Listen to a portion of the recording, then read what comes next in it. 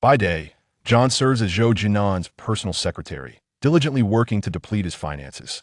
By night, she becomes his intimate confidant, striving to exhaust his physicality. Their encounters are governed by fate, with neither party indebted to the other.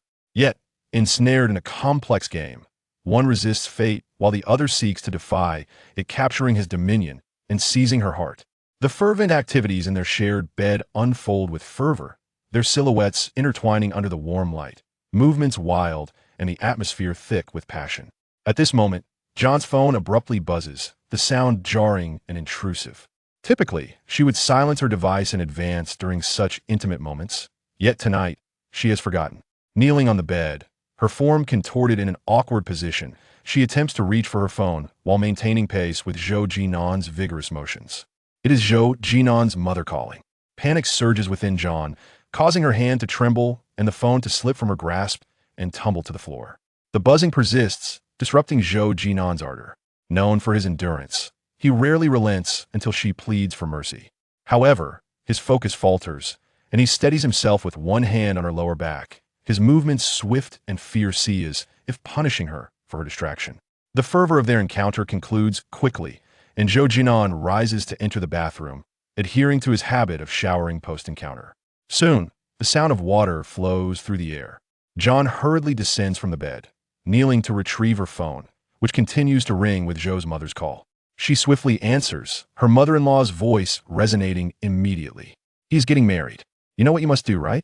John's grip on the phone tightens slightly, but her tone remains unwaveringly calm. "Rest assured, I am aware." From the outset, she recognized her role as but a pawn in Zhou's mother's game. To serve as another's piece necessitates an understanding. When of use, one is a soldier charging forth. When no longer of value, one must recognize the need to retreat. Yet, she had not anticipated that this day would arrive so abruptly. After ending the call, John seizes Zhou Jin'an's cigarette and lighter, stepping onto the balcony. Her fingers fumble as she struggles to ignite the lighter, producing a flame after several attempts. His cigarettes are custom-made, unavailable on the market. The golden tobacco is smooth upon inhalation. Leaning languidly against the railing, she pinches the cigarette between her slender fingers, her lips parting slightly as she takes a draw, exhaling a perfect smoke ring long and lingering. Having spent 3 years by Zhou Jin'an's side, John has mastered the art of concealing her emotions. Even when turmoil brews within, her exterior remains serene. The sound of soft footsteps approaches from behind. John quickly flicks the remaining cigarette but into the night sky, turning slightly to rest her chin on her hand, gazing into the darkness as if admiring the nightscape. "Who called at this late hour?" Zhou Jin'an strides barefoot toward her. His tall frame is accentuated by a narrow waist and muscular build, a towel casually wrapped around his waist, revealing hints of his toned physique. Fresh from the shower, droplets glide down his honey-colored chest, tracing a path to his abdomen. As he passes the bed, he casually reaches for a thin blanket and hands it to John. Though the temperature in April is not particularly low, she feels a chill at his proximity. Wrapping herself in the blanket, she responds, "A client work-related." John tells a half-truth, for Zhou's mother is indeed her client. Yet this truth remains concealed from Zhou Jin'an. She lowers her gaze, avoiding his eyes, and fortunately, he does not suspect her. He tightens the blanket around her. Work matters can wait until office hours. "It's late, you should rest." With that, he turns to retrieve his clothing from the hanger. John knows this means he will not be staying the night. It is a rule they have both adhered to over the past 3 years. He is accustomed to it, and so is she. To inquire would be out of place, to press would lack subtlety. This unspoken understanding has endeared her to him. As he dons his shirt, he methodically fastens each button before the mirror. In the reflection, his handsome features are sharply defined, his expression serious and stoic. His dark, penetrating eyes exude a sense of determination and depth, akin to a bottomless well, irresistibly alluring. Even someone as composed as John, who recognized from the beginning that her connection with Zhou Jin'an would lead nowhere, finds herself entrapped. "Let me help you with your tie," she offers, approaching him to retrieve the tie from the hanger. Standing on tiptoe, she wraps it around his neck, her cool fingers brushing against his warm throat, his most sensitive spot. Each time their passions collide, she deliberately teases him with her delicate tongue, igniting a fiery response within him. In those moments, he transforms into a wild stallion, free and untamed. "What are you thinking about?" he asks, noticing her distraction as he lightly taps her forehead. I was thinking of you, she replies with a smile, her eyes sparkling half-truth, half-pretense, much like a feminine reflection of him. Aren't you still here? What about me? His lips curve into the faintest hint of smile, only to fade almost instantly. Zhou Jin'an is adept at masking his emotions. Anger, joy, sadness, none are easily discernible upon his visage. His innate authority, aloofness, and elegance create an invisible barrier, keeping others at bay. I wish you would stay tonight, John states, grasping the tie's ends, locking eyes with him, her gaze captivating. Zhou Jin'an hesitates, scrutinizing her intently. She has made this request before, but he has always chosen to disregard it. He possesses a certain machismo, disfavoring overt demands from women. John, well aware of his temperament, understands the futility of her request. Just kidding, she deflects, recognizing that one cannot hold on to those who wish to depart. With a playful smile, she turns her gaze away, skillfully tying the ends of the tie into a neat knot. However, before she can admire her handiwork, Zhou Jin'an pulls it apart. All right, he concedes. Lights out, time for sleep. The air is thick with unspent desire, a juxtaposition of wanting to slumber yet unable to find rest. Zhou Jin'an lies back, hands folded across his abdomen, eyes shut tight, brow still furrowed. John curls up like a small cat on one side, discreetly glancing at him. She is certain he feigns sleep. Zhou Jin'an exercises restraint in their intimate encounters, though he is a formidable lover. He never indulges excessively. He is not one to chase frequency, but his stamina and explosiveness are remarkable, a rarity among men. John knows better than to provoke him, for the consequences could be dire. She tosses and turns, attempting to distance herself from him, yet he encircles her with his arm, drawing her close. Not satisfied, he teases, a smirk playing at the corners of his mouth, his eyes glinting with playful mockery. Under the cloak of night, he appears a different man than in the light of day, serious and austere, akin to a revered deity. By night, however, he reveals a more irreverent, carefree side, and in this, John finds a sense of authenticity. Perhaps I could indulge in a midnight snack, she replies, not bothering to hide her intentions. With one hand propped against his head, John extended the other towards Zhou Jin'an's chest, her fingertips tracing delicate circles on his well-defined pectorals. Years of dedicated training had sculpted his chest into a firm and rounded masterpiece, offering both visual and tactile delight. Will you eat on your own, or shall I feed you? He inquired with unreserved candor. John replied with equal forthrightness, I will feed you. She leaned in, initiating a kiss. Her slender arms entwined around Zhou Jin'an's neck, their lips dancing in a passionate embrace, illuminated by shifting shadows. He was beneath her, while she soared above, a rhythm of rise and fall, a gentle descent. She resembled a white deer racing across the prairie, fervent, unrestrained, and tireless, like a flame that burns not merely to consume, but to exhaust itself entirely. As the night deepened and tranquility enveloped the surroundings, John lay languidly in Zhou Jin'an's embrace, drained of strength. The desires she had longed to fulfill had been satisfied, yet the words she wished to utter remained unspoken. Pressing against his chest, she greedily listened to the powerful cadence of his heartbeat. Her fingers brushed over every inch of his cheek, exploring with tenderness. After what felt like an eternity, John finally summoned the courage to speak. Mr. Zhou, let's part ways. Chapter 2. Miss An awaits you. Her voice pierced the silence of the night with force, yet she received no response from Zhou Jin'an. His sleep was notoriously light. The concept of falling asleep in seconds was foreign to him. Yet, at this moment, he lay still, as if ensnared in a profound dream, his steady breathing stirring the air above Qiao En's head. A sleepless night. When dawn broke, Zhou Jin'an had already departed. A note was left on the bedside table, penned in his vigorous script. Take half a day off and get some rest. He was always succinct in his speech and actions, preferring to convey his thoughts without unnecessary elaboration. Qiao En was utterly exhausted, desperately in need of rest. Last night's endeavor had been led entirely by her, leaving her feeling as though her very bones might fracture. Eventually, upon witnessing her nearing collapse, Zhou Jin'an had shown mercy. Afterward, she had uttered a statement, waiting for his reply. Whether he responded or not was inconsequential. She intended to leave, and he could not detain her. However, after 3 years together, his silence on the matter of love left her with a flicker of hope. After all, she had not merely given him her heart. She longed to know if he had been touched in return. While other women might seek subtle signs as proof, Qiao En desired nothing less than his own admission. Yet, after waiting through the night, he offered no word. Now awake, her mind was clouded. She pulled the blanket over her head, yearning for another moment of slumber. Just as she began to drift off, her phone rang. And President Zhou is in a meeting and suddenly requested the Chunji contract. I remember you were responsible for filing it, but I've searched the file cabinet thoroughly and can't find it. Do you recall where you placed it? Xiao Su's voice on the line was fraught with anxiety. She was an intern in the secretarial department, typically assisting Qiao En. Today, as Qiao En was absent from the office, it was her first time managing matters on her own. Zhou Jin'an was known for his strictness and meticulousness. Xiao Su, unfamiliar with his working style, feared that a mistake might cost her the job. Qiao En's drowsiness lingered, her head throbbing painfully. The Nanshan Group had regulations mandating that contract be filed on the same day they were signed. The Chunji contract had been signed a month prior, and Qiao En distinctly remembered filing it first thing in the morning. Check my office, she instructed, rubbing her temples as she threw off the covers and got out of bed. Xiao Su hurried to Qiao En's office, rifling through the papers with urgency. It's not here either. What should I do? President Zhou is waiting for it.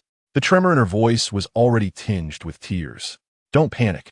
If President Zhou asks, just say that I have the contract and that I'm on my way to the office. Thank you so much, Injia. Xiao Su expressed her gratitude profusely before hanging up. Qiao En quickly changed her clothes, applied a light touch of makeup, and stepped out. Her residence was conveniently close to the Nanshan Group, a mere 10-minute drive. Upon her arrival, the meeting was still in progress.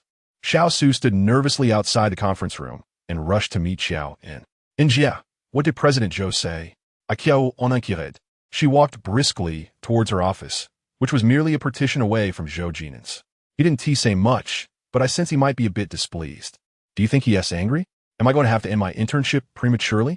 I genuinely love this job and want to stay. Xiao Su's tears began to spill as she spoke. You will stay. Stop worrying unnecessarily. Now, hurry and get back to work, Qiao En replied, her own mind preoccupied. Really? Xiao Su blinked, her eyes brimming with hope. Qiao En nodded and reached in her bag, pulling out an unsealed envelope. A resignation letter she had hastily written before departing. Though Mrs. Zhou had not explicitly stated it, Qiao En was not naive. Besides wanting to separate from Zhou Jin'an, she needed to resign from her position, vanishing from his world entirely. She felt a pang of reluctance towards both her relationship and her job. Yet, what could be retained when parting was inevitable? Handing the envelope to Xiao Su, she instructed, I will handle the contract issue. Please deliver this to Manager Zhang in Human Resources. Okay, I'll go now. Once Xiao Su departed, Qiao En began her fervent search for the elusive contract. She combed through the file cabinet again, but remained absent. She scoured every nook and cranny of her office, yet it still eluded her. Just when she felt utterly defeated, a memory sparked anew. A week prior, a minor issue had arisen with the collaboration project between the Nanshan Group and Chunji, during which Zhou Jin'an had taken the contract. Thus, it was likely still in his possession. Without further thought, she turned and made her way to his office. The air conditioning hummed, casting a chill upon her as she entered. The stark black and white decor mirrored Zhou Jin'an's character, minimalist yet refined. She hurried to his desk, noting its disarray, a sign that it had not been tidied in her absence. Amidst the clutter, she finally discovered the missing contract. Grasping it tightly, she swung the door open, intent on delivering it to Zhou Jin'an, only to collide with a young woman clad in a chic Chanel-style suit. I'm so sorry. Qiao En stepped back, quickly apologizing. As they gained some distance, she could finally see the woman clearly. Tall and curvaceous, with soft chestnut curls cascading into a casual ponytail, she exuded elegance and vivacity. No harm done, the woman replied with a gentle smile, reminiscent of a captivating star. You must be Secretary Qiao. I've heard much about you from Nge. He speaks highly of your capability and intelligence.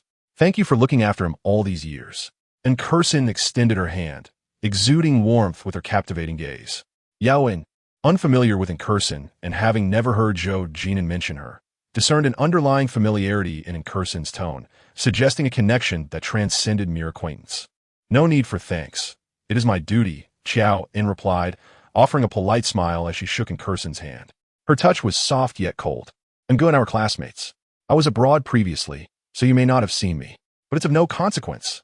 I'm back now, and we may meet frequently. Secretary Qiao En holds you in high regard, as do I. I hope we can become friends. And Kursin introduced herself with an openness that felt almost too congenial. Miss and welcome back. It is my honor to serve both President Zhou and you, Qiao En replied, maintaining her composure. Qiao En was not an innocent young woman, naive enough to believe that someone like Kursin genuinely wished to befriend her. She was acutely aware of her position. She was Zhou Jin'an's secretary, and anyone approaching her, regardless of their pretense, ultimately sought personal gain.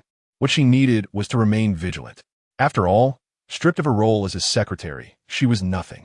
Fortunately, Kursin did not press further and released Qiao En's hand. Secretary Qiao, you are too kind. I will ensure Ngu rewards you well. You may choose your promotion or raise. Don't hesitate. I will advocate for you. In that case, I shall extend my gratitude to Miss En, Qiao En replied, her smile radiant. The rivalry between women does not necessitate verbal sparring. It is often a game of subtle implications. And Kursin's arrival had already established her authority. Adept at wielding soft power, she was not to be underestimated. Qiao En lifted the contract. Miss En, President Zhou, is currently in a meeting and urgently requires this document. I must deliver it to him. Please go ahead, do not mind me. Oh, and please don't mention my presence to him. I fear he might be upset if it disrupts his work. And Kursin feigned modesty, her insinuation deftly veiled. Qiao En understood, but chose not to expose the faade. Miss En is a distinguished guest. I'm certain President Zhou would be delighted to know of your arrival. Really? And Kursin asked, her tone exaggeratedly curious. She swayed her slender waist toward Zhou Jin'an's desk, settling into the executive chair. Noticing the Brazilian would plant on his desk sprouting fresh shoots. She reached out to touch it, curiosity sparkling in her eyes. This plant had been a New Year gift from Qiao En to Zhou Jin'an, nurtured for nearly a year before finally showing signs of new life. John originally intended to remind Kursin that Zhou Jin'an disliked others touching his belongings, but the words died on his lips. Their relationship was about to come to an end. Why bother with unnecessary complications? Holding the document, he entered the meeting room through the side door. Zhou Jin'an leaned back in his chair, his focused gaze fixed on the electronic screen where the investment department was reporting their work. John bent down carefully to place the contract in front of him. Aren't you supposed to be on leave? Just as he was about to leave, Zhou Jin'an's icy gaze swept over John's pale face, and he whispered in a tone only she could hear, were you not planning to take a break? But you seemed eager for this contract. I fear I may bear the consequences if it delays your affairs. John replied with precision, avoiding any implication of Xiao Su. Zhou Jin'an grimly averted his gaze, and as John bowed to exit, she reminded him, Miss En is waiting for you. 5 minutes later, Zhou Jin'an's meeting concluded, and John's phone rang. Kumein. His voice was cold and devoid of emotion. As his secretary, it was her duty to comply with his orders. Without further thought, John walked straight to Zhou Jin'an's office. Inside, Zhou Jin'an was cornered by Kursin, unable to rise or sit comfortably. Brother-in, I'm sorry, I truly didn't mean to. And Kursin squatted before him, pressing down on his thigh with one hand while holding a damp tissue in the other, ready to wipe the stain from his trousers. Get up. You don't need to help. One was refusing, the other insistent. Just then, John pushed the door open. Chapter 3. His secret. The two inside held an ambiguous posture, as if engaged in something indecent. I'm sorry, The scene struck her too forcefully, and John instinctively closed the door. Her face turned pale, her heart churning with tumultuous waves. Come in. Zhou Jin'an's frigid voice seeped through the crack of the door. John hesitated. On a professional level, she was Zhou Jin'an's secretary, and it was her obligation to obey his command during working hours. On a personal level, she had once been his companion, and encountering him in such a compromising situation with another woman made it impossible for her to pretend she hadn't seen. Her fingers trembled on the doorknob. Yet she did not linger outside for long. If Zhou Jin'an wanted her to enter, she would do so, even if it meant walking into the jaws of danger. Mr. Zhou. When John reappeared, her expression was composed. Is there a change of clothes in the lounge? Zhou Jin'an asked, dabbing at the wet stain on his trousers with a tissue, a frown etched on his face. It was then that John noticed his teacup had toppled over, soaking his shirt. It's my fault for trying to be helpful. I brewed your favorite UME tea and accidentally spilled it on you. And Kursin said apologetically, rising from the desk. Her complexion was flushed, hair slightly tousled, and her eyes sparkled enticingly, with a hint of spring blooming at her neckline. She reached for the tissue to assist Zhou Jin'an, who, slightly impatient, pushed her away. There are complete sets in the lounge. John answered calmly. Zhou Jin'an hurried to the lounge, the door slamming shut behind him. John's chaotic heart finally found some tranquility. She fetched a cloth and wiped down his desk, then knelt to clean the floor. Secretary John, I apologize for the trouble. And Curson said politely, though her eyes held a hint of animosity. It's my duty. You're too kind, Miss, and John replied softly. And Curson remained silent, returning to Zhou Jin'an's chair. Secretary John, could you come here for a moment? And Curson said, opening a drawer to retrieve a royal blue rectangular box.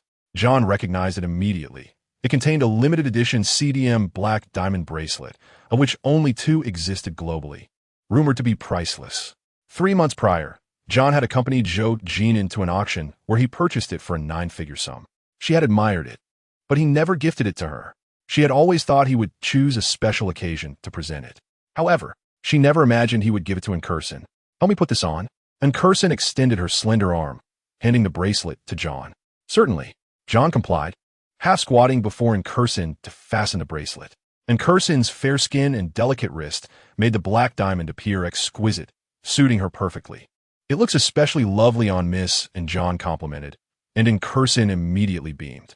Earlier, Brother mentioned gifting me a bracelet for our engagement, and I was somewhat annoyed. After all, who wants something someone else has used? But I never expected it to be this rare treasure. Secretary John, you see, good things are meant for special people. Don't you think? Her words carried an undertone, and John sensed the veiled threat. She could not ascertain if Curson was aware of her relationship with Zhou Jin'an. Choosing to feign ignorance, John replied, Miss and speaks the truth. Mr. Zhou truly has you in mind. I wish you both eternal happiness. As they conversed, the HR director, Jean de Wong, unexpectedly arrived. Upon seeing John, his expression turned awkward, and he avoided her gaze. But John noticed he was clutching an open envelope, her resignation letter. As Zhou Jin'an's secretary, she needed his consent before HR could approve her departure. Where is Mr. Zhou? Jean de Wong asked. Before John could respond, Zhou Jin'an emerged from the inner room, dressed in a white shirt and black trousers. His signature, simple yet sharp look. Brotherin, I'll go get you coffee. Is it still iced Americano? Zhou Jin'an's expression was solemn, and he nodded stiffly. And Curson gracefully made her way to the door, turning back to John. Secretary John, what about you? What kind of coffee do you like? John was taken aback by Curson's sudden inquiry. Thank you, missin', but I have trouble sleeping and don't drink coffee. And Curson didn't press further, flashing Zhou Jin'an a sweet smile before disappearing. What's the matter? Zhou Jin'an settled into his seat. Jean de Wong promptly handed him John's resignation letter. Secretary John, you should discuss your resignation with Mr. Zhou directly. The letter lay openly before Zhou Jin'an. He appeared unfazed, though his expression darkened considerably. You wish to leave? He asked, his tone deceptively light. Yes. John clasped her hands in front of her abdomen, her demeanor serene. A smile graced her lips, concealing her true emotions from all but the keenest observer, something she shared with Zhou Jin'an. Jean de Wong, sensing his presence was superfluous, discreetly excused himself, closing the door behind him. The air thickened with Zhou Jin'an's distinct aura, causing John's skin to prickle. To mask her inner turmoil, she began to organize the scattered reports on his desk. She worked meticulously and swiftly while he leaned back, his cold gaze fixed on her nimble fingers. They were slender and delicate, capable of transforming the mundane into the extraordinary through diligence. In private moments, those hands possessed a flirtatious charm, igniting sparks at his touch. Why do you wish to leave? Zhou Jin'an finally broke the silence after a prolonged pause. I seek a change of environment. John maintained her gentle smile. Is the environment here unsatisfactory? Zhou Jin'an countered. After organizing the reports, John returned to her previous standing position, always respectful in his presence, rarely showing any sign of relaxation. It's quite satisfactory. As his secretary, he had provided her with a dedicated office, modest in size, yet furnished to executive standards, tailored to her preferences by the administrative department. If it's so satisfactory, why leave? He pressed. John understood he was probing deeper than mere occupational contentment. She had no intention of divulging her thoughts. Zhou Jin'an did not press further. He leaned back in his chair, seemingly frozen in place. His fingers with prominent veins, drummed absently on the table. The room was silent, and the sound felt jarring, echoing in John's heart with each tap. He was remarkably composed. John had witnessed this trait before. A person capable of great endeavors must possess a steadfast demeanor. "Mr. Zhou, if there's nothing else, I'll take my leave." John offered an excuse and turned to exit. However, Zhou Jin'an called her back. "Compile the briefings from the past 5 years. I need to review them." His voice bore a hint of irritation, a precursor to his wrath. "Understood," John replied, then inquired, "When do you need them?" "By Friday," he stipulated, imposing a tight deadline laden with pressure. He was confident she would fall short, yet John acquiesced. As soon as John returned to her office, Xiao Su entered, tears brimming in her eyes, and enveloped John in an embrace. "Sister En, it's all my fault. I've implicated you. I'll explain everything to Mr. Zhou and plead with him to let you stay." News of John's intention to resign swiftly spread in their circle. Xiao Su believed the blame rested on her shoulders, feeling overwhelmingly guilty. "It's not your fault. I chose to resign voluntarily," John clarified, yet Xiao Su's tears showed no sign of abating.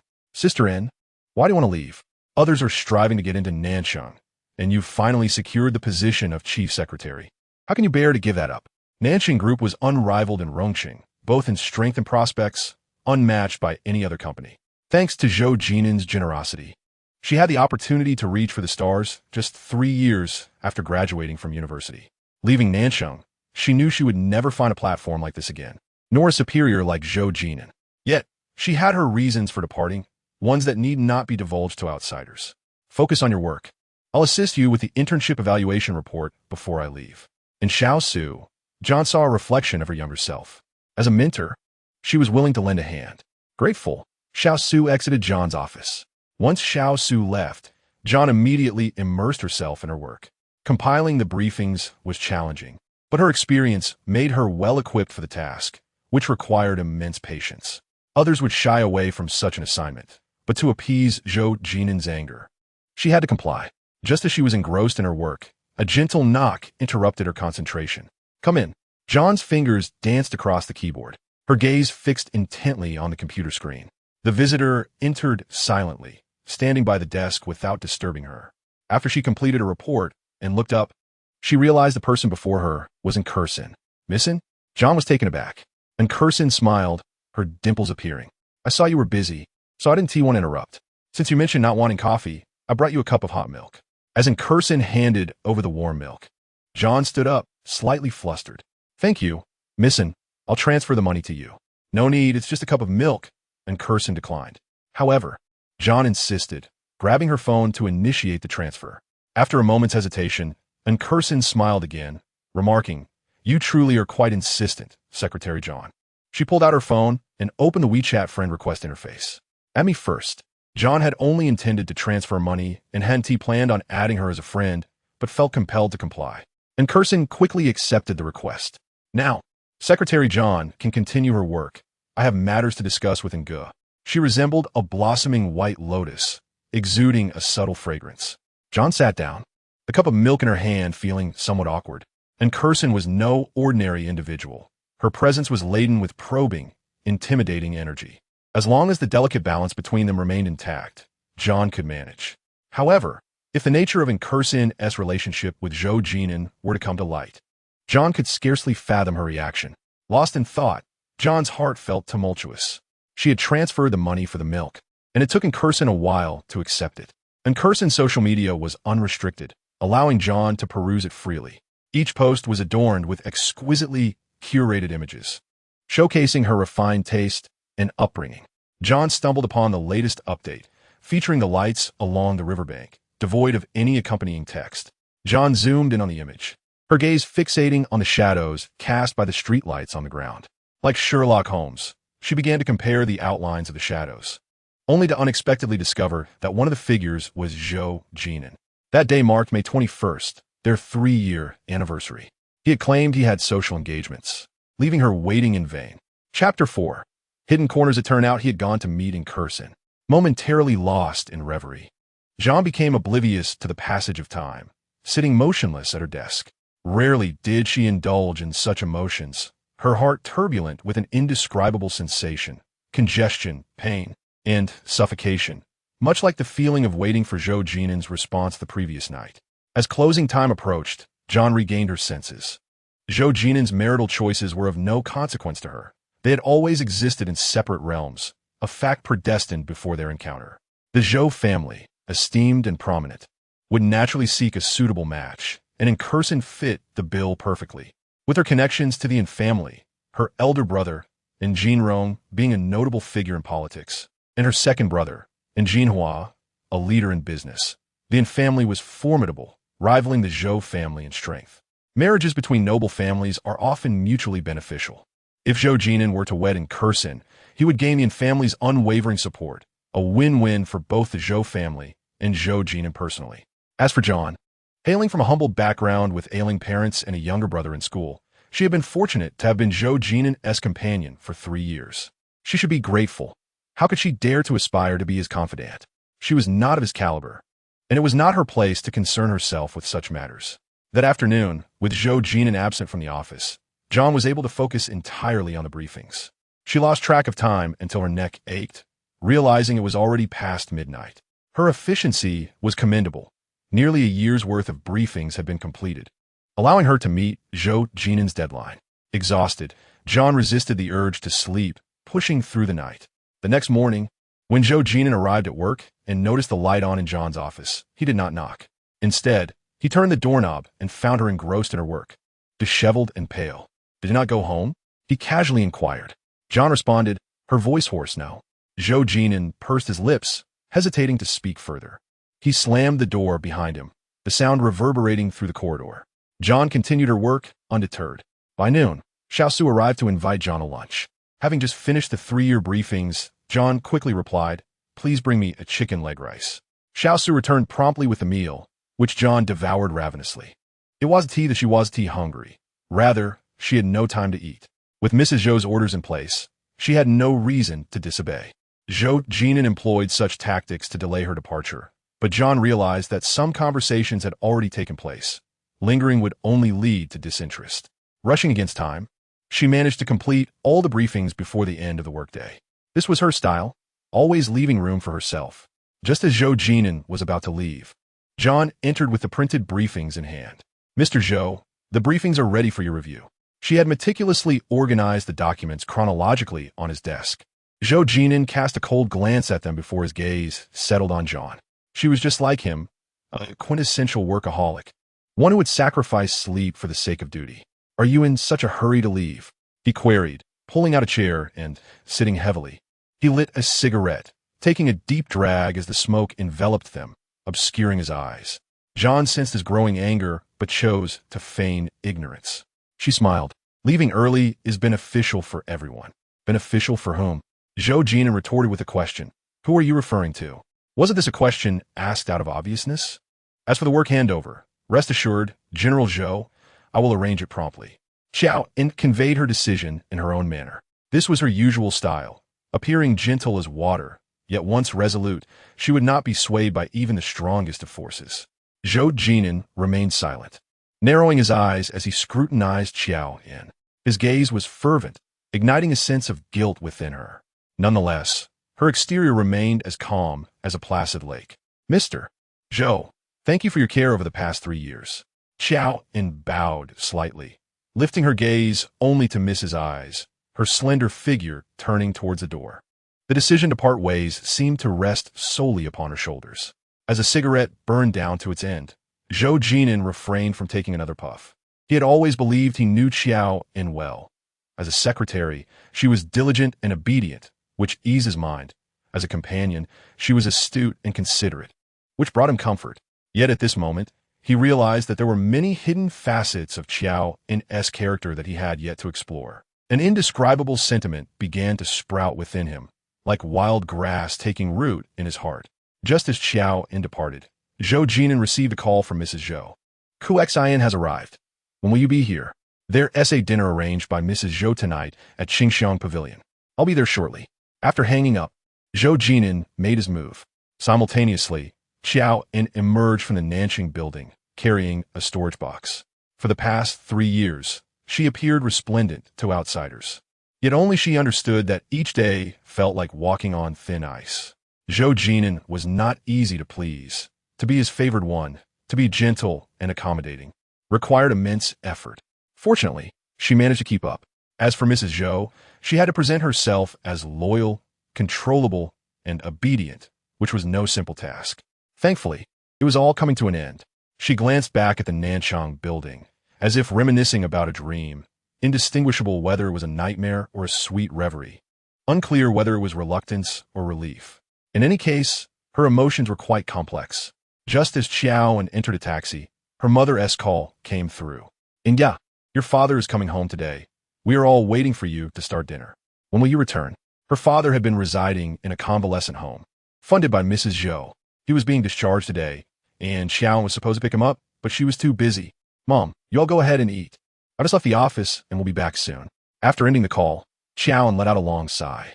3 years ago, her father collapsed on stage. Upon examination in the hospital, he was diagnosed with renal failure. The doctors recommended a transplant for survival. At that time, Qiao En had just graduated from college and was yet to find a job. A kidney transplant required a substantial sum of money, which she could not afford. Thus, her father faced a dire fate. In her darkest hour, Mrs. Zhou came to her aid, providing a significant amount of money to alleviate her immediate crisis and arranging for Qiao En to work at Nanchang Group. Of course, she had laid down a condition. Qiao En had to become Zhou Jin'an's woman within a month. That year, Qiao En was only 22, having never even been in a relationship. Yet, she chose to agree. Later, she realized that Mrs. Zhou had painstakingly orchestrated her closeness to Zhou Jin'an because she bore a resemblance to Zhou Jin'an's first love. Being a pawn or a stand-in was, in essence, not much different. Both roles required acting. Qiao En was a remarkably perceptive actress, and for 3 years, she had not slipped up. Less than a month after becoming Zhou Jin'an's secretary, she had spent the night in his private villa. Mrs. Zhou was quite pleased with her performance. She even hired renowned American doctors to treat Qiao En's father. Typically, it takes at least 5 years for someone to find a kidney donor, yet her father found a suitable match within a year of diagnosis. The surgery was highly successful. For the past 2 years, he had been recuperating in a convalescent home and was nearly back to his former self. Therefore, although Mrs. Zhou had manipulated her, Qiao En felt nothing but gratitude. After all, Mrs. Zhou had given her the opportunity to repay her father's nurturing. As for her affair with Zhou Jin'an, Qiao En understood that overthinking was futile. In the taxi, she scrolled through her social media feed, where Curson had coincidentally updated her status, hand in hand, growing old together, accompanied by a photo of 2 intertwined hands. She noticed a large pink diamond adorning Curson's ring finger. Zhou Jin'an had gifted her many presents, expensive and unique, but he had never given her a ring. Rings held special significance. She felt unworthy of such a gift. She chuckled bitterly and closed her social media. Just then her phone rang. A WeChat call was incoming. It was Curson. "Secretary Qiao, I'm sorry to disturb you so late. Ng's stomach ailment has flared up. What medication does he usually take? Could you please bring some over?" And Curson spoke politely, embodying the essence of a cultured person. There was not a trace of arrogance or haughtiness about her. "It's no trouble at all. I will bring it right away. Yao and deplete." And Curson sent the address via WeChat. Qingshan Pavilion, room 303. Upon seeing this address, Qiao En's heart skipped a beat. She had previously accompanied Zhou Jin'an to this establishment, which served exceptional Hunan cuisine. Mrs. Zhou was a typical Hunan native with a penchant for bold flavors and spice. Zhou Jin'an, having not grown up alongside Mrs. Zhou, preferred milder tastes. Additionally, he suffered from a gastric condition, and the doctor had advised him to avoid spicy foods. Yet, to accommodate Mrs. Zhou, he never explicitly stated his dietary restrictions. Consequently, every time they returned from Qingshan Pavilion, Qiao En had to prepare gastric medication for him. Qiao En purchased the medicine and headed to the address. Upon entering, Mrs. Zhou's gaze swept over her. Dressed in an elegant emerald green qipao, she appeared regal. However, her eyes were sharp and worldly, bearing a striking coldness and aloofness reminiscent of Zhou Jin'an. "Good evening, Mrs. Zhou." Qiao En, understanding the etiquette, greeted her. Mrs. Zhou nodded slightly, averting her gaze. "Secretary Qiao, I truly appreciate your help, especially at this late hour. I should have gone myself, but I was unaware of what medicine Inga usually takes, so I troubled you." And Curson stood up to take the medicine from Qiao En's hands. Her voice was soft and gentle, akin to a feather. "It's no trouble at all." Qiao En's words were few, yet appropriate. In the private room, there was a sofa where Zhou Jin'an reclined, clutching his chest, appearing quite unwell. The lighting in the room was dim and from a distance. Qiao En could not discern his expression. "Secretary Qiao, could you please fetch a glass of warm water?" And Curson instructed. She opened the medicine box, took out several pills, and swayed her slender waist toward Zhou Jin'an. "Ngu, the medicine has arrived. Please take some, and you will feel better soon." She naturally draped her arms around his neck, attempting to feed him the medication. Zhou Jin'an, however, resisted and took the medicine himself. Qiao En returned with the water, which Curson took, once again attempting to feed him. He declined, stating, "I can do it myself. You are unwell. It is my duty to care for you. It's just a stomachache. My hands are fine." Zhou Jin'an's gaze was as frigid as ice, and his tone matched. Qiao En stood there, feeling superfluous. "Mrs. Zhou, General Zhou, Missin, if there is nothing else, I shall take my leave." Qiao En turned to exit, but Curson called her back. She stepped forward, linking her arm with Qiao En's in an overly familiar manner. "Secretary Qiao, please stay and join us for dinner. You've gone through the trouble of bringing the medicine. Don't refuse our humble meal." And Curson instructed the waiter to add more dishes and utensils. Qiao En was perplexed by Curson's intentions, but she was acutely aware that in such a setting, her presence as an outsider was inappropriate. "Missin, I appreciate your kindness, but I have already dined." She insisted on leaving, yet Curson persistently urged her to stay. Leaning in close, she whispered into Qiao En's ear, a tone only she could hear. "Ngu is in a bad mood today. Please help me cheer him up." At those words, a chill cascaded down Qiao En's spine. "Mizaen, you yist. I am merely General Zhou's secretary, yours confidant." In front of Mrs. Zhou, Qiao En sought to distance herself, yet Curson was relentless, shaking Qiao En's arm as if pleading for assistance. Mrs. Zhou then spoke, "Since Curson wishes for you to stay, then you should remain." With that, Qiao En had no further reason to leave. She took her seat, yet felt as if she were on needles. And Curson personally served her some dishes with chopsticks, recommending the delightful stir-fried delicacies of the house. "Thank you, Missin," she replied. Qiao En was not fond of pig ears and reluctantly sampled a small piece. "I should be thanking you. These past few years, I have relied on you to look after Ngu. You have no idea how bad his temper used to be," she remarked. And Curson's lips curled into a gentle smile as her affectionate gaze fell upon Zhou Jin'an. Qiao En truly knew little about Zhou Jin'an's past. Being a person of discretion, she refrained from interjecting. "Curson, it will be hard work for you from now on. Jin'an has a foul temper, and you must manage him well. He certainly needs a good talking to." Mrs. Zhou's words were laden with meaning, which Qiao En could discern.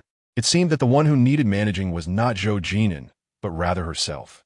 Mrs. Zhou continued to serve Curson, and soon her plate was piled high. "And Zhou, please eat as well." And Curson's eyes sparkled with mirth as she reciprocated, serving Mrs. Zhou a generous portion. At the table, the two women engaged in a playful exchange of dishes, while Qiao En sat there like a mere shadow. In the lounge area, Zhou Jin'an straightened up and cast a cold, piercing glance in their direction. Mrs. Zhou shot him a stern look. "You feel better. Come join us for dinner." Zhou Jin'an rose, pulled out the chair across from Qiao En, and sat down.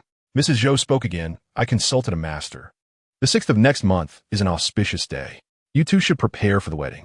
Just as Qiao En placed a piece of the stir-fried dish in her mouth, the spiciness numbed her tongue. She was not accustomed to spicy food, sharing the same palate as Zhou Jin'an. The heat spread, and tears began to well in her eyes. She gulped down a glass of cool water. "I will listen to Ngu," she said. And Curson's face flushed with shyness, yet her eyes sparkled with delight. In contrast, Zhou Jin'an maintained his indifferent demeanor. "No rush," he replied coldly. "You are already 28. There's no urgency?" Mrs. Zhou pressed on. "Even if you're not concerned, can't you think of Curson? She is your age, and the longer you delay, the more perilous childbirth becomes." Mrs. Zhou's words were rather blunt, and the atmosphere in the room instantly shifted. And Curson, perceptive to the tension, immediately approached Mrs. Zhou to comfort her, gently massaging her rounded shoulders. "Aunt Zhou, Ngu and I have just gotten engaged. Perhaps we should delay the wedding." Qiao En recognized that she was attempting to alleviate Zhou Jin'an's predicament. Surprisingly, Zhou Jin'an did not acknowledge her gesture of goodwill. "I never said I would marry you." His words sent shock waves through the room, leaving the three women momentarily speechless. And Curson clearly did not expect Zhou Jin'an's bluntness. Her face flushed with a mix of embarrassment and anger, tears beginning to gather in her eyes. Mrs. Zhou, feeling for her, pulled her close to offer comfort. Don't listen to his nonsense. He is just being difficult with me today. Mrs. Zhou shot Zhou Jin'an a fierce glare, a reminder of their family name. She was sending a warning to Zhou Jin'an. In wealthy families, marriage is about interests, not emotions. Zhou Jin'an leaned back in his chair, his expression darkening. He unfastened the cuffs of his sleeves, revealing a muscular forearm, and fixed his gaze on Curson, his eyes alluring yet fathomless. I cannot comply. I already have someone I wish to marry. Who? Both Mrs. Zhou and Curson asked in unison. Zhou Jin'an did not respond immediately. Instead, he pulled out a cigarette and a lighter, expertly igniting one. The ember flickered, and smoke swirled and dissipated in the air as his icy gaze swept over Curson. It's certainly not you. Curson's composure faltered, her face shifting from red to pale as she cast a resentful look towards Qiao En. Is it her? Qiao En wished to remain aloof, yet found herself ensnared in the chaos. Panicking, she raised her hands, desperately distancing herself from Zhou Jin'an. Missin, you are mistaken. It could never be me. Curson was weeping profusely, biting her lip in a mixture of restraint and bitterness. Ngu, tell me, is it her? Curson turned to Zhou Jin'an, stubbornly awaiting an answer. Zhou Jin'an rose, his expression still solemn, extinguishing half of his cigarette before striding towards the door. Curson's pressing inquiry had pricked his sensitive spot. He would not answer. Yet his silence plunged Qiao En into an abyss from which she could not escape. Chapter 6. Together in the wash, once Zhou Jin'an left, chaos ensued among the women in the room. Aunt Zhou. Curson threw herself into Mrs. Zhou's embrace, weeping openly. Mrs. Zhou, heartbroken, gently patted her back, soothingly saying, Curson, I promise you if Jin'an marries, the bride will certainly be you. These words were directed at Curson, but also served as a warning to Qiao En, firmly establishing her stance to dispel any unwarranted hopes in Qiao En's heart. She wanted to convey that only someone of Curson's noble lineage was worthy of Zhou Jin'an. Understanding the subtext, Qiao En stood and poured Curson a cup of hot tea. Missin, you and Zhou are indeed a match made in heaven. Given Zhou's recent work troubles, please bear with him a little. Her words were appropriate, fitting her role as a secretary. Curson ceased her crying, accepting the cup of tea, though she did not drink. Secretary Qiao, I was rude earlier. I hope you won't take offense. No offense taken, Qiao En replied calmly, exuding an air of integrity. Curson wiped the tears from her face and addressed Mrs. Zhou. Aunt Zhou, I will head home now and visit you another day. After bidding farewell to Mrs. Zhou, Qiao En attempted to leave as well, but Mrs. Zhou called her back. Secretary Qiao, please stay. Of course, madam. Qiao En complied, remaining in the room.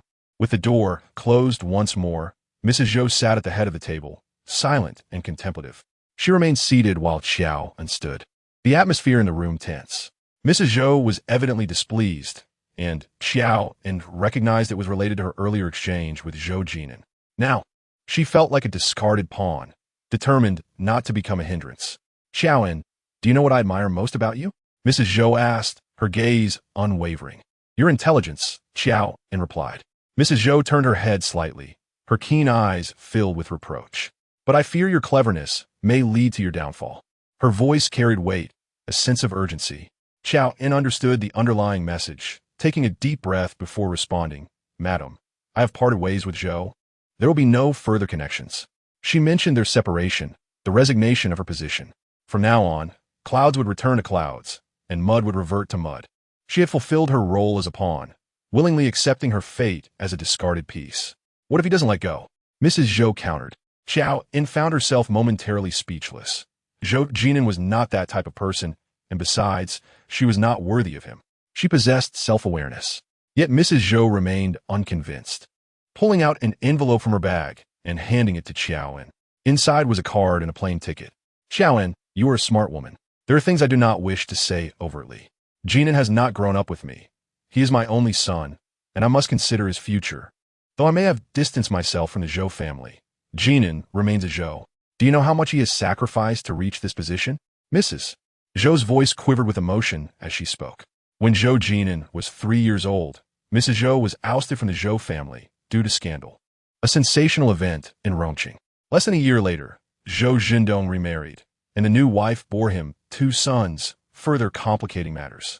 As the eldest son, Zhou Jin'an lost favor due to the actions of his biological mother. These past grievances had never been shared with Qiao En. Though she had not experienced the intricacies of family feuds, she understood the inherent struggles of life. "Madam, rest assured, I will leave Rongqing promptly," she reassured Mrs. Zhou, who visibly calmed down. "You are a sensible girl. Jinan is fortunate to have met you, but he has his own path to tread, and, as a mother, my capacity to assist him is limited. However, with Jiao by his side, he can reach greater heights and travel further. John, you also wish to see Jinan thrive, do you not?" "Indeed, madam. Mr. Zhou will surely fulfill your wishes." Mrs. Zhou rose and grasped John's hand, giving it a comforting pat. "You are still young. Venture out into the world more often. I have contacted the school for you. Make arrangements to study abroad swiftly. And remember, do not let Jinan know." "Understood." John remained obedient. Exiting the fragrant pavilion, she wandered aimlessly along the brightly lit streets. The road stretched long. The lights shone brightly, yet John remained uncertain about her destination. Where does her path lead? She clutched the plane ticket, feeling its weight akin to 1,000 pounds. "Inya, when will you return? Your father is nearly dozing off on the sofa. He refuses to go to the bedroom, insisting on waiting for you." Her mother called again, urging her on. John felt a pang in her nose, the lights before her blurring into glowing halos. "Mom, you all should go to bed. I still have work to finish and won't be back tonight." It was late when she finally returned to her small apartment. Upon entering, she turned on the lights and kicked off her shoes, heading straight for the bathroom. Halfway through her shower, the door opened. Zhou Jin'an stood tall, clad in white and black, leaning against the door, curiously observing John's smooth back. With her eyes closed, she was washing her hair and bending over, her slender spine visible. His gaze traveled from her back to her side, and then to her chest. John was petite, with narrow shoulders and a slim waist, the epitome of a southern girl. Her skin was pale and translucent, glowing with a hint of peach under the steam. Although slender, she possessed curves where it mattered. Zhou Jin'an was captivated by the sight when John suddenly opened her eyes. "Mr. Zhou, what are you doing here?" John exclaimed in alarm, quickly crossing her arms over her shoulders, yet she couldn't help but feel exposed. Zhou Jin'an crossed his arms, shrugging his shoulders. "Stop covering up. It's not like I haven't seen you before," he said as he loosened his collar, revealing his honey-colored chest. Before John could protest, he had already discarded his clothing, coming to her side in the nude. "Let us wash together." John's heart raced. Zhou Jin'an was acting unusually, and she was unsure of how to respond. Yet one thing was crystal clear. She had to establish boundaries with him. "Mr. Zhou, we have already," before she could finish her sentence. Zhou Jin'an leaned in and kissed her lips with an overwhelming force. The kiss rendered John's mind blank. He had been drinking, and his intoxicated fervor ensnared her beneath the shower spray. Water cascaded down as his kiss flowed from above. Had John not intervened, Zhou Jin'an would have surely taken her right there in the bathroom. He carried John to the bedroom, eagerly pressing her onto the large bed. He was John's first man, the one who had unlocked all her secrets, knowing precisely how to tease the sensitive areas he had personally explored. As passion surged, John felt like a delicate flower, soft and pliable. He demanded fervently, not relenting until John succumbed to exhaustion. When she awoke, it was already dawn. John lay nestled in Zhou Jin'an's embrace. Once, waking in his arms was her greatest desire. Yet now that it had come to pass, she dared not linger. Struggling to rise, he reached out, pulling her back down beside him. Just a little longer. He pressed her against his chest. "Mr. Zhou, please don't come here anymore." Privately, John preferred to call him Mr. Zhou. Her plea was firm. Zhou Jin'an remained silent, eyes shut as if asleep. Near noon, he finally stirred. The driver arrived to collect him, and he quickly got up. "I've packed your things. I'll send them over later," John said decisively, disliking any unnecessary delays. "All right," Zhou Jin'an responded coolly. He opened the door and left without a backward glance. However, barely 5 minutes had passed when Qiao En arrived. In the bedroom, John was tidying up Zhou Jin'an's belongings. He hadn't spent the night, so there were hardly any personal items. Only 2 seasonal coats hung in the wardrobe. She removed the dust cover, folded it neatly, and packed it into an opaque bag. Returning to the bathroom, she placed his toiletries into another bag. If they were to part ways, it must be done with clarity. Lingering over memories would only bring additional distress. Just as she was tidying up, the doorbell rang. John, wearing slippers and loose loungewear, with her long hair hastily tied back, went to answer the door. She assumed Zhou Jin'an had forgotten something and had returned for it. At the door stood Qiao En, her eyes puffy from crying. Dressed elegantly in a pale pink gown, she retained her grace despite her recent tears. Secretary John, I apologize for the disturbance. May I have a moment of your time?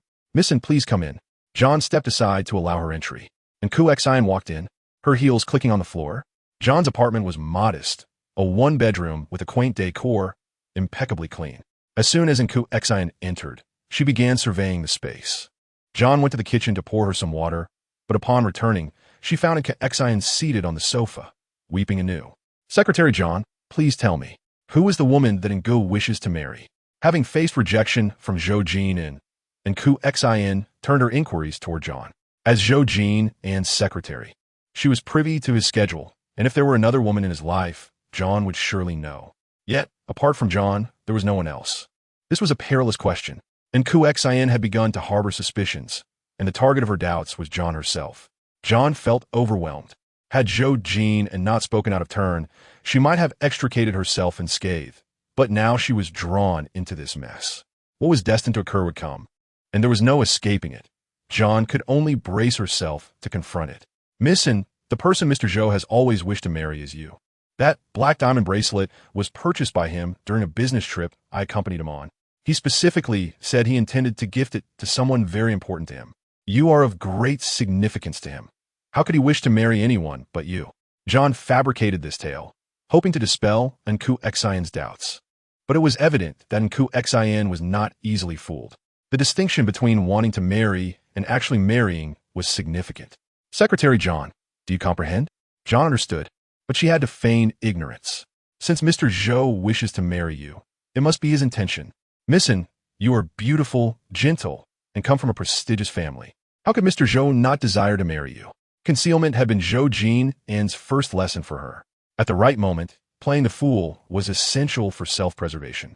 But after what he said yesterday, it was deeply hurtful, and Qiao En resumed her tearful lament. Zhou Jin'an had created quite a mess, and now John felt compelled to play the role of a savior. Mr. Zhou has just taken on Nanshan, and the pressure is immense.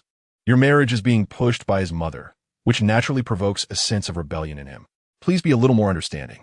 Upon hearing John's words, and Qiao En seemed to find comfort. You are right, Secretary John. I should exhibit more patience and tolerance toward Ge. After all, we have known each other for over a decade, and I am not someone who can be easily replaced. And Qiao En's words carried implications. John smiled innocently. With the deep bond you share with Mr. Zhou, it is only a matter of time before you two unite. Her dexterity in social situations was innate. She had no formal training in this regard. In the workplace, one must navigate deftly, conversing appropriately with different individuals. Protecting oneself was paramount. Secretary John, I am fortunate to have sought you out today. Had I not come to you, I would still be caught in my own thoughts. And Qiao En smiled through her tears. Miss En, you flatter me. I merely speak the truth. It is my honor to assist you. As Qiao En rose to leave, she paused at the entrance. Her gaze fell upon a pair of men's slippers, a size 42, deep navy blue. They were Zhou Jin'an's favorite pair. In her haste to tidy up, John had forgotten to pack them. The two women, with their eyes fixed on the slippers, share a moment of silent understanding. Has Secretary Qiao found a boyfriend? And Qiao En feigned curiosity while gossiping. Not really. My brother is studying nearby and occasionally comes here for a meal, Qiao En calmly lied. Oh, and Qiao En prolonged her tone, then chuckled. I overthought it. But Secretary Qiao should find a boyfriend soon. What type of man do you like, Secretary Qiao? I can keep an eye out for you. And Qiao En's gaze remained fixed on a pair of slippers, her heart still laden with doubts. Qiao En chuckled innocently. As long as he has good character, I appreciate your concern. Miss En, no trouble at all. Since Secretary Qiao has been helping me with Ge and sharing my burdens, I promise to find you a man of virtue, and Qiao En insisted. Qiao En, although skeptical, sincerely thanked her. Once Qiao En left, Qiao En immediately grabbed the slippers and stuffed them into a bag. There could be no further entanglement with Zhou Jin'an. It was a dangerous path she could not afford to tread. After hailing a cab, Qiao En, carrying 2 bags, headed to Qiao En. Zhou Jin'an's private villa designed in the style of Suzhou Garden, a place she had visited only once. She handed the items to the butler and sent a message to Zhou Jin'an, who did not reply. When it came to parting ways, efficiency was key, quick, precise, and ruthless, for both herself and others. After leaving Qiao En spontaneously decided to return to her family home. Mrs. Zhou had already arranged her study abroad plans, set to depart in a week. Qiao En bought some fruit and ascended the stairs, where her father was seated on the sofa watching television, and her mother was busy in the kitchen. As soon as they saw her, they rushed over. "Inya, why have you lost weight again? No matter how busy work gets, you must eat well." Her father grasped her hand, expressing concern. He had recovered quite well, his complexion rosy and his voice strong. "Dad, where have I lost weight? I actually gained 5 pounds during the recent company health check." Qiao En smiled. "A bit of weight is good. It looks better," her father replied, beaming with kindness. Soon, her mother finished preparing a table full of dishes. The three of them sat around the dining table, chatting and laughing, as if they had returned to the time before her father's illness. 3 years had passed. Everything seemed to have changed, yet nothing had. For Qiao En, the family remained, and her loved ones were well. Everything she did was worthwhile. "Inya, you must come home for dinner more often. I will make you delicious food," her mother said, serving her a piece of fried fish with a loving smile. "Mom," Qiao En called softly, taking a small bite of the fish. "I'll be going abroad next week and might not be able to come back for a while." This revelation sent shockwaves through her parents. Her father asked, "Going abroad? You have a good job. Why would you want to go?" Her mother inquired, "Inya, have you encountered any problems? Don't keep it to yourself. Tell your mother." She wanted to explain, but found herself unable to. "Mom and Dad, it's because my performance at work has been outstanding. The company is rewarding me with an opportunity to study abroad, covering all expenses. Aren't you happy for me?" She fabricated another lie. The closest people were often the easiest to deceive. Her parents, of course, believed her. What a wonderful opportunity. Our Inya is the most successful. That evening, Qiao En stayed at her parents' home until late, sharing countless conversations as if anticipating that such moments would be rare in the future. When she returned to her apartment, it was nearly dawn. After a shower, she climbed into bed, but the bedroom light was broken, leaving her to fumble in the dark. Suddenly, a strong hand pulled her into an embrace. "Where have you been? Returning so late?" Zhou Jin'an murmured, his voice husky. He was bare, his chest warm, and his arms encircled her tightly, leaving Qiao En unable to break free. "I just went home." Zhou Jin'an let out a heavy sigh, burying his head in her neck, holding her tightly. "Mr. Zhou, you shouldn't be here," Qiao En sighed. Severing ties would only lead to mutual damage. Zhou Jin'an did not respond, one hand around her neck while the other explored her abdomen. His rough fingers sent electric shivers through her body. He knew her intimately, aware of how to unlock her. In the past, she would have willingly surrendered herself to him, following him wherever he led, through clouds, mist, water, or fire. But now, Mr. Zhou, we cannot. Qiao En grasped his large hand firmly, her resolve unwavering. "Why not?" Zhou Jin'an feigned ignorance.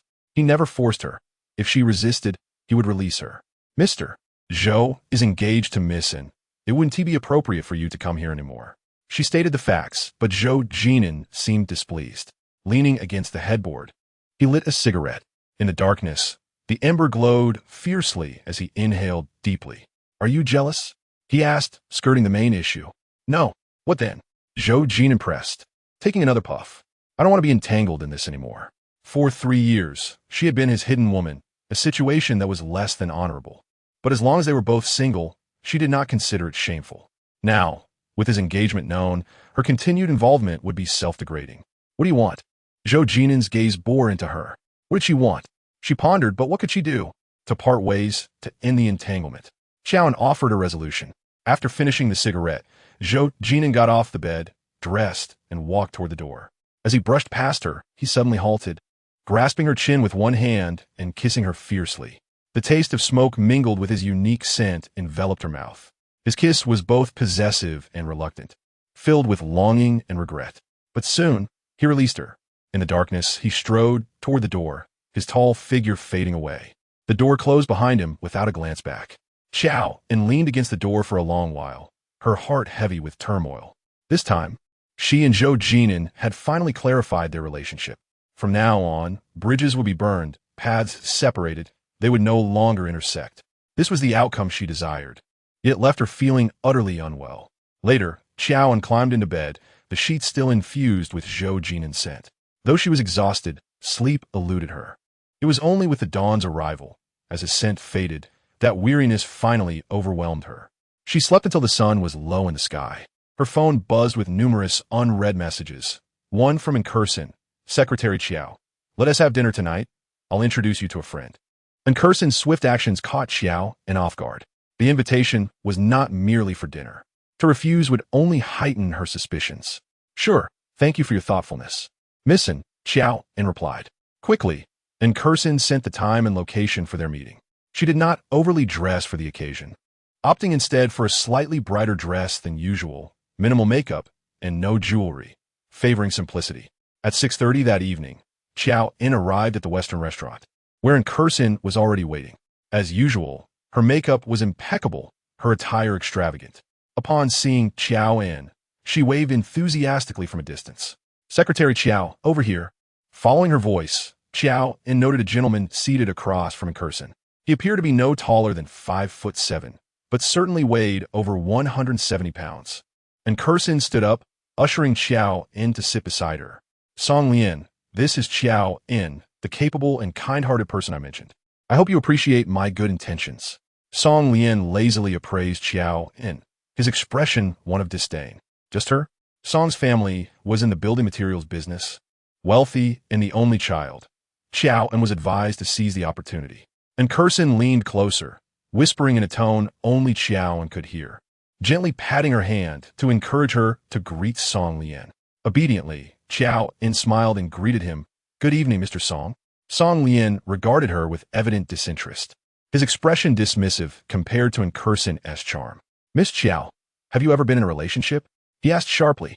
I have, Qiao En replied with a faint smile. Song Lian's brows furrowed slightly, twisting like two worms. To what extent was this question posed? It was rather incisive. John was no stranger to the world. She had accompanied Zhou Jin'an on numerous projects before he assumed the role of CEO. She had encountered arrogant individuals like Song Lian before and had considerable experience in handling such personalities. However, today was different, as En was present. Since Song Lian was introduced by her, John had to temper her sharpness. Thus, she sat there with lowered eyes, grasping a cup of water and sipping delicately, refraining from answering. En shot an admonishing glance at Song Lian, exclaiming, You frightened Secretary Qiao. Is this how you greet someone for the first time? She feigned annoyance, lending her support to John. Secretary Qiao, please don't take offense. Young Master Song is rather blunt, preferring to speak his mind. John nodded slightly. The dinner was somewhat awkward, as En endeavored to bring John and Song Lian together. Throughout the meal, Song Lian maintained an air of superiority, acting haughty and ostentatious. John played along, adopting an accommodating demeanor, well-mannered and graceful. As the meal concluded, it was nearly 9 o'clock. En received an urgent call and announced her need to leave early, leaving John and Song Lian to continue their awkward conversation. Once she departed, Song Lian grew even more brazen. Are you still a virgin? He leaned back in his chair, one hand fiddling with a toothpick while his gaze fixated on John's chest. This inquiry was undeniably offensive. I assume you're still a virgin as well. John replied with a wicked smile, her words laden with implication. Unfortunately, Song Lian's intellect was insufficient to grasp the depth of her insinuation. So are you not? He demanded. You seem quite certain of your own status. John chose an unconventional route, refusing to respond to his question, while her own remarks consistently provoked him. As anticipated, Song Lian exploded. I refuse to wear someone else's worn-out shoes. If you expect me to scavenge, you can forget it. His words were harsh and unpalatable. John remained unaware if he was testing her or acting on En's behalf. While he struggled to maintain composure, she remained steadfast like a mountain. John propped her chin on one hand, scrutinizing Song Lian for a considerable time. Young Master Song, how tall are you? What of it? You're only a centimeter taller than me. What's so impressive about that? Although I'm only 1.67 meters, the empire I've built rivals the height of Mount Everest. Song Lian was quite arrogant, evidently sensitive about his height. John seized the opportunity to press further. Then your weight must exceed 167, correct? Are you calling me fat? My physique is merely robust. Look at your thin arms and legs, you clearly suffer from malnutrition.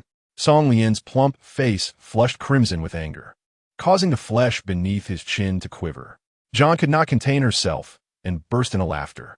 This only worsened Song Lian's expression. What are you laughing at? She covered her mouth, stifling her laughter, shaking her head before finally regaining composure. Might you divulge your dimensions? She asked nonchalantly, her heartbeat steady, her face unblushing, her eyes sparkling with curiosity as they fixated on Song Lian. Perhaps he had never encountered such a shameless woman who dared to mock a man's dignity. You. He stood in indignation, shaking his finger at John. Is it this long? John measured with her pinky finger, then mused aloud, children are that long.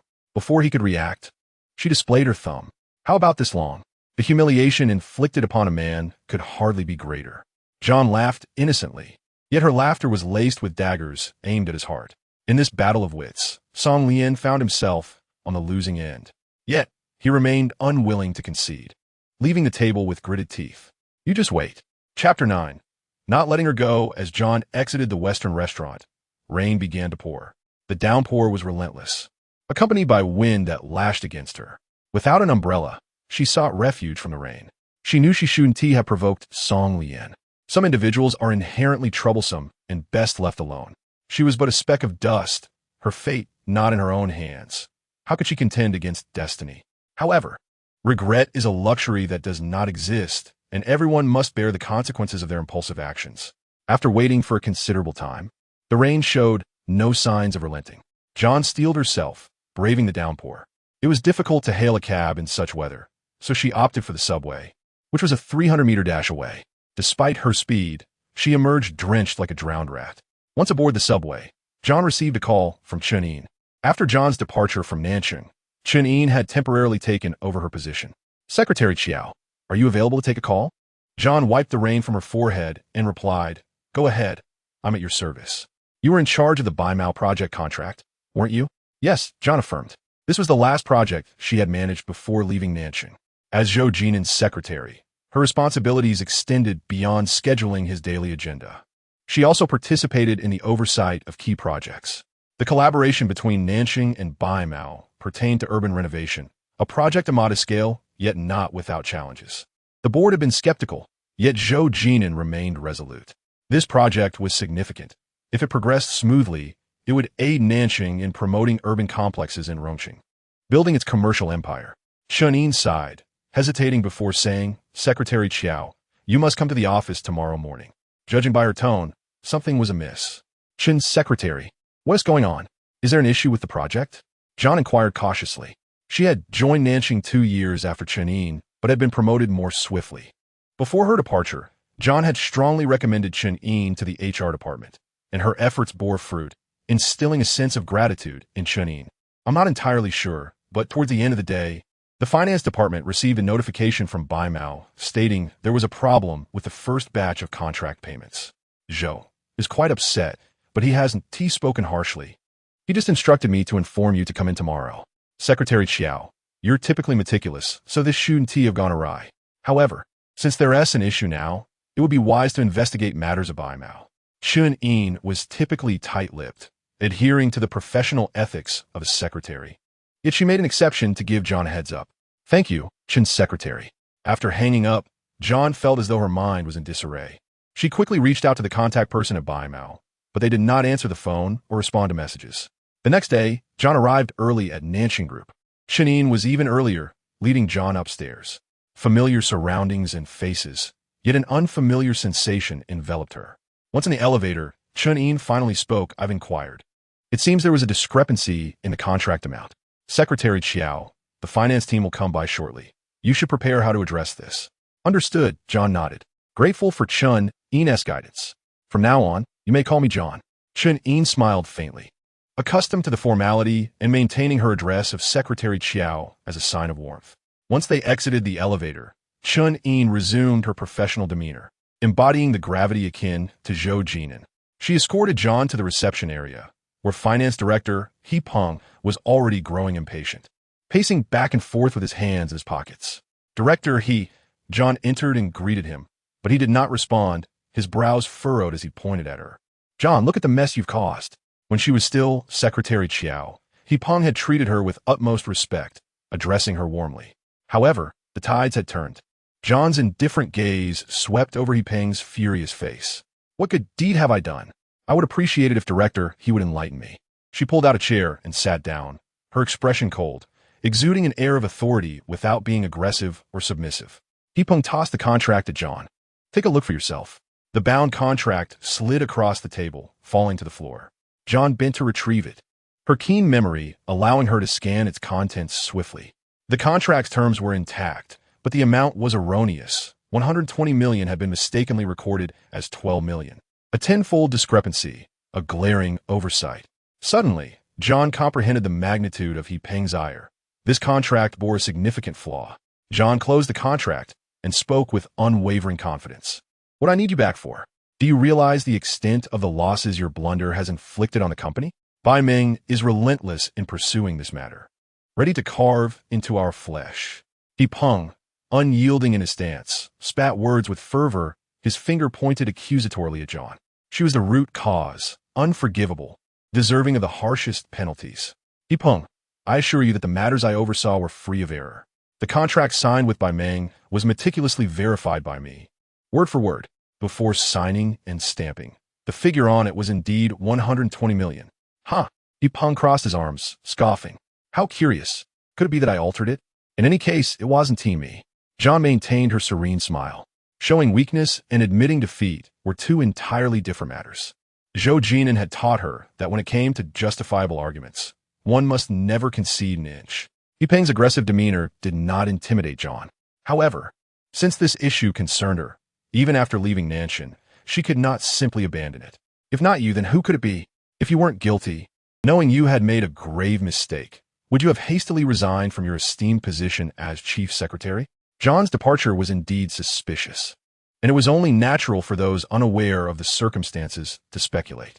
One cannot speak of ice to summer insects, nor of a sea to a frog in a well. In the face of Peng's accusations, John refrained from further explanations. Mr. He, I will provide the company with an explanation regarding this matter. With that, she rose and strode towards the exit. Peng, shaking his finger, called out after her. I'm not finished speaking. What is this attitude? Mark my words, if this issue is not handled properly, we shall see each other in court. John never anticipated that. Due to baseless conjecture, she would find herself embroiled in such a predicament with her former employer. The fickleness of human nature was indeed disheartening. Having experienced both warmth and coldness, John found it hardly surprising. Exiting the reception area, she coincidentally encountered Zhou Jin'an as he emerged from the meeting room. His expression was stern, his lips a thin line, his gaze coldly sweeping past John without pausing. Wednesdays were reserved for Nanshan's regular company meetings, attended by the executives. John had no time to evade and collided directly with the executives pouring out of the conference room. Isn't this Secretary Qiao? Someone murmured, but their voices quickly faded into obscurity. As John grappled with how to greet them, the executives turned their heads away, adopting expressions of unfamiliarity, hastening their departure. Once they had all left, John proceeded to the elevator. Balancing her bag, her hands folded over her abdomen, her silhouette was slender and upright. Despite the loneliness enveloping her, she exuded no hint of despondence. Secretary Qiao. Just as John was about to enter the elevator, Chen En hurried towards her. Mr. Zhou wishes to see you. John hesitated slightly, taken aback. At the familiar entrance, she paused, knocking 3 times. No response came from within, so she knocked again. Come in, Zhou Jin'an's voice resonated. John entered, standing a meter away from his desk. Mr. Zhou, you wanted to see me? She did not address him as Zhou Sir. In the workplace, she referred to him as Mr. Zhou like everyone else. Zhou Jin'an leaned back in his chair, his expression grave and unchanging, his profound gaze resting upon John. Akin to a bottomless pool, his intensity contrasted with her calm demeanor. John smiled faintly, meeting Zhou Jin'an's penetrating gaze. You are not permitted to leave Nanshan until this matter is resolved. Whether Zhou Jin'an was abusing his position for personal gain was difficult for John to ascertain. However, she was not a lamb to be slaughtered. I will provide the company with an explanation promptly, and I hope Mr. Zhou will not obstruct me then. The frost on Zhou Jin'an's countenance thickened. A wager is a wager, he replied. It's settled. Chapter 10. The banquet at Hongmen John's former office had already been occupied by Chen En. The entire floor had no place left for her.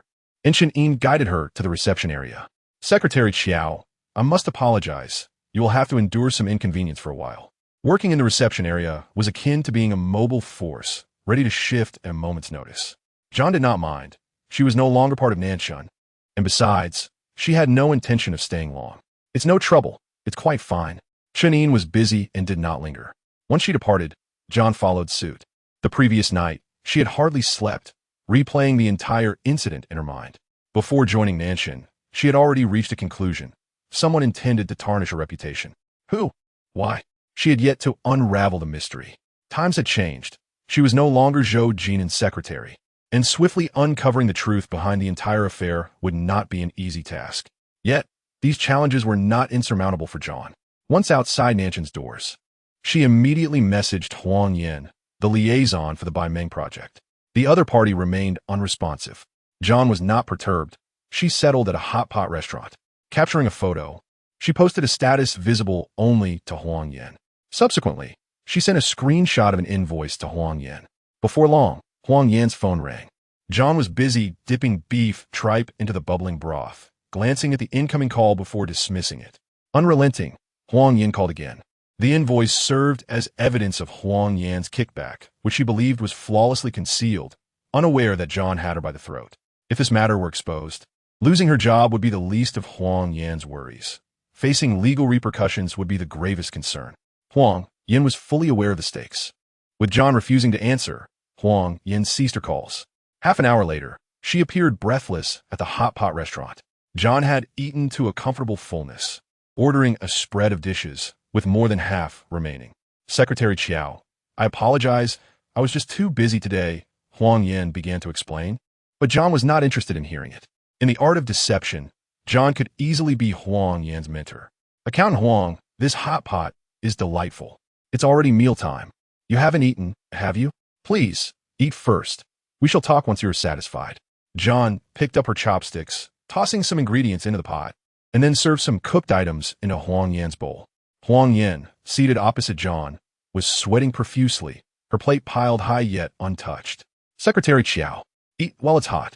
Once finished, we can chat. John cut her off again. Huang Yan, plump with a round face and shifty eyes, covertly glanced at John, but John remained inscrutable, leaving Huang Yan feeling anxious and uneasy. John provided no opportunity for Huang Yan to speak, intensifying her inner turmoil. After a ravenous feast, Huang Yan finally cleared the table of food. Accountant Huang, do you want anything else? I can summon the waiter for more dishes, John inquired, gesturing for the server. Huang Yan, already filled to the brim, hastily waved her hand. Secretary Qiao, no more, I'm full. Truly full? Don't be polite with me. It's not every day we get to share a meal. Not eating to your fill would be a slight against me.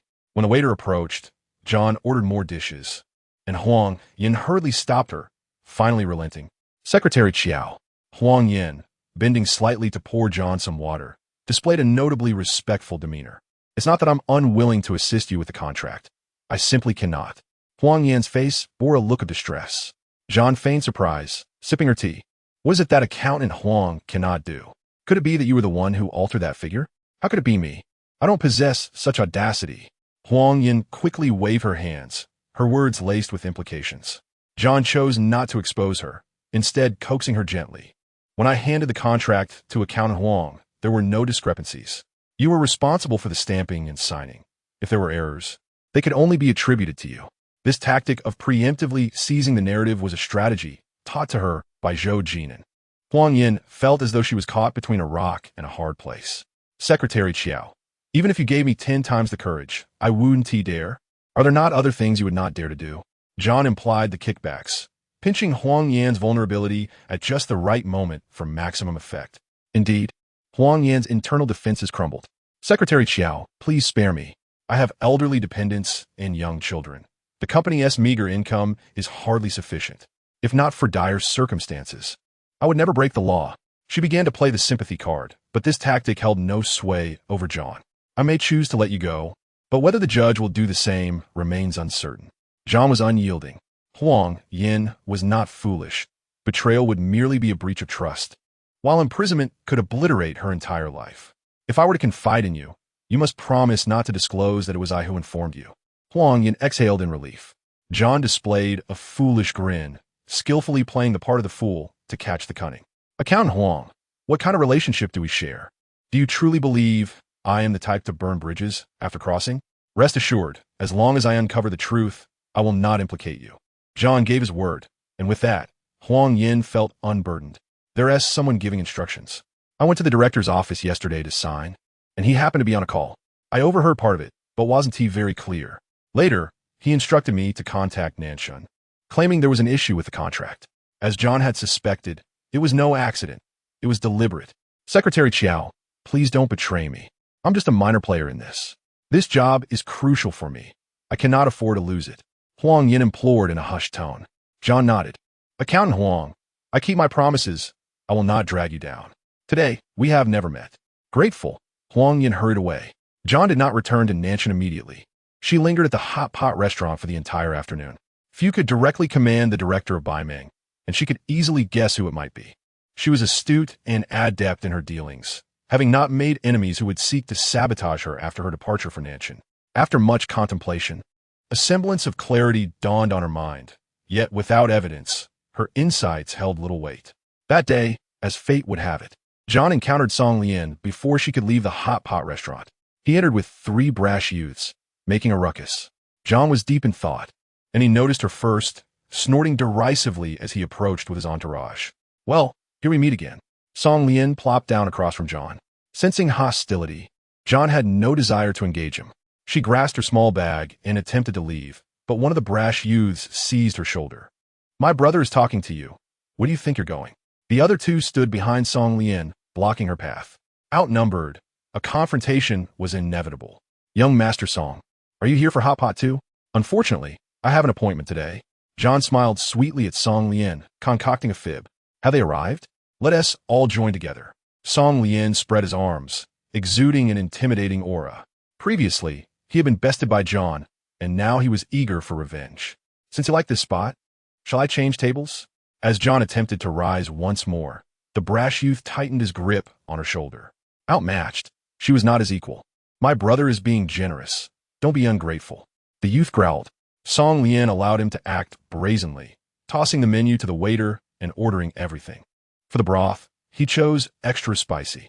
The air filled with smoke and the pungent scent of spice, causing John to sneeze repeatedly. Unfazed by the heat, Song Lian indulged heartily, while John hesitated. Aren't you quite capable? Can't handle a little spice? He signaled, and immediately someone served John dishes. She had no choice but to comply, yet eating could very well scorch her insides. Let me check with a friend. Where is he? John attempted to make a call, and Song Lian did not interfere. However, in this trap, whom could John possibly implicate? Adhering to the principle that a wise person does not suffer unnecessary losses, John dialed Zhou Jin'an. To her surprise, the call rang once before being abruptly disconnected. Chapter 11. Accepting the stakes, John stared at her phone screen, a smirk tugging at her lips. It was she who resolutely wished to sever ties.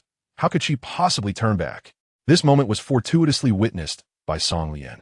Stood up, were you? He leaned back in his chair, half of his arm draped over another, his stubby fingers tapping the chair's backrest, exuding an air of smugness. You are the prey, and I am the butcher.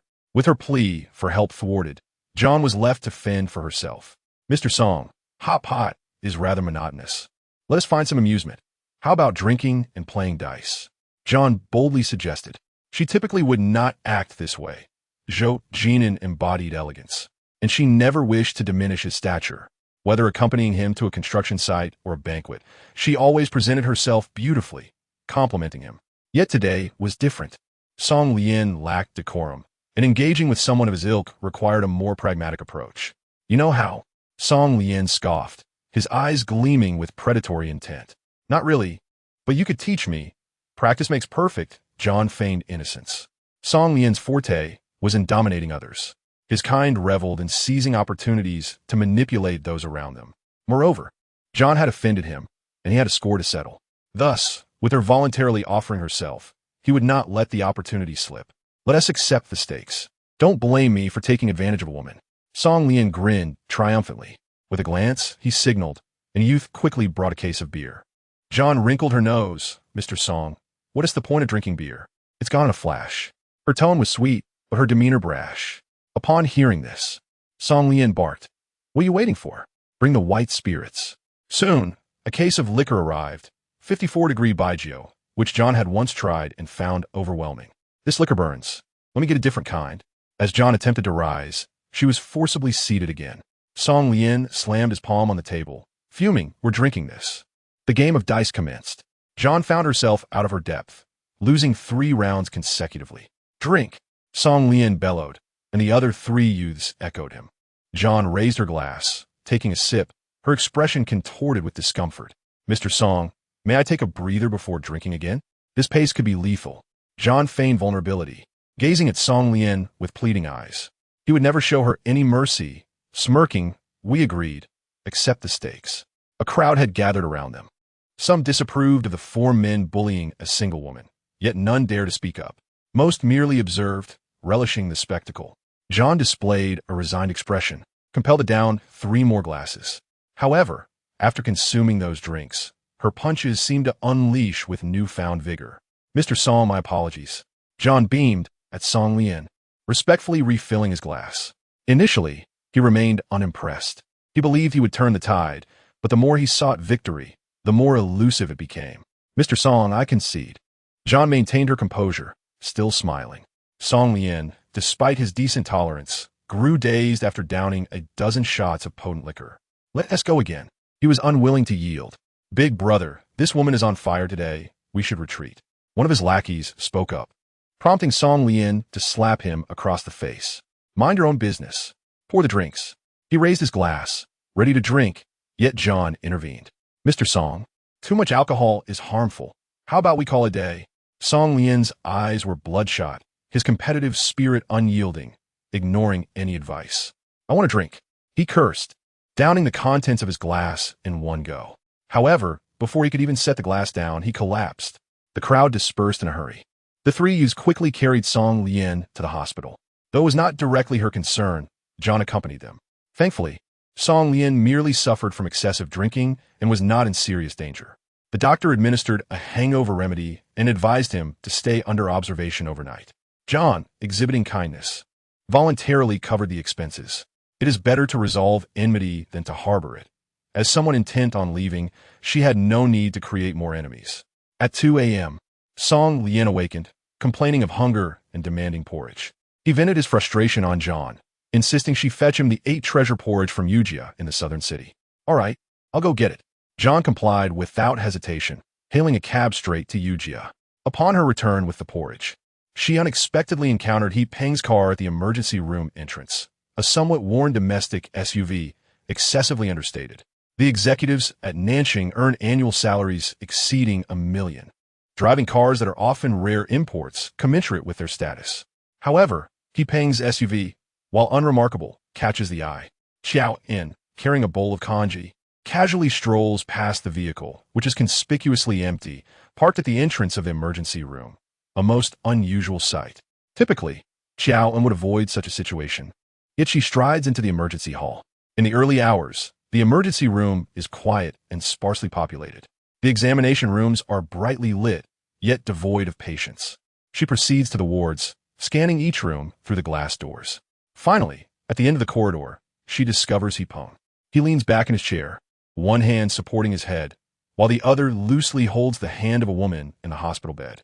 The woman appears youthful, her half-visible profile revealing fair skin and abundant collagen. She is not He Peng's wife. Qiao En has seen his wife at the annual meeting, equally aged at 47. She is articulate, well-maintained, and exudes an air of elegance. Their love is renowned, a model of deep affection.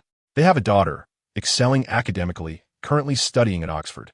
He Peng, a devoted family man and diligent worker, epitomizes the perfect gentleman. Yet, in this moment, Qiao En witnesses the unraveling of that ideal. "Miss, whom are you looking for?" A nurse pushes a cart of medications and inquires from behind. Startled, Qiao En quickly raises the congee in her hand. "Where's room 1302? She faintly asks, altering her voice. The nurse gestures towards the other end of the corridor, and Qiao En thanks her before hastily departing. Upon delivering the congee to Song Lian, she finds him in a deep slumber, snoring loudly, impervious to her attempts to rouse him. Disturbed by the noise, She sets the kanji down and seeks a quieter spot to collect her thoughts, troubled and restless. As dawn approaches, she awakens and returns to He Peng's room, only to find it empty. He Peng is known for his discretion. This is his modus operandi. Yet, like the passage of a bird, traces remain. Qiao En approaches the service desk under the pretense of borrowing something and discreetly examines the ward records. The log reveals that a woman named Zhu Zhu had checked in during the early hours of last night. An idea strikes her, prompting her to purchase a fruit basket at the hospital entrance before returning. The nurse on duty at the service desk has changed and does not recognize Qiao En, who promptly initiates a conversation. My close friend Zhu Zhu was here last night. Which room was she in? The nurse diligently checks and replies, she was in room 1327, but she has already left. Left? Qiao En's eyes widen in disbelief. But she told me she needed to be hospitalized. The nurse casually responds, after a miscarriage. Rest is recommended. Hospitalization isn't strictly necessary. Qiao En is momentarily taken aback, but conceals her shock well. Thank you, I'll visit her at home. She replies and departs with the fruit basket. As she makes her way, she encounters one of Song Lian's subordinates. My brother wants to see you. Preoccupied with her own thoughts, Qiao En pays little heed to Song Lian. She hands the fruit basket to the young man, saying, Please remind Mr. Song to rest well. I'll return after my shift. With that, she swiftly exits. It is peak hour, and with the distance between the hospital and South City Tower, she has no time to return home for a change of clothes. Disheveled and unkempt, she unexpectedly runs into Zhou Jin'an outside the tower. Good morning, Mr. Zhou. Qiao En greets him warmly. Zhou Jin'an, emerging from his Maybach, is impeccably dressed and exudes an air of refined luxury. He, however, ignores her greeting, his chiseled features radiating an icy demeanor, making Qiao En feel an unwelcome chill even from a distance. Sensing the tension, she steps back, allowing him passage. He strides into the Nanxing lobby, entering through the executive entrance. Just before the elevator, he seems to issue a command to the security personnel, who glances at Qiao En before jogging towards her. I apologize, but Mr. Zhou has instructed that those not properly attired are not permitted entry. Yao En, poised in line to use the employee entrance, hears the security officer's words. Though softly spoken, they resonate throughout the vicinity. All eyes turn towards her. Once admired as Zhou Jin'an's secretary, she now finds herself the subject of scorn, a figure to be trampled upon. Isn't that Secretary Qiao? I guess she was out socializing last night. Truly dedicated, remarks the deputy manager of the marketing department, dripping with sarcasm, as he gives her a mock thumbs up. What's Secretary Qiao? Now Mr. Zhou's secretary is Chun. Another voice chimes in, deliberately elongating the name. Amidst the crowd, Qiao En stands tall, maintaining her composure and serenity. With a faint smile, she steps out of the line. Calm and unflustered, she remains unfazed by the derisive comments, as if shielded by an invisible barrier. After returning home to change, she heads back to Nanxing, where a towering stack of documents awaits her in the meeting room. Chunin has come to relay Zhou Jin'an's orders. Mr. Zhou requires you to review all the projects you've handled within 3 days. Having overseen over 100 projects in 3 years, involving immense sums of money, Qiao En recognizes there is no reason to decline, regardless of the underlying motives.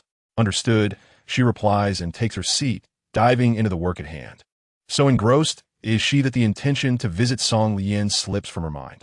Unable to reach Qiao En, Song Lian contacts En. While Qiao En is focused on her tasks, En's video call interrupts her concentration. Secretary Qiao, what's going on between you and Song Lian? He insists on seeing you because he heard you were hospitalized. Perhaps you should visit him? En speaks with utmost courtesy. Pointing the camera at the mountain of documents, Qiao En offers a wry smile.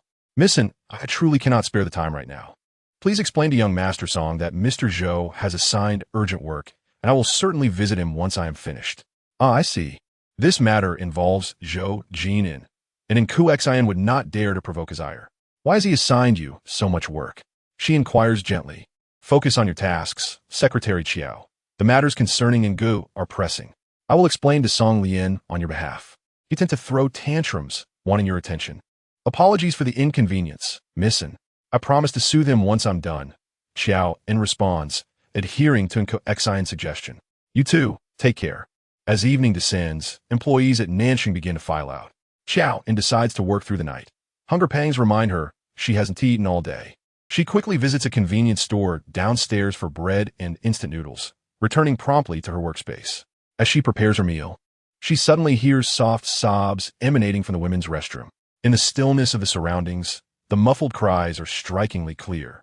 "Mr. He, you can't treat me this way. You promised that if I terminated this pregnancy, you would divorce and marry me." It is Xiao Su's voice. The conversation continues, and she breaks down in tears. "You said your relationship with her was merely superficial, that we shared a true connection. How can you say this now? Mr. He, please don't do this. I don't want money. I only want you." Unable to bear it any longer, Qiao En hastily exits with her noodles. It is not in her nature to meddle. Nanxing has explicit policies against romantic relationships within the company. Should the affair between He Peng and Xiao Su become known, both would face dismissal. As she eats, she feels a pang of sympathy for Xiao Su. A fresh graduate from a prestigious university, why pursue a relationship with a married man like He Peng? After finishing her meal, Qiao En resumes her work. Soudainly, sécurité personnelle arrive, followed closely by police, all heading towards the women's restroom. Moments later, someone pushes open the meeting room door and, upon seeing Qiao En, inquires, "Did you know someone jumped from the women's restroom?" Qiao En shakes her head in shock, her hand clutching the pen, trembling uncontrollably. Could it be Xiao Su? She feigned calmness as she rose, walking towards the restroom as if treading on cotton. She wished to enter and take a look, but was intercepted. "How is she?" John's voice trembled. After jumping from the 19th floor, what else could she do? No one paid John any mind, each person busily attending to their own responsibilities. The police finished collecting evidence, removed the surveillance footage, and departed swiftly. The security personnel cleared the scene, restoring everything to its original state. The South Chin building was once again tranquil in the early morning hours. However, John found herself devoid of the motivation to continue working. She simply took her phone and returned home. After bathing and attempting to sleep, she curled up in bed like a hedgehog. In a daze, she struggled to find rest. The sound of Xiao Su's cries echoing in her ears. "Please, don't treat me this way. I don't want money, I only want you." That night, John burned with fever, her entire body ablaze. The next morning, she dragged her ailing self back to South Chun. The employee corridor in the lobby was orderly. A newcomer had already taken Xiao Su's place, and all her belongings had been removed. Xiao Su had departed as if she had never been there. John was momentarily taken aback, then entered the reception room to resume her work. During lunchtime, John encountered Qiao En in the cafeteria. "I heard you were there last night?" Qiao En inquired in a lowered voice. John, feeling lightheaded, nodded slightly. "Do you know why she jumped?" Qiao En asked again. John shook her head gently. Qiao En did not press further, only sighed heavily. What a pity. She had just turned 22. The same age as when John first arrived at South Chin. "What did President Zhou say?" John asked, curious. Qiao En's voice dropped even lower.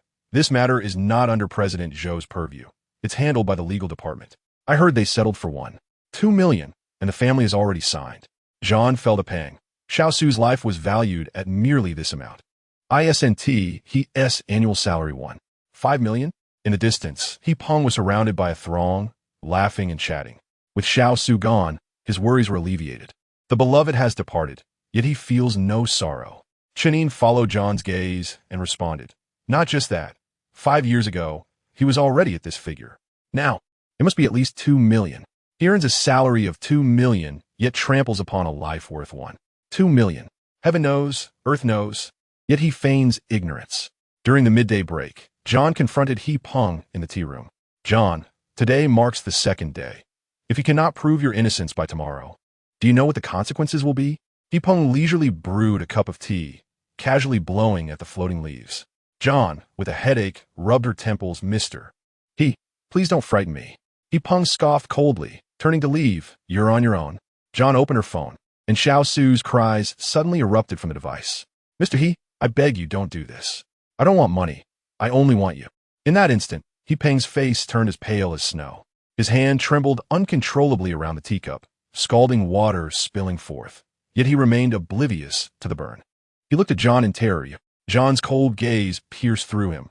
She uttered not a word and walked straight out of the tea room. No sooner had she returned to the conference room than He Peng followed closely behind, disoriented and vacant-eyed. "It was President Zhou. He was the one who wanted me to make things difficult for you." Chapter 13. Do you really wish to leave? The truth unveiled, John felt a chill within, yet maintained her composure. She allowed a cold laugh. Mr. He, why are you telling me this? You should be well aware of what type of person President Zhou despises. He threw out a bargaining chip, expecting John to seize it. Yet he could never have anticipated that John would outmaneuver him. Zhou Jin'an detests the treacherous. He has made a grave error. Among the South Chun executives, no one dares breach the rules.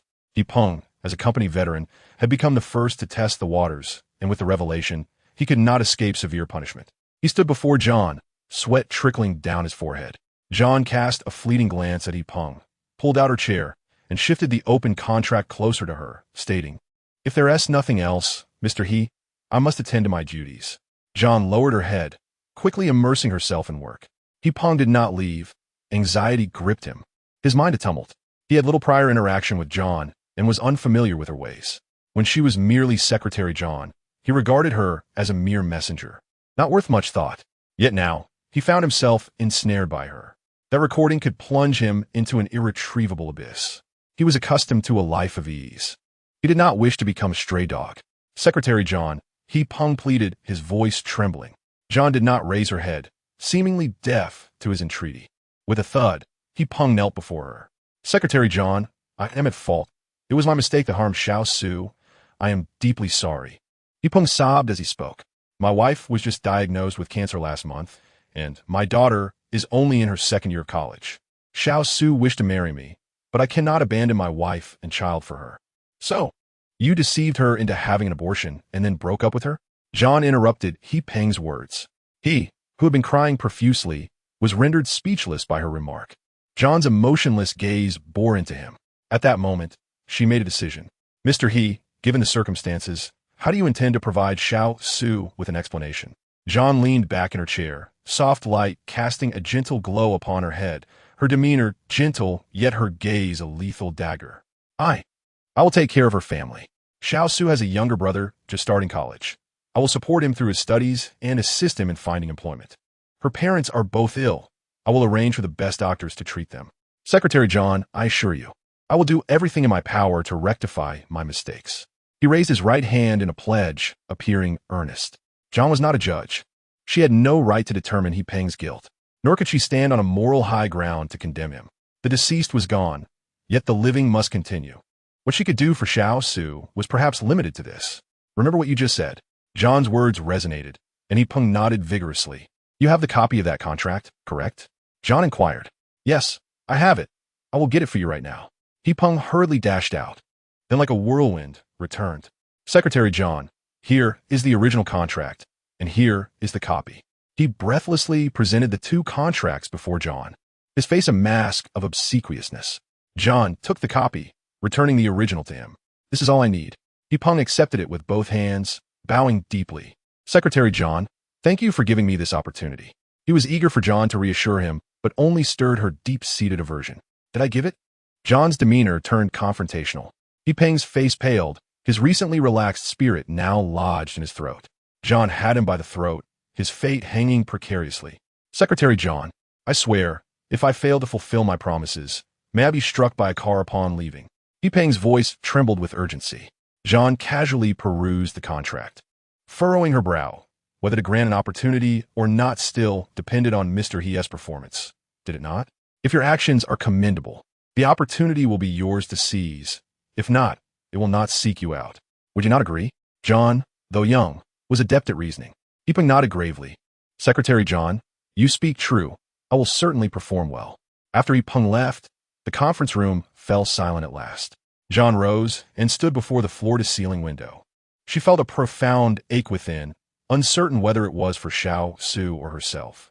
In the vast city of Rongcheng, they were like ants desperately striving to ascend. Yet no matter how high they climbed, they could not alter their fates. Xiao Su was one, and so was she. The copy of the contract was sufficient to prove John's innocence, yet she did not rush to seek Zhou Jin'an. She was not an impulsive person. His deliberate vexation surely had its reasons. If she proved herself this time, what of the next?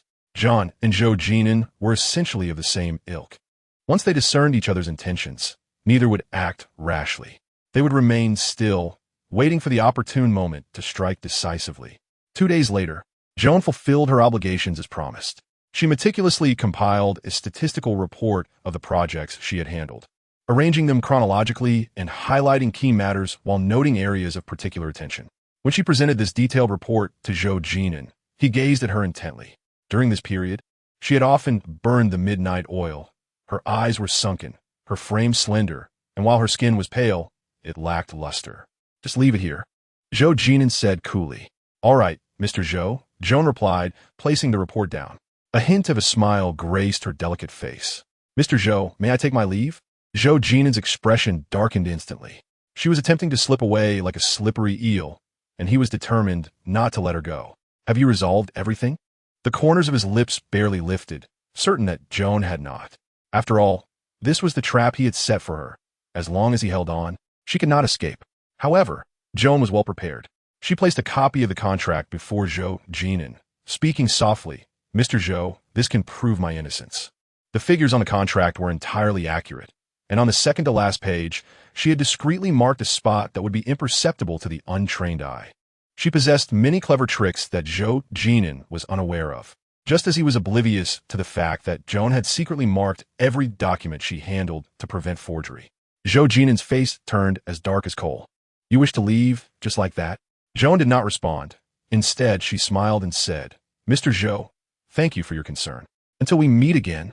She walked away briskly, eager to create distance between them.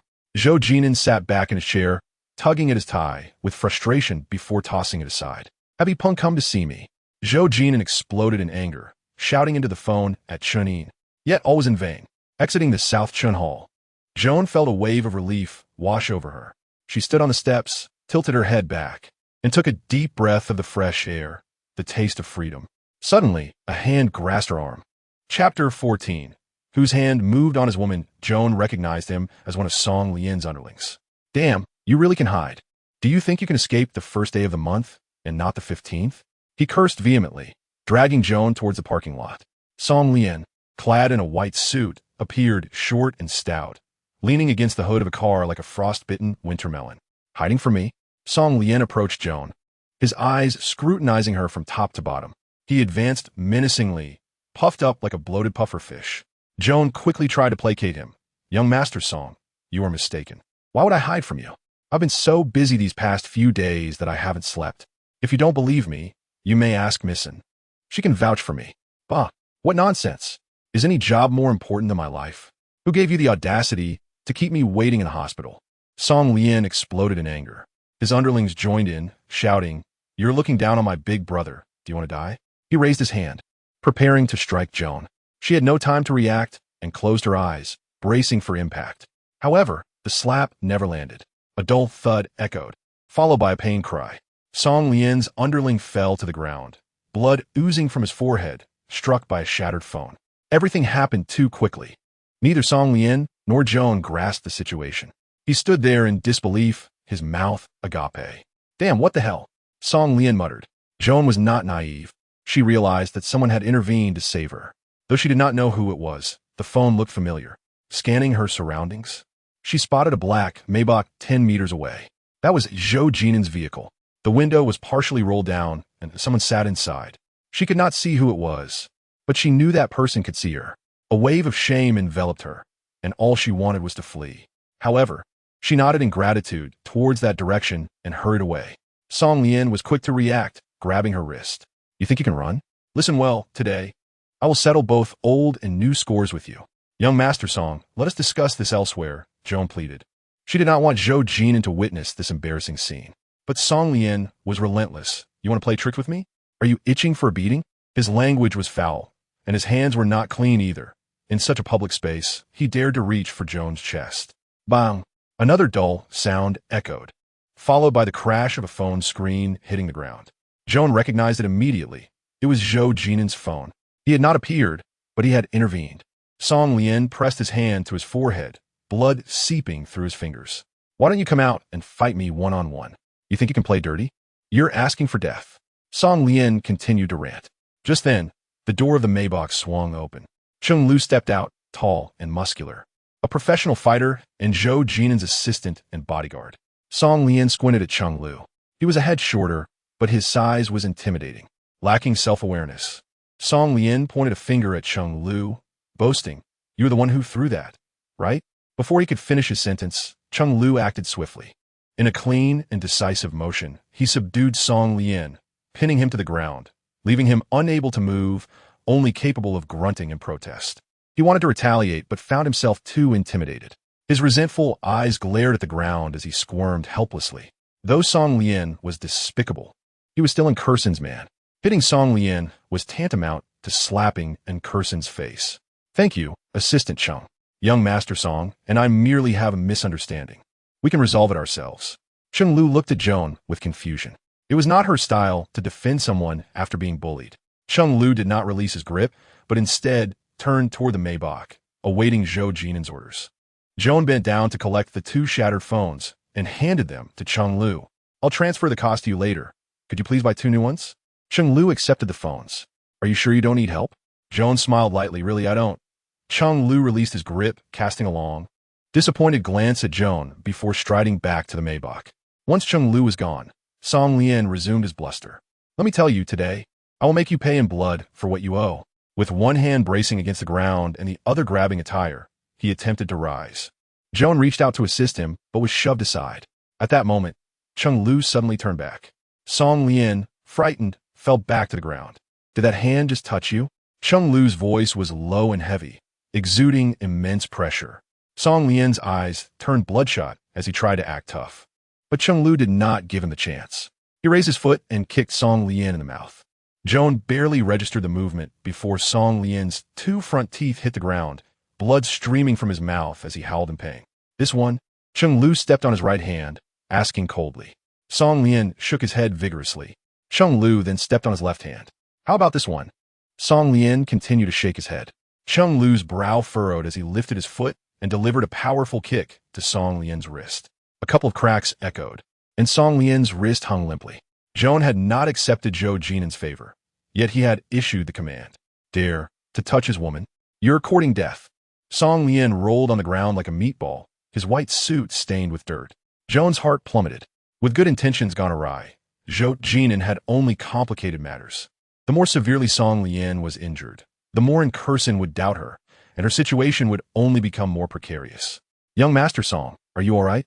John crouched down, intending to assist Song Lian. Cheng Lu spoke up, articulating Zhou Jin'an's words with deliberate clarity. "Miss Qiao, the president wishes to inquire whether your pride has been fed to the dogs. In the past, when she stood by his side, no one dared to treat her with such disrespect. She commanded an unspoken authority, and none would dare to humiliate her thus, even if an audacious individual emerged. John possessed the means to compel him to bow his head and submit before acting rashly. Yet now, she was being insulted and humiliated, and she remained unfazed. She even spoke in defense of others. How had she become so spineless? Could pride be consumed as sustenance? Je ne devrais de double entendre, forcing dialogue. Cheng Lu, being a simple man, failed to grasp the intricacies in her words. "Take care of yourself." With that, Cheng Lu strode away. Soon, the Maybach departed from the parking lot. John gazed after the car as it vanished, letting out a long sigh. Surely, her troubles were about to commence? She approached Song Lian to lend him support, but he unleashed his fury upon her. "I want to let this go." He had lost his front tooth. His speech slurred and unclear. John helped him into the car, soothingly suggesting, "Let us first go to the hospital and then discuss matters further, shall we?" "No." Song Lian protested fiercely, yet he ultimately acquiesced to John's plan. Cheng Lu had struck him hard. Song Lian was significantly injured, with numerous bruises, both wrists shattered, and his front tooth irreparable. The doctor applied a splint and cast, and he lay in a hospital bed, raising his 2 heavily bandaged hands like scissors. Accustomed to hurling insults, he found himself in pain now, unable to articulate his thoughts. However, to suppress his emotions only fueled his frustration. He sulkily demanded that John massage his back or legs, treating her like a soft fruit, unaware that she was a firm obstacle. Chapter 15. No escape. Song Lian lay on the bed, vociferously seeking to command John's attention. She remained unyielding, refusing to engage with his antics. "Young Master Song, bear with it. The doctor said that once you recover, the pain will subside." A statement devoid of comfort, yet she delivered it with utmost seriousness. Her eyes filled with concern. Song Lian rolled his eyes in exasperation. I can't endure this. Then what shall we do? Perhaps I should fetch the doctor? I don't want a doctor. I want you to kneel and repent. Seizing the opportunity, Song Lian attempted to ensnare her, but John resolutely evaded his traps. She exited the ward and indeed summoned the doctor. Who told you to call him? You foolish creature. Are you intentionally provoking me? Upon seeing the doctor, Song Lian cursed more vehemently. Doctor, I apologize. He wasn't like this before. Could you please examine him thoroughly? Might he have sustained a brain injury? The last sentence was uttered in a hushed tone. Get away. Don't you dare touch me. As the doctor approached, Song Lian kicked out in fury. John, you wretched girl, what did you just say? John promptly pulled the doctor out of the ward while Song Lian continued to rage within, akin to a rabid dog. The doctor shook his head, frowning. John's eyes glistened with unshed tears as she addressed the doctor. Thank you for your assistance. The doctor nodded, and soon Song Lian was wheeled out of the ward. Where are you taking me? He struggled, but it was futile. At the entrance of the examination room, John stood waiting. Young Master Song, let us conduct a thorough examination. It will be over quickly. Her expression was earnest, yet Song Lian felt something amiss. John, if you dare play tricks on me, I will make you pay. His words trailed off as he was pushed into the examination room. Half an hour later, he emerged, still groggy from the sedatives. He lay on the stretcher, utterly quiet. The examination results were surprising. Song Lian was diagnosed with mania, reaching an uncontrollable state. The doctor prescribed sedatives. At 8 in the evening, Song Lian awakened. What have you done to me? He turned his vacant gaze toward John, his voice stripped of arrogance, now tinged with vulnerability. John found him unfamiliar, yet this version of Song Lian felt safe. She pulled up a chair and moved closer to his bedside. You're unwell. Quite seriously. She pointed to his head. However, the doctor assured me that with cooperation and treatment, there is a chance of recovery. I'm not sick, Song Lian retorted weakly. Olanzapine is an effective treatment for bipolar disorder, stabilizing the patient's mood while inducing drowsiness. After a few words, his eyelids grew heavy. Before he succumbed to sleep, John decided to sever their ties. Young Master Song, it is better to resolve enmities than to exacerbate them. Our paths have crossed by chance. I have no intention of climbing high, nor do you wish to stoop low. Let's part ways amicably.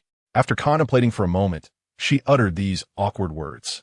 No way, Song Lian weakly countered. John retrieved a card from her bag. This is all my savings, young Master Song. I have shown my sincerity.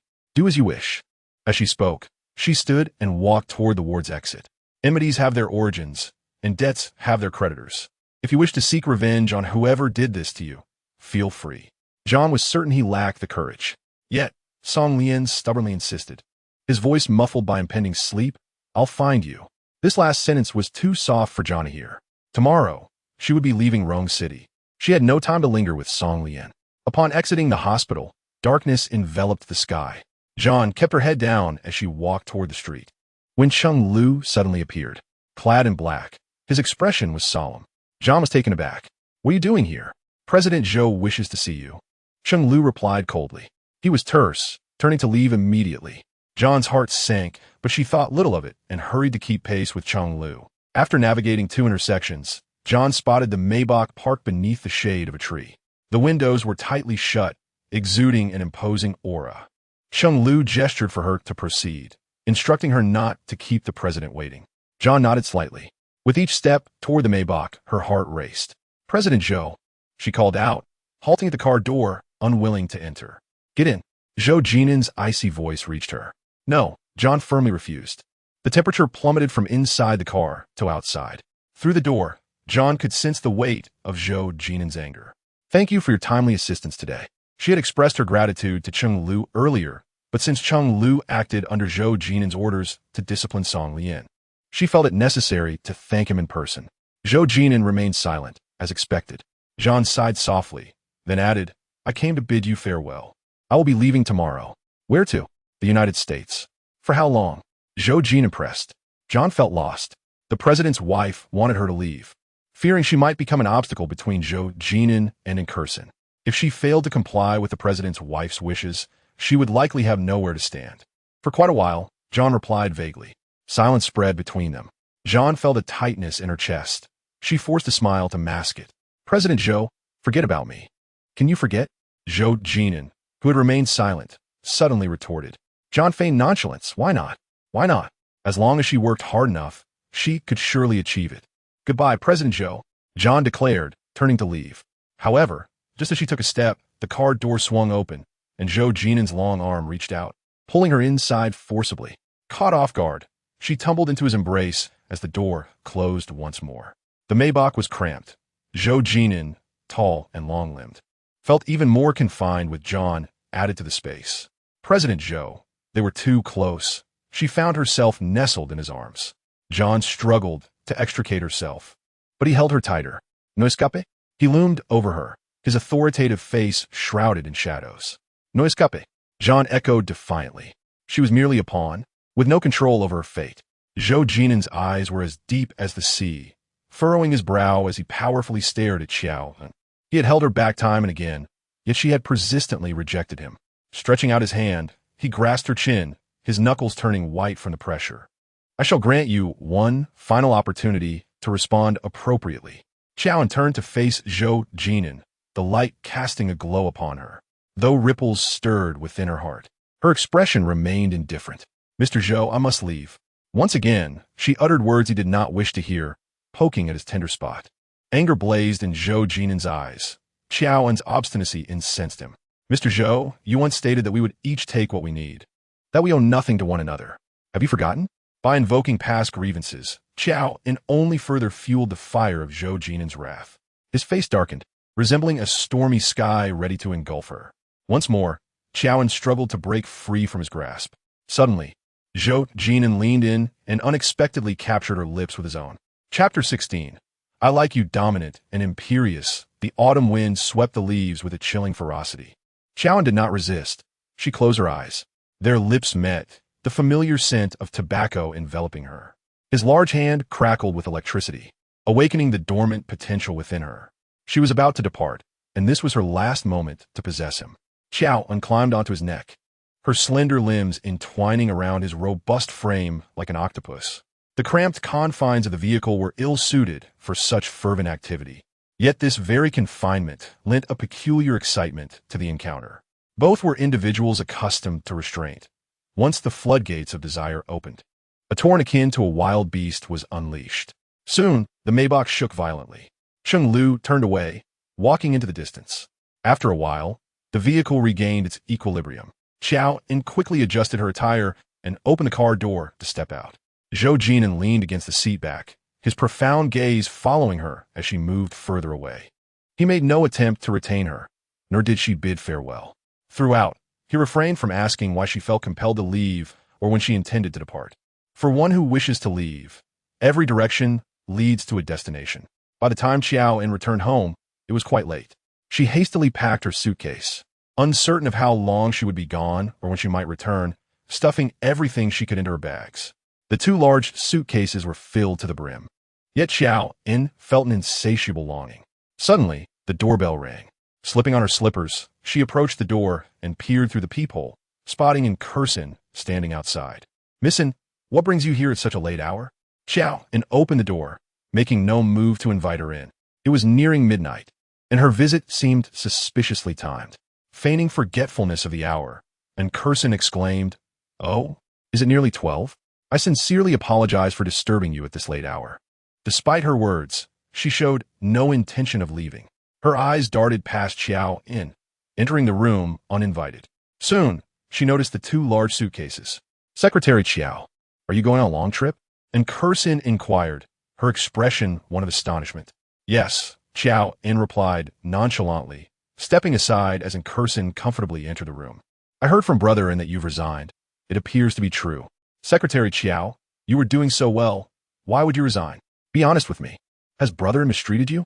If he has been unreasonable, tell me, and I will support you." And Kursin linked her arm through Qiao En's and sat down on the sofa, ostensibly to champion Qiao En's cause, but in reality, she was probing her intentions. Qiao En was not naive, responding with her characteristic innocent smile. "Missin, you misunderstand. It is I who chose to resign. I have always harbored a dream of studying abroad. These past few years, under Mr. Zhou's mentorship, have made me increasingly aware of the importance of knowledge. Therefore, I wish to return to school and once again embrace the role of a student." This reasoning was both ample and reasonable. leaving in Curson with no grounds to doubt her. As long as brother and didn't force you out, that's good. I fear Secretary Qiao has suffered injustice. Your aspirations are lofty, and I believe you will achieve your goals. By the way, I've been so busy lately that I forgot to ask. Has Song Lian been bothering you? And Curson swiftly changed the subject. No. How could young Master Song do such a thing? Yell and be naive. He likes you. It's a pity that you two are fated to be apart. But it's fine. With the current advancements in the internet and transportation, long-distance relationships need not hinder feelings. Secretary Qiao, you must have faith in Song Lian. He is a devoted person and will not disappoint you. And Curson continued unabated. Qiao was taken aback. Song Lian liked her? How could that be? With his lecherous demeanor, how could he be considered devoted? Qiao found in Curson's perspective utterly unfathomable. However, she discerned that in Curson was intentionally trying to bind her to Song Lian. Even if she severed all ties with Zhou Jin'an, and Curson would still be uneasy. She desired Qiao En to enter another man's world. Thus, she had handpicked the most unsuitable man for Qiao En, hoping to entrap her in a marriage with him. A chill spread within Qiao En as she realized that in Curson was far more formidable than she had anticipated. Thank you for your kind intentions, Miss En. Young Master Song is indeed a fine gentleman and a promising young talent, but I cannot aspire to such heights. Qiao En gently declined, her mind clear and resolute. Qiao En, do not act impulsively, and Curson's tone grew sharper. Song Lian comes from an esteemed family. If you marry him, you will instantly become a wealthy lady. Do you not realize how many people will envy you then? And Curson said eagerly, while Qiao En listened with lowered eyes. If it were truly so wonderful, then why did she not marry him?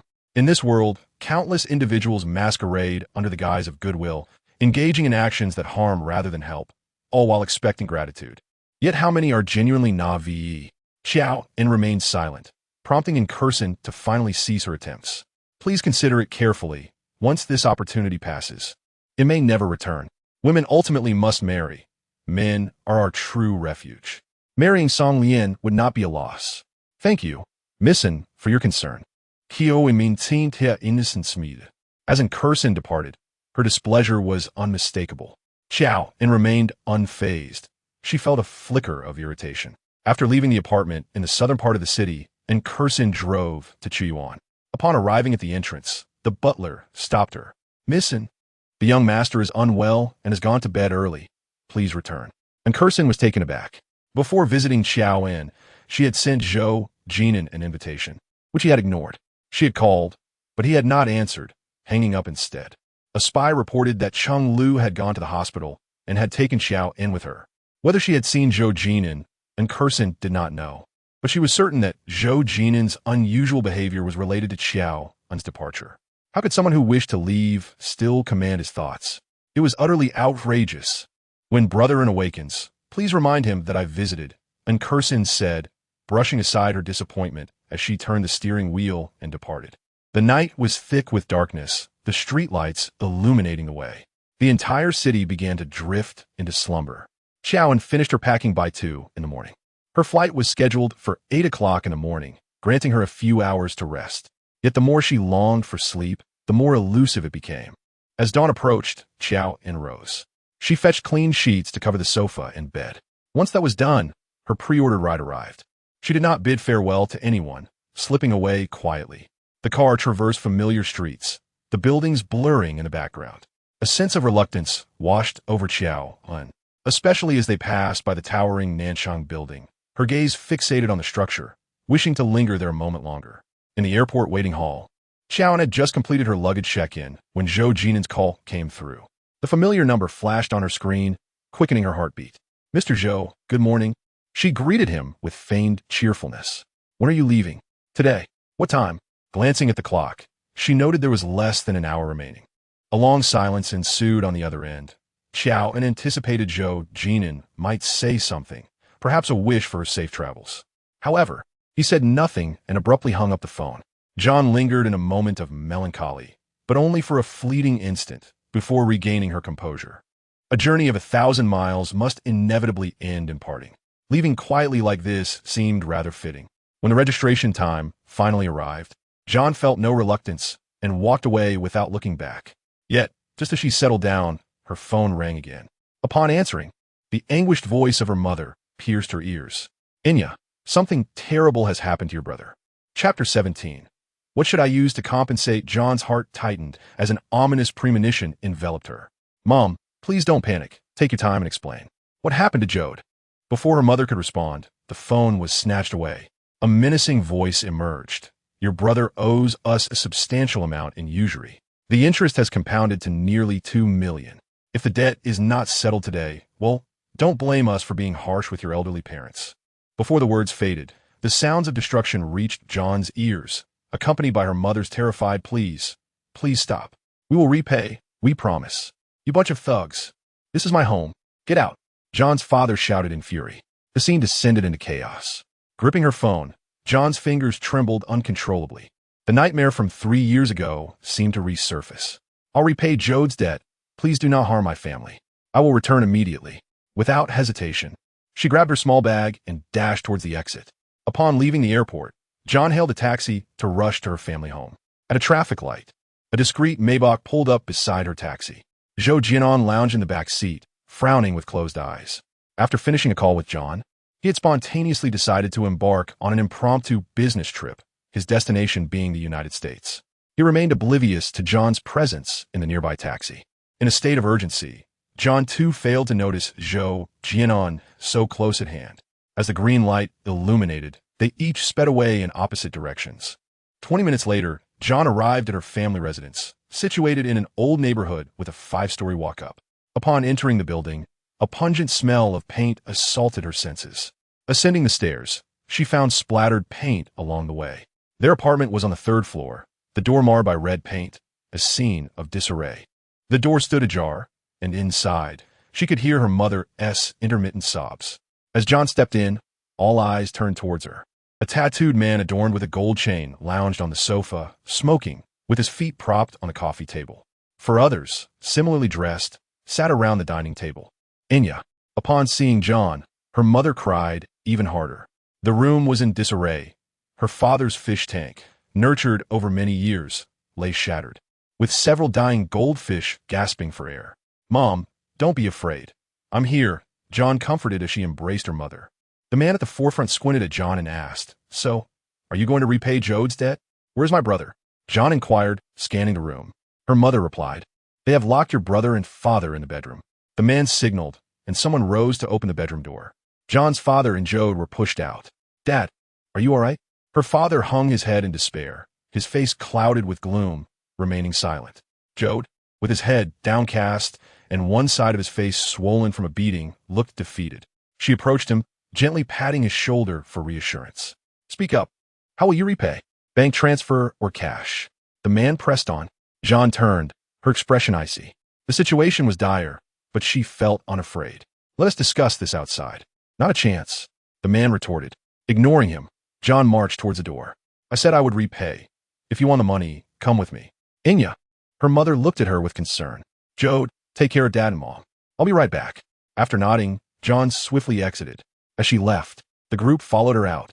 $2 million was not an astronomical figure for John. After spending 3 years alongside Zhou Jin'an, she had saved a considerable amount. It was still insufficient. She led the group to the nearest bank in the community. The balance in her account was just under $150,000, far from enough. Upon seeing the number, the man began to shout again. John rubbed her forehead, maintaining her calm demeanor throughout. I will repay the remaining amount within a week. Of course, you can choose to refuse this card. As she spoke, the man attempted to snatch the card back. A week is fine, but don't forget, he owes us usury. The amount will only increase after a week. The man's attitude was brazen, but John had no other choice. I understand, she conceded. With a shout, he ordered everyone to disperse. John stood frozen for a long while. Her wallet was empty, and her heart felt hollow. She had tasted the bitterness of poverty and understood how vital money was for someone from an ordinary background. Yet, no amount of money could rival the importance of family. Upon returning home, John was immediately embraced by her mother. Inya, let us call the police. Usury is illegal. We cannot repay it. 3 years ago, John had once faced a similar fright, single-handedly rescuing her family from despair. Things had changed. John was not a deity, and she could not transform their fate once more. In a fit of rage, her father slapped Jode across the face. Why did you get involved with usury instead of studying properly? Zhou, tall and lanky, lost his glasses in the process. He kept his head down, silent. John bent down to retrieve the glasses and placed them back on his face as he silently wept. Imsuri, sis, Zhou taratsufli. John reached up to ruffle his thick hair affectionately. I'm hungry. Let us go get something to eat. She linked her arm with his, pulling him along. At this juncture, blame, resentment, and hurt would only damage their relationship without altering the facts. John remained rational, fully aware of what was paramount.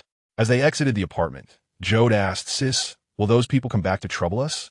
John let out a small sigh. She did not lie, yes. Upon hearing this, Jode became agitated. Sis, I borrowed the money. I will repay it myself.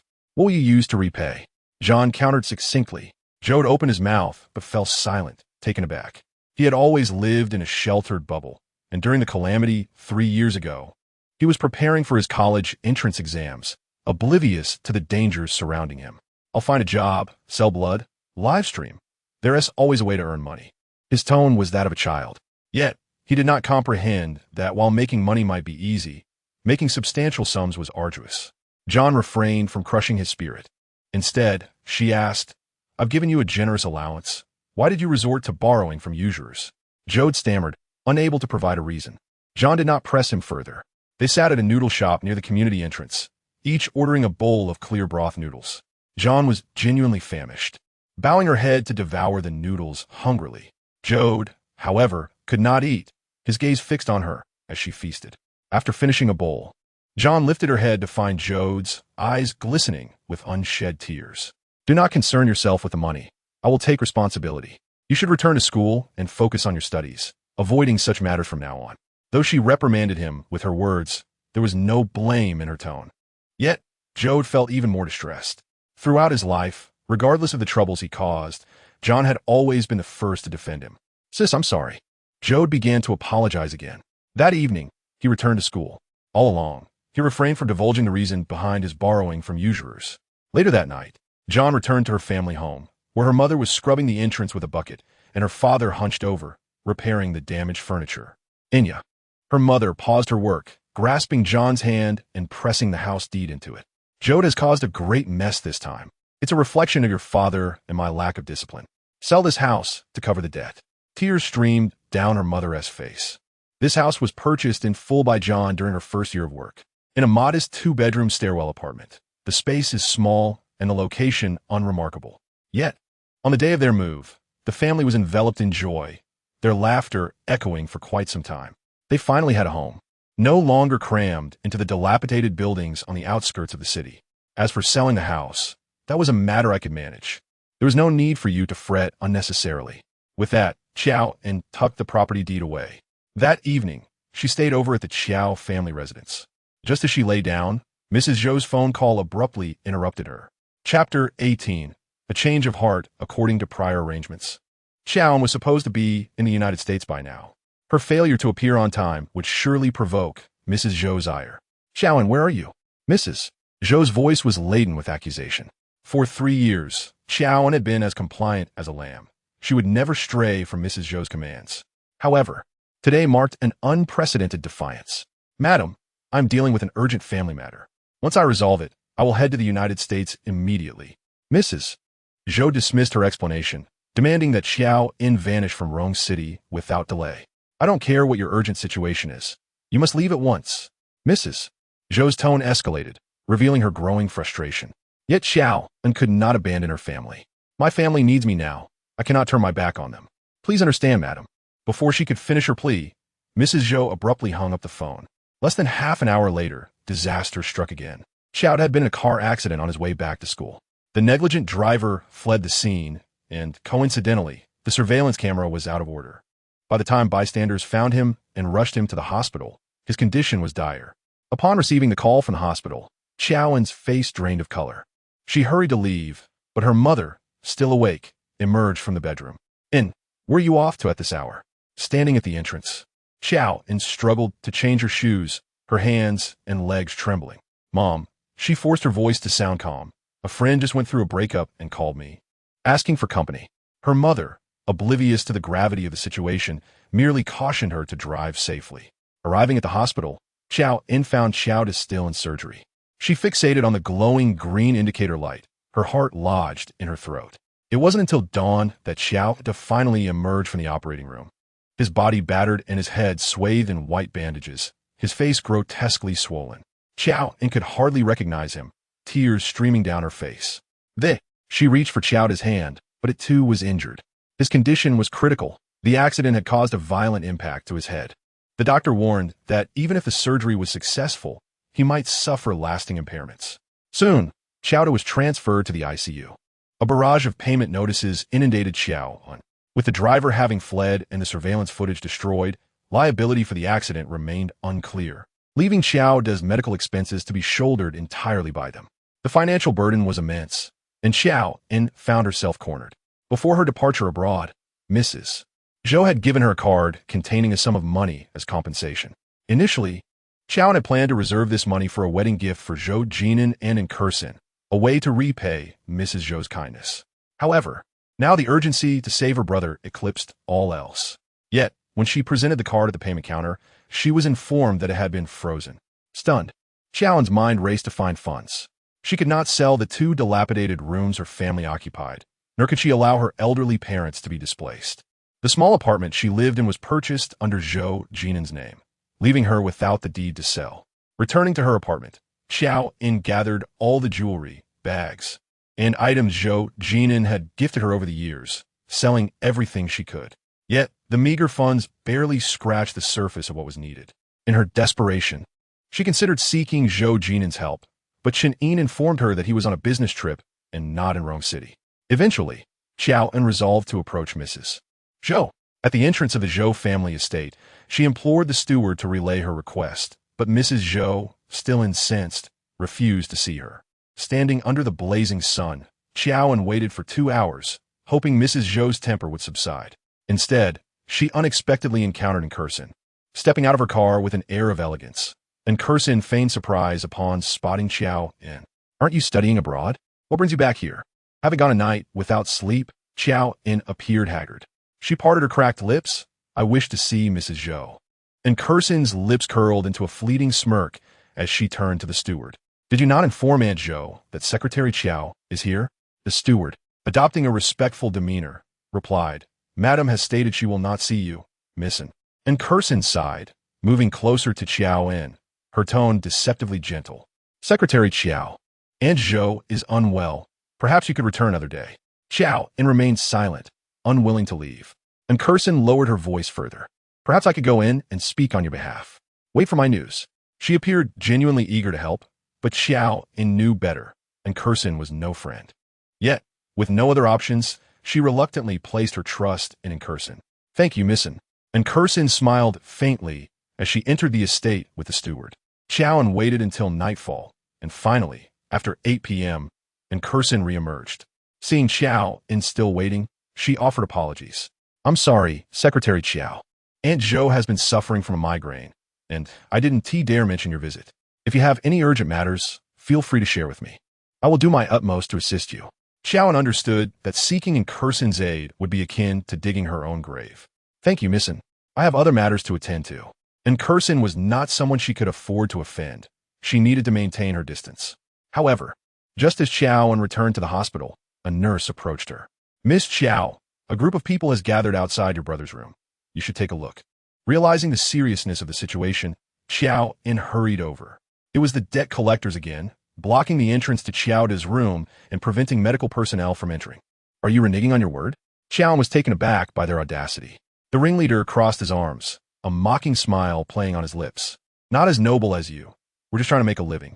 If he dies, who bears the debt?" He glared at her, exuding a menacing bravado. "I said I would repay." Qiao En's resolve remained firm. "Repay? With what? I see your pretty little face. How about this?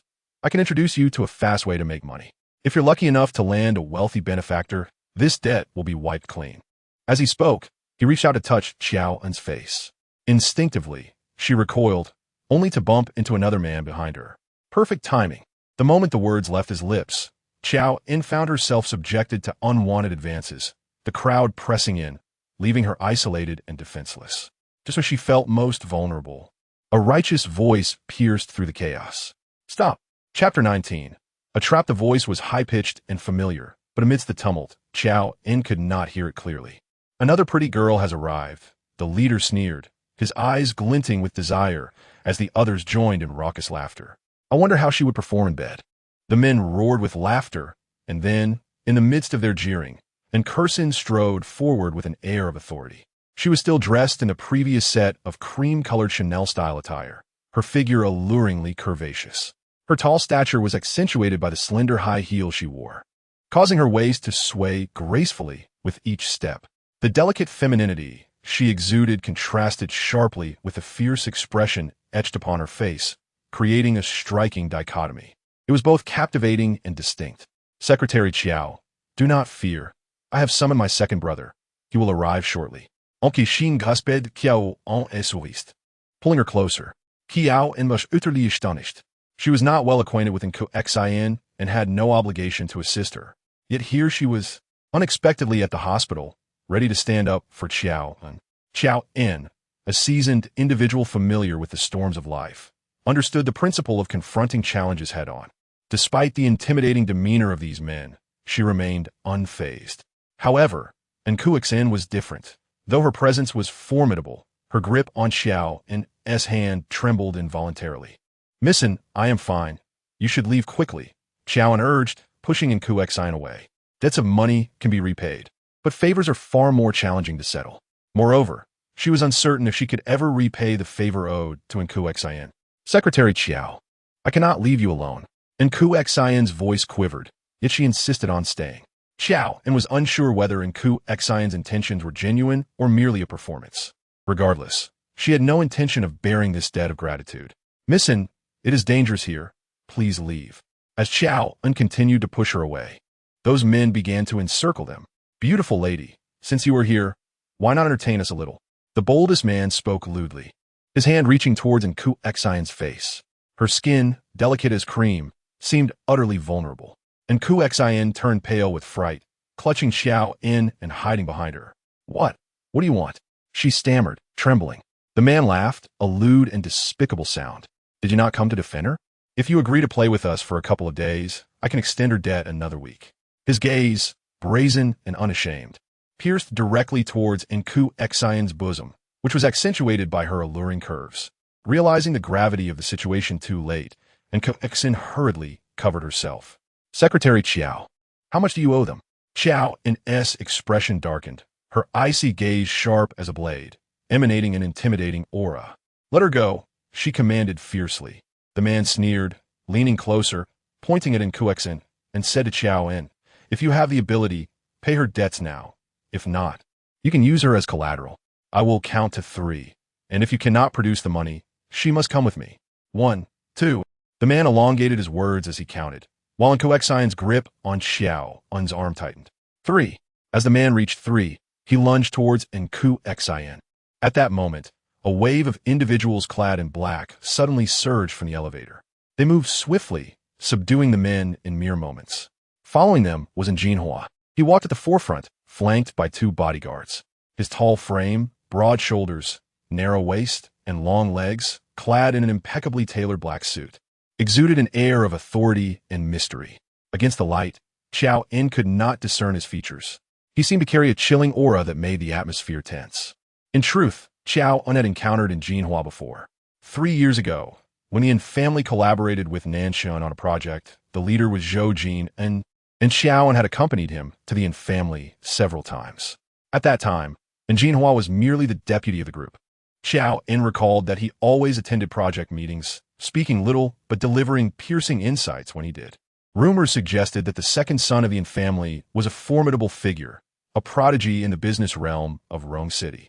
Though Qiao En had never directly engaged with Jinhua, his mere presence commanded respect, silencing the previously chaotic corridor. Second brother, En released her hold on Qiao En and rushed towards Jinhua in tears. They bullied me. Trouble again, Jinhua remarked, pulling En close, his gaze penetrating as he scrutinized her. I did not. They were the ones who harassed Secretary Qiao, En replied, casting her eyes towards Qiao En. Jinhua's sharp gaze shifted to Qiao En, his eyes piercing, and she felt a jolt of recognition. Good day, Mr. En. She greeted politely, and Jinhua, not recalling her, nodded in acknowledgement. Come home with me.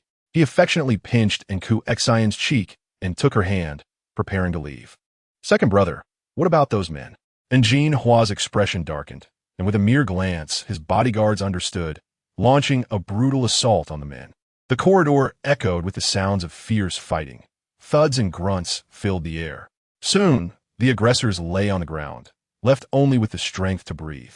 Qiao En, observing from nearby, felt her heart race at the sight. And Jinhua's decisive actions were ruthless yet efficient. However, it was excessively harsh. Second brother, I need you to help me with one more thing. And Ku Xian leaned close to Jinhua, whispering something in his ear. From a distance, Qiao En could not catch the words. And Jinhua's sharp gaze swept back to her. How much do you owe them? Qiao En understood the implication and quickly replied. Mr. En, I can repay this debt. I appreciate your and Miss En's help. She did not wish to owe a favor to Enku Xian, nor did she want to one to Jinhua. However, among the fallen men, one bold individual spoke up. 1 million. The air grew tense in that moment, and Jinhua's expression darkened further. He pulled out a check from his pocket, swiftly scribbled a sum, and handed it to his bodyguard. Qiao En hurried to intervene. Mr. En, you need not assist me. Yet, and Jinhua ignored her.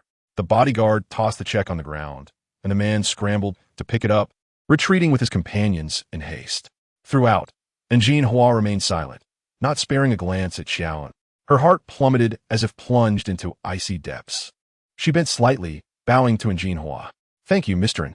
And Ku Xian stepped forward, once again linking her arm with Qiao En's. Secretary Qiao, those men are like leeches. You must avoid provoking them in the future. Qiao En raised her gaze to meet Ku Xian's. Her eyes now restored to their former coldness. Shall we leave? And Jinhua, pulling out a cigarette, was about to light it when he noticed the no-smoking sign in the corridor. Frowning, he put the cigarette away and urged Enku Xian, you should go ahead. I need to speak with Secretary Qiao. And Jinhua did not linger, swiftly making his way to the elevator. Qiao En withdrew her arm and expressed her gratitude once more. Miss En, thank you, and Mr. En. I will repay you both as soon as possible. Are you seeking to borrow money from Aunt Zhou? Anke sin inquit? Yes, Qiao En nodded, lowering her gaze. In the future, do not trouble Aunt Zhou with such matters. Her health is fragile, and the doctor advises against her worrying.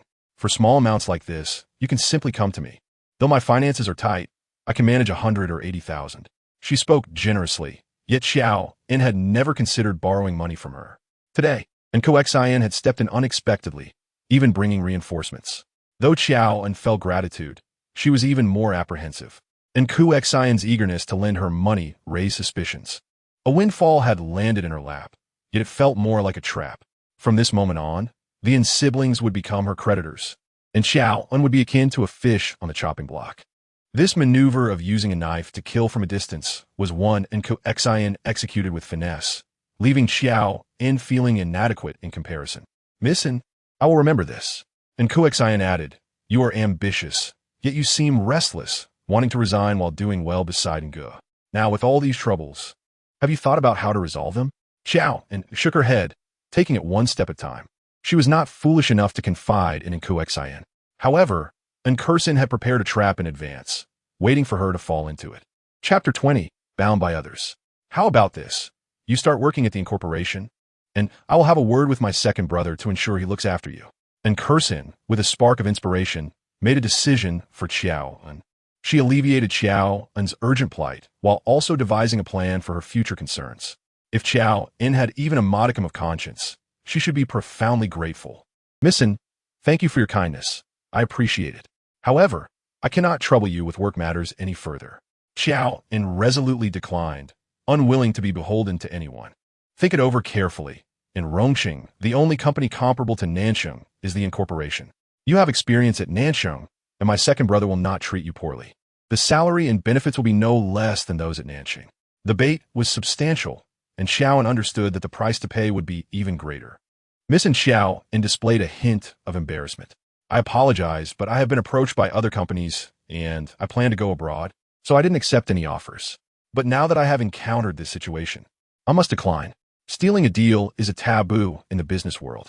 With this reasoning, Enkursin had no grounds to insist further, though displeasure was evident on her face. as long as Secretary Qiao was doing well, and Curson would feel at ease. Whether Qiao En was thriving or not was of no concern to Curson. Her fervent invitation for Qiao En to join the incorporation was merely an attempt to keep her under close watch. She wanted Qiao En to remain, so she herself could not sit. She wanted Qiao En to stop, so she could not leave. Once Qiao En became her pawn, and Curson could manipulate her at will.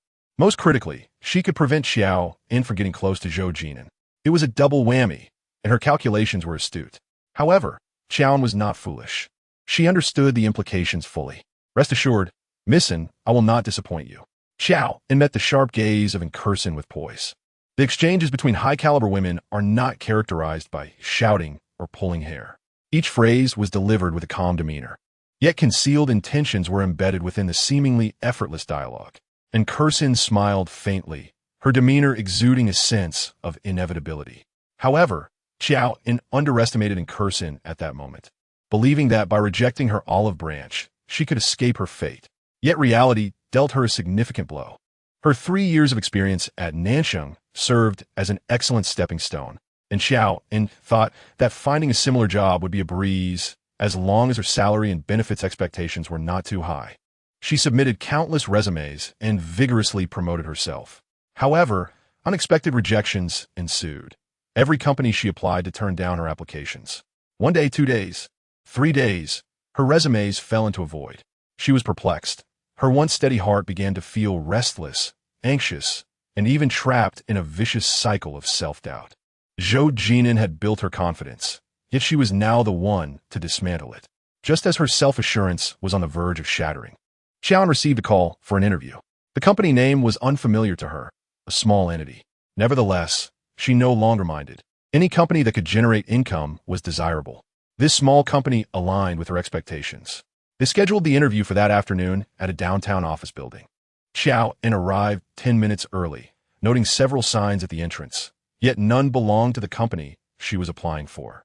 Tentatively, she approached the front desk, provided her name, and was escorted inside. "Manager Su, someone is here for an interview." Qiao En stood at the door of a glass-walled office.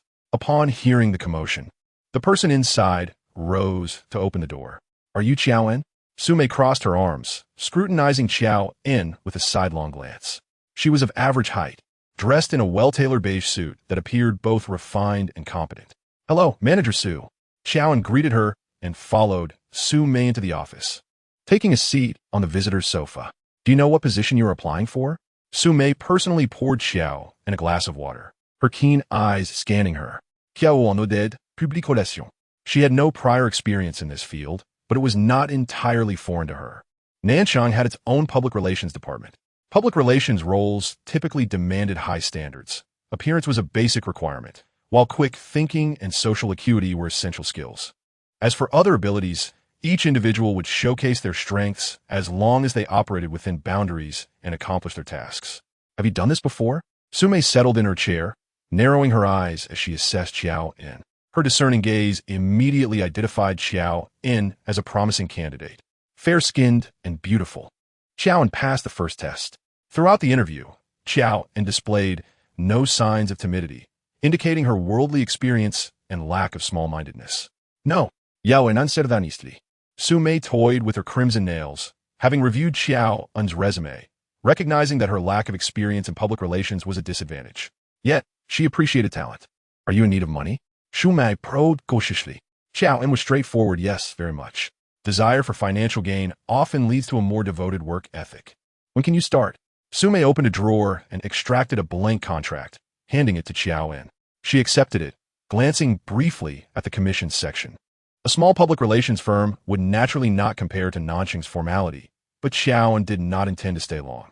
"Tomorrow," she confirmed, signing the document. Su-mei stamped it, providing a copy for Qiao En. "If you have any questions, feel free to ask me at any time." Qiao En considered, but found nothing worth inquiring about. Her primary concern was the salary, so she asked, "Is the commission paid monthly?" "Funds will be deposited by the 3rd of each month, without delay." With her most pressing question addressed, Qiao En refrained from asking anything further. The following morning, she arrived at work punctually. Her 3 years at Nansheng had instilled in her a habit of early arrival. A staff member escorted her to the conference room. where the new hires would undergo 2 days of training. The trainer passionately delivered a plethora of information, embellishing the nature of public relations to an impressive degree and even spinning elaborate scenarios. The other girls in training were youthful and striking, their makeup heavy, their eyes gleaming with ambition. Qiao En sat at a distance, maintaining her composure. The training lasted only a day, and that evening, Su Mei assigned her work. Qiao En soon discovered that her new company was merely a small subsidiary of a larger enterprise. This arrangement was akin to a parasitic relationship, operationally independent yet financially bound to the parent company. The intricacies of this arrangement were profound, of which Qiao En had some understanding. Nevertheless, these details mattered little to her. She was merely there to earn quick money. What she did not anticipate was encountering an acquaintance. Chapter 21. One Drink Too Many. Jinhua Restaurant, a renowned establishment in Rongqing, specialized in Minnan cuisine. Qiao En had visited many times while with Zhou Jin'an, who preferred light flavors and particularly enjoyed a dish called Half Moon Sinking in the River, featuring a mushroom half submerged in broth, reminiscent of a crescent moon floating on water. The dish was exquisite, though Qiao En harbored no fondness for mushrooms. Accompanying Su Mei into the elevator, she surveyed her surroundings with calm eyes. 2 young women accompanied Su Mei. One was new like Qiao En, while the other clearly exuded a sense of superiority, arms crossed. Be sharp during the meeting. Nana has experience, so follow her lead. Qiao En nodded in acknowledgement. The elevator ascended directly to the 8th floor, a level not open to the public, reserved for VIP guests and requiring prior appointments. John accompanied Zhou Jin'an, primarily staying on this floor. As the elevator doors opened, Nana was the first to step out, quickly followed by a girl who introduced herself as Qin Kiki. The girl who called Nana cast a dismissive glance at Qin Kiki. With a sweet appearance that could enchant any man, Qin Kiki was undeterred by the cold reception. As a newcomer, she needed the guidance of those more seasoned. In contrast, John, lacking social finesse, was the last to emerge, appearing somewhat solitary. John, Su Mei called out to her. You know what should be done and what shouldn't, right? She did not regard John as a novice. John nodded, reassuringly. Manager Su, I understand. As a public relations officer, her role was to entertain clients, ensuring their satisfaction while adhering to a flexible set of principles. Successfully facilitating the cooperation project with the headquarters would earn her a generous commission. Failure would necessitate finding a way to succeed. Should she mismanage the tasks assigned by Su Mei, she would be left wanting. The group moved inside, pausing outside a private room. Su Mei approached and knocked on the door. Upon receiving permission, she entered. Within, a circle of individuals awaited. John quickly scanned the room, finding no familiar faces, and her anxious heart eased slightly. Su Mei, all smiles, walked directly to the person at the head of the table, playfully apologizing. Mr. Huang, I'm sorry for being late. There was traffic. In any profession, a woman's softness can be a potent weapon, capable of disarming the toughest opponents. 3 rounds of penalty drinks. Someone cheered, prompting laughter and smiles directed toward Su Mei, who then glanced at the 3 girls behind her. Today, however, they were not in the mood for revelry, with esteemed guests present, and the men were expected to be considerate. Su Mei sought an excuse to decline the drink herself. You don't have to drink, but these lovely ladies came with you. Let them drink on your behalf, suggested another. While business was paramount, the precondition for collaboration was to first enjoy the atmosphere. Alcohol could enhance the mood, and so could the presence of beautiful women. John noted that while the glasses for pouring were small, the table was filled with strong liquor. Drinking 3 rounds would be a challenge for most, including her. After 1 glass of brandy on her birthday, she had slept for a whole day, leading Zhou Jin'an to forbid her from drinking since. Fortunately, as long as she was with Zhou Jin'an, no one dared force her to drink without his consent. Nana, why don't you propose a toast to the gentleman? Su Mei offered the opportunity to Nana. With her innocent demeanor and alluring figure, she was well aware of her charm and the importance of her presence in significant gatherings, often accompanying Su Mei. With a delicate pout, reminiscent of Lin Daiyu, she spoke sweetly. Manager Su, I can't drink. I get dizzy at the slightest sip. Her soft accent and captivating eyes made her irresistible. If we're not drinking, let us have some soup instead, said a man beside Mr. Huang, grasping Nana's wrist and drawing her close. They sipped from the same bowl, creating an atmosphere charged with flirtation. As the gathering progressed, Su Mei signaled John and Qin Kiki to find a seat. She sashayed toward Mr. Huang, commenting, "I've heard you've been doing quite well lately." Mr. Huang did not respond verbally, but his gaze unexpectedly landed on John. They hadn't even begun drinking yet. Sumei realized he had taken an interest in John. Though John was beautiful, her allure was not as tender as Na-Na-S, nor as Na-Vi as Chin Kiki-S. She had seen the world and exuded an air of purity amidst the chaos. Even if she tried to blend in, her brilliance could not be concealed. Dressed in a simple light gray sleeveless gown, her makeup was subtle, intent on remaining inconspicuous. She found it impossible to go unnoticed. Sitting straight, her demeanor was calm and confident, neither sycophantic nor timid. "John, come over," Sumei beckoned her. "Be clever," she added with concern. John nodded lightly and approached Mr. Huang. "Hello, Mr. Huang." In his 40s, Mr. Huang had a round face and pronounced features. "You'll drink on behalf of Manager Su?" he instructed, glancing at John. Sumei felt a wave of anxiety. If any mistake were made by John, she would have trouble explaining to her superiors. Yet John smiled, displaying no sign of pretense. "Mr. Huang, I don't drink." Her refusal was direct, devoid of any feigned weakness. "What kind of public relations officer are you if you don't drink?" Mr. Huang's expression darkened. John maintained her smile. "I know how to play rock, paper, scissors. Do you, Mr. Huang?" Having observed and learned from an adept player during a previous engagement, John's cleverness shone through. She had won her first match against Song Lian, so she decided to propose it again. Mr. Huang, intrigued, asked, "You can play rock, paper, scissors?" "Not particularly well, but if you could teach me, I would appreciate it," she replied modestly. In the world of business, a woman's ability to feign vulnerability is not uncommon. Occasionally introducing an element of unpredictability can be highly enticing to these well-dressed businessmen. John stripped away the veneer of civility, revealing a captivating charm that resonated with the men. As before, she lost the first 3 rounds. In a competitive environment, balance is crucial. A woman who excels in every aspect may inspire admiration, but not intimacy. John recognized this truth. Even if she could win, losing was essential.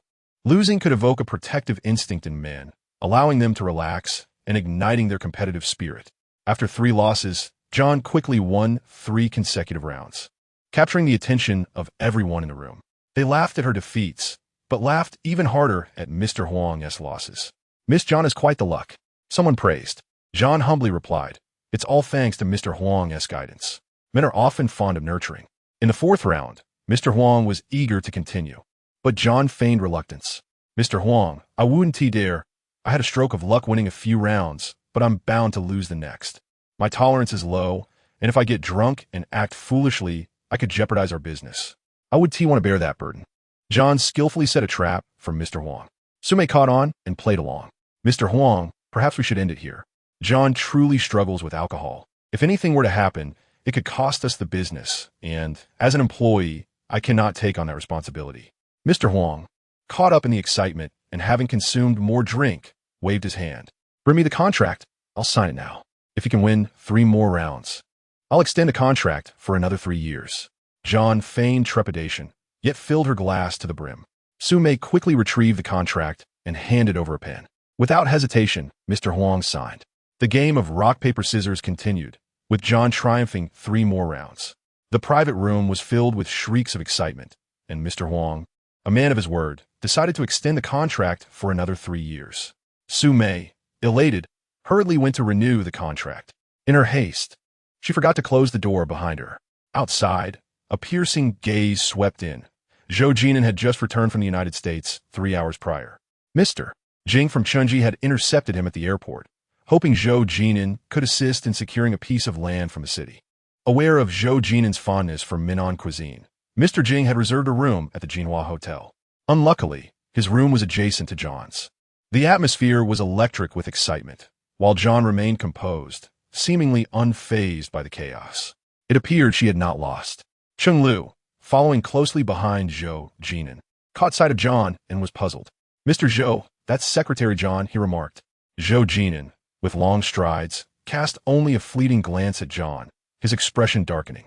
He had traveled across the ocean under the guise of business, actually to see which school she attended. After a week-long search through various universities, he found no trace of her and assumed she was deliberately avoiding him. He returned home, feeling a sense of defeat. only to unexpectedly encounter John amidst a throng of strangers, thriving in the very environment he sought to escape. As they entered the elevator, Mr. Jing awkwardly attempted to engage Zhou Jin'an in conversation, but Zhou remained stoically silent. Upon exiting, Zhou Jin'an found himself face to face with Jinhua, who approached him with a friendly demeanor. "Mr. Zhou, what brings you here?"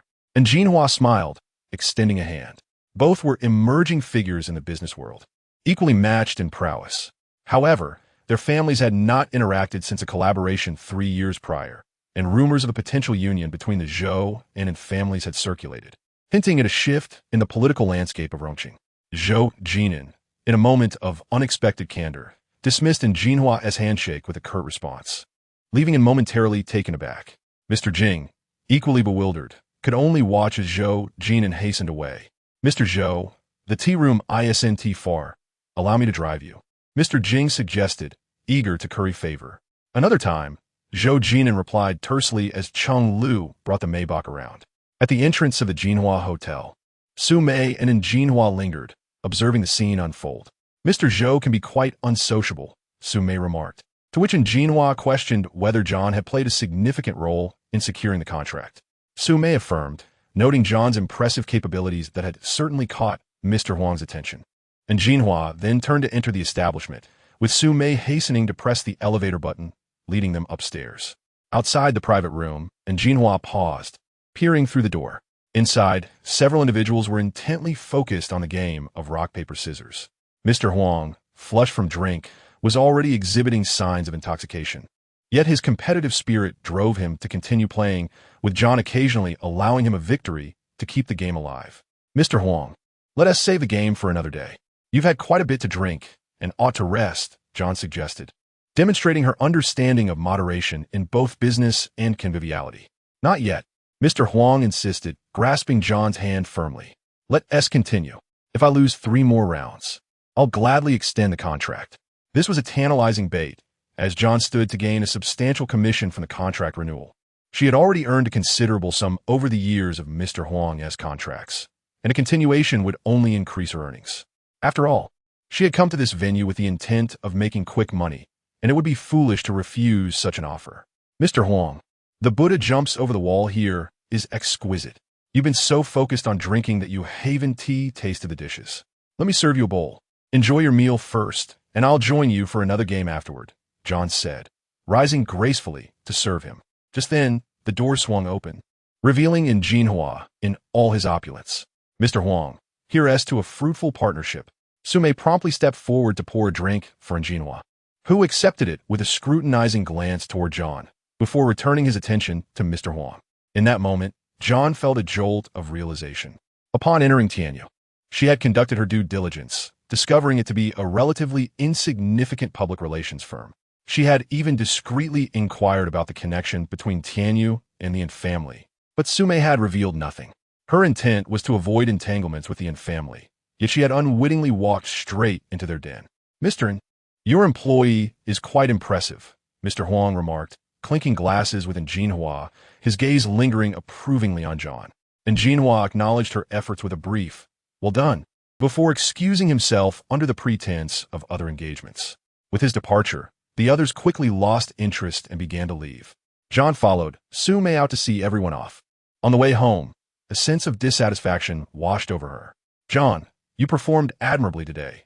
Keep it up, and you will surely have a bright future," Su Mei praised, though John displayed no sign of joy. "Manager Su, when can I expect my commission?" Her focus remained solely on the financial reward. "By the 3rd of next month," Su Mei replied. Leaning back in her seat, John began to calculate the days until the 3rd. She had earned over 500,000 in commission that night alone. Su Mei had mentioned that Jinhua was pleased with her performance and hinted at additional rewards. This meant that if she encountered a few more lucrative opportunities, she could quickly repay the 100,000 owed to Incursion and cover the medical expenses for Jode. With money in hand, she could hasten her departure from his place. Lost in thought, John returned home late that night, feeling weary and solitary as she trudged toward her apartment. The courtyard was deserted, the dim lights casting a muted glow. As she stood before the entrance, about to swipe her access card, a tall figure approached from behind. "Mr. Zhou," she exclaimed, startled. Zhou Jin'an had been away on business for a week, and this was their first encounter since. Standing under the harsh glow of the overhead light, she appeared even more slender than before, her delicate features accentuated in the soft illumination. Zhou Jin'an did not step closer, towering over her as he asked, "Did you go to the family?" He cut straight to the point, clearly aware of the situation. "Yes," John admitted, knowing it was futile to conceal the truth. Rongqing was a small circle, and the two companies were bound to intersect. "Have you taken up public relations?" Zhou Jin'an inquired further, maintaining a neutral expression, though John sensed an underlying current of anger. She once held the esteemed position of his chief secretary, basking in the splendor of her status, commanding respect and admiration. Yet now, astonishingly, Joan has found herself relegated to a public relations role elsewhere. In the competitive realm of business, familiarity abounds. With Nanshan's enterprise flourishing, Joan had often accompanied Zhou Jin'an, making public appearances alongside him. Should she be recognized, it would be akin to a slap in his face. While Joan may disregard her own dignity, Zhou Jin'an remains concerned about his. However, at times, one must forsake dignity for survival. Joan bears her own burdens, choosing not to voice them to Zhou Jin'an. "You're dismissed," Zhou Jin'an declared. Joan was not taken aback. His nature was well known, arrogant, domineering, and imperious in his dealings. What he forbade, she could not pursue. Yet that was in the past. Joan had not forgotten.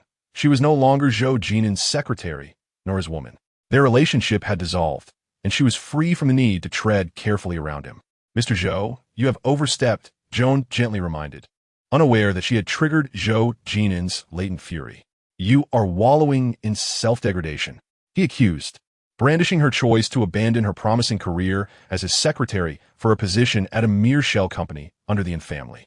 Joan slowly raised her gaze to meet Zhou Jin'an's fierce look, his eyes dark and intense, flames of anger flickering within them. She managed a faint smile. "This isn't the first time I've chosen to degrade myself, Mr. Zhou. Why the surprise?" 3 years ago, she had climbed into his bed, becoming his secret lover, a true act of self-degradation. Zhou Jin'an understood her implication immediately. Her words stoked the flames of his fury, and in a swift motion, he seized her delicate neck with his powerful hand, the pressure unmistakable. Joan's slender form yielded to his grip, her neck showing signs of strain as her cheeks flushed. The sensation of suffocation loomed, yet she did not cry out or push him away. Instead, she regarded Zhou Jin'an with calmness, allowing his anger to consume her. The more tranquil she appeared, the more incensed he became. A shadow suddenly descended upon them. Before Joan could react, Zhou Jin'an pressed his lips against hers. Her soft lips, imbued with a sweet fragrance, were familiar to him. It had been a while since he had tasted her, and in a moment of lost control, his heated tongue breached her defenses, as if he intended to claim her right there. As Joan struggled to evade his kiss, she attempted to push him away, but the disparity in their strength was insurmountable. Zhou Jin'an's kiss was masterful, and soon Joan felt her resolve weakening, her body betraying her as a desire to reciprocate his kiss surged within her. Zhou Jin'an was her first man, the one who had awakened her body and soul. As Eileen Chong once said, a woman's body is a reflection of her heart. Zhou Jin'an had claimed her heart in this manner.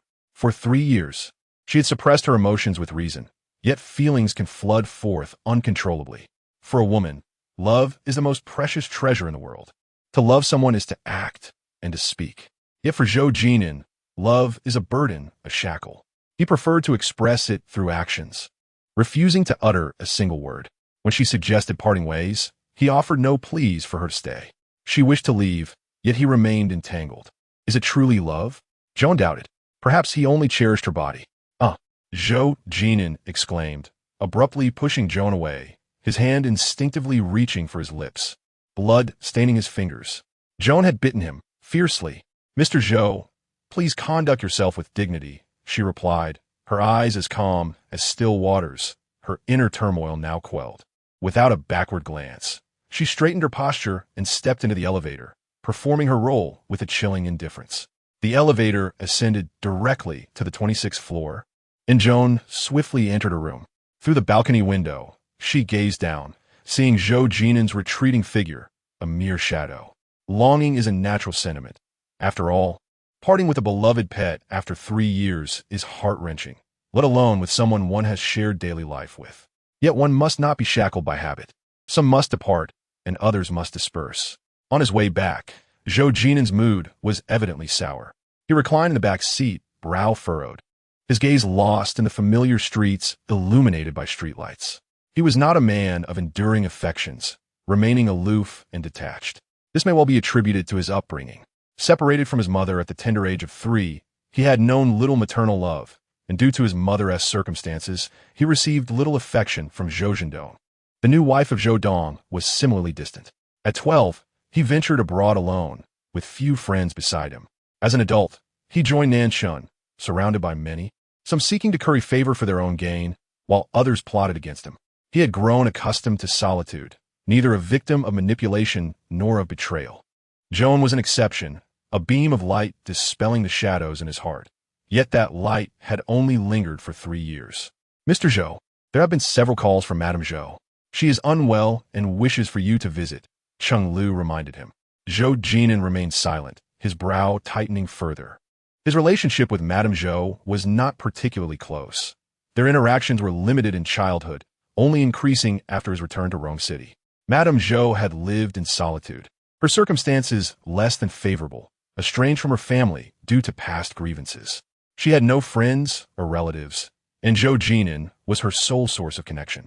Recalling their bond, Zhou Jin'an treated her with kindness, providing her with a residence, a dedicated staff, and fulfilling her needs according to her preferences. However, Madame Zhou was not one to accept her fate quietly. She sought to rectify past injustices, and Zhou Jin'an became her tool in this struggle. He was fully aware of this, hence he maintained a deliberate distance from her. After a lengthy pause, Cheng Lu, seeing Zhou Jin'an's silence, unilaterally drove to the Zhou family estate. The butler welcomed him, guiding him inside as he recounted Madame Zhou's condition.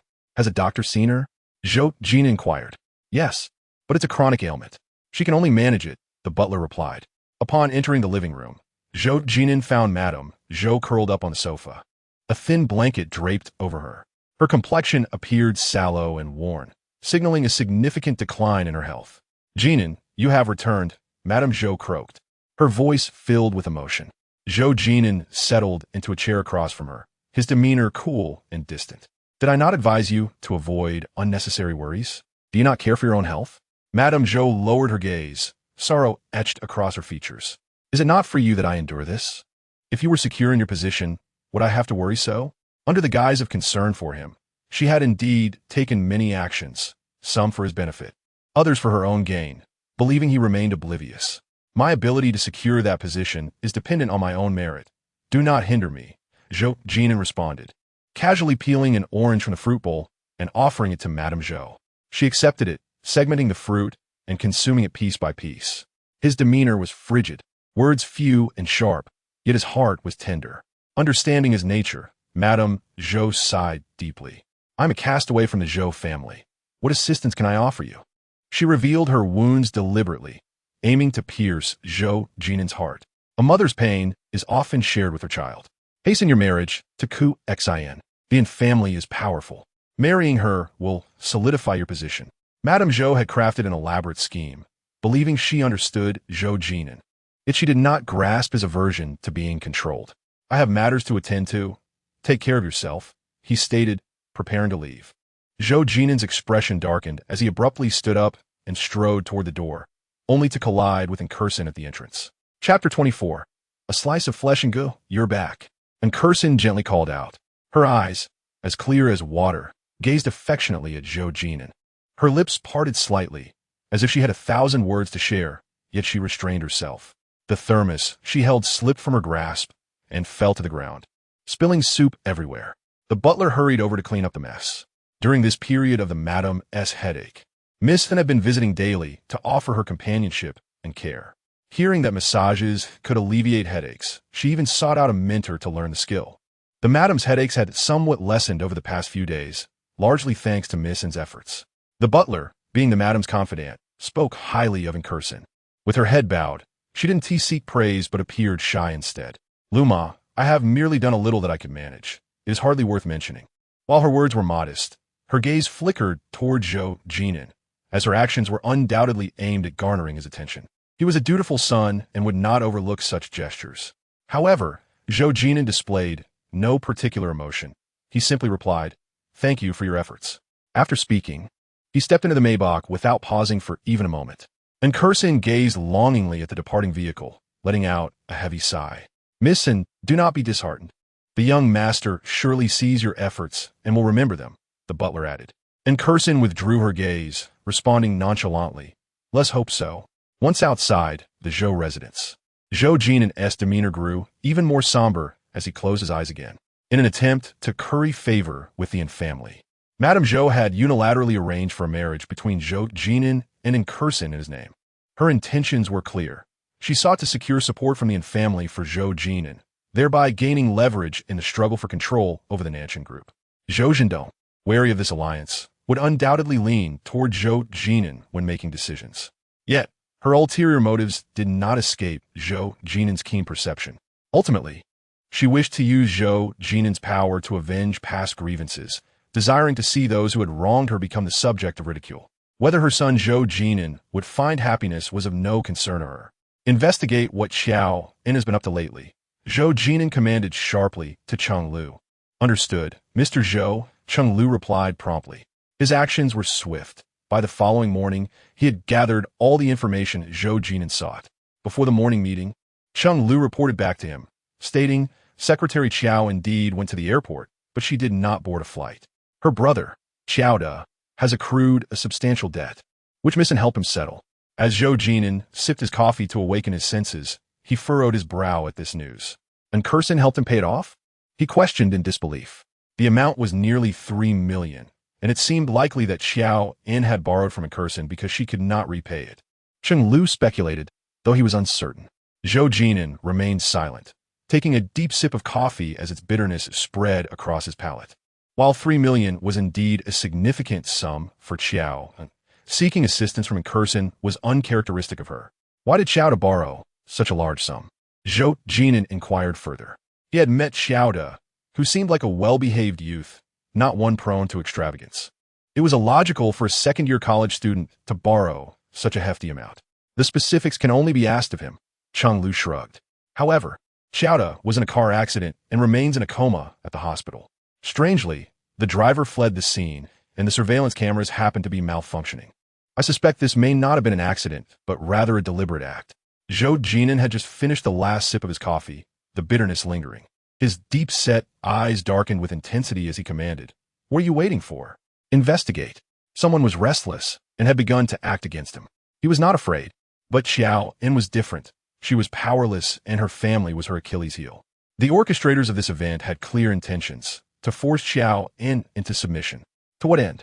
It seemed they were not merely trying to drive her away. She had already resolved to study abroad, posing no threat to anyone. Yet, they employed such tactics to keep her here. It raised questions about their true motives.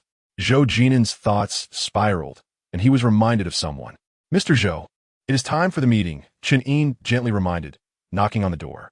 Zhou Jin'an's face remained grim, as if a storm was imminent. In the conference room, he took his place at the head of the table, his expression unchanged, while everyone present held their breath, speaking cautiously. Halfway through the meeting, Zhou Jin'an suddenly made a decision. Let the land in Yuzhou be given to the An family. Everyone was taken aback. This piece of land, while not particularly noteworthy in the urban planning of Rongqing, held a unique geographical significance. Adjacent to the Jingmao building and close to the largest commercial center in Rongqing. With access to subways and buses, it was a prime location. Surrounded by lakes and lush vegetation, it offered immense potential for investment, whether for commercial development or recreational centers. Even selling it to real estate developers for villa construction would yield substantial profits. Do I need to repeat myself? Zhou Jin'an rose, his authoritative presence silencing all in attendance. The Yuzhou land was akin to a lucrative prize, one that any businessman would understand. Yet, Zhou Jin'an had made this seemingly foolish decision. Upon exiting the conference room, the executives could no longer contain their outrage. "We have worked tirelessly for 3 years on a Yuzhou project, and now it is just handed over to the An family?" The director of the investment department exclaimed, his eyes bloodshot with frustration. "Secretary Chen, you should persuade Mr. Zhou. While alliances are important, business is business. Surely Mr. Zhou wouldn't sacrifice his interests to please the An family?" Qiao En could not fathom Zhou Jin'an's mindset. She too found his decisions sudden and reckless. However, as his secretary, she had to uphold his authority. If anyone has objections, they may address Mr. Zhou directly. He has his reasons for this decision. I advise everyone to refrain from baseless speculation. Having spoken, Qiao En did not linger, but promptly exited the conference room. Within 20 minutes of Zhou Jin'an's decision, and Jinhua received the news. The En family had also participated in the bidding for the Yuzhou land. Knowing it was merely a formality, and Jinhua nonetheless remained engaged throughout the process. As the bidding reached its final stages, it became a contest between Nanshan and the En family. The En family's strength matched that of Nanshan, yet Zhou Jin'an held tight, refusing to relinquish control, leaving in Jinhua's efforts in vain.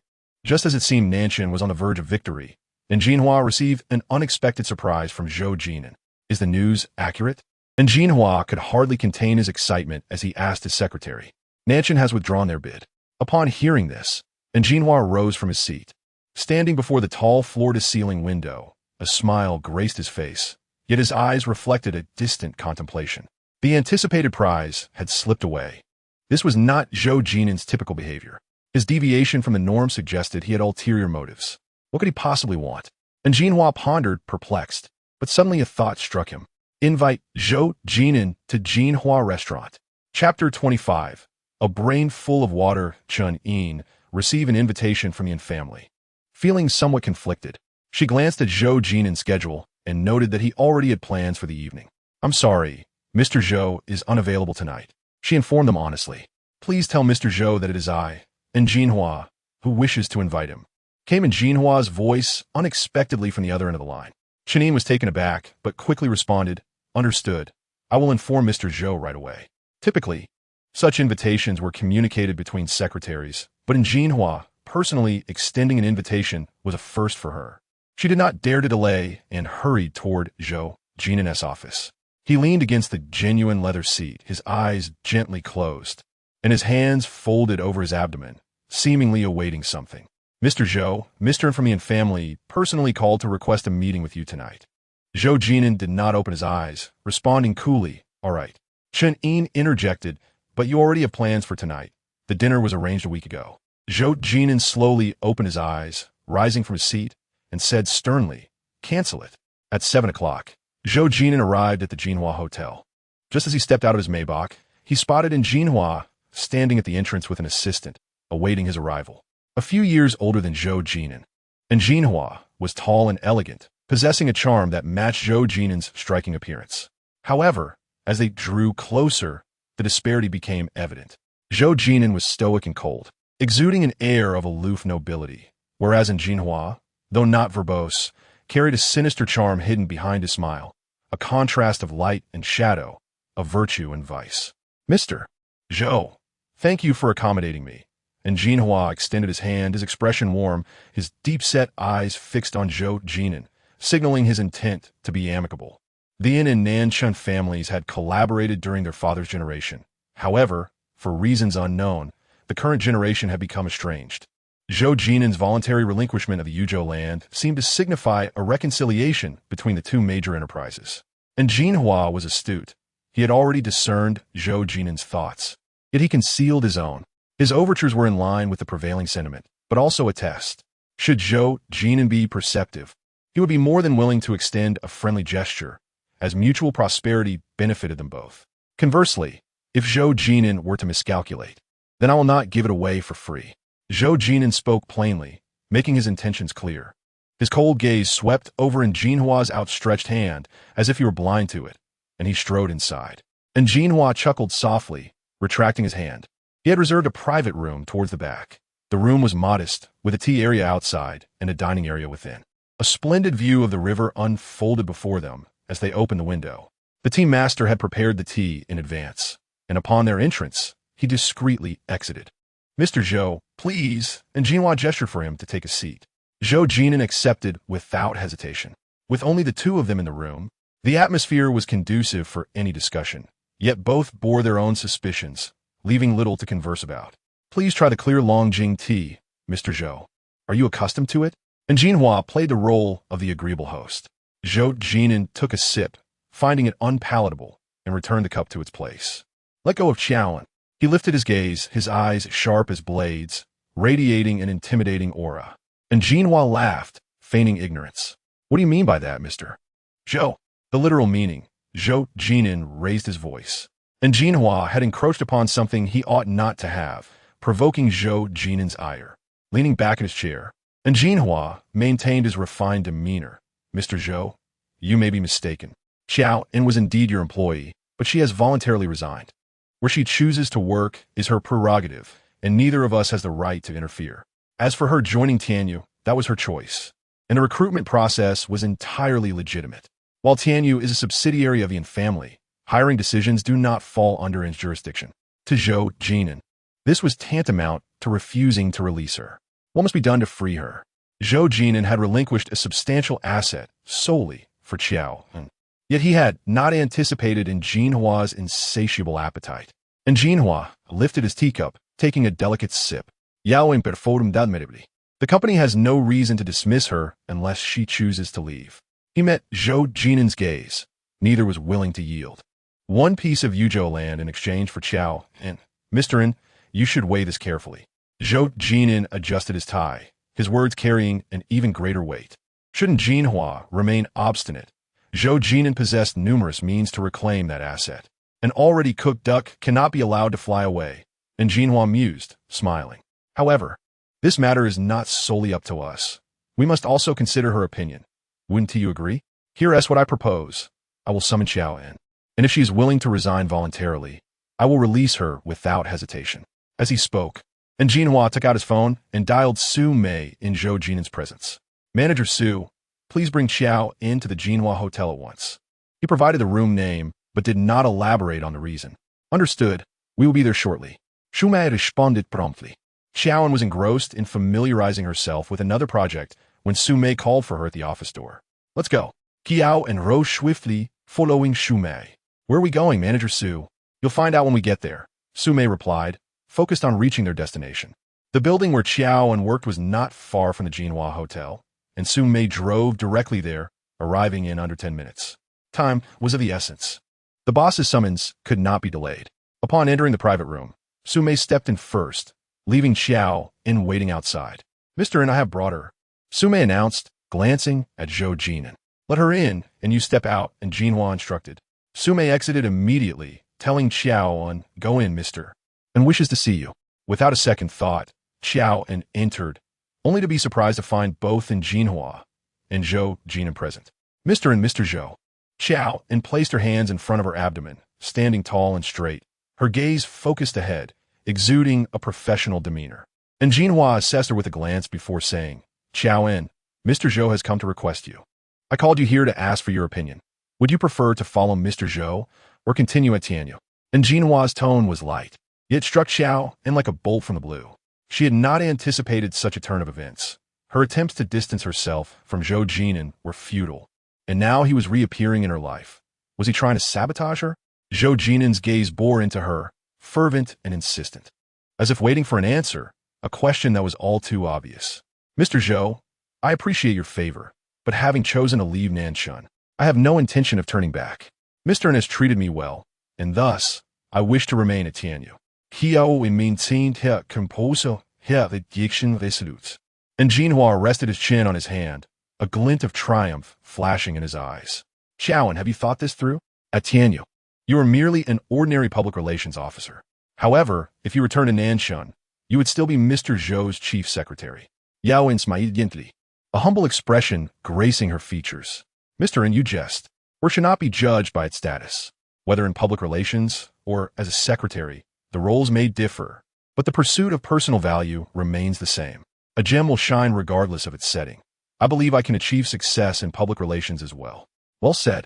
And Jinhua clapped in approval, commending her. Indeed, she was clearly molded by Zhou Jin'an, her perspective markedly different.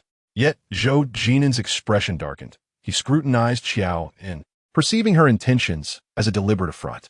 Was she truly so reckless as to tread this perilous path? Anger surged within him, a fierce blaze igniting in his eyes, threatening to consume all in its wake. Chapter 26. The hook he approached Qiao En with an imposing presence, their shoulders brushing past each other as Zhou Jin'an spoke. Foolishness knows no bounds. She was a product of his own teachings. There was no way she could be oblivious to Jinhua's intentions. To know yet act otherwise, was it folly or something else entirely? His words bore a heavy weight. Yet Qiao En remained poised, maintaining her elegant stance, her smile unwavering. From the moment of birth, individuals are destined to differ. Zhou Jin'an's starting point was an apex Qiao En could never hope to reach.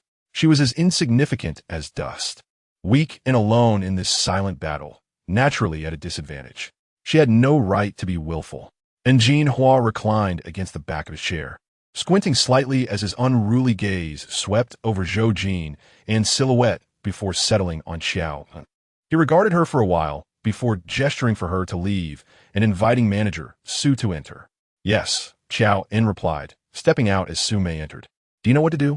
And Jinhua asked, holding his teacup, sipping from it while his hawk-like eyes glimmered with a cold light. Su Mei had been within Jinhua for many years, almost like a part of him, and understood his contemplations well. Today, Zhou Jin'an had not achieved his objective, which meant that the family could not digest that sizable piece of meat. However, having something almost within reach snatched away would not sit well within Jinhua. To confront Nanshan directly would be a fruitless endeavor, and Qiao En's existence served as the most advantageous leverage against Zhou Jin'an. Are you not concerned that this might expose us too soon? Su Mei inquired, and Jinhua snorted disdainfully, retorting, what is there to fear? Understood, Generalin. I know what to do. Su Mei refrained from further conversation and turned to leave, where Qiao En awaited her in the lobby. She stood, lost in thought before a tank of tropical fish. Amidst the bustle of the lobby, Qiao En exudaba solitary beauty. Her slender figure, clear eyes, and flawless complexion bore no semblance of turmoil. Though young, she possessed a maturity and calmness beyond her years. Qiao En, Su Mei called out to her, prompting her to turn and reveal a sweet smile. Manager Su. Su Mei approached and lightly patted Qiao En's shoulder. The general just praised you and mentioned a raise. So keep up the good work. Promotions and raises were the most anticipated aspirations for newcomers in the workplace. A cause for celebration. Qiao En beamed, expressing her gratitude for the recognition from both Su Mei and the general. Outside, Zhou Jin and S. Maybach had just merged onto the main road.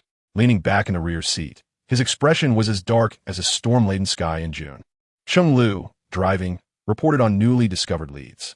The reason behind Secretary Qiao's brother borrowing from loan sharks was due to a woman. She was pregnant and relentlessly causing a scene. Fearing the matter would escalate, he had sought high-interest loans in secrecy. However, the woman, insatiable, demanded not only abortion fees, but also compensation for emotional distress, leading him into a perplexing predicament.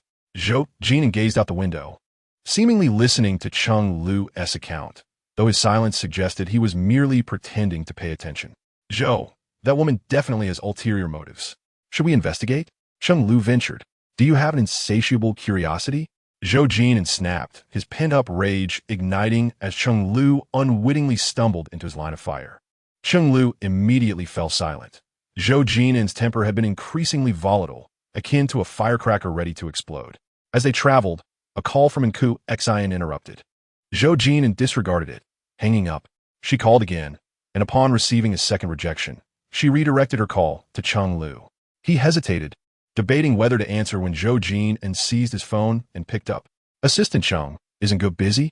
And Qiao's voice was soft and courteous on the other end. Is there something you need? Zhou Jin'an replied coldly, and Qiao, taken aback, quickly brightened. Am I interrupting your work? And her tone was sweet, almost syrupy. Zhou Jin'an remained unimpressed and silent. And Qiao continued. Second brother just called to thank you for letting Shi have that land in Yuzhou. I never agreed to that. Zhou Jin'an retorted icily. And Qiao, confused, asked, what do you mean, Jin'an? Are you asking for yourself or your second brother? Zhou Jin'an countered, leaving Qiao struggling to maintain her composure. Jin'an, I was merely inquiring. It's not related to my second brother. And Qiao's voice softened further, yet her attempts to placate were futile. It's best if you refrain from asking about matters that don't concern you, Zhou Jin'an stated firmly before abruptly ending the call. Frustrated by the rebuff, and Qiao sought solace in contacting Jinhua, but he remained non-committal. And Jinhua lit a cigarette, leaning against the window while exhaling a ring of smoke. I told you not to ask, yet you insist on doing so. Asking only brings frustration upon yourself. And Qiao En pouted, I'm just looking out for you. Neither Zhou Jin'an nor Jinhua were swayed by such tactics. And Jinhua chuckled lightly. If you truly wish to help, then ensure he is dealt with. You think I don't want to? And Qiao En sighed in exasperation. And Jinhua's tone softened slightly as he reassured her. Rest assured, he is in my care. You need not worry. Of course, I trust you, second brother. I know you will take good care of Qiao En. Later, at 9 o'clock, Qiao En completed her tasks and headed to the hospital. On the way, she received a call from Su Mei. You need to come to Jinma Entertainment immediately. She urged, a hint of urgency in her voice. A sense of unease crept over Qiao En, but she quickly replied, okay. Upon arrival, Su Mei led her directly to a private room. There has been an issue with the project, and the partners 1T let it go. Nana and the others have been entertaining them all night without resolution. It seems this tough nut needs you to crack it, Su Mei explained succinctly, showering Qiao En with praises. Qiao En remained silent, reflecting on her previous success with Mr. Huang, where luck had favored her unexpectedly. However, one cannot rely on fortune repeatedly, and overconfidence is a grave mistake. Upon entering the room, Su Mei cracked the door open, signaling for Qiao En to enter. Inside, the atmosphere was dim, with numerous men and women seated on a long sofa. Some were singing, others rolling dice, while a few were engaged in drinking games, all oblivious to Qiao En's arrival. She cleverly chose a corner seat, observing the scene as she sought her target for the night. Zhou Jin'an had once advised her that hunting with the demeanor of prey marked the hallmarks of an advanced hunter, a lesson she had taken to heart. She soon identified her objective for the evening, embarking on her hunting journey. The representative from the partnering company, surnamed Nia, was known to be a tough character with a dubious background. Currently, he was singing an old song, Intimate Lover, while embracing Nana, who struggled to keep in tune with him. Qiao En reclined languidly on the sofa, her shirt slightly unbuttoned, revealing a glimpse of her collarbone, a hint of spring awakening. Unbeknownst to her, she swayed her wine glass in time with the music, occasionally drifting off beat, whether intentionally or accidentally. Her sparkling eyes, brimming with charm, struck a delicate balance between allure and subtlety, captivating yet not overtly provocative. Just as the song neared its end, Nia abruptly halted, his gaze suddenly drawn to Qiao En. Chapter 27. I am your midnight. Snack. His fiery gaze ignited a spark of awareness in Qiao En, yet she feigned ignorance. The music continued, but Nia's interest waned as he approached her, microphone in hand. You look quite unfamiliar, he remarked, his hawk-like eyes scrutinizing her from head to toe. Emer. Neh, it's a pleasure to meet you. Qiao En rose, extending her delicate hand in greeting. You know me? Nia's curiosity piqued, and he settled beside Qiao En, his attention fixated on her. Feeling slightly uncomfortable, she refrained from shifting away. Mr. Nia, would you like a drink? Yao En offered, handing him a wine glass filled with red wine. He accepted it eagerly, downing it in one go, all the while keeping his gaze locked on Qiao En. John's appearance is pure, yet his gaze is laden with desire, precisely the type that Mr. Nia finds appealing. You haven't told me yet. How do you know me? After a drink, Mr. Nia's hand boldly found its way onto John's thigh, his rough fingers caressing her with audacity. John instinctively recoiled slightly. In the realm of public relations, one must be charming without being demeaning.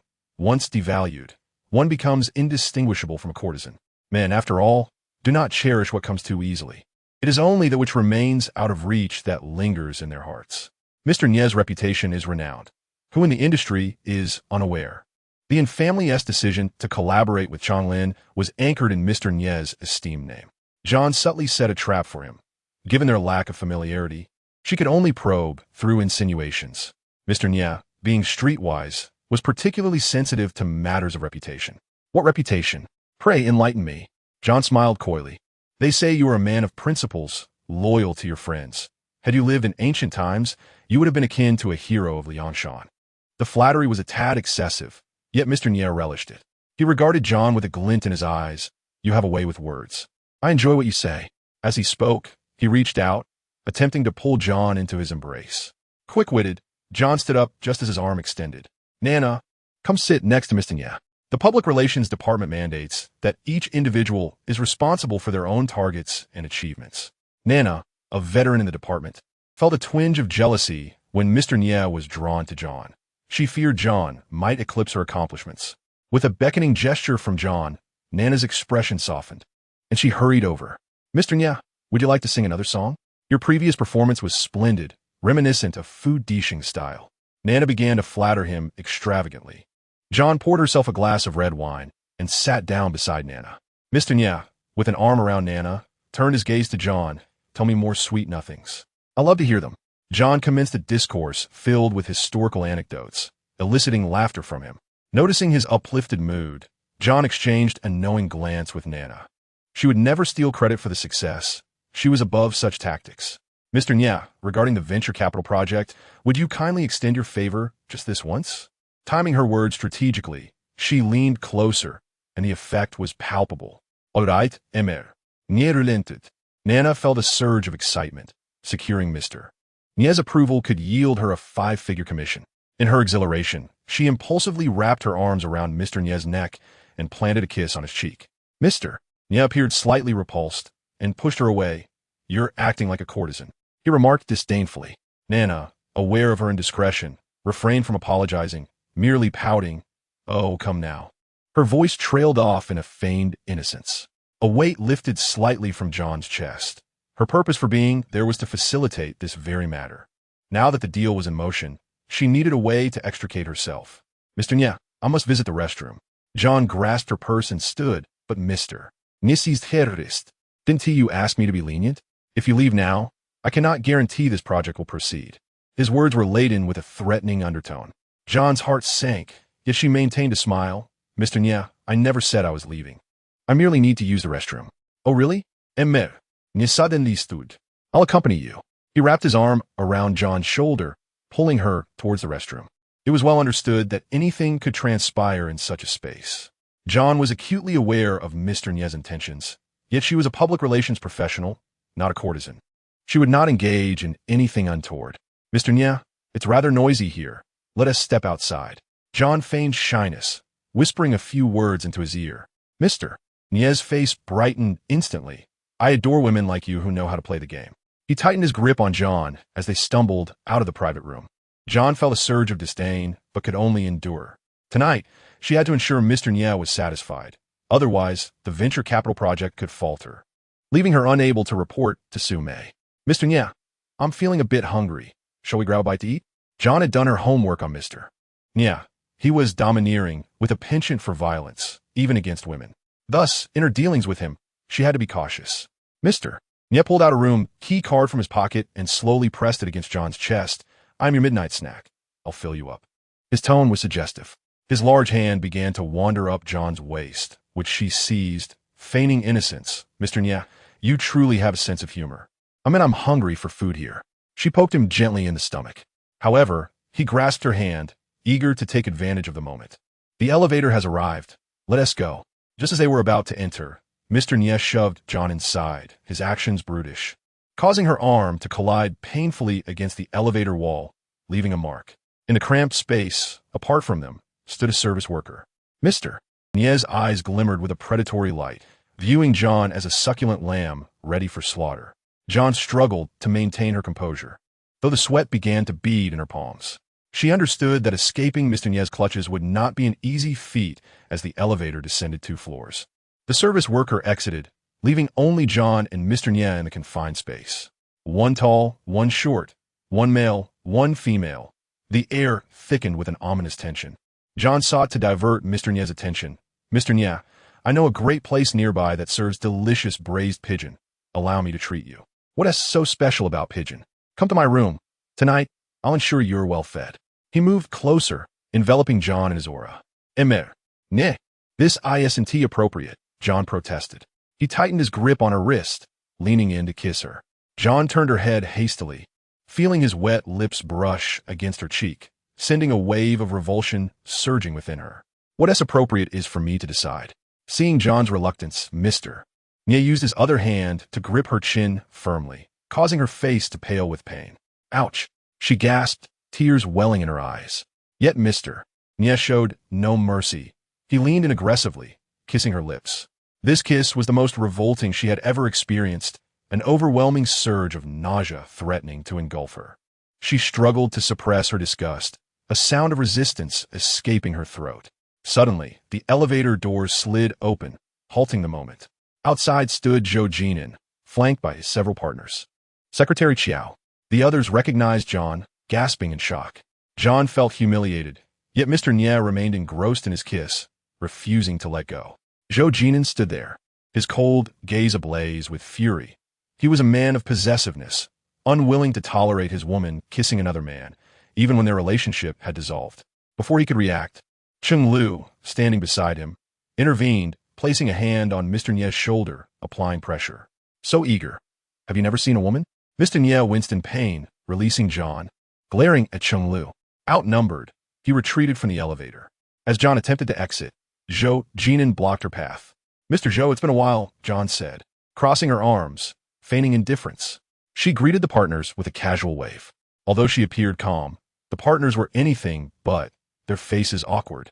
Are we leaving or not? Mr. Nie urged from the entrance. Sure, just wait for me, John replied.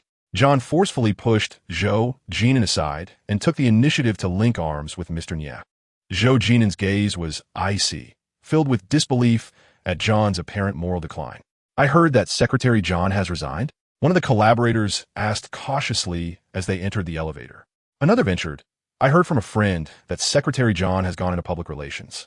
Mr. Zhou, could that possibly be true? Was it true? Hadn't they just witnessed it firsthand? Zhou Jin'an's face darkened. Cheng Lu understood Zhou Jin'an's feelings. John's self-destructive behavior filled him with frustration. Ladies and gentlemen, Miss John has left Nancheng. She is no longer Mr. Zhou's secretary. As for her current occupation, it is her personal choice, and I advise against any baseless speculation.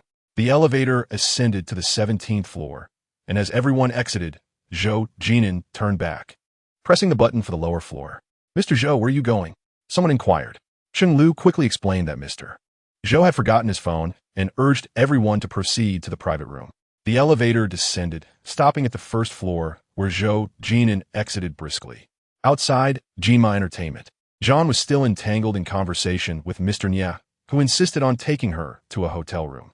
Mr. Nie, my relatives are visiting today. It's truly inconvenient, John pleaded, seeking to deflect his advances. For most men, respect would be the natural response to such a request from a woman. However, Mr. Nie was no ordinary man. Upon hearing John's words, his eyes gleamed with interest. I relish a good fight, he declared. Miss John, I should accompany you for a late-night snack. You've only been drinking tonight and haven't eaten. That is not good for your stomach. John had to resort to trivial conversation to buy herself more time. And Nie, lacking patience, was fully aware of John's intentions. Suddenly, he yanked at the hem of her dress. What, do you want me to have my way with you right here? He pulled forcefully, causing John's skirt to ride up to her thighs, exposing her flesh-colored safety shorts. John was mortified. She had never encountered someone as uncouth as Mr. Nie. She attempted to cover herself, but he persisted, tugging downward. It was evident her dress was close to being torn off, his hand reaching directly for her shorts. At that moment, a swift kick sent Mr. Nie sprawling to the ground. Damn it, he cursed, landing hard. John quickly pulled her skirt back down and, upon looking up, saw Zhou Jin'an launching another kick at Mr. Nie. Having practiced Taekwondo in his youth, Zhou Jin'an's strikes were both fierce and precise. Mr. Nie hadn't even begun to rise before Zhou Jin'an's foot struck him again. Being stocky and under the influence of alcohol, Mr. Nie's reactions were sluggish. With a resounding thud, he fell back to the ground, his front teeth crashing against the concrete, breaking in half. You're asking for it. He seethed, ready to retaliate. It was evident he had some fighting skills, but they were disorganized. Zhou Jin'an, a professional fighter, executed each move with speed, strength, and precision. Soon Mr. Nie lay groaning on the ground. John felt a surge of satisfaction, but knew she must not show it. Any trouble Mr. Nie faced would ultimately fall back on her. Mr. Zhou, please stop. This could lead to serious consequences, John urged as she stepped forward to intervene, but he shoved her aside. Who told you to touch her? Zhou Jin'an barked as he continued to kick. Mr. Nie curled into a ball, shielding his head. I don't know her. I just received a strange message to deal with her. Everything transpired just as Zhou Jin'an had anticipated, yet he had not expected such brutality from Mr. Nie. John was equally shocked.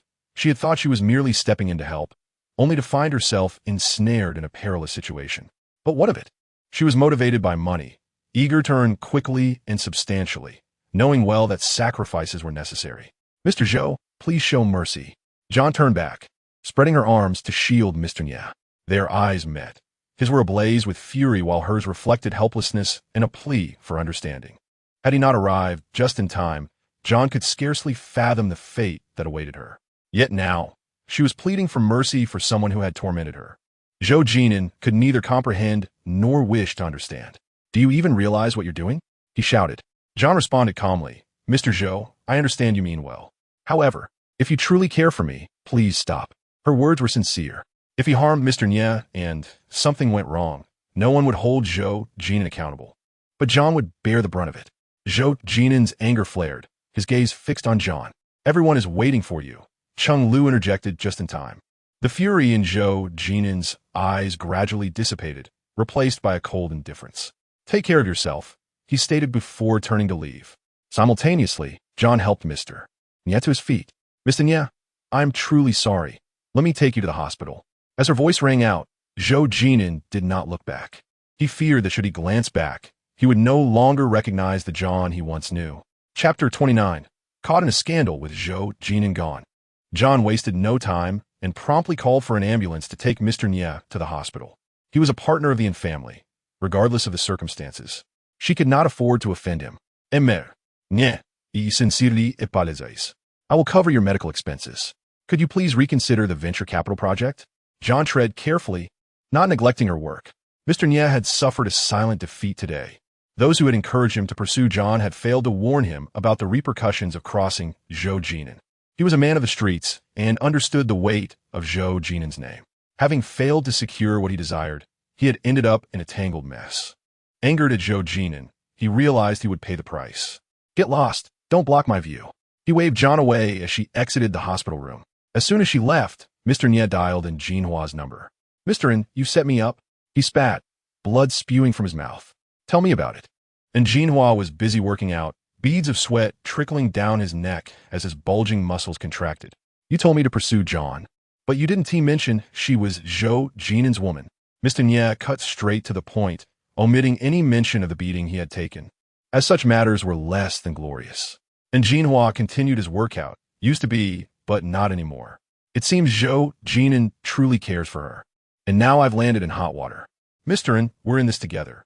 If I suffer, you'll likely." Mr. Nya, bitter about his loss, sought to make Jinhua share the burden. "Did you get any photos?" And Jinhua inquired. Mr. Nya pulled out his phone, revealing dozens of photos from various angles, selecting the most scandalous to send to Jinhua. The images captured John passionately kissing an unidentified man, his face obscured, but his posture suggested affluence. The two appeared intimately entangled, radiating heat. By morning, the news spread like wildfire. "I knew it. Secretary John was doing just fine before suddenly resigning. Turns out she's been cozying up to a wealthy man." People in the break room gossiped recklessly. You can't judge a book by its cover.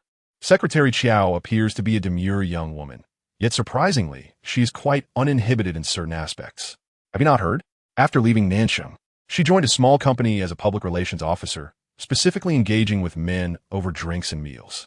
Naturally, some activities are understood without further explanation.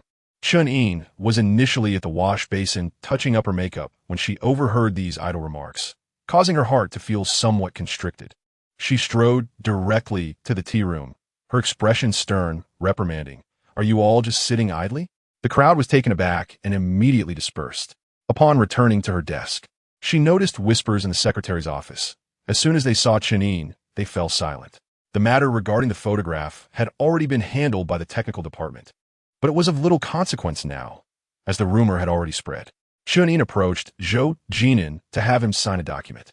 He was leaning back in his leather chair, eyes partially closed and brow furrowed.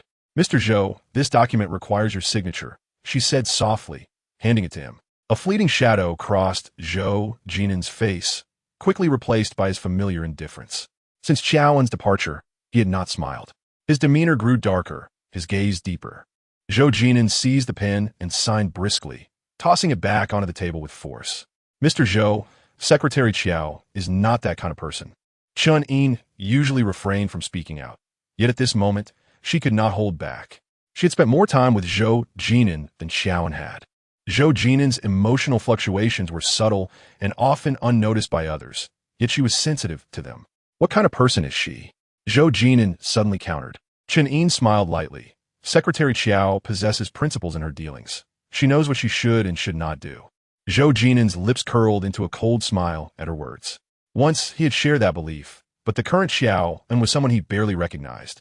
In the Zhou family compound, and Kirsten was once again providing a massage to Mrs. Zhou's aching head. Kirsten, you worked so hard, Mrs. Zhou said, patting her hand with a beaming smile. And Zhou, it's no trouble at all. You've dedicated your life to caring for Nge. It's merely my small way of showing respect. In Mrs. Zhou's presence, she had already taken on the identity of a future daughter-in-law. Mrs. Zhou, seeing potential in Kirsten, pulled her close to sit beside her. Kirsten, I feel guilty for putting you through this. She wished for Kirsten to become her daughter-in-law. Yet Zhou Jin'an was resistant. And Kirsten smiled gently. Aunt Zhou, your care for me means I have no complaints. A perceptive woman knows how to navigate her circumstances. She understands boundaries and the greater picture, thus earning Mrs. Zhou's favor even more. Have you tried on the wedding dress? Do you like it? If not, I can have them redesign it. Although Kirsten and Zhou Jin'an's marriage was still in its infancy, Mrs. Zhou had already begun planning the wedding. I love it. Your taste is impeccable, Aunt Zhou. I even took some photos for you to see. And Kirsten said, pulling out her phone to share the album. Mrs. Zhou squinted as she browsed through the images, her satisfaction evident. Beautiful, truly beautiful, she praised. However, as Kirsten swiped left, a familiar face suddenly appeared on the screen. It was Qiao En. Mrs. Zhou gasped, for not only did she see Qiao En, but also a stranger passionately kissing her. Mrs. Zhou, being conservative, found it hard to accept such a shocking visual. Is that Qiao En? She exclaimed. And Kirsten quickly apologized and swiped to cover the photo. And Zhou, I'm so sorry. But it was too late. Mrs. Zhou snatched the phone back, scrolling to the image again, her gaze filled with fury. In her memory, Qiao En was obedient and well-behaved, certainly incapable of such scandalous behavior. Yet, the evidence was undeniable. And Zhou, Secretary Qiao, has left Nanxing. Everyone has their aspirations. For a young woman striving for a better life, it is understandable to engage in some unconventional activities. And Kirsten's explanation further cemented the perception of Qiao En's recklessness. Mrs.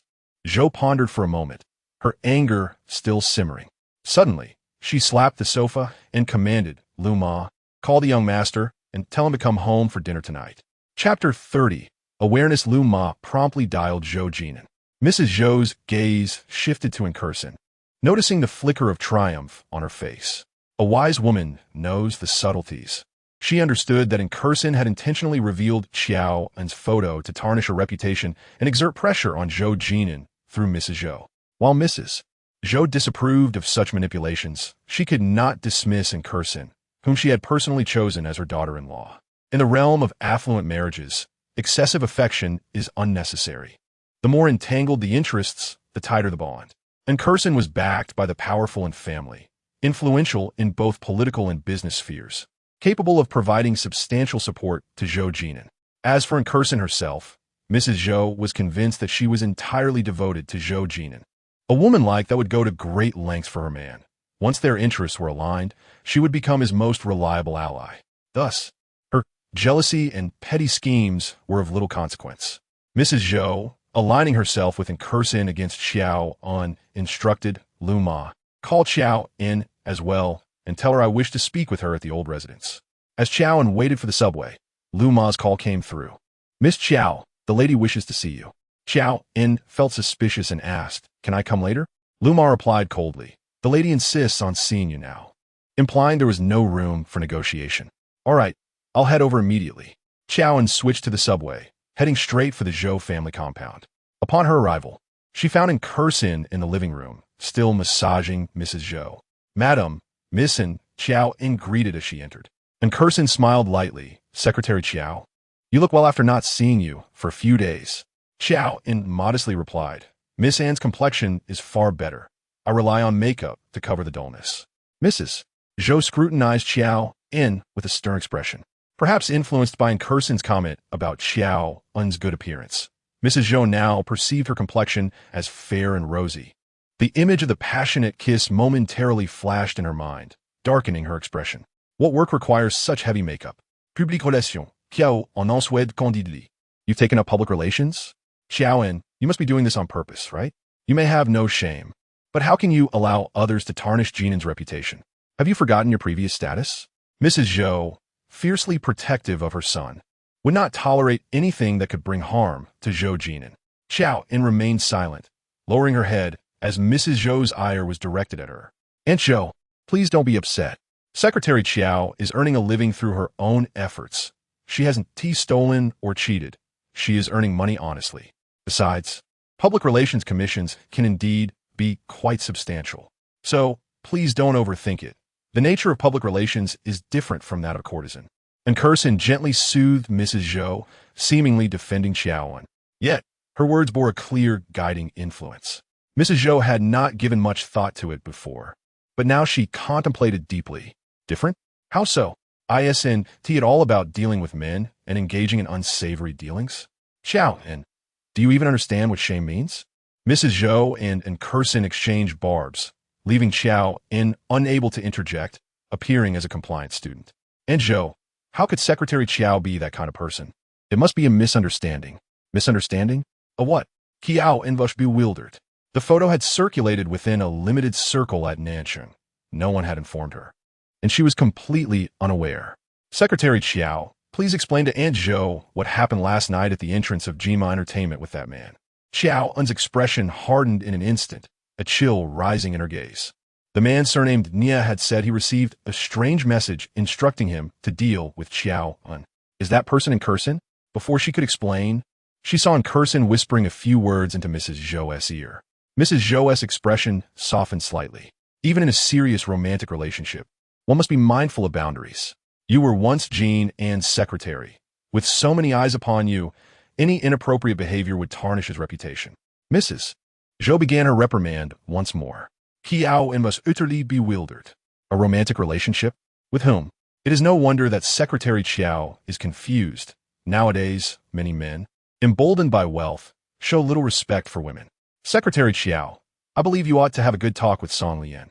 He may be bold and reckless, but you are different. You are a woman, and you must protect yourself. Song Lian, why is he being mentioned again? Just as Qiao En was about to clarify, Mrs. Zhou interjected. That person is called Song Lian? When did you start dating him? No, we are not. Qiao En hurriedly denied it. But it was too late, and Curson spoke up again. Song Lian is a friend of mine. Secretary Qiao is being set up with him, and I was the one who introduced them. Song Lian's family is in the building materials business. He is affluent and handsome, but he is spoiled by his family and tends to be reckless. In that moment, Qiao En understood, and Curson intended to use Mrs. Zhou's influence to pressure her into submission. The incident at Jin'an Entertainment tarnished Zhou Jin'an's reputation, and, as a loving mother, Mrs. Zhou naturally aimed to use Qiao En as a scapegoat. As long as she remains single, she is a ticking time bomb. However, if she marries, she will sever ties with Zhou Jin, and Mrs. Zhou does not care who Qiao En marries, as long as it is not her son. And as long as Curson is satisfied, she will facilitate the match. Qiao En, since Curson treats you so well, you ought to be perceptive. Mrs. Zhou's words were quite heavy. But what does it mean to be perceptive? To leave Zhou Jin behind? To marry a man they have chosen for her? Suddenly, the sound of a car horn echoed at the entrance. Zhou Jin had returned, and Curson immediately stood up and rushed toward the door like a bird. Aunt Zhou, and goes back. In the living room, only Qiao En and Mrs. Zhou remained. Mrs. Zhou, elegant and regal, fixed her piercing gaze on Qiao En like a knife. Do you remember what I just said? Qiao En maintained her usual calm demeanor, neither angry nor upset. Rest assured, madam, I remember. Just as she finished speaking, Zhou Jin entered the room. Mrs. Zhou did not look at him, but continued to focus on Qiao En. Her tone softened, almost maternal. Yao En, since you and Song Lian are in love, you should marry soon. She said this deliberately for Zhou Jin'an's benefit. Yao En smiled shyly. Madam, I'll discuss it with Song Lian. If he also wishes to marry soon, we will set a date. When the time comes, we would be honored to have you as our witness. The atmosphere in the room was tense, and Qiao En knew Zhou Jin had returned. However, she feigned ignorance, playing along with Mrs. Zhou to heighten the drama. What were you just discussing? Who is getting married? And Curson pretended to be clueless, her voice tinged with gossip, piercing Zhou Jin'an's ears. Mrs. Zhou displayed a loving expression as she looked at Curson and gently said, "It's Qiao En. This child is quite fortunate. Youth and Jean and must seize the opportunity." Chapter 31. A path to ruin. Zhou Jin'an's eyes tightened suddenly. He turned to look at Qiao En, who wore a serene smile, a look of tacit approval. "Secretary Qiao, congratulations. Once the date is set, do let me know. I would love to share in your joy with Ngu. Wouldn't that be wonderful?" And Curson tilted her head slightly, her eyes sparkling with excitement. She instinctively reached out to link her arm with Zhou Jin'an's, but he avoided her by adjusting his bow tie. She grasped at air. She was no longer Nanshin as secretary. She should now be called Qiao En. Zhou Jin'an's tone was equally bland. He discarded his bow tie onto the sofa and walked directly to the dining table. The table was lavishly set with a feast. Zhou Jin'an sat down, silently ladling soup and drinking it in silence. Mrs. Zhou sighed, her murky gaze sweeping over the three of them. Qiao En remained composed, her performance convincing. And Curson could act, but her jealousy, disappointment, and unwillingness were poorly concealed. Zhou Jin'an neither acted nor pretended. He clearly did not like Curson. "Let us eat." Mrs. Zhou stood up, extending her hand towards Qiao En. "You should stay and join us for dinner." Qiao En assisted Mrs. Zhou, but politely declined, saying, "Madam, I'm afraid I must decline your kind offer. I have other matters to attend to. Isn't Song Lian quite the romantic, inviting you for a candlelight dinner?" And Curson chimed in, and Qiao En continued to smile, neither confirming nor denying. "It's nice for the young to be romantic, Curson. Tell Jean and what you wish to eat, and let him take you there." Mrs. Zhou was paving the way for Curson. She could not afford to be left out. "Ngu, don't you love Japanese cuisine? There's a new Japanese restaurant that just opened on Jibei Road. And I've heard their sukiyaki is particularly authentic. Let us go there together sometime." Zhou Jin'an finished a bowl of soup, and Luma served him another bowl of rice. He took a few bites of the fish-flavored shredded pork, then swallowed all. There was no time. He stood up, pulled out his chair, and strode toward the door. And Curson's expression instantly froze. Mrs. Zhou raised her voice several decibels. "Where are you going?" "I've finished eating. I'm going back to work." Zhou Jin'an strode towards the door. He was a workaholic, the kind who would work himself to the bone. But Mrs. Zhou was not convinced. She dared not provoke Zhou Jin'an, for he was not the son she had raised. His temperament and disposition remained a mystery to her. "Don't forget, when you finish, remember to take Curson out for Japanese food." Mrs. Zhou offered a final reminder as he reached the door. Zhou Jin'an did not respond, and the door slammed shut. Qiao En had intended to leave as well, but with Mrs. Zhou still standing, she felt it inappropriate to depart. Curson's kind intentions should not be wasted. A woman, no matter how accomplished, is still better off marrying well. Secure your relationship with Song Lian. This will bring you one step closer to entering a wealthy family. Mrs. Zhou, having found no satisfaction with her son, turned to issue a warning to Qiao En. "Yes, madam, I will remember Miss En's kindness for a lifetime. Yao En feigned submission, epiting understanding." One must play the role thoroughly. She was a person who saw things through to the end. Mrs. Zhou did not press her further. Once outside the Zhou residence, Qiao En took a deep breath, feeling her tense body relax slightly. However, just as she reached the gate, she spotted Zhou Jin'an's car parked at the corner of the road. He was not seated inside, but leaning against the car's front. In the darkness of night, the cigarette in his hand flickered in and out. Qiao En's previously relaxed heart tightened once again. He hadn't left. He was deliberately waiting for her. Qiao En did not intend to evade. She knew it was futile. The streetlights cast her shadow long as she walked forward, pausing just before reaching Zhou Jin'an and Mr. "Zhou, why haven't you left?" Qiao En asked knowingly yet feigned ignorance. Zhou Jin'an tossed the cigarette but to the ground and crushed it underfoot. "Are you really going to marry that person?" He stood against the light, and Qiao En could not see his face clearly. "Yes." Yao En affirmed confidently. "Why?" Zhou Jin'an was well aware of who Song Lian was and his character. He simply could not fathom that Qiao En would treat marriage so lightly. Marrying such a person is akin to courting disaster. "Mr. Zhou, for ordinary people, marriage does not require elaborate reasons. It simply fits. Mrs. Zhou stated that she would be our witness when I marry. If you do not mind, I would like to invite you and Miss En to be the best man and bridesmaid." Qiao En said with a smile. Zhou Jin'an's brow furrowed tightly, his anger simmering within. Dream on. He coldly spat out 2 words, flinging open the door of the Maybach and climbing inside. Sheng Lu started the engine, and the car roared off into the night. He neither agreed to be the best man nor consented to her marrying Song Lian. John was left in a haze of uncertainty.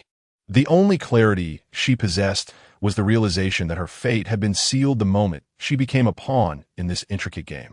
Without lingering, she exhaled softly and continued her journey down the road, oblivious to the pair of eyes that remained fixed upon her retreating figure. I am to be wed soon, and I shall extend invitations to Mr. Zhou and Miss Sin to serve as the best man and maid of honor. Inside the Maybach, Zhou Jin'an pressed his forehead, his face darkened with foreboding, as John's voice echoed in his mind. Marry? How could she possibly marry a scoundrel? Was her mind clouded? How was the investigation regarding Zhou progressing?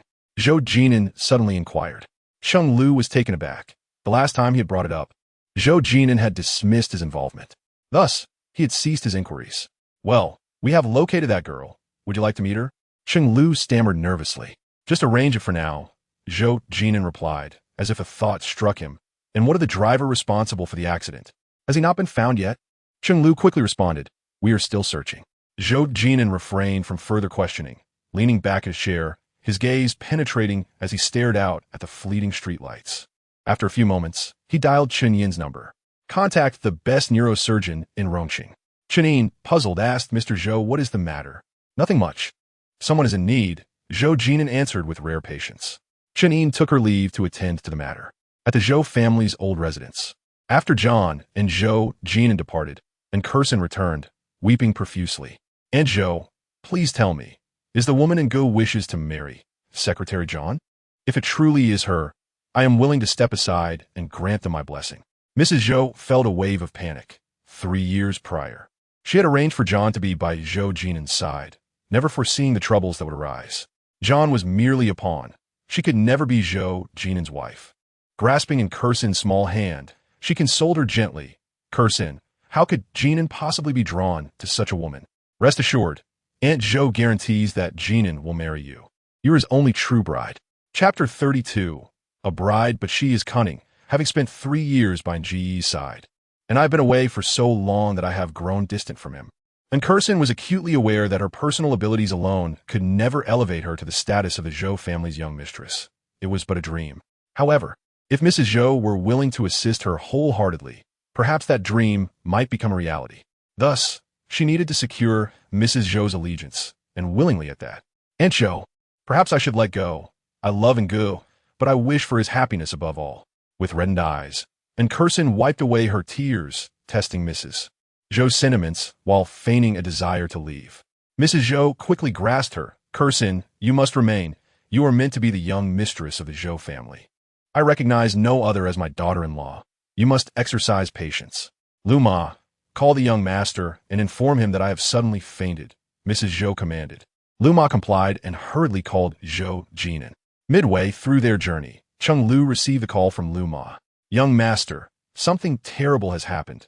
The lady has fainted. Lu Ma exclaimed in a panic. What transpired? Zhou Jin'an's heart tightened. Although he was not close to Mrs. Zhou, she was still his biological mother. He had always known her health was fragile. Cheng Lu quickly turned the car around, heading straight for the Zhou family estate. The lady was fine just moments ago. Missin was with her. We are unsure how she collapsed upon rising. Call Dr. Lu immediately, Zhou Jin'an instructed, his voice tinged with urgency. The car soon reached the Zhou estate, and Zhou Jin'an alighted swiftly, making his way into the courtyard. Mrs. Zhou lay upon the grand bed in the bedroom, with Curson by her side, holding her hand and weeping incessantly. The doctor was conducting a routine examination. Dr. Lu, how is my mother? Zhou Jin'an inquired. Doctor.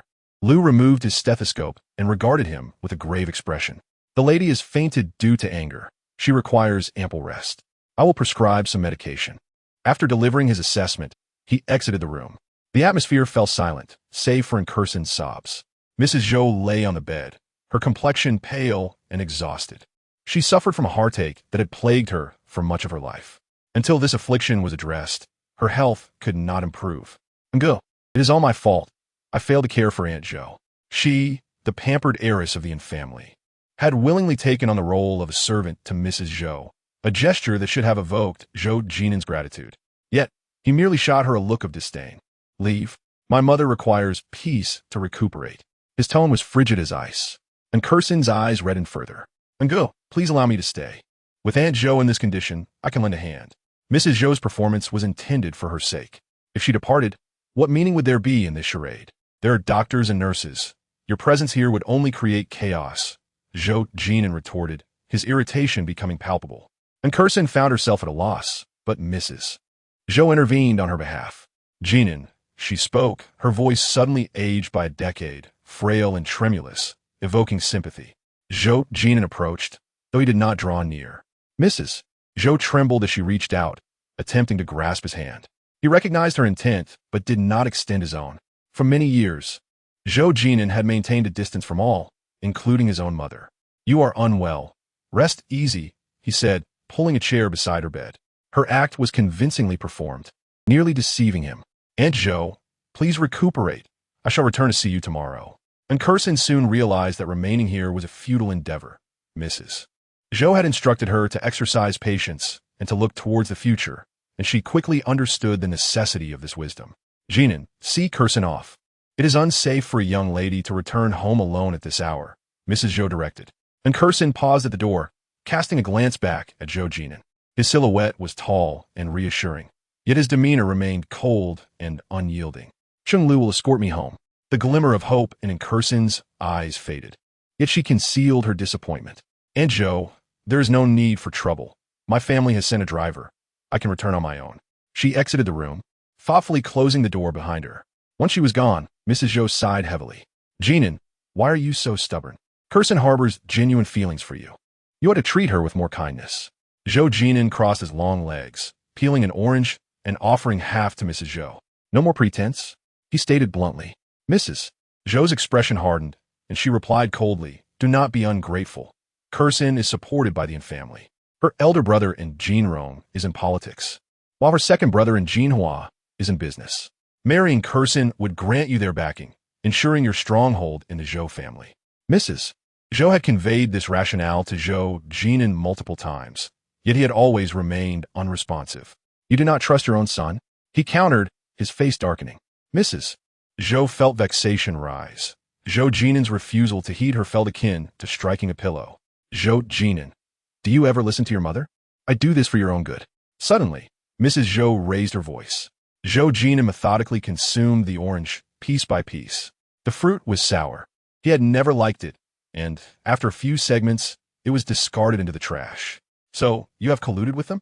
Zhou Jin'an's gaze pierced through Mrs. Zhou. His words direct and incisive. What are you implying? You are my son, and Kursin is to be my future daughter-in-law. I do not acknowledge that. Zhou Jin'an scoffed, pulling the chair away and rising to his feet. The Zhou family would never permit a woman like Qiao En to enter their home. It would be best for you to abandon such hopes. Mrs. Zhou no longer wished to engage in circumlocution. She aimed to present the harshest reality before Zhou Jin'an, compelling him to submit. The Zhou family held a prestigious status in Rong City, while Qiao En hailed from humble beginnings, failing to meet the Zhou family's standards of social compatibility. Now, with those scandalous rumors circulating, regardless of their veracity, the Zhou family could not accommodate her. Although Mrs. Zhou was no longer a member of the Zhou family, she still harbored their concerns. Who I, Zhou Jin'an, choose to marry is not for anyone else to decide. As long as I'm fond of her, I would marry a beggar off the street. Conversely, if I do not fancy her, even if she were a celestial being, I would not entertain her, Zhou Jin'an proclaimed emphatically. Mrs. Zhou, infuriated, realized she was losing her grip on Zhou Jin'an. I am your mother, and I disapprove, she shouted, her long-suppressed tears streaming down. She had been cast out of the Zhou family, her marriage in ruins, enduring years of hardship alone. Did not Zhou Jin'an owe it to her, as a representative of the Zhou family, to make amends? Yet, Zhou Jin'an did not pause for a moment. His departure was resolute, reminding her of the night she was abandoned by Zhou Jin'an, whose back had also been so determined. The weight of blood ties crushed her spirit. Zhou Jin'an, if you wish to marry Qiao En, then unless I am dead, I will ensure she lives a life worse than death. Zhou Jin'an emerged from the Zhou estate, his mood fraught with agitation. Chung Lu awaited him in the driver's seat. He opened the door and settled into the back. When troubled, he typically remained silent, finding solace in smoking. Opening the cigarette box, he discovered it empty. Zhou Jin'an's eyes darkened slightly, and Cheng Lu, noticing, offered him half a pack of soft-pack red cigarettes. "Mr. Zhou, I have some, though they are of inferior quality." Zhou Jin'an was a man of discernment, favoring high-end brands. Though he did not smoke often, he was particular about his choices. At that moment, he disregarded his usual standards, accepting a cigarette from Cheng Lu, lighting it, and rolling down the window for a deep inhale. The harsh smoke irritated his throat, causing him to cough violently. "Mr. Zhou, this cigarette is strong. Perhaps you should refrain from smoking it," Cheng Lu suggested.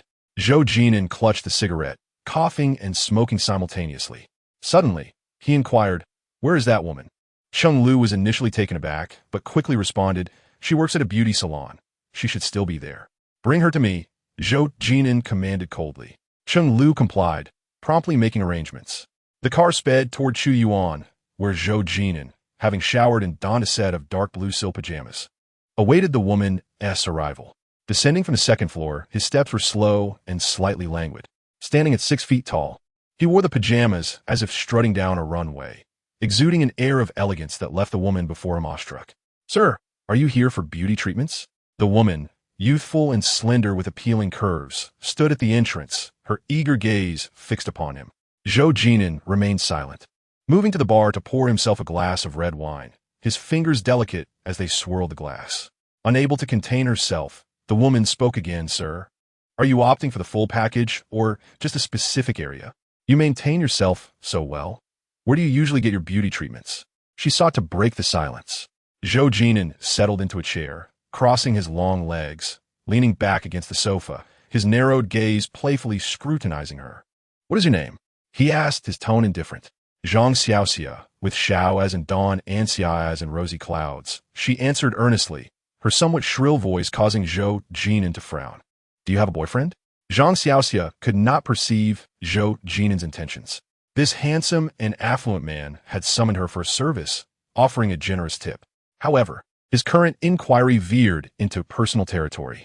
Momentarily distracted by daydreams of this house, this car, and this man, she stammered, "And no, I haven't dated anyone yet." Zhang Xiaoxia desperately tried to portray her innocence, but her overzealousness appeared contrived. Unconsciously, she fidgeted, attempting to attract his attention. Yet, Zhou Jin'an's penetrating gaze remained disinterested. Her heart raced with anticipation. Suddenly, Zhou Jin'an raised his eyes, and their gazes locked, his eyes icy as daggers piercing her heart. Zhang Xiaoxia felt a chill run down her spine, realizing that this man, this car, and this life likely had no connection to her. "Do you know Qiao? Zhou Jin'an's question caught her off guard. Zhang Xiaoxia froze for a moment before quickly denying no. Zhou Jin'an fell silent, his piercing gaze unyielding upon her. She felt guilt wash over her, terrified. "Sir, if you're not here for beauty treatments, I should be going," she stammered, grasping her beauty case, ready to leave. Cheng Lu intercepted her, stating, "Mr. Zhou is asking you a question. You better answer honestly. Do you know Qiao or not?" Cheng Lu's voice rose, startling Zhang Xiaoxia. I don't know him," she stuttered. "How can you claim not to know him when you're pregnant with a child? How can you deny knowing him when he has incurred debts on your behalf?" Cheng Lu's rapid-fire questions drained the color from her face. Regret washed over her. Her greed had led her into trouble. "I didn't. It wasn't me. It appears you will not shed tears until you see the coffin," Cheng Lu said, gripping her throat with increasing pressure. Zhang Xiaoxia winced, struggling to pry his fingers away, her resolve crumbling. Zhou Jin'an sipped his wine leisurely, while Zhang Xiaoxia, terrified, wept and trembled, yet she continued to deny everything. Cheng Lu, though he did not typically strike women, was willing to make an exception. "Will you speak voluntarily, or shall I compel you?" He offered her two choices. Zhang Xiaoxia, in pain and fear, shook her head vigorously. "I don't know. I truly know nothing." Cheng Lu, growing impatient with her ignorance, shattered a glass, picking up a shard and threateningly gliding it across Zhang Xiaoxia's face. The cut was not deep, but she screamed in anguish. Unfazed, Cheng Lu's eyes gleamed with a ruthless determination. "Shall I apply another cut?" Each word he uttered dripped with a chilling intent. Zhang Xiaoxia, sensing his resolve, relented. "I will tell you everything." Cheng Lu released her, and she collapsed to the floor, gasping for breath. "I know Qiao. He was my boyfriend, but our relationship was brief, and we broke up nearly a week ago. I didn't intend to deceive him. Someone approached me and offered a large sum of money. She frantically reached into her clothing, retrieving a check. They generously gave me 100,000, asking only that I inform Qiao of my pregnancy and have him sign for the debts. I truly did not expect things to escalate like this. I never meant to harm him. Cheng Lu furrowed his brow, seizing the check and handing it to Zhou Jin'an. He merely cast a glance and instantly understood. Chapter 34. Breaking the Precept. Matters concerning checks usually elude the average person's perception. However, Zhou Jin'an is no ordinary individual. He recognized the check at a mere glance. In Rongqing, prominent families such as the Zhou and in clans possess distinctive features on their checks. For example, Zhou family's checks always begin with AZ, while the En families always conclude with the digit 3. The check currently in Zhou Jin'an's hand indeed ended with a 3. What else did she request of you? Zhou Jin'an clenched the check tightly, the veins on his hand protruding as he suppressed the raging fury within him. Zhang Xiaoxia, terrified, merely shook her head. That's all. I swear. Are you truly pregnant with Qiao's child? Cheng Lu demanded in a hushed tone. Zhang Xiaoxia lowered her eyelids, her head hanging low. Silence equated to an admission. She was not pregnant, but had deceived Qiao into a perilous situation. Cheng Lu, enraged, struck Zhang Xiaoxia on the forehead, causing her to collapse to the ground. The most venomous of hearts belongs to women. You are truly a harbinger of death. Cheng Lu cursed vehemently. Zhang Xiaoxia, feeling guilty, dared not retort, lying on the ground as if wishing to vanish. Zhou, shall we involve the police? Cheng Lu suggested. Upon hearing this, Zhang Xiaoxia fell into utter panic. She had initially contemplated a nonchalant attitude, but now she was too frightened. Kneeling on the floor, she pounded her head against the ground, pleading, I beg you, please spare me this once. I was blinded by greed and acted foolishly. I promise I shall never do so again. She continued to bow her head, the sound echoing against the floor. Zhou Jin'an reclined on the sofa, his eyes dark and cold. Where's the money you embezzled? I spent on several beauty treatments. It's all gone. There exists a type of person who feasts on the blood of others while remaining at ease with themselves. Qiao, still a student, was naive and unsuspecting. Yet, the minions of those unscrupulous individuals reached out to him, attempting to drag him into the abyss. This is unforgivable. Send her to Jima Entertainment. Zhou Jin'an's thin lips parted slightly as he made his decision. Zhang Xiaoxia completely broke down. Please, don't send me to such a place. Jima Entertainment, a den of vice, was filled with all sorts of people, and as long as Zhou Jin'an issued a command, they would find myriad ways to torment her. Cheng Lu stepped forward, seizing the woman's arm and forcibly dragging her out. The room fell silent once more, yet Zhou Jin'an's heart could not find tranquility. He clutched the check for a prolonged period as a decision quietly took root in his mind. The following day, Zhou Jin'an arrived at the company early. Upon his arrival, Chen Yi knocked and entered. Zhou, Ding Hao just returned from California. He is currently consulting at the Central Hospital and is quite accomplished in neurosurgery.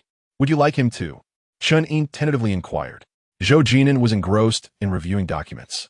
Having had a restless night, he felt a throbbing pain at the back of his head. Arranged for him to examine Qiao's brother. That evening, Qiao En remained as before, accompanying Qiao in the hospital. He lay in the ICU, remaining in a comatose state. Through a heavy glass door, Qiao En felt an ache in her heart.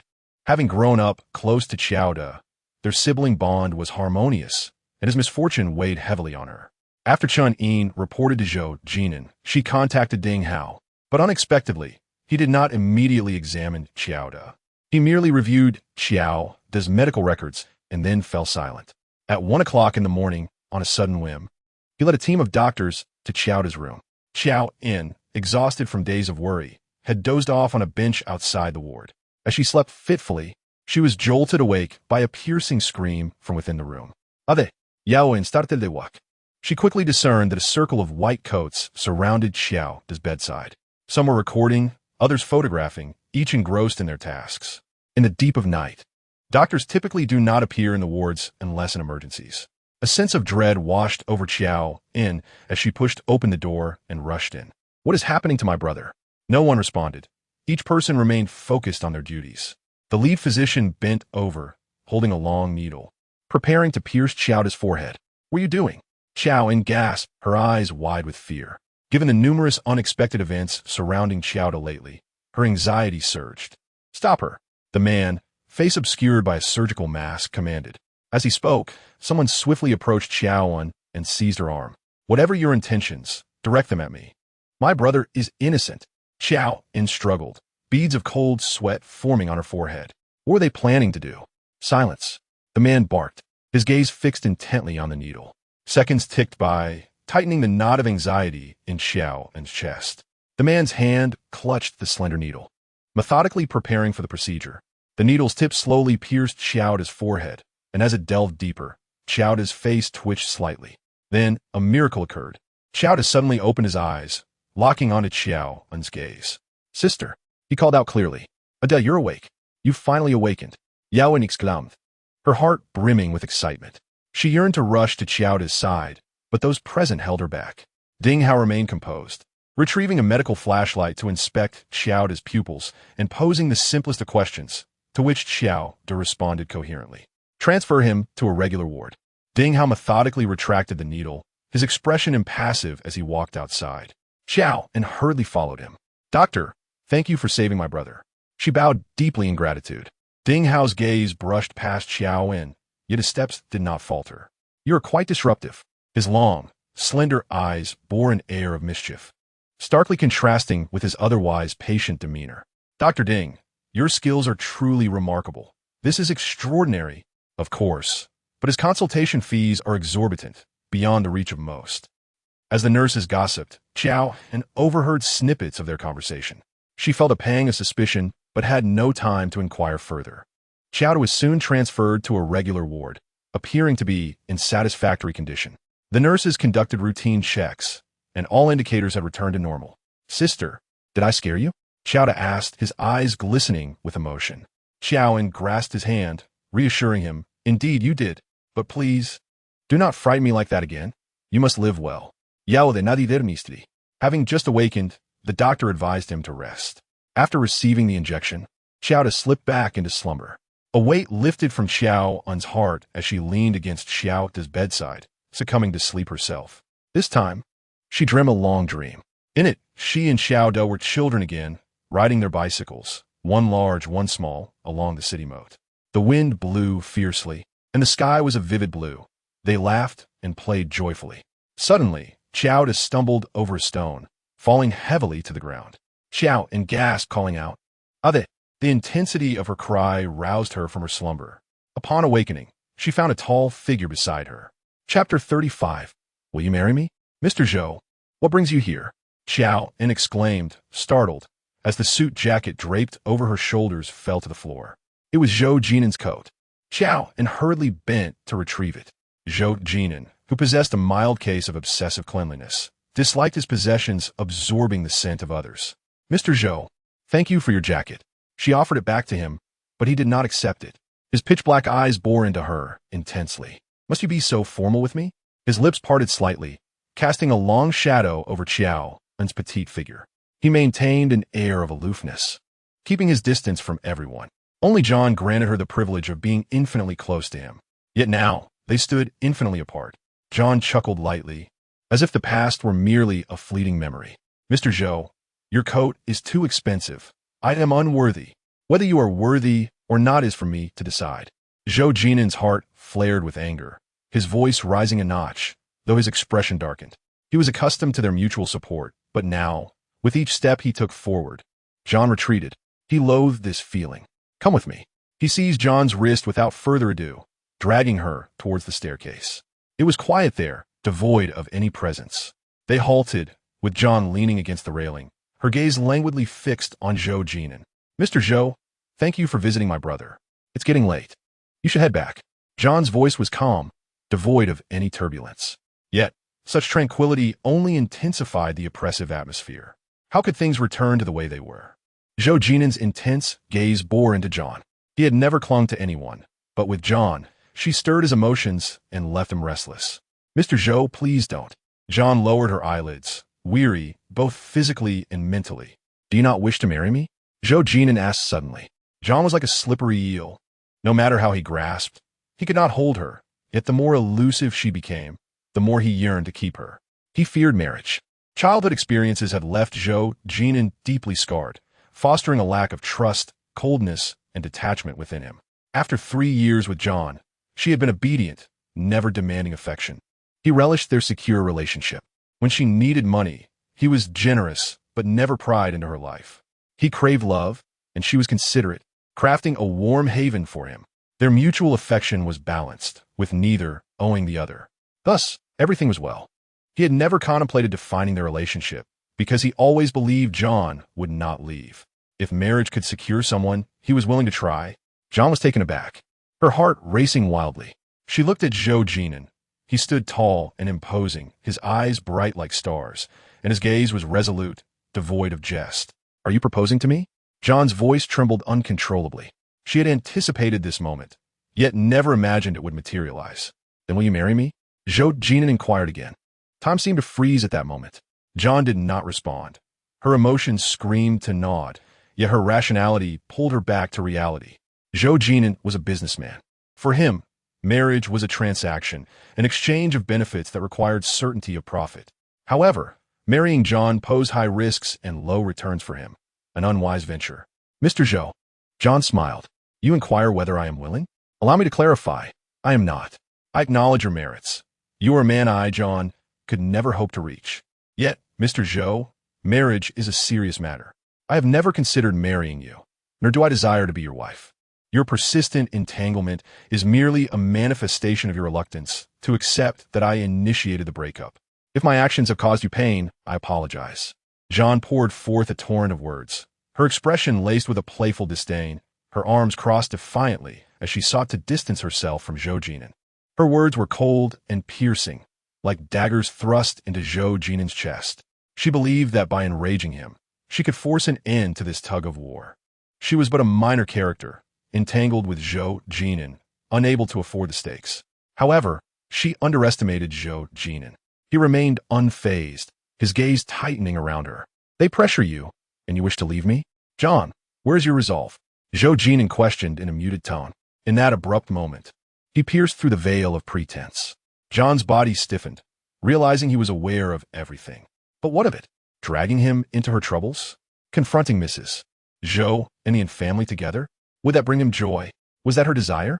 "No one is forcing me," John denied, to preempt any retaliation from Zhou Jin'an. She took the initiative, delivering another blow. "What we share is merely a farce, Mr. Zhou. Do not take it too seriously. You should refrain from coming here. If my boyfriend were to catch you, misunderstandings would ensue." To drive him away, John exerted all her efforts. She dared to utter the words of a farce and fabricate a boyfriend. Zhou Jin'an was not eloquent. He could not outtalk John. He was a man of action, lacking in sweet words. Thus, he stepped forward, enclosing John in his embrace. "I will not believe you." His voice resonated with conviction. John attempted to escape, but he tightened his hold. One hand cradled the back of her head, while the other grasped her chin, leaning in to kiss her without reservation. John was taken by surprise, wanting to push him away, but Zhou Jin'an's kiss was intoxicating and fervent. His lips, his tongue, were warm and fiery. John's rigid form gradually softened. She was familiar with his scent, his warmth. Words could lie, but her body was undeniably honest. As she struggled, striving to maintain clarity, she implored, "Mr. Zhou, let me go." Her words were drowned in the fervent kiss. Her consciousness began to blur, her defenses crumbling. On one side lay the quagmire of emotion, on the other, the balance of reason. John longed to indulge for once, to heed her heart's call, to tell Zhou Jin'an, "I am willing." Yet she could not afford the gamble. One misstep could lead to an irretrievable abyss. The cold visage of Mrs. Zhou and the chilling gaze of Incursion flickered in her mind. Choosing to be with Zhou Jin'an would not only endanger him, but also jeopardize her family. Love is precious, yet it is a luxury not everyone can possess. With this in mind, John raised her hand and struck Zhou Jin'an's cheek with a sharp slap. The sound echoed. Zhou Jin'an endured the blow, yet he did not release her, continuing to kiss her deeply. Suddenly, a loud applause erupted. Chapter 36. Clarity. The clapping rang out chaotically. John was mortified, shoving Zhou Jin'an away. Ding Hao, clad in a white coat, leaned against the staircase, his long legs crossed, reveling in the commotion, even applauding. The imperious Zhou Jin'an had been slapped by a woman. What a delightful greeting. You two continue, he remarked, gesturing for them to carry on. Get lost. Zhou Jin'an barked coldly. Ding Hao turned to John, grinning. He deserves it. If you slap him a few more times, I guarantee I can cure your brother's illness. John's face flushed crimson, her embarrassment intensifying. After 3 years with Zhou Jin'an, no one had ever uncovered their relationship. In public, he was the aloof and imposing Zhou, while she played the dutiful secretary, never crossing boundaries. In private, she meticulously maintained their distance. And only when the lights dimmed and they were in bed did they share any intimacy. She had protected him, as well as herself. Now, before Ding Hao, their secret was laid bare. Panic surged within her. Get lost. Zhou Jin'an shouted again, striding forward to seize Ding Hao by the collar, pushing him away. Leave then. I'll return to America now. Don't regret it, Ding Hao declared, genuinely preparing to depart. With his exit, an awkward silence enveloped the remaining two. John's gaze fell. Her hand, the one that struck Zhou Jin'an, trembled uncontrollably. Though the slap had not been forceful, landing on his face still caused considerable harm. Consider my words carefully, Zhou Jin'an mused after a moment, his deep eyes once more fixed on John. She remained silent, avoiding his gaze, fleeing. In the hospital room, Ding Hao was performing a routine examination on Dingda. John entered, her expression uneasy. Your brother is currently doing quite well. Barring any unforeseen circumstances, he will recover swiftly. Ding Hao, without lifting his head, remarked. The white coat he wore seemed to possess a magical quality, concealing the aura of allure that typically surrounded him. Zhou Jin'an has an extensive network, with many acquaintances both inside and outside his circle. Although Qiao En was unaware of the familiarity between him and Ding Hao, she soon realized that Ding Hao's visit to treat Qiao De was indeed Zhou Jin'an's doing. Regardless of the circumstances, she felt a sense of gratitude. Thank you, Dr. Ding. Despite the lingering blush on her cheeks, the overhead lights illuminated her features, revealing even the fine hairs on her face. When Ding Hao removed his stethoscope and glanced at Qiao En, he happened to catch this sight, his gaze sharpening slightly. How should I be thanked? Qiao En was momentarily taken aback by his directness, leaving her at a loss for words. How about this? Ding Hao raised his wrist to check the time. Treat me to breakfast. I've been busy all night and am terribly hungry. This request seemed reasonable. All right, I'll treat you, Qiao En quickly replied. Wait for me at the entrance. After saying this, Ding Hao departed. Qiao En waited at the entrance for about 5 minutes before Ding Hao reappeared. He had shed the white coat for a pristine white t-shirt, coupled with jeans and white sneakers, exuding an air of freshness. He was tall and slender, unlike Zhou Jin'an, who was more robust. Yet, his fair complexion and lively demeanor radiated an innate youthful charm. Dr. Ding, what would you like to eat? Qiao En inquired earnestly. During her time as Zhou Jin'an's secretary, she often posed similar questions to him, as he was particular about his diet, insisting on fresh, organic ingredients and a balanced nutritional composition. She had attentively compiled a simple menu of his frequently ordered dishes. When it came time to order, she would present the menu, and he would simply mark his selections. After leaving Zhou Jin'an, she had not asked this question again. Now, memories flooded back, and she found herself momentarily lost in thoughts of Zhou Jin'an. Shaking her head, she dispelled the reverie. Anything will do. Breakfast in Rongqing is not just anything. Qiao En yoked lightly. I'll leave it to you.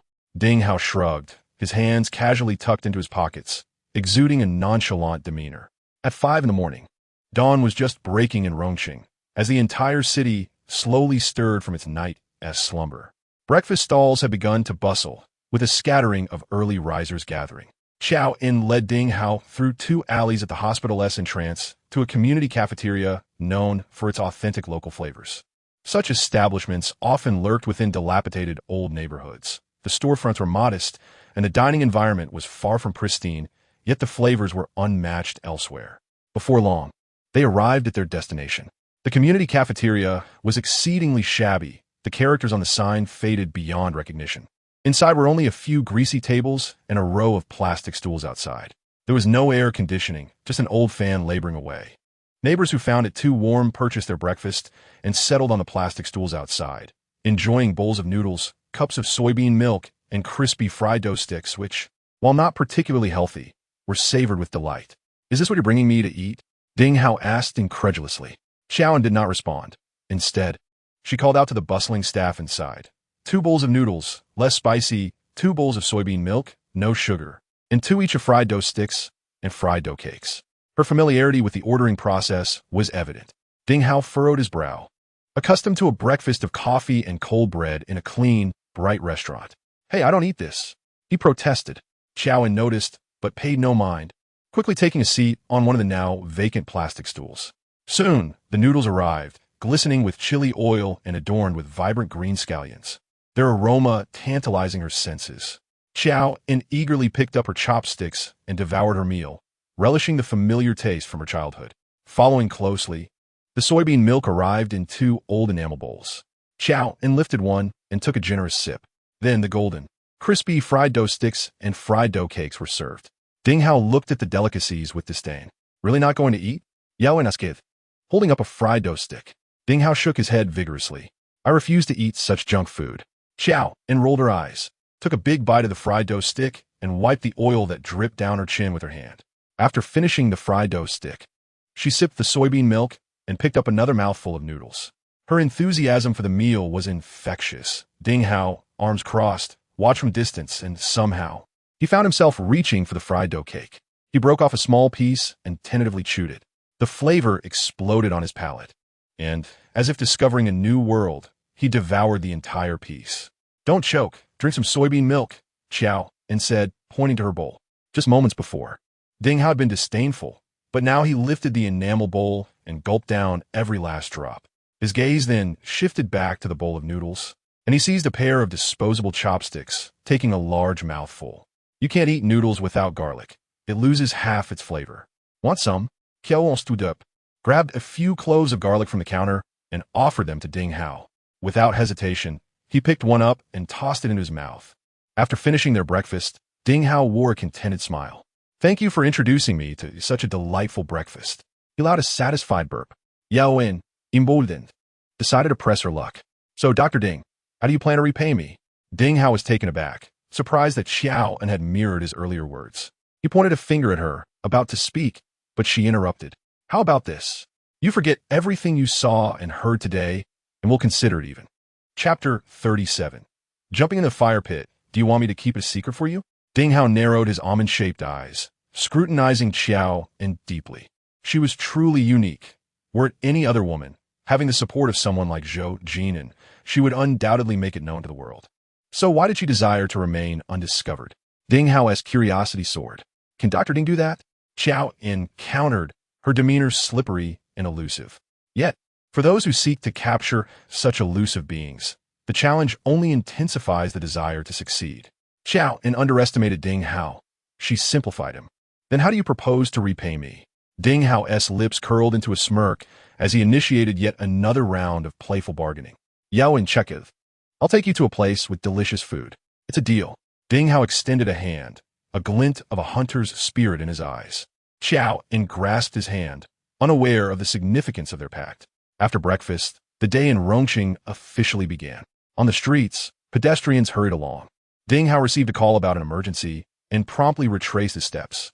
Qiao En rushed off to her office, and they parted ways, heading in different directions. Upon arriving at her workplace, Qiao En received a sudden call from Incursion. "Secretary Qiao, I've spoken to Manager Su on your behalf. Tonight, Song Lian's parents wish to meet you. Remember to arrive early." Incursion was relentless in her efforts to mold Qiao En into her ideal image. "All right," Yao En responded. Soon, Incursion sent the details of the meeting to Qiao En. She sat at her desk, lost in thought for quite some time. She had only met Song Lian twice, and neither encounter had been particularly pleasant. The notion of 2 unfamiliar strangers sitting down to discuss marriage was truly absurd. Did she really want to bind her life to someone so unsatisfactory? Yao En repeatedly questioned herself. Suddenly, Zhou Jin'an's words echoed in her ears. "Consider it. We should get married." Zhou Jin'an and Song Lian were polar opposites. He was handsome, wealthy, composed, ambitious, generous, and respectful. A commendable choice for marriage. Qiao En had contemplated this, but such an exceptional man would surely attract the attention of other women as well. Magnetic competition has existed since ancient times. What assets does she possess to stand out in this contest? And Qiao, with her relentless ambition, has already extended her claws toward her family. Qiao En cannot provoke the formidable John, and thus she must avoid his brilliance. Moreover, Mrs. Zhou, who has painstakingly managed her life, would never allow her son to marry an ordinary woman. John is not a gambler. She cannot stake her own life and that of her family. Zhou Jin'an and Song Lian are at opposite ends of the scale, one too flawless, the other too deplorable. Neither is a viable option for marriage. After contemplating all day, Qiao En could not devise a method to deter Song Lian from marrying her. At 5 o'clock in the afternoon, she left work an hour early and tidied herself up in her apartment. Dressed in a delicate lavender suit, she appeared gentle and elegant, perfectly suited for meeting elders. With her fair and radiant complexion, the shade of lavender complemented her beautifully. The dining venue was located in Dongting, a distinctive seafood restaurant that Qiao En had visited a few times with Zhou Jin'an. The spicy grouper there was particularly delectable. Upon her arrival, she unexpectedly encountered Qiao En at the entrance. Qiao En scrutinized Qiao En with a sharp gaze and exclaimed, "Secretary Qiao, why did you come without dressing up?" Qiao En's understated attire and minimal makeup, devoid of jewelry, indeed rendered her appearance rather plain. In contrast, Qiao En was impeccably fashionable, adorned in a haute couture Chanel outfit and a full set of the latest Cartier diamond jewelry. With freshly styled hair and exquisite makeup, she was a vision of modern elegance. "I'm not very skilled at dressing up," Qiao En modestly replied. Qiao En rolled her eyes and led Qiao En inside. "Aunt Zhou is quite concerned about your affairs. She asked me today if you and Song Lian have finalized your wedding plans. When you meet Song Lian's parents later, remember to be sweet-toned, all right?" Qiao En chuckled innocently. "Thank you for the reminder, Miss En. I will keep it in mind." Qiao En walked ahead, exuding the air of a haughty princess, while Qiao En followed like a dutiful handmaiden. In the back of the hall, Qiao En spotted Song Lian at once. He had emerged from the courtyard, reverting to his former arrogant demeanor. The couple seated across from him bore a resemblance to him in stature. The table was laden with seafood, and Song Lian was engrossed in his meal, as were his parents. "Uncle Song, Auntie Song, this is Qiao En." Qiao En gestured toward her. 3 pairs of scrutinizing eyes turned toward Qiao En. "Umph." Song Lian snorted disdainfully. "So, you're Qiao En?" Song Lian's mother spoke, her piercing gaze dissecting Qiao En as if she were a specimen. Just then, Song Lian's father, having just crushed a crab leg, spat the remnants onto Qiao En's skirt. She furrowed her brow slightly. Indeed, this family was not to be trifled with. "Hello, Uncle and Auntie," she greeted sweetly, taking her seat. "Where are your parents? Don't you think a wedding is a significant matter that warrants their presence?" Song Lian's mother spoke assertively, her tone imposing. Qiao En remained composed, replying, "Mr. Song has yet to meet my parents. Bringing them here directly would be inappropriate." "Humph, coming from a poor family. You certainly have many rules." Song Lian's mother rolled her eyes again. "I want shrimp." "You peel it for me," Song Lian commanded, pushing a large plate of North Sea shrimp toward Qiao En. He aimed to belittle her, to compel her to be subservient in front of everyone. "Certainly, if Mr. Song enjoys it, I will peel it for you," Qiao En replied with a smile, concealing her distaste. As she peeled one shrimp, he devoured it greedily. "Hurry up. Are you trying to starve me?" Song Lian taunted deliberately. Though Qiao En had only crossed swords with him a couple of times, she had discerned his nature. He was one who would take advantage of any concession she made. Thus she deliberately slowed her peeling. "Our son has always loved seafood. Since childhood, I have fed him by peeling it for him. With your skills, you ought to practice more. Otherwise, such fine seafood will cool by the time it reaches his mouth. And what if he gets an upset stomach?" Song Lian's mother began to scrutinize Qiao En with disdain. Unfazed, Qiao En continued peeling at her own pace. Sensing Qiao En's inherent stubbornness, Song Lian's mother decided to put her in her place. "I'd like some water. Go fetch it for me," she said, handing Qiao En a glass. "All right." Qiao En accepted the glass and rose to fetch the water. "Auntie, here is your hot water." Just as she was about to place it before Song Lian's mother, the latter abruptly jerked her arm back. Qiao En had no time to react, and the scalding water splashed onto her hand, leaving a large, red mark. "Are you trying to burn me? Such carelessness at your age. How will you serve my son in the future? To marry into the Song family is a stroke of good fortune for you, so don't be ungrateful." Before Qiao En could express her grievance, Song Lian's mother took the offensive.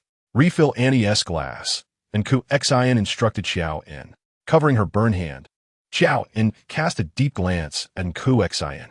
What benefits had Qiao En provided the Song family that they were reluctant, yet still agreed to marry Qiao En? She was uncertain. However, one thing she knew was that marrying into the Song family was akin to stepping into a fiery pit. I will refill it for you, Qiao En stated as she took a new glass to refill Song Lian's mother's water. Yet, just a few steps away, a familiar figure obstructed her path. Chapter 38. What good intentions do you have? Zhou Jin'an, clad in a sharp navy blue pinstripe suit, exuded a relaxed demeanor with his long, straight legs. With a cold expression, he gazed intently at Qiao En. Mr. Zhou, would you kindly step aside? Qiao En's soft voice urged. The booth only had a narrow passage, and Zhou Jin'an stood in the way, preventing Qiao En from passing to fetch water. Song Lian, still indulging in his seafood feast, was brought back to memories of their previous encounters upon seeing Zhou Jin'an. Good dogs don't block the way, he sneered.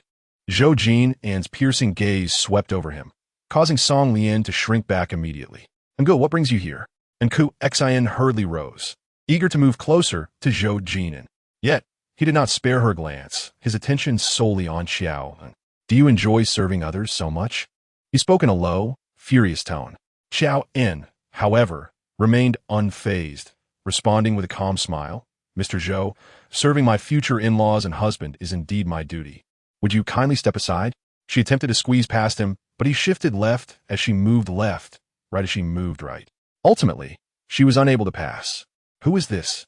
Song Lian's mother inquired suspiciously, observing Zhou Jin'an's striking presence.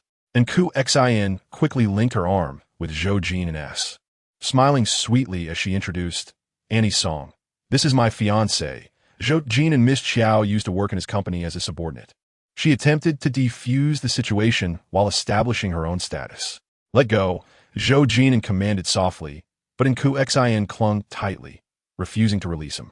Oh, Song Lian's mother elongated her response, sensing an unusual tension among the three.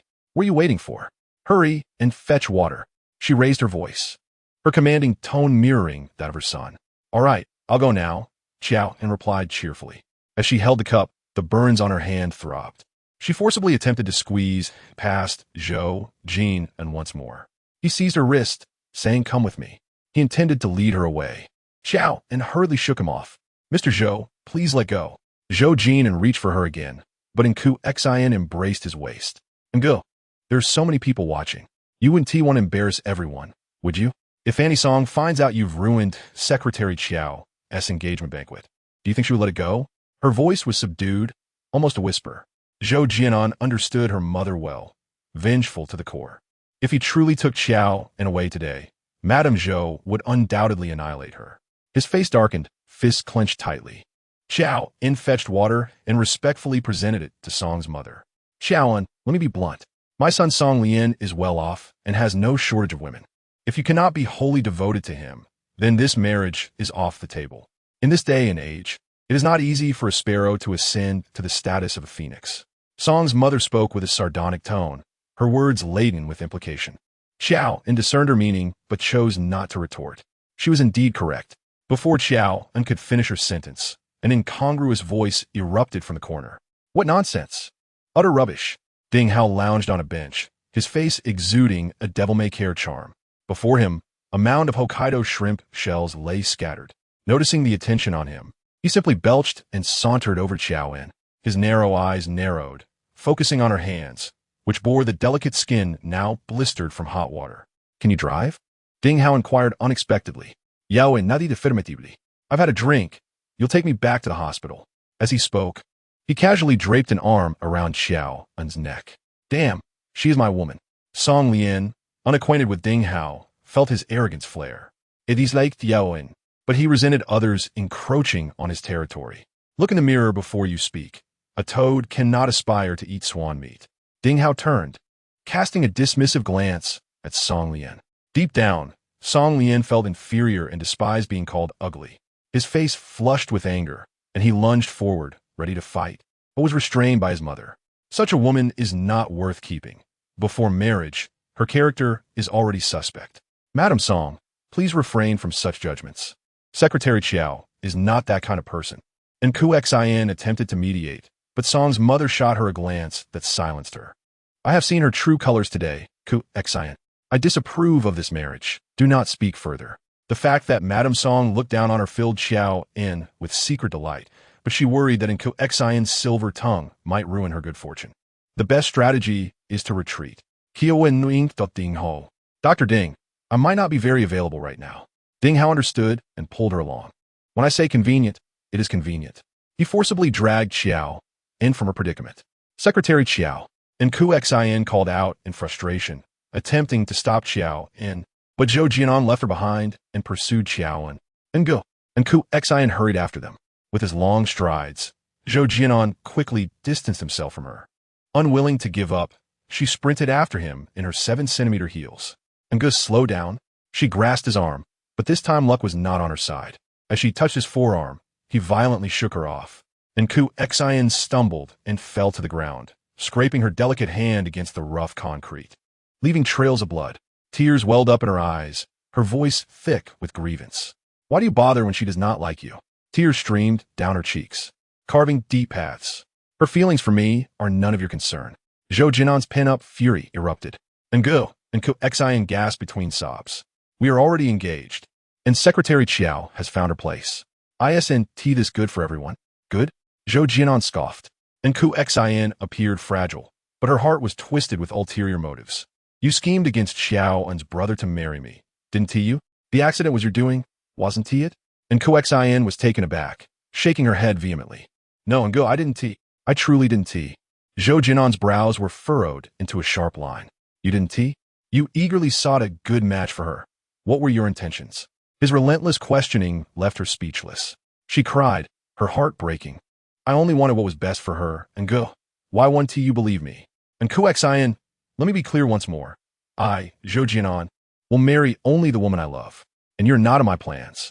His words were harsh and final, and Qiao was shattered. He had never spoken to her so cruelly. She wept, and soon her tears dried. Throughout history, the desire to marry and the ability to marry have always been distinct matters. Zhou Jin'an's unwillingness to marry her did not prevent her from pursuing him relentlessly. Chapter 39. Who touched her Qiao and drove Ding Hao back to the hospital. Throughout the journey, he occupied the passenger seat, engrossed in his phone. Brother Hao, where are you? Have you thought of me? Dr. Ding, can I call you? Big Ding Ding, your little darling just finished her bath. Should we video chat? The phone was filled with flirtatious whispers, leaving Qiao En with goosebumps. Ding Hao lounged in his seat, legs crossed, casually responding to the messages. His handsome face, clad in a white coat, exuded an air of mischief, a stark contrast that captivated many women. Fortunately, Qiao En was immune to his charms. As they parked in the hospital's underground lot, Qiao En completed her task and prepared to exit the vehicle. Ding Hao remained glued to his phone, oblivious to her departure. Dr. Ding, thank you for coming to my aid today, Qiao En said as she reached for the door. Ding Hao barely glanced up, still fixated on his screen. Though he was preoccupied with the women on his phone, he seized the opportunity to negotiate. How will you thank me? I'll treat you to a late-night snack. Yao En proposed. Ding Hao raised an eyebrow, snorting disdainfully. Just one late-night snack will not suffice. 2. Qiao En contraide, initiating a playful bargaining session. Ding Hao rolled his eyes. Qiao En waved 3 fingers. 3. At that moment, Ding Hao's phone rang, displaying the name Princess. He hastily covered the screen, an unusual tension crossing his otherwise carefree expression. Get out first. I'll tell you once I figure it out. He urged her impatiently.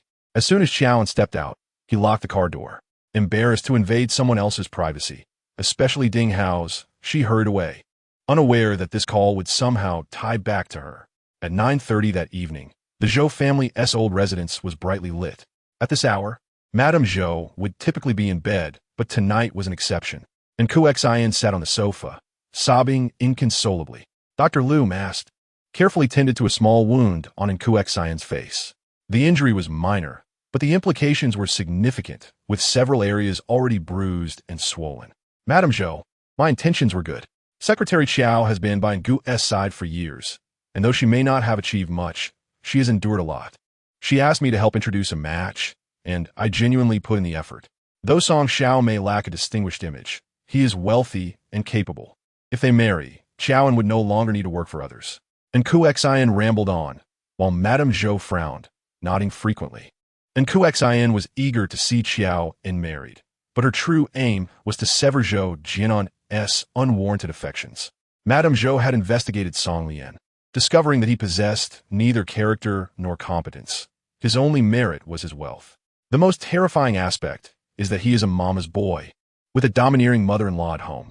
And Qiao truly devoted herself to securing such a splendid match for Qiao En. However, her excessive efforts backfired. Guessing, Aunt Zhou understands that you only wish the best for Qiao En, Mrs. Zhou echoed. Dr. Liu was treating Qiao's wounds when she suddenly gasped. Dr. Liu, please be gentle, she implored. Mrs. Zhou, concerned, reproached her gently. Aunt Zhou, I was wrong by that slap. And Qiao continued to weep.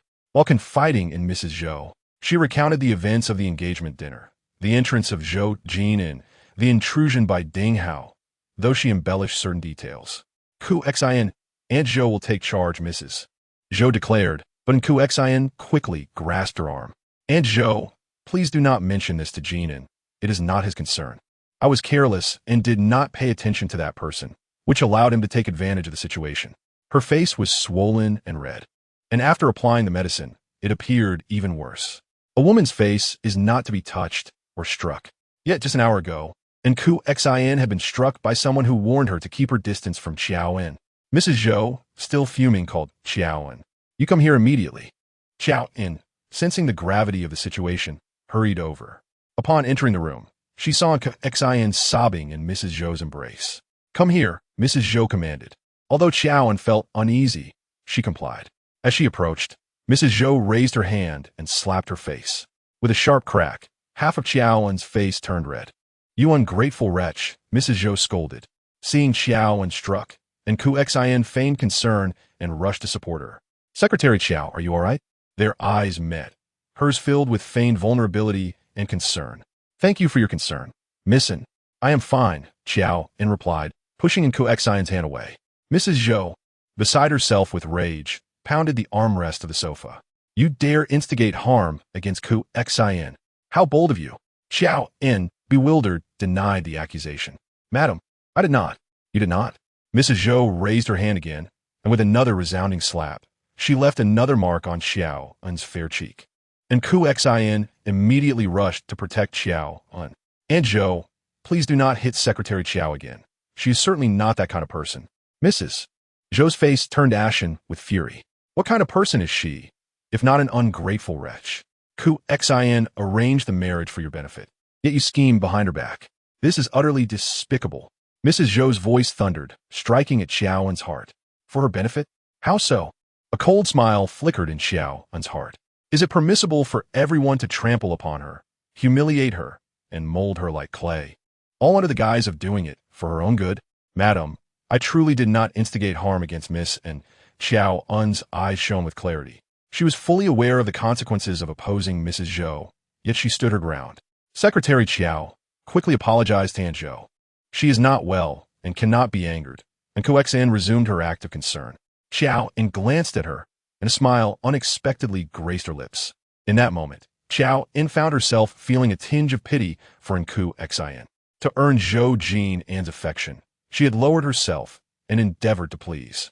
No, she was not merely pitiable, she was tragic. Her tragedy lay in her self-abandonment, which did not earn her Zhou Jin'an's favor. Yao En stood, her posture unyielding. Mrs. Zhou detested Qiao En straight back the most. Grabbing a teacup, she hurled it towards Qiao En, not one to suffer in silence. Qiao En sidestepped slightly, causing the teacup to narrowly miss her ear and crash into the person standing by the entrance. Ngo, an kesin gapet, immediately abandoning Qiao En to rush towards Zhou Jin'an. However, it was too late. The teacup struck Zhou Jin'an's chest and shattered upon impact, splattering tea across his expensive suit, leaving tea leaves clinging to his wet shirt. Ngo, are you hurt? And Qiao fretted, reaching to wipe the leaves from his chest and attempting to dry the fabric. But Zhou Jin'an pushed her away. Did I miss a good show?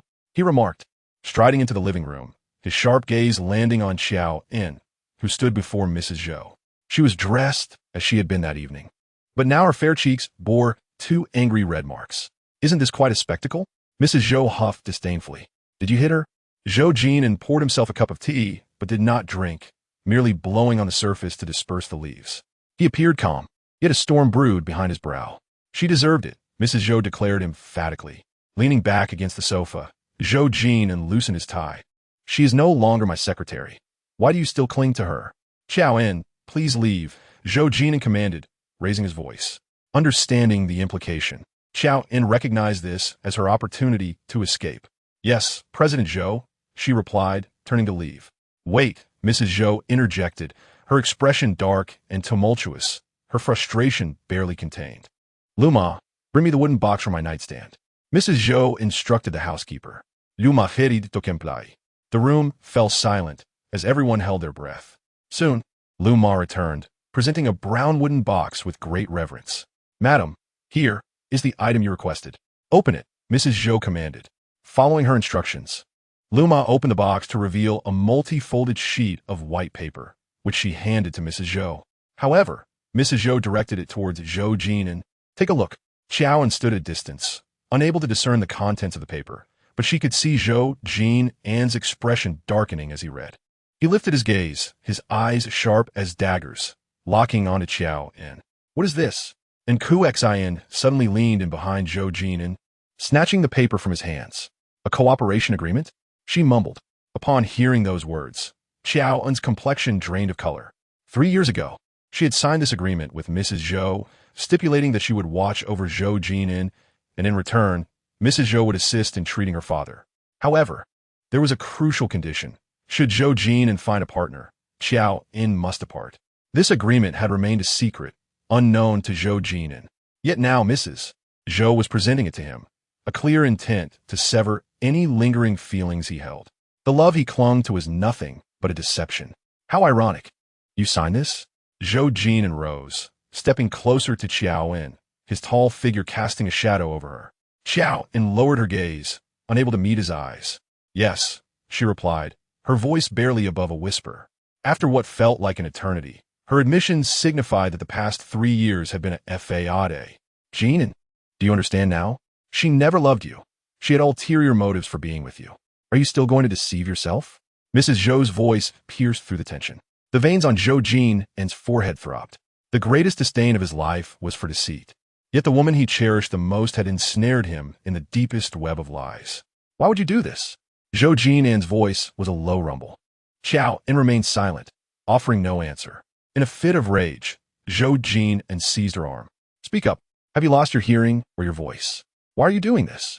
He barked fiercely, unleashing all his pent-up fury upon John. Zhou Jin'an's long fingers gripped John's arm tightly, his fingers digging in, leaving a mark of bruises.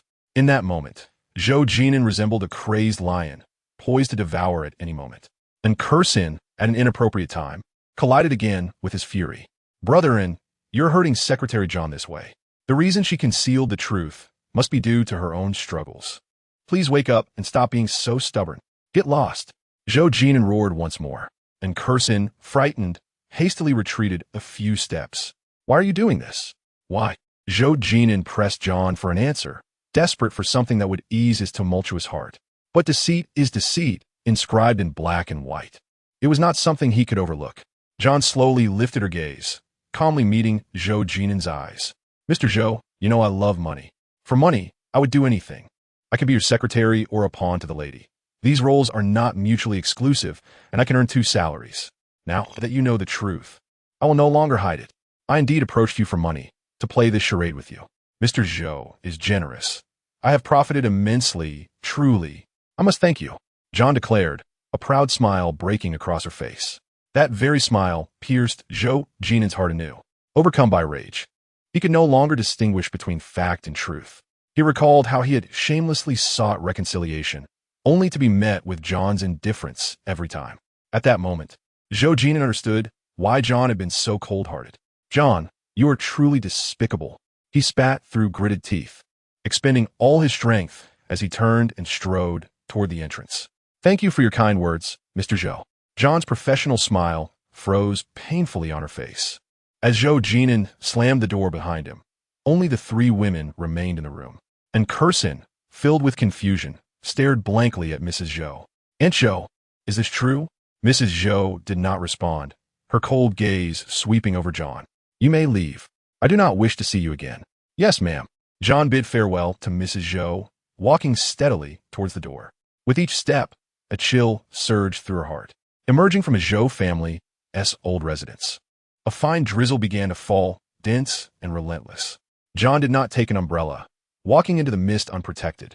At the corner near the old residence, Zhou Jin'an's vehicle was parked. Upon seeing it, John sighed heavily, choosing not to approach but to turn in the opposite direction. Chapter 41. John, you are truly despicable.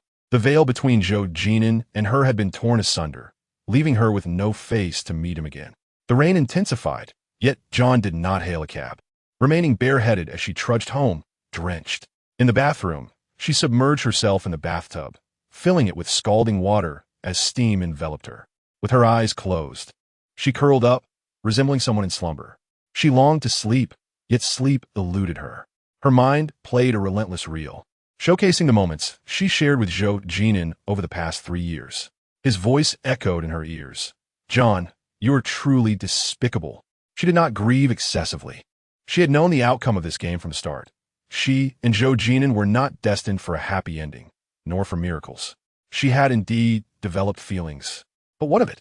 A heart moved could be retracted. They were fated to be parallel lines, each confined to their own trajectory. After soaking for about half an hour, her skin pale and pruned, John finally emerged from the tub. It was perhaps for the best that the veil was torn. She no longer had to worry about it being pierced again. After drying her hair, John went to her bedroom, taking 2 sleeping pills. She donned earplugs and an eye mask, slowly drifting into slumber. However, in the midst of her rest, a thunderous knock resounded at the door. Bang, bang, bang, each strike louder and more forceful than the last. John awoke with a start, her heart racing. Hurriedly, she made her way to the door, peering through the peephole to see Zhou Jin'an outside, his face flushed, seemingly intoxicated, as he pounded on her door with relentless fury. Each blow struck deep within her heart. She reached for the doorknob, only to retract her hand. Inviting the wolf into her den was beyond her means. Turning back to her bedroom, she grabbed her phone to call Zhou Jin'an. Mr. Zhou, it's quite late. Let's discuss this tomorrow. Please go home. Her tone was gentle. She sought not to provoke him further. Open the door, Zhou Jin'an roared, his palms striking the door with even greater force. John hung up, preparing to contact Chung Lu for assistance. But just then, she received a call from the property manager. Miss John, a resident has reported that you are being harassed. Would you like me to assist you in calling the police? The manager was overly enthusiastic. John quickly declined. Thank you, but my friend has had too much to drink. I will make him quiet. She changed into a different outfit and opened the door. Just as Zhou Jin'an's hand was poised to strike again, John swung the door wide. Mr. Zhou, I apologize for deceiving you. However, we have parted ways. Please do not continue this, all right? She leaned against the doorframe, her tone conciliatory and her demeanor humble. That's not acceptable. Even sober, Zhou Jin'an was domineering. Intoxicated, he was not only domineering but also exceedingly aggressive. He reeked of alcohol, his eyes bloodshot. What will it take for you to relent? I will not relent, Zhou Jin'an muttered, his tongue slightly slurred. Then, with a swift motion, he seized John by the neck, pulling her into his embrace. Zhou Jin'an, tall and imposing, left John, frail in strength, no chance to resist. Mr. Zhou, please don't, before she could finish. Zhou Jin'an silenced her with a fierce kiss, his grip tightening around her neck as his lips claimed hers, the scent of alcohol enveloping them, overwhelming and forceful. John struggled, but Zhou Jin'an's strength was insurmountable. With one hand, he lifted her effortlessly, staggering toward the bedroom. Don't you love money? I will give it to you. He tossed John onto the expansive bed, pulling out a wad of red bills and carelessly scattering them into the air. The bills fluttered like cherry blossoms. John lay on the bed, her eyes stinging as she watched the money rain down. Her connection with Zhou Jin'an was born of a transaction, yet it transcended mere commerce. But the latter part, she could not reveal to him. Zhou Jin'an, please leave. John's voice was cold as she uttered his name for the first time. Zhou Jin'an gazed down at her, his eyes narrowed, his towering figure casting a shadow over her. I must come in. Their eyes locked. Zhou Jin'an's crimson gaze reflected John's unspoken words. Numerous thoughts lingered on the tip of her tongue, yet none found their way out. Let me go, she pleaded one last time. He remained unmoved, unwilling to relent. John turned her head away, helplessly closing her eyes. Unable to resist, she resigned herself to surrender. "Look at me," he commanded, his eyes fierce with authority. She, however, responded only with silence. Eventually, he resorted to his usual means, punishing her obstinacy mercilessly. The depths were profound, and the flames searing. This time, Zhou Jin'an persisted for an extended period. John, exhausted to the point of collapse, knelt on the bed, curling into a ball, sobbing softly until Zhou Jin'an finally relented. However, as soon as it ended, he sprawled on the bed and fell asleep. He was asleep while John could not find rest. Rising from bed, she gathered the scattered bills, a thick stack totaling over 10,000. If she were to engage in such a profession, Zhou Jin'an would certainly be a generous patron. Yet their relationship was not one of such sordid nature. John chuckled softly, stuffing all the money back into Zhou Jin'an's pocket. Indeed, she loved money, but she had not yet sunk to the depths of avarice. John contacted Cheng Lu, requesting him to drive Zhou Jin'an away. 30 minutes later, Cheng Lu arrived. John had dressed Zhou Jin'an, but he was too intoxicated to awaken. "Thank you, Assistant Cheng." John spoke politely. Among all in Nansheng, only Cheng Lu was aware of her relationship with Zhou Jin'an. However, he remained tight-lipped, pretending not to know, as he was someone Zhou Jin'an trusted. "Secretary Qiao, it's rather late. How about letting President Zhou sleep here? I'll wait downstairs, and when he wakes, I'll take him home," Cheng Lu suggested, but John firmly rejected the notion. He never had the habit of staying overnight here, especially now that we are apart. It would be inappropriate. Cheng Lu's gaze deepened, and he said nothing more, helping Zhou Jin'an outside. As they reached the door, he paused. "Secretary Qiao, President Zhou actually cares for you." John's heart skipped a beat, but she merely replied, "Assistant Cheng, you've worked hard." Cheng Lu assisted Zhou Jin'an into the car, where he leaned back and continued to sleep. Driving the Maybach straight to Qiao En, Cheng Lu noticed Zhou Jin'an's phone ringing incessantly. A glance revealed that it was an incoming call from Enkursen. Without Zhou Jin'an's permission, he would not answer his personal calls. Enkursen persisted, calling until Zhou Jin'an's phone eventually powered off. Cheng Lu furrowed his brow. Having been by Zhou Jin'an's side for so long, he had acquired a semblance of his temperament. In that instant, he seemingly understood Zhou Jin'an's choice. Enkursen was indeed charming, beautiful, gentle, and sensible, but she always gave off an aura of hidden agendas. Compared to John, she was unmatched in many ways, yet John possessed a quality that Enkursen utterly lacked: discretion. A man's greatest fear is a woman who lacks understanding. After all, a lack of understanding breeds tedium. As the Maybach returned to Qiao En with Zhou Jin'an, an unexpected guest arrived uninvited. Chapter 42. Jin'an, choose me. Enkursen, clad in a pearl-white dress, shimmered like a moonbeam in the thick night. She quickly noticed the approaching Maybach. "Engu," she cried, rushing forward with tears streaming down her face. Cheng Lu parked the car and lowered the window. "Missin, President Zhou has had too much to drink. Please come back tomorrow." He turned her away on Zhou Jin'an's behalf. Yet, Enkursen showed no intention of leaving. "Why'd he drink so much? You, who were by his side, should have stopped him. You know his stomach isn't good. If something happens, can you bear the responsibility?"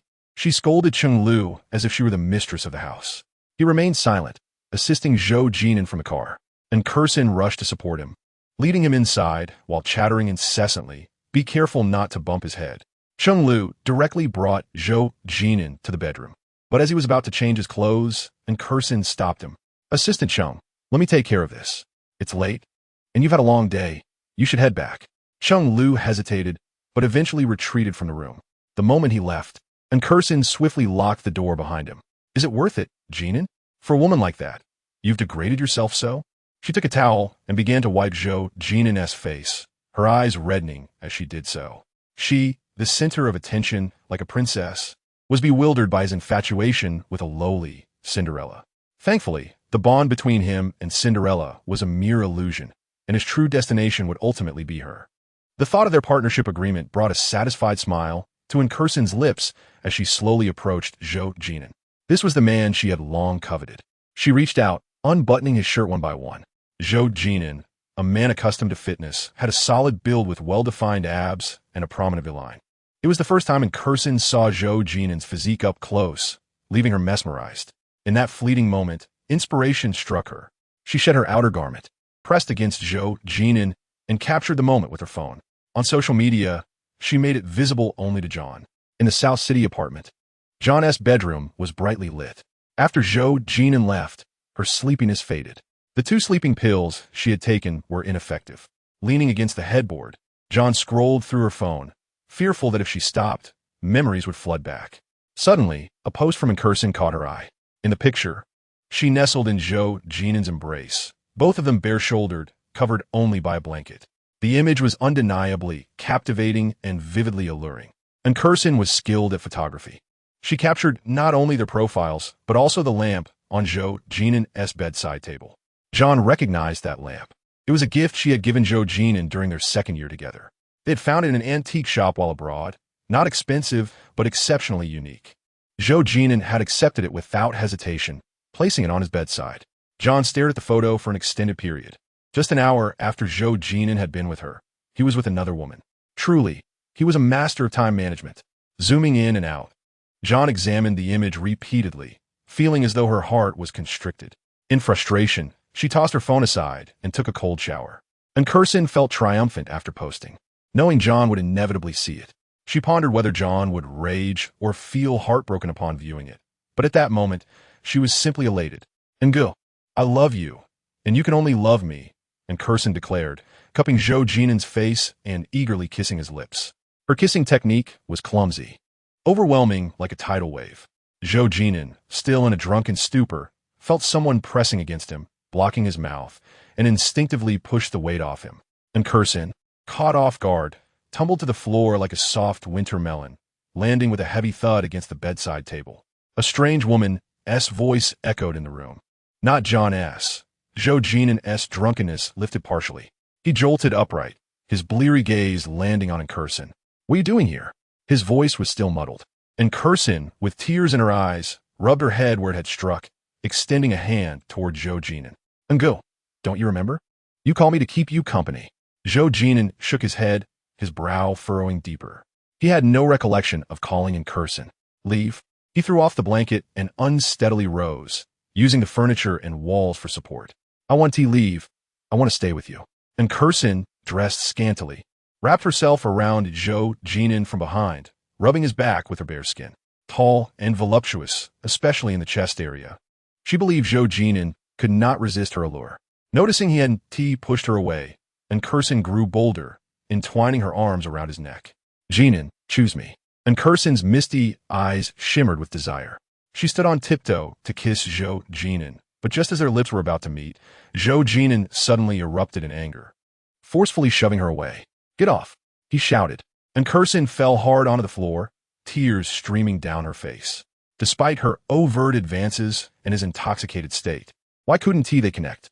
Zhou Jin'an, with reddened eyes, stumbled down the stairs, as if drawn by an unseen force, and exited the door. Incursion sat on the floor, weeping for a long time. What was her flaw? Why wouldn't he accept her? After sobbing for a while, she abruptly ceased, grabbed her phone, called John, and quickly hung up. "Secretary Qiao, I apologize for disturbing you at such a late hour. I wish to pose a rather private question. Does Mr. An often request multiple times in a night? If I were to refuse him, would that be unwise?" She edited the message and sent it to John, only to retract it almost immediately. "By the way, could you kindly inform me of Mr. An's preferred position? I find myself unable to suppress my cries. Would he disapprove?" Once again, she retracted the message just before the minute elapsed. "Secretary John, I am not keen on conceiving before marriage. If I were to remind Mr. An to use protection, would he be displeased? And if so, what brand does he prefer?" She repeated this pattern, sending and retracting messages. As she anticipated, John saw every single one. She sat rigidly at the head of her bed, her back stiff, fingers cold, and heart racing wildly. Incursion continued to send messages, but John did not respond. The content of Incursion's messages was too explicit, with a strong sense of provocation. In the end, John conceded. Just as John felt overwhelmed, there came a knock at the door, sharp and urgent. Chapter 43. Is 100 million enough? The knocks persisted, rapid and insistent. Without much thought, John opened the door. Outside, Chung Lu was supporting Zhou Jin'an. "Secretary John, Mr. Zhou insisted on coming to see you," Chung Lu said with a troubled expression. John was perplexed. Wasn't he supposed to be spending the night with Incursion? Before John could react, Chung Lu had already helped Zhou Jin'an into the room. Zhou Jin'an was heavily intoxicated, his legs barely functional. Sheng Lu guided Zhou Jin'an straight to John's bedroom. "Secretary John, please take care of Mr. Zhou tonight. Contact me if anything comes up. I'll be in the car downstairs." With that, Sheng Lu quickly left. Now alone with Zhou Jin'an, the atmosphere in the room became oddly tense. Zhou Jin'an slept deeply, and in the silence, his breathing was heavy. John tucked the blanket around him and was about to leave when her phone buzzed again. Another message from Incursion. "Secretary John, Mr. and says he wants to have 3 children with me, preferably all girls. He says a girl who looks like me can be pampered for life. But I only want to give him a son, one that resembles him. Could you help me think of how to tell him?" John glanced at the message, then at Zhou Jin'an on the bed. She understood everything now. After a moment, Incursion retracted the message, repeating the same maneuver multiple times. "Secretary John, I won't bother you anymore. Jin'an wants me to join him in the bathroom." This time, she did not retract the message. John frowned, turned off her phone, and placed it in a drawer. Incursion was pitiful, but so was she. John found cigarettes and a lighter in Zhou Jin'an's pocket and headed to the balcony. It was late, and the surroundings were quiet, with only a few scattered lights visible. John lit a cigarette, leaned against the chair, and took a deep drag. The smoke was not bitter, but her heart was. In a 3-way swing, someone must step aside. She chose to let go, but the other 2 clung to her. The dark night made it easy to lose direction. John lost track of time, smoking one after another until the box was empty. When the last cigarette was finished, dawn broke. As the first light appeared in the east, Zhou Jin'an rolled over and awoke. John was still slumped in the chair, her slender arms wrapped around her knees. Shivering slightly, her dress covering her legs. Her face, turned to the side, was blank. Zhou Jin'an couldn't read her expression, but he sensed that John was carrying a heavy burden of unhappiness. In the early days of their relationship, John sometimes showed this look. He would always go to her, embrace her, and ask, "What's troubling you?" "Mr. Zhou, why would anything trouble me?" John would quickly hide her distress, smiling innocently, as if nothing bothered her. She was an efficient secretary, handling tasks flawlessly without causing him any worry. Privately, she was a considerate partner, never causing trouble and providing emotional support. Over 3 years, she rarely mentioned her family. He knew she came from a modest background, with a teacher father and a student brother. Beyond that, he didn't inquire much. After all, John lived in a well-adjusted family, materially poor but spiritually rich. He, on the other hand, grew up without familial warmth. He thought that John, being more fortunate, would have fewer worries. But now, Zhou Jin'an realized that John might be even more unfortunate than him. He rose slowly from the bed, his head heavy from the hangover, his feet unsteady. He grabbed a blanket and walked to the balcony, perhaps because his steps were light, or perhaps because John was deeply engrossed. She jumped when he draped the blanket over her. "You're awake?" John asked, preparing to rise, but Zhou Jin'an pressed her shoulder. "Can we talk?" He initiated. Zhou Jin'an pulled a chair and sat down, his face pale, eyes bloodshot. His sharp gaze, now calm, fixed on John. He wanted to see through her, but she hid too well. John met his gaze, suddenly smiling. "Let me make you some noodles. Do you want an egg?" She stood up and went to the kitchen. Soon, the kitchen filled with the aroma of cooking. A short while later, she brought out 2 bowls of noodles, one with an egg, the other without. She naturally handed the bowl with the egg to Zhou Jin'an. "Here, eat while it's hot." John sat down, picked up a large strand of noodles, blew on it, and ate. A lock of hair fell over her forehead, which she quickly tucked behind her ear. "I have something to say to you," Zhou Jin'an said, holding the bowl but not eating. John, without looking up, continued eating. "Eat first, talk later." She was as focused on her meal as she was on her work. Zhou Jin'an was indeed hungry, having eaten little the previous night, though John was not a skilled cook. Her plain noodles were no match for the gourmet chef at the Chu mansion, but eating with her always made the food taste better. After finishing the noodles, the conversation was inevitable. "You want to know why I did it, right?" John took the initiative. Zhou Jin'an remained silent, his silence signifying agreement. John wiped her mouth with the back of her hand and looked at Zhou Jin'an. "Mr. Zhou, I deceived you. I come from a humble background, and I'm vain. So, for money, I sold myself. Not just to you, but to your mother as well, earning double. Don't you think I have a good business sense?" John smiled with a hint of pride. She was treading a fine line, trying to extinguish his obsession. "Why do you need so much money?" John wrapped herself tightly in the blanket, her slender legs resting on the chair. "Is having money bad?" "Mr. Zhou, you've never experienced the hardship of being poor. So you might not understand my desire for money. I too dream of a wealthy life, with meals served and clothes provided, living in a grand house, driving a luxury car. But I can't achieve that through work, so I had to take a shortcut. She spoke with a matter-of-fact tone. Zhou Jin'an disliked this version of John, her small-town mentality too apparent. He had intended to have a calm conversation, but she successfully ignited his anger. You have a fondness for wealth, do you not? Zhou Jin'an's expression darkened, the veins on his forehead protruding. Qiao En immediately exhibited a glimmer of avarice. Of course. Money can move mountains. Who does not covet riches? Is this sufficient? Zhou Jin'an, suppressing his fury, extracted a check from his pocket, swiftly inscribing a series of figures before presenting it to Qiao En. She did not accept it, yet her gaze swept over the amount. She was not mistaken. He had offered 100 million. Chapter 44. An additional 100 million Qiao En did not accept. She was taken aback, yet she endeavored to maintain her composure. Is it insufficient? Zhou Jin'an's eyes darkened. For reasons unknown, Qiao En felt as though her heart had been pierced by a thorn. The pain radiated throughout her being. I shall add more, Zhou Jin'an declared, signing another check of equal value. The temptation was immense, yet it felt rather demeaning. She had sold herself before, but she was no mere harlot blinded by greed. Qiao En rose abruptly, pushing Zhou Jin'an's hand away. Mr. Zhou, you may have misunderstood. I do love money, but not all money is worthy of my affection. If you are attempting to purchase me, I must regretfully decline. Money is a splendid thing. Qiao En was in dire need of funds. With money, she could repay Encurson's debts, secure the best physician for Qiao, and liberate her family from their shackles. No longer held hostage by anyone. Yet, the sum Zhou Jin'an offered was one she could never accept. Qiao En made her way to the bedroom, changed her attire, grabbed her small bag, and exited. Zhou Jin'an remained frozen in place, bewildered for an extended moment. He stared at the two colossal checks, his brow increasingly furrowed.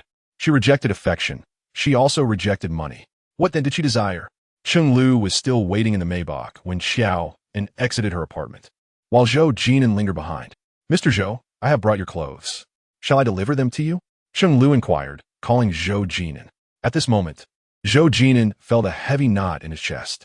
Qiao En was like an eel. No matter how he tried to grasp her, she eluded his hold. No need. Zhou Jin'an hung up the phone, his face still a mask of coldness as he descended the stairs. Upon entering the car, his expression remained unyielding. Mr. Zhou, are we heading to the office or returning to Qiao En? Cheng Lu asked. Has she left? Cheng Lu replied, Mizzen departed late last night, and I heard she cried for quite some time. Zhou Jin'an remained unmoved, closing his eyes heavily. The Maybach glided out of the city's southern apartments, and in the rearview mirror, a fleeting white figure appeared. Cheng Lu noticed, but when she turned to look again, the figure had vanished. Qiao En had gone to the office. Having spent a sleepless night, her mind was clouded. Zhou Jin'an had stayed at her place, his car parked conspicuously beneath her building. If Encurson were observant, she would undoubtedly notice. Having expended considerable energy dealing with Mrs. Zhou's pressures, Qiao En knew she could not afford to divert her attention to Encurson. She sat at her workstation all day, consuming 5 cups of instant coffee. Yet the heaviness in her head persisted, and her heart raced from the caffeine. As the end of the workday approached, her right eye twitched incessantly, and rubbing it provided no relief. Then, a call came from the hospital. Miss Qiao, your brother has suddenly suffered a cerebral hemorrhage and is currently in the emergency room. Please come at once. A buzzing filled Qiao En's head. Okay, I will be there immediately. No sooner had she hung up than her mother's call came through. Enya. Before Qiao's mother could utter another word, she erupted into uncontrollable sobs. Qiao En's heart raced. She lacked the energy to console her mother. Mom, please don't cry. What's wrong? Her mother continued to weep uncontrollably. Enya, your father, what happened to him? Qiao En is a titan shakti. Someone took her mother's phone. Your father has collapsed. You must hurry to the hospital. Without a moment's hesitation, Qiao En grabbed her bag and rushed into Sumei's office. Sumei was on the phone. I understand. Rest assured, I will provide you with an explanation. Her expression was grim, yet her tone remained deferential. Manager Su, something has occurred at home. I need to take leave immediately to go to the hospital. Qiao En's voice trembled with emotion. She was not one to easily shed tears, but with both her family members in the hospital, her anxiety overwhelmed her. Sumei glanced up at Qiao En. I'm afraid you can't leave right now. Just then, two police officers entered. Are you Qiao En? One of them approached and inquired. Qiao En, bewildered, replied, yes. You are suspected of stealing a company seal. Please accompany us to the police station for questioning. Officers, you must be mistaken. I have not stolen any seal. Stealing a company seal is a crime. Even if Qiao En had 9 lives, she could never commit such an act. She glanced pleadingly at Su Mei, who only sighed heavily. Do you remember Mr. Nye? Su Mei prompted. Qiao En certainly recalled the man named Nye and nodded. That night he took you out of Jin'an Entertainment. Everyone witnessed it. Qiao En, in our line of work, we must adhere to professional ethics. Everything we do is to facilitate the company's business dealings, but we must never resort to illegal means. Mr. Nye had been carrying the company seal and lost it that night. Yet the next day, the headquarters received a contract bearing the seal. Mr. Nye has reported the matter to the police. Qiao En, please cooperate with the officers. In her muddled mind, Qiao En suddenly gained clarity. She had naively thought the incident with Mr. Nye was behind her, unaware that he had set a trap for her. I did not take a seal. Qiao En asserted firmly, her expression somber and her gaze resolute. Yet, no one seemed willing to believe her. Su Mei leaned back in her chair, her gaze now fixed on the computer screen. Let us go, the police urged. Will be. Qiao En ceased her attempts at defense and followed the two officers out of Su Mei's office. At the entrance, a crowd had gathered, eager to witness the spectacle. What are you all standing around for? Don't you have anything better to do? Su Mei shouted, and the onlookers quickly dispersed. Once inside the police car, Qiao En had regained some of her composure. Halfway through the journey, her mother called again. Qiao En did not answer, but her mother persisted. Officer, my father and brother are hospitalized. May I please take this call? One of the officers eyed her skeptically, but she did not appear to be lying. He took Qiao En's phone, pressed the answer button, and activated the speakerphone. Enya, where are you? When will you come? Qiao En's mother had never faced significant adversity and was now in a state of panic, clinging to her daughter as her last hope. Tears welled up in Qiao En's eyes. Mom, I have urgent matters to attend to. I will come as soon as I can. Please don't worry. Dad will be fine. Enya, I am so frightened. Your father collapsed after hearing about your brother's accident. If anything were to happen to him or your brother, how could I possibly go on? Qiao En's hospitalization had remained a secret from her parents until now, but someone had unwittingly revealed the truth. Qiao En's heart sank as she asked, Who told you? It was a man who said your brother is in critical condition and might not survive. Oh, I remember now. He said his surname was Ding, and he is your brother's attending physician. Ding how? A huge question mark formed in Qiao En's mind. How could he have obtained her family's contact information? Chapter 45. Pushed into hell, Qiao En's mind was in turmoil. She had no time to ponder and could only focus on comforting her mother. Mom, please don't cry. Take Dad to the hospital. Dad is fine. It's just a minor surgery. She forcefully suppressed the surging anger and sorrow within her, yet tears still flowed. Enya, hurry over once you're done.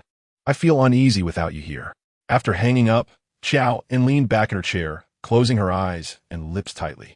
Although Qiao had turned from danger to safety, a sudden crisis arose at this very moment. Someone had kindly informed Qiao's parents. And just when her family needed her the most, that person with the surname Nia had latched onto Qiao En again. The coincidences were so uncanny that Qiao En could not help but feel suspicious. It was as if she had drawn a bad fate.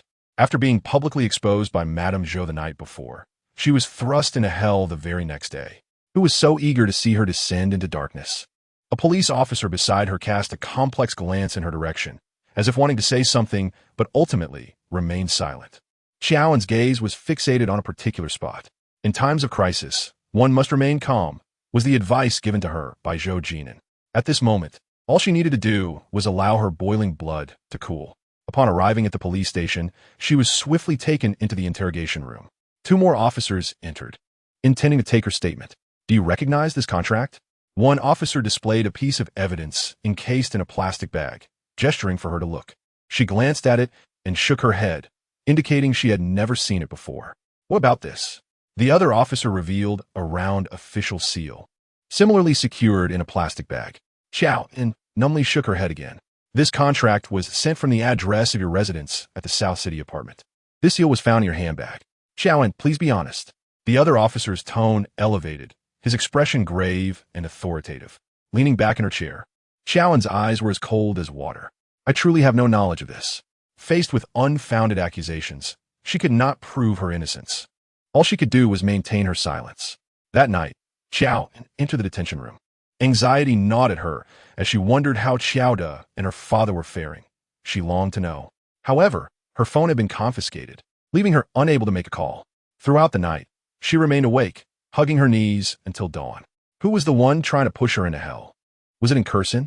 She certainly had her suspicions, having behaved so oddly the previous evening, causing such a ruckus for a reason. Of course, Madame Zhou was also a possibility. Qiao En had once been her pawn, and she believed she could control Qiao En at will. However, in this matter concerning Zhou Jin'an, it was evident that Madame Zhou was displeased with her. And what role did that person with the surname Ye play? Was it revenge? Or merely a pawn being used by someone else? Who was orchestrating this? Qiao En pondered, her thoughts a tangled mess that she could not untangle. No one came to take her statement, and she remained confined there. As the second day approached, Qiao En began to sense something amiss. Sitting idly by was not her style. Adaptability was. "I need to call my lawyer," she requested. "You have a lawyer?" The officer looked at her in surprise. Qiao En nodded. "You brought me back to resolve the issue, did you not? It's nearly been 48 hours. Continuing to hold me like this is not advantageous for you." Her demeanor was calm, neither servile nor aggressive. She provided them with a number, and they made the call for her. Of course, she had no lawyer, but Zhou Jin'an did. She felt too embarrassed to seek Zhou Jin'an's help directly, but contacting his lawyer was a clever alternative. About half an hour later, Lawyer Wu arrived. Qiao En met him in the interrogation room, offering a slight bow. "Thank you for your efforts, Lawyer Zhu." During her time as Zhou Jin'an's secretary, she had frequent interactions with Lawyer Zhu, and they had developed a cordial working relationship. "You're too kind. This matter is not significant. I can handle it for you." "How's it with Zhou?" he inquired tentatively. Qiao En shook her head. "This is a personal favor I owe you." She left her words ambiguous. Lawyer Zhu was an associate of Zhou Jin'an. Even if she instructed him not to inform Zhou, there was no guarantee he would keep it to himself. Soon, Lawyer Zhu efficiently handled the procedures for Qiao En's bail. She regained her freedom and expressed her gratitude. "Thank you, Lawyer Zhu.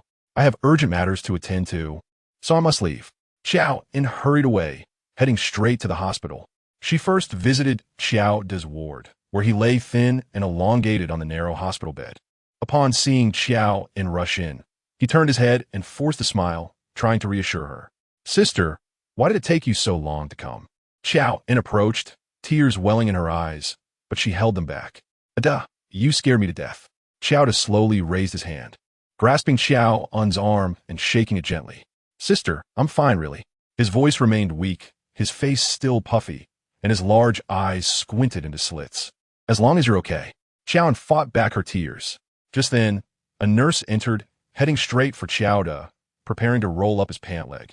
Qiao En looked on suspiciously. Qiao De explained, "Sister, Dr. Ding said that if I lied down for too long, my leg muscles could atrophy. He arranged for a nurse to massage my legs." The nurse glanced at Qiao En and skillfully began to massage Qiao De's calf. "Thank you." The nurse, speaking in a thick Sichuan dialect, replied, "Why thank me? I'm just doing my job since you paid for it." At that moment, Ding Hao appeared. Well, a rare visitor." He flashed a charming smile, his gaze sweeping over Qiao En. "You've been missing in action these past few days, ignoring calls and texts. What's the matter? Planning to throw in the towel?" He teased Qiao En while conducting a routine check on Qiao De. "I've been tied up." Qiao En replied coolly, her expression unyielding. "Your sister almost made a run for it. You need to keep a closer eye on her." Ding Hao joked with Qiao De. Qiao De beamed with pride. "My sister would never do that. Dr. Ding, could you step outside for a moment?" Without waiting for Ding Hao to finish with Qiao De, Qiao En grabbed his sleeve and pulled him out of the ward. "Hey, hands off. You better watch it. I might just hold on to you for life." Ding Hao teased, exaggerating his protest. In the hallway, Qiao En cornered Ding Hao against the wall. Though petite, she exuded a commanding presence. With one arm pressed against the wall, she forced Ding Hao to stand against it. "How did you get my home phone number?" Qiao En demanded, her eyes fixed intently on him. He knew Zhou Jin'an, yet they seemed at odds, making it unlikely he would contact Zhou Jin'an for her number. Furthermore, Zhou Jin'an did not possess her home phone number. "Is that all?" Ding Hao shrugged, rolling his eyes. "You're like a dog biting El Dong Bin, unable to recognize a good person." Qiao En leaned in closer, almost pressing against him. "Speak the truth," she commanded. Ding Hao chuckled, having always perceived Qiao En as a timid lamb, only to discover she had a wolf-like quality. All right, I'll confess. He raised his hands, laughing, feigning surrender. But just as he was about to speak, his gaze shifted behind Qiao En. It was I who informed Dr. Ding. Qiao En turned to see Incursion approaching with a silver thermos in hand, her heels clicking as she walked, her figure accentuated by a pale, pink dress swaying gracefully. Your brother was in critical condition, and the hospital couldn't reach you. I happened to be there that day, so I used my connections to find your parents' number through your brother's school. Secretary Qiao, I hope you don't mind my actions. Incursion's large, sparkling eyes appeared genuinely concerned. Her interference had thrown the entire Qiao family into disarray. Miss En, thank you. Qiao En expressed her gratitude, though her gaze was as cold as ice. Incurson's eyes sparkled with triumph and mischief. Secretary Qiao, why so formal? We are friends. I'm more than happy to help you. Qiao En, being astute, recognized Incurson's intentions. She was two-faced, and now she had to play along. Miss En's kindness will forever be etched in my heart. A glimmer of coldness flickered in John's eyes. You really ought to express your gratitude to Miss En. She has covered your father's and brother's medical expenses. And over the past few days, she has been tirelessly attending to your parents in the hospital, even hiring a caregiver for your brother. John, having a friend like Miss En is truly a blessing. Ding Hao leaned against the wall, hands tucked into the pockets of his lab coat, singing praises for Incursion. John genuinely admired Incursion. Despite her evident disdain for John, she feigned friendship. How could she endure uttering insincere words and performing disingenuous acts? I should be grateful to Secretary Qiao. During my years abroad, she has taken care of Nguo for me. Friends should step up when needed. And it is my honor to assist Secretary Qiao in any way I can. It is her honor, yet it is John's misfortune. To be a friend of Miss En is also my privilege. John met Incurson's gaze, which was clear and serene, yet her eyes concealed tumultuous waves. Oh dear, I was so engrossed in conversation that I let the chicken soup for Qiao to get cold. Incursion averted her gaze, bypassed John, and entered the ward. As she stepped inside, Qiao's smile blossomed once more. Sister Curson, please, no more soup. It's too much trouble. Incursion placed the thermos on the bedside table, signaling the caregiver to open it and feed Qiao. It's no trouble at all. I have a housekeeper who prepared it. I merely brought it along. Take your time drinking. I will return tomorrow. With that, Incursion swayed her hips and exited the ward. Backlit, she was enveloped in shadows, her face obscured in darkness. Dr. Ding, you must take good care of Secretary Qiao's father and brother, she said with a charming smile, playfully patting Ding Hao's arm, her demeanor quite intimate. Understood. Ding Hao winked, a wicked smile spreading across his face. As Incursion prepared to leave, John escorted her to the elevator. Miss En, thank you for your efforts. Incursion paused, seemingly on the verge of saying something, but after a moment's contemplation, she refrained. It was indeed a bit of effort, but as long as you know, Incurson's words carried a hidden meaning. She pressed the down button and entered the elevator, smiling just before the doors closed. Secretary Qiao, I almost forgot to mention, your father's condition seems to have deteriorated. As the elevator doors shut, her smile vanished. John's heart tightened in an instant. Without a moment to ponder, she dashed to her father's ward. He lay in the hospital bed, looking gaunt, while Qiao Mu bent over, clutching a towel to wipe his mouth. As John approached, she noticed that one side of her father's face had already drooped. Inya, why did you take so long to arrive? Qiao Mu's eyes were swollen and red, tears streaming down her cheeks once more. Upon seeing her cry, John felt her own eyes welling up. One of Qiao Da's eyelids drooped heavily, while the other was clouded. He attempted to speak, but his words were slurred, saliva dripping from the corner of his mouth. Qiao Mu wiped her tears while tending to Qiao Da. The doctor said your father has suffered a stroke and one side of his body is paralyzed. He may never fully recover. Qiao Da emitted some incoherent sounds, and John struggled to comprehend. She grasped her father's hand tightly. Dad, don't worry. I will ensure your recovery. Qiao Da nodded laboriously, tears rolling down his cheeks. Thanks to your friend, Miss En, if she hadn't been by my side, Inya, your mother wouldn't have been able to cope. Once your father feels better, we must express our gratitude to her. Qiao Mu referred to Incursion. In the 2 days John had been absent, Incursion had swiftly gained the trust of the Qiao family. John smiled wryly. Incursion was indeed quite resourceful. In front of Qiao Mu, she said nothing but simply nodded in agreement. At 10 o'clock that night, feeling somewhat hungry, Qiao Mu asked John to go buy some supper. The alley outside the hospital was filled with vendors selling snacks. She ordered 2 bowls of wontons and a bowl of thin porridge to take away. Just as she reached the alley's mouth, she unexpectedly encountered Zhou Jin'an's vehicle. The window was partially rolled down, revealing only half of his gloomy face. "Secretary Qiao, Mr. Zhou requests your presence." Cheng Lu approached. "I'm very busy right now. I have no time." John declined, quickening her pace to leave. But Cheng Lu stepped in her way. "Secretary Qiao, please don't put me in a difficult position." If he wishes to meet, she had no choice but to comply. But how could John dare to see him? Each encounter brought her misfortune. She and her family could not withstand such turmoil. Circumventing Cheng Lu and quickening her steps, she nearly sprinted into the hospital lobby where the inpatient elevator was bustling. John pressed the up button, but no elevator arrived. Her head hung low, her heart heavy with sadness. Was it due to her own predicament or the recent encounter with Zhou Jin'an? Perhaps she simply did not want him to witness her in such a disheveled state. After a lengthy wait, the elevator finally arrived, and John hurried inside. However, just as the doors were about to close, Zhou Jin'an suddenly entered. He emanated a chilling aura, causing the temperature in the elevator to plummet. John pressed herself against the wall, retreating as Zhou Jin'an advanced. "Why are you avoiding me?" he asked coldly. John turned away, refusing to face him directly. "Mr. Zhou, I have already made my position clear." Zhou Jin'an's face was taut, his thin lips forming a cold, lonely arc. "Are you clear?" he demanded, his voice low and harsh. John lowered her gaze. She genuinely struggled to articulate her thoughts. But how could one express clarity? "Mr. Zhou, your mother and fiancé, you do not wish for us to be close. Therefore, please cease your entanglement."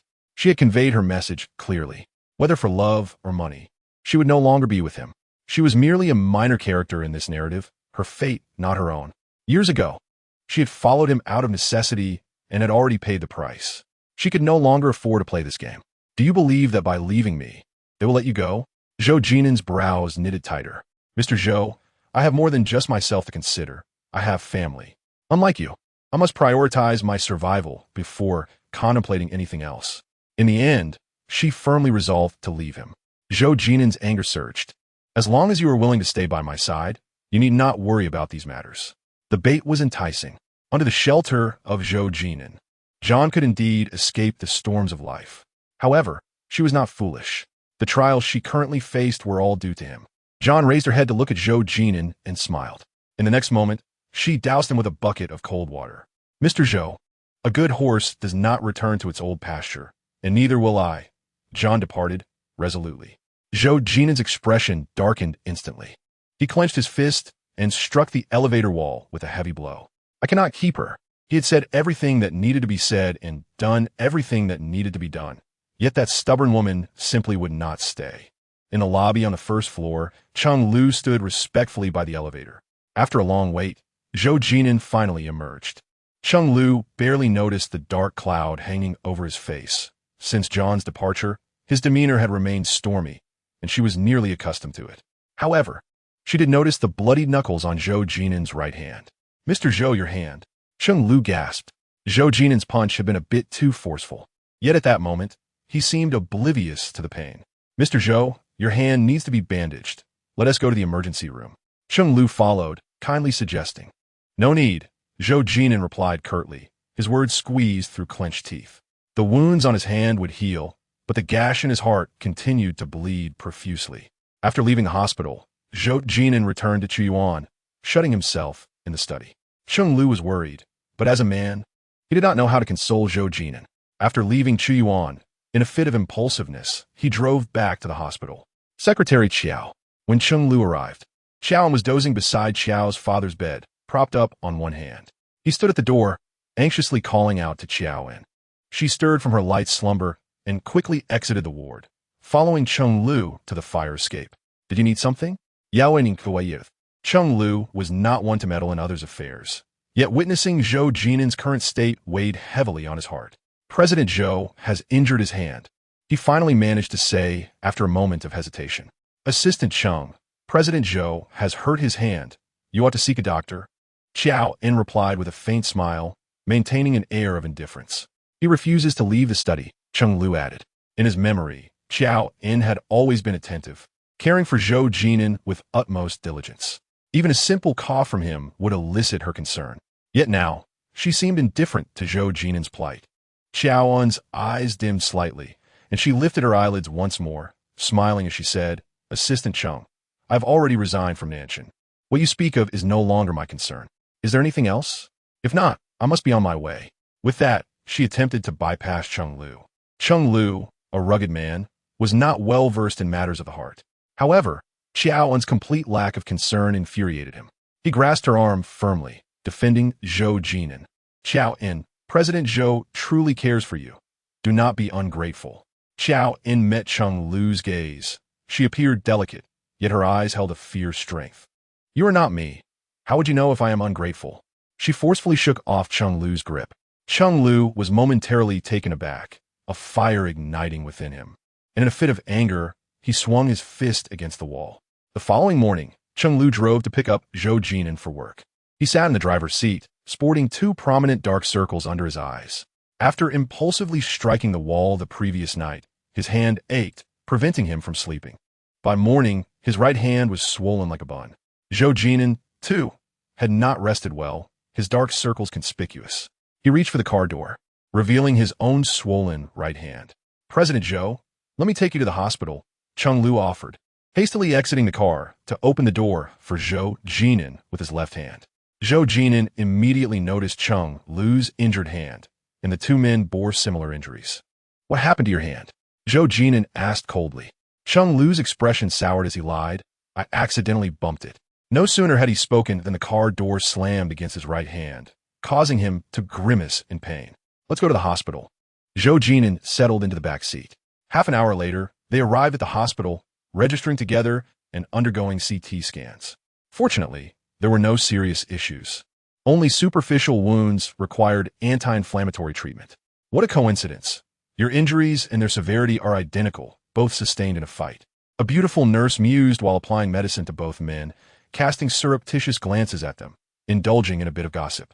Chung Lu, tall and robust, exuded a rugged charm, providing a strong sense of security. Zhou Jin'an, on the other hand, was tall and poised, embodying the archetype of a cold, domineering CEO, emanating an innate air of nobility and mystery that proved irresistibly alluring to women. Zhou Jin'an feigned ignorance while Chung Lu felt awkward, unsure how to respond, offering a sheepish smile. Once they finished their bandaging and exited the hospital, they unexpectedly ran into Incursion at the entrance.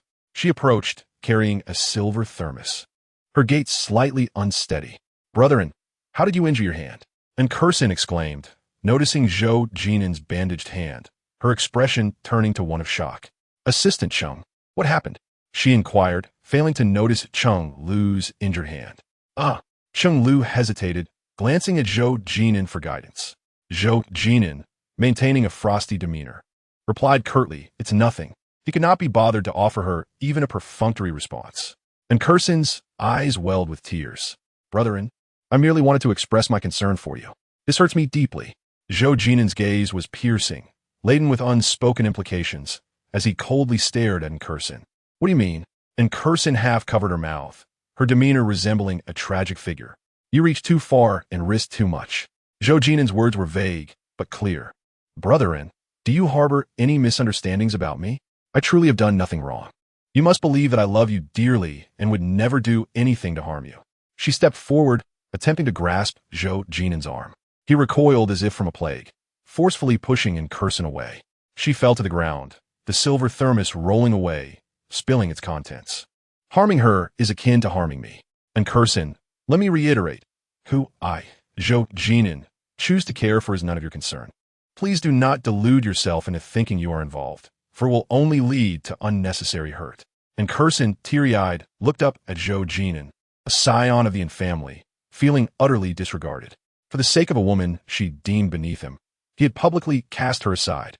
She had sacrificed much, lowering herself, yet he remained blind to her efforts.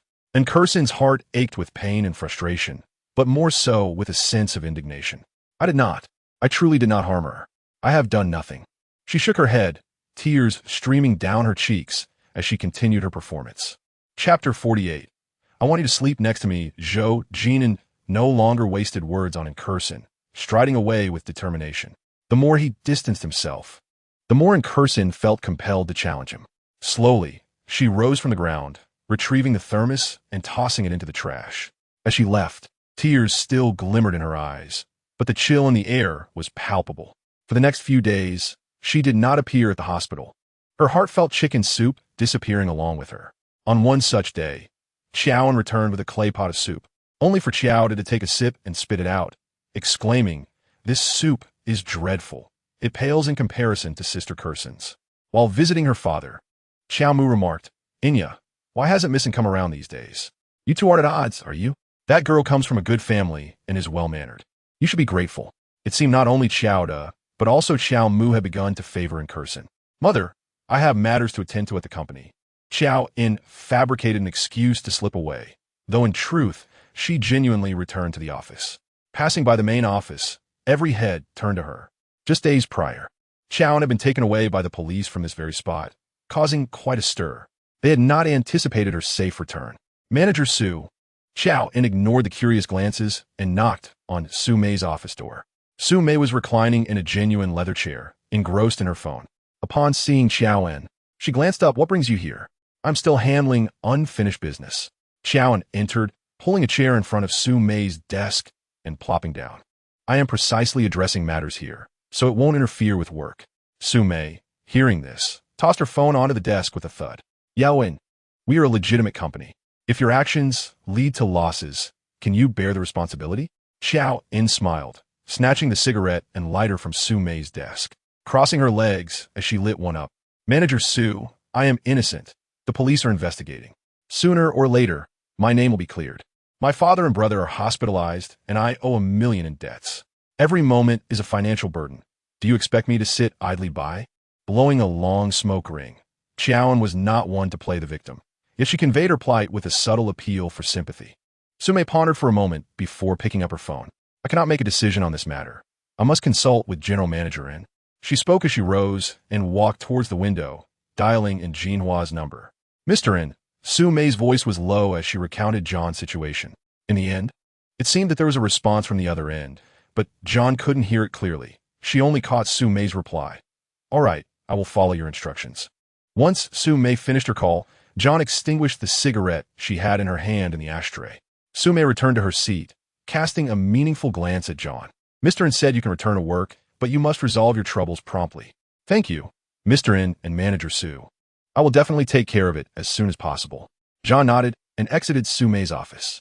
In the tea room, several women were gathered, engrossed in animated conversation, entirely oblivious to John standing behind them. "Look at her shameless demeanor. It's evident she could do anything. Stealing Director Nie's official seal. She must have some audacity. Indeed, I heard she used to work in a big company, perhaps as a secretary to the president, and was likely fired for stealing. You all better be cautious. Lock away any valuables in your drawers. It's hard to guard against an insider. Watch out for her swiping your things." They conversed passionately, and John listened with keen interest until Su Mei emerged from the office, witnessing the scene. "It's work hours. Why aren't you all focusing on your tasks?" she admonished. The women turned abruptly, confronting the radiant smile of John. "Continue. I love hearing your stories." John remained detached, as if the person they demonized was not her. She felt neither anger nor sadness. It was they who felt awkward. They fled in disarray, one forgetting her coffee cup. John called out to her, "Ming Ming, do you still need your cup?" If not, she deliberately elongated her tone, prompting the girl, Ming Ming, to hastily return, snatching the coffee cup and fleeing. In her haste, she spilled coffee all over her white dress, resembling blooming stains. Once everyone had departed, the tea room felt more relaxed. John took a tea bag and brewed a cup of oolong tea. Su Mei approached her, her expression serious. "There's a gathering tonight. I heard the boss can be quite difficult. Mr. En said whoever can handle him will receive an additional 3% commission. You need money, right? I'm asking you first. If you're not interested, I'll inquire with others." Su Mei spoke while the others in the large office craned their necks to glance over, though they dared not be overt. "I am willing to go," Yon replied. "Through fire and water, as long as it earns money, I'm in." Su Mei sighed slightly. "You must think this through. He is not an easy person to deal with. Rest assured, I promise to accomplish the task." John spoke with confidence. Su Mei gazed at her intently. hesitating to express her thoughts, but ultimately remained silent. At 7 in the evening, John and 2 other public relations representatives went to Gma Entertainment. This time, they were in a large private room again. John had done her homework in advance. Tonight, the boss she needed to win over was Qiao En, who operated a leisure resort that had business dealings with En's company. However, for some unknown reason, he had proposed a termination of their contract just days prior. John's task tonight was to persuade Qiao En to continue their collaboration. In the private room, John sat beside Qiao En. He was tall, with a large beer belly and a long, unamused face. "Mr. Qiao, allow me to toast you." John poured a glass of liquor and raised it towards him. He merely cast a cold glance at John, neither lifting his glass nor drinking. "Then I shall drink first as a tribute." John tilted her neck and drained her glass. Qiao En remained unmoved. "How about I sing a song for you, Mr. Qiao?" John proposed. He snorted dismissively, neither responding nor acknowledging her. This was the first time John encountered such a person, leaving her momentarily at a loss. She racked her brain to establish a friendly rapport with Qiao En, but he was unresponsive. "Mr. Qiao, perhaps we could discuss the collaboration? Your decision to terminate the contract with En's company is not beneficial to you." Before John could finish her sentence, Qiao En abruptly stood up and strode towards the exit. Instinctively, John rose to follow. She had promised Su Mei beforehand that she would not go back on her word. Failing to do so would leave her with no explanation upon her return. Outside the private room, Qiao En walked leisurely down the carpeted corridor, seemingly waiting for John. She quickened her pace to catch up. "Mr. Qiao, if you have any thoughts regarding our collaboration, we could discuss them." Qiao En paused, towering over John as he suddenly spoke. "Let us talk somewhere else." He pushed open the door to a room at the end of the corridor. The lighting inside was dim. Drinks and glasses were set upon the table. Qiao En poured himself a glass of whiskey and handed one to John. "Drink this, and then we will talk." He offered her an opportunity that she could not afford to miss. Therefore, John accepted the glass without hesitation and downed it in one swift motion. The liquor burned as it slid down her throat, igniting her senses. "Mr. Qiao, you have been collaborating with En's company for many years. We share a long-standing relationship. Whatever your requirements, please feel free to mention them, and I will certainly advocate for you with the company. As long as you continue to collaborate with En's, I assure you that I will secure the maximum benefits for you." John recited her prepared speech. Qiao En, holding the whiskey glass, filled it halfway again, but did not drink, merely swaying it back and forth, causing John's head to spin. "My request is simple." Qiao En squinted, surveying John from head to toe. She was flushed from the drink, appearing quite charming. "Go ahead," John replied with a smile. Qiao En pointed at John and said, "I want you to spend the night with me." Chapter 49. "All right, let's go home." John was taken aback. Qiao En was indeed direct. However, she quickly regained her composure. "Mr. Qiao, please sign this first." John retrieved a new contract from her small bag and handed it to Qiao En. She smiled amiably, her words not rejecting, leaving Qiao En in a quandary. If he didn't sign, he would miss out on John's offer. If he did sign, he worried about John possibly being untrustworthy. John smiled sweetly, one hand holding the pen, the other clasping the contract. Qiao En found himself in a dilemma, but soon made a decision. "I like your understanding demeanor." He reached out and pinched John's soft cheek. Taking the contract, he grabbed a pen and signed it swiftly. John accepted the contract back, folding it neatly before placing it back in her bag. Her task was complete. "Thank you, Mr. Qiao." John shook her increasingly dizzy head, striving to maintain her clarity. She leaned against the wall and staggered toward the private room's door. Qiao En's dark eyes narrowed as he swiftly stepped in front of John. "Miss John, are you trying to play tricks?" John looked up, feigning innocence with a smile. "Mr. Qiao, what tricks would I be playing?" She acted oblivious, convincingly so. "You promised me. You signed, so you owe me a night." Qiao En's patience wore thin. He grew angry, grabbing John's arm and dragging her toward the sofa area. "Mr. Qiao, please don't rush." But Qiao En, unable to contain himself, forcefully tossed John onto the sofa and began unbuckling his belt. John's head struck the armrest of the sofa, stars dancing before her eyes. She quickly steadied herself, sitting upright. "Mr. Qiao, let us communicate properly. You know I am a public relations representative under En's. We adhere to our professional ethics and will never engage in transactions of money for favors. I swear to heaven, I did not hear you say that, and I could never do anything to tarnish your reputation." John was clever. She engaged Qiao En in a game of words and then attempted to reason with him, appealing to his emotions. Alas, Qiao Ziming turned a deaf ear to her entreaties. His face darkened, and he glared at John, hurling vile insults. "You wretched harlot, do you not value your life? I say you are a whore, and so you are, a slut for all men. Tonight, I shall have you." No sooner had the words left his lips than he lunged at her. John, unable to evade, was pinned beneath his corpulent form, struggling for breath. Qiao Ziming's large hands tore at her clothes, spewing curses. "Filthy bitch, lowly woman, slut." Qiao Ziming was notorious for his pugnacity, arrogance, lechery, and perversion. His reputation was marred by a myriad of despicable labels. If John fell into his clutches tonight, she would either perish or be scarred for life. In the midst of her frantic struggle, the buttons on her blouse scattered, revealing a crimson bra. Qiao Ziming's eyes, already bloodshot, gleamed with a sinister light. His hand reached for her chest. Just as it seemed John was about to suffer, she suddenly seized Qiao Ziming's hand. "Mr. Qiao, I was only jesting. You're too eager," she said, her tone shifting dramatically. She was adept at adapting to circumstances.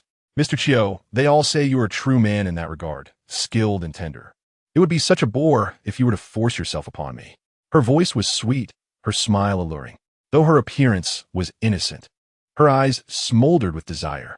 Pouting and coquettish, she hoped to placate him, but she miscalculated. Qiao Ziming sneered, slapping her across the face. "Damn, you're even more promiscuous than a whore. Do you take me for a fool?" He did not release her, but pressed down harder, one hand fumbling with his belt, the other attempting to unfasten her trousers. His foul mouth ravaged her slender neck. John struggled, flailing her arms. He was impervious to her pleas, and she could not overpower him. Was she destined to meet her end in this sordid manner? As Qiao Ziming was about to undo her trousers, John, in a moment of desperation, grabbed a bottle from the coffee table. Without hesitation, she swung it with all her might, striking him on the back of the head. The blow was met with a dull thud, and Qiao Ziming collapsed, clutching his head. Blood gushed out, staining the sofa, table, and carpet. John snatched her bag and fled, stumbling down the stairs. Whether it was the alcohol or the sight of the blood, her legs felt weak, as if treading on cotton. The elevator was slow, so she took the stairs, her steps erratic. After descending 2 floors, her heel caught on the carpet, and she tumbled down the winding, steep staircase, landing in a heap in the lobby. Dazed, John heard her voice. A security guard, dressed in uniform, waved a hand before her eyes. She felt dizzy and closed her eyes. "Are you all right?" The man shouted. She lay on the ground, disoriented, unable to comprehend his words. Someone shook her shoulders, and more people arrived, dragging her outside and leaving her in an intersection. "Mr. Zhou, there's someone over there. It looks like Secretary Qiao," Cheng Lu called out, pointing to John, who was curled up, her jacket riding up to reveal a strip of pale, delicate skin. 2 lecherous men circled her. Zhou Jin'an, in the middle of a video conference, glanced in the direction Cheng Lu indicated. Recognizing John, he abruptly ended the meeting, discarded his computer, and rushed to her side. "Get away," he roared, scaring off the 2 men. His face was cold, but his eyes blazed. He removed his coat and wrapped it around her. She was burning, like a flame about to consume him. He scooped her up, cradling her tightly. Her feverish face, pressed against his chest, seared his heart. She squirmed in his arms, half conscious. "Be still, we're going home," Zhou Jin'an murmured, gritting his teeth. She ceased her struggles, wrapping her arms around his neck, as if seeking solace in his embrace. Chapter 50. Take me. Cheng Lu opened the rear car door, and Zhou Jin'an carried John inside. "To the hospital, Mr. Zhou?" Cheng Lu asked, starting the engine.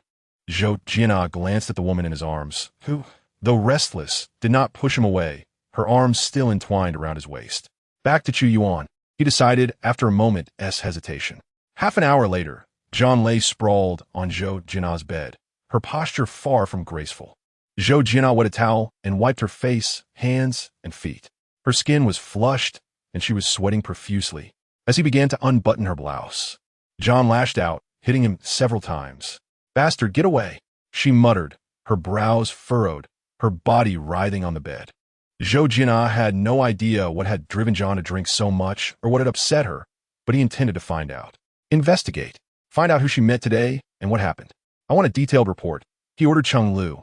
"Yes, Mr. Zhou," Cheng Lu replied, setting off to gather the information. In the meantime, John continued to thrash about. Zhou Jin'an approached, taking her hands in his. "It's me. Don't be afraid," he soothed. Her hands stilled, and he sat beside her, holding them. She always appeared composed and resilient, but he now realized how fragile she truly was. "So hot," Zhang moaned, growing restless once more. She pushed Zhou Jin'an away and toward her clothing. Her body, like a glowing ember, was terrifying to behold. "Zhang, what's wrong?" Zhou Jin'an asked, touching her face. She grabbed his hand, pressing her cheek against his palm. "Feels so good," she murmured, rubbing her face against his hand. Zhou Jin'an's brow furrowed, and he sensed something amiss. Slowly, Zhang opened her eyes, her gaze unfocused. Using his hand for support, she rose, her voice urgent. "Take me." She guided his hand to her chest, where it rested, igniting a familiar, intense sensation within him. Zhou Jin'an remained motionless, his eyes fixed on her. She leaned in, kissing him passionately. Their lips met, a primal desire surging between them. She sought to possess him, pushing him down, her body pressing against his. Since their separation, intimate moments between Zhou Jin'an and Zhang had been few and far between. He was a man of fierce integrity, and Zhang had always occupied a special place in his heart. He yearned to unite with her physically, especially now, with her being so proactive. The desire he had suppressed surged forth like a wild beast unleashed from its cage. He rolled over, pinning her beneath him. The intensity of their gazes was a battle of desires. "Do you know who I am?" Zhou Jin'an suddenly asked. He had never engaged in opportunistic behavior. Zhang had been drugged. If she could not remember him, he would not claim her. Zhou Jin'an's gaze was fervent, hoping she would nod in recognition, allowing him to unite with her openly. However, Zhang's reaction was disheartening. After scrutinizing him for a moment, the light in her eyes abruptly extinguished.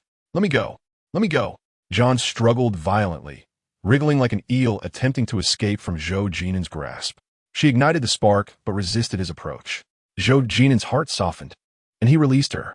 Zhang leapt from the bed, diving into the bathroom. Through the door, Zhou Jin'an could hear the sound of rushing water. Rising from the bed, he made his way to the balcony.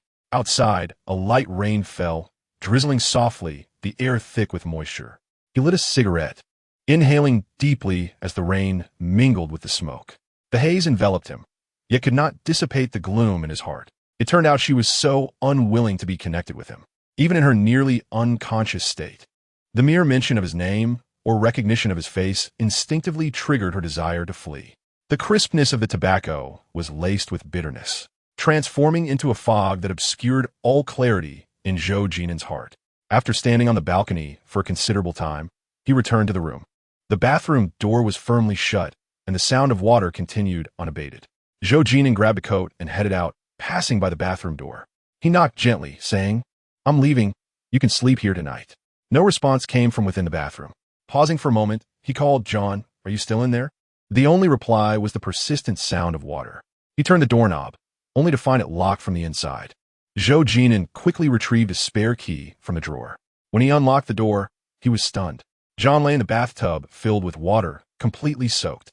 She would rather harm herself in such an extreme manner than allow him to touch her. Zhou Jin'an's heart plummeted. Water overflowed from the tub, and John's head hung limply over the edge, her face pale, her arms lifelessly draped over the sides. Zhou Jin'an's expression darkened, his eyes deep and inscrutable like an unfathomable abyss.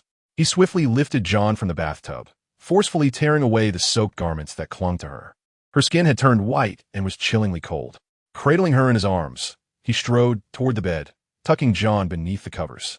He dialed Dr. Lu's number, but after connecting, he hung up, feeling uneasy.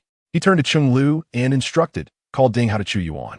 About 20 minutes later, Ding Hao arrived, sans white coat, carrying a medical kit upstairs. "Are you planning to let anyone sleep at night?" "Zhou Jin'an?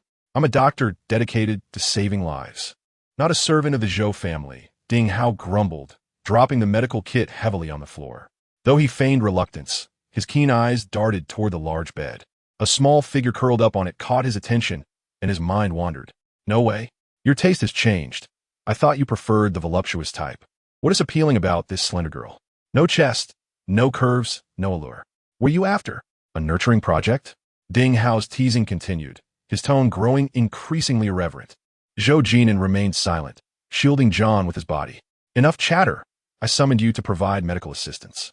My consultation fee is quite steep," Ding Hao replied, leaning against the doorframe, attempting to negotiate. Zhou Jin'an remained unresponsive, merely producing a check, swiftly writing a string of numbers, signing it, and handing it to Ding Hao. Is this sufficient? Ding Hao took the check, scrutinizing the figures. The 6-digit fee was indeed substantial. He didn't lack money, but he relished the sense of power that came from Zhou Jin'an needing him. This will do, Ding Hao replied smugly, opening the medical kit and retrieving basic examination tools before approaching the bed. What's going on here? Ding Hao still hadn't seen John's face clearly, but found the silhouette somewhat familiar. She ingested a narcotic. Ding Hao shot Zhou Jin'an a knowing glance, a mocking smile playing on his lips. Who would have thought that behind that serious exterior, you'd be so adventurous? However, when he finally saw the woman on the bed, the smile on his face froze. John? Ding Hao's eyes narrowed in surprise. John twisted slightly, her damp hair scattered about, obscuring part of her face, yet Ding Hao recognized her immediately. Perhaps due to the lingering heat within her, she was restless in her sleep. Zhou Jin'an had covered her thoroughly, yet she stubbornly kicked off the blanket, revealing a slender, bare arm. Before Ding Hao could avert his gaze, the restless John began to thrash about, her small frame surprisingly strong as she nearly flung the covers off. Zhou Jin'an reacted swiftly, moving to cover her again. Yet Ding Hao had already caught a glimpse.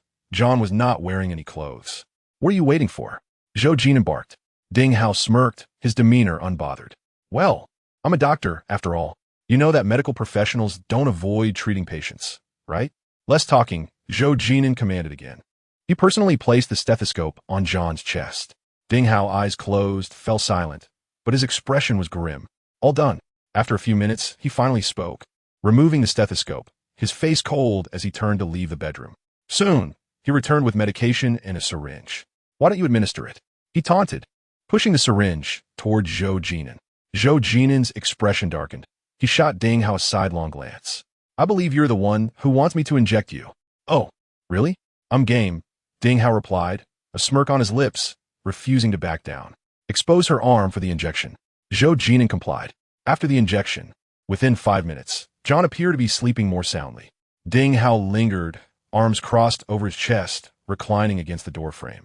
His gaze not on John, but on the beam of the window. I heard you're engaged to Incursion. Even so, you're still playing both sides?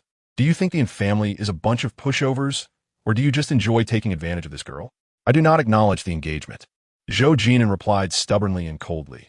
That was a unilateral announcement made by Madame Zhou En in Incursion, and it had nothing to do with him. Ding Hao scoffed at this. Do you think the family will let her go, or that the Zhou family will accept her? Marriages among the wealthy are often dictated by social standing. Though Zhou Jin'an may hold little status within the Zhou family, he bears their blood and must adhere to their customs.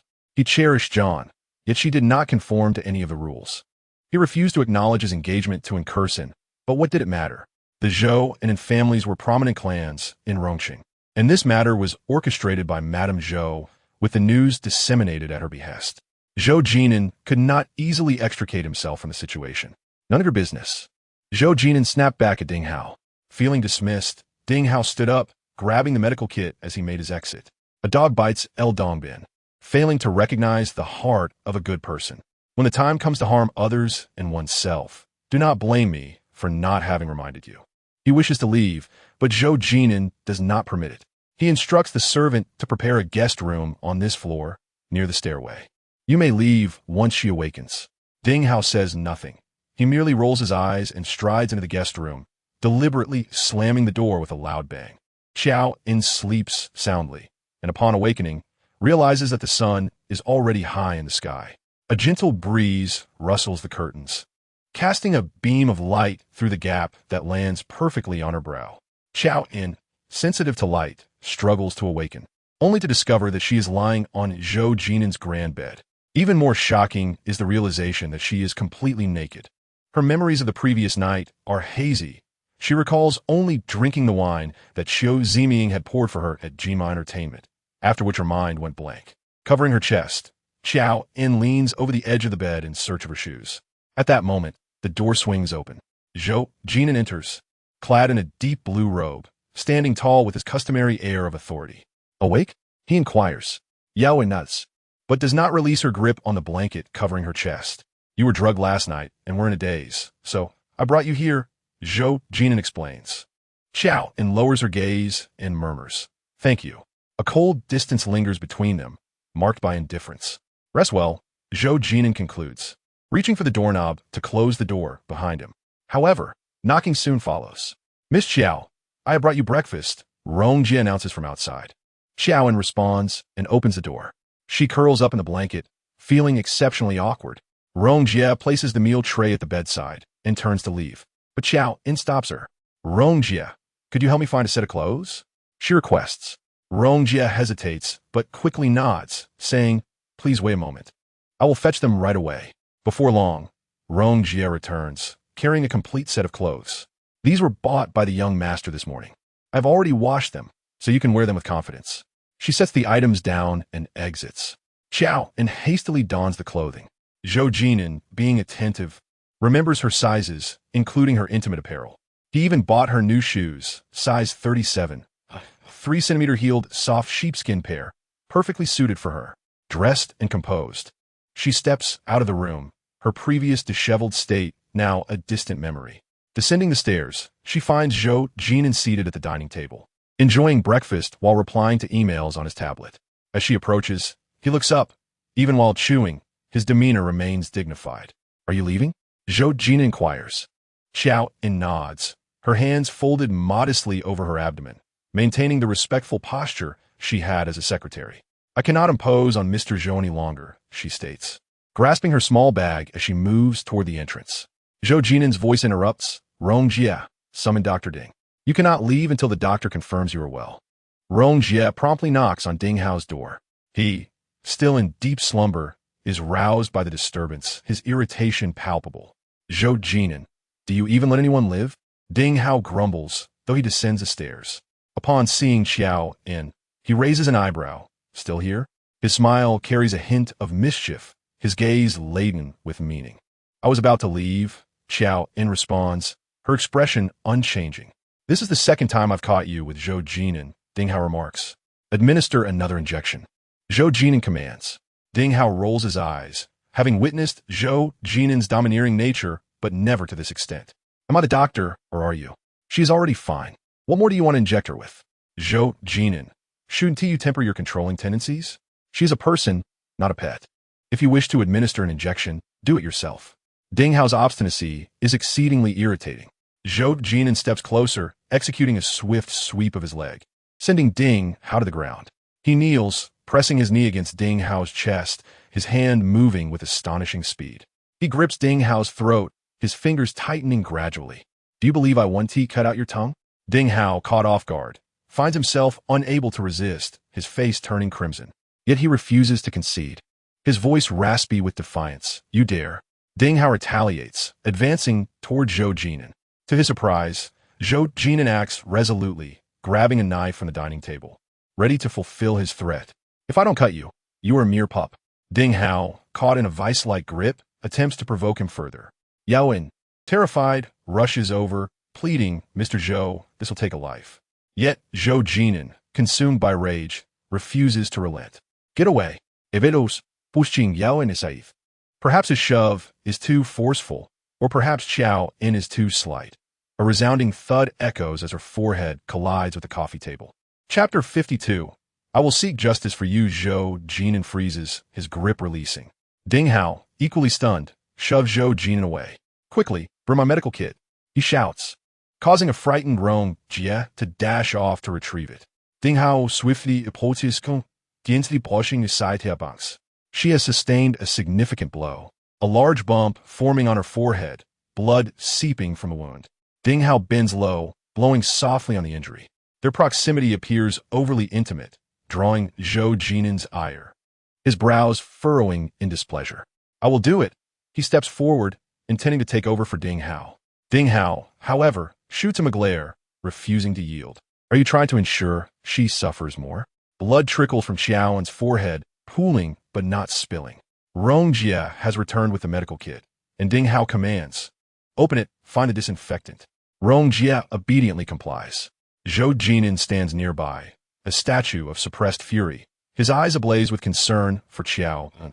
She lowers her gaze, enduring the pain without a sound, a silent testament to her resilience. It may sting a bit.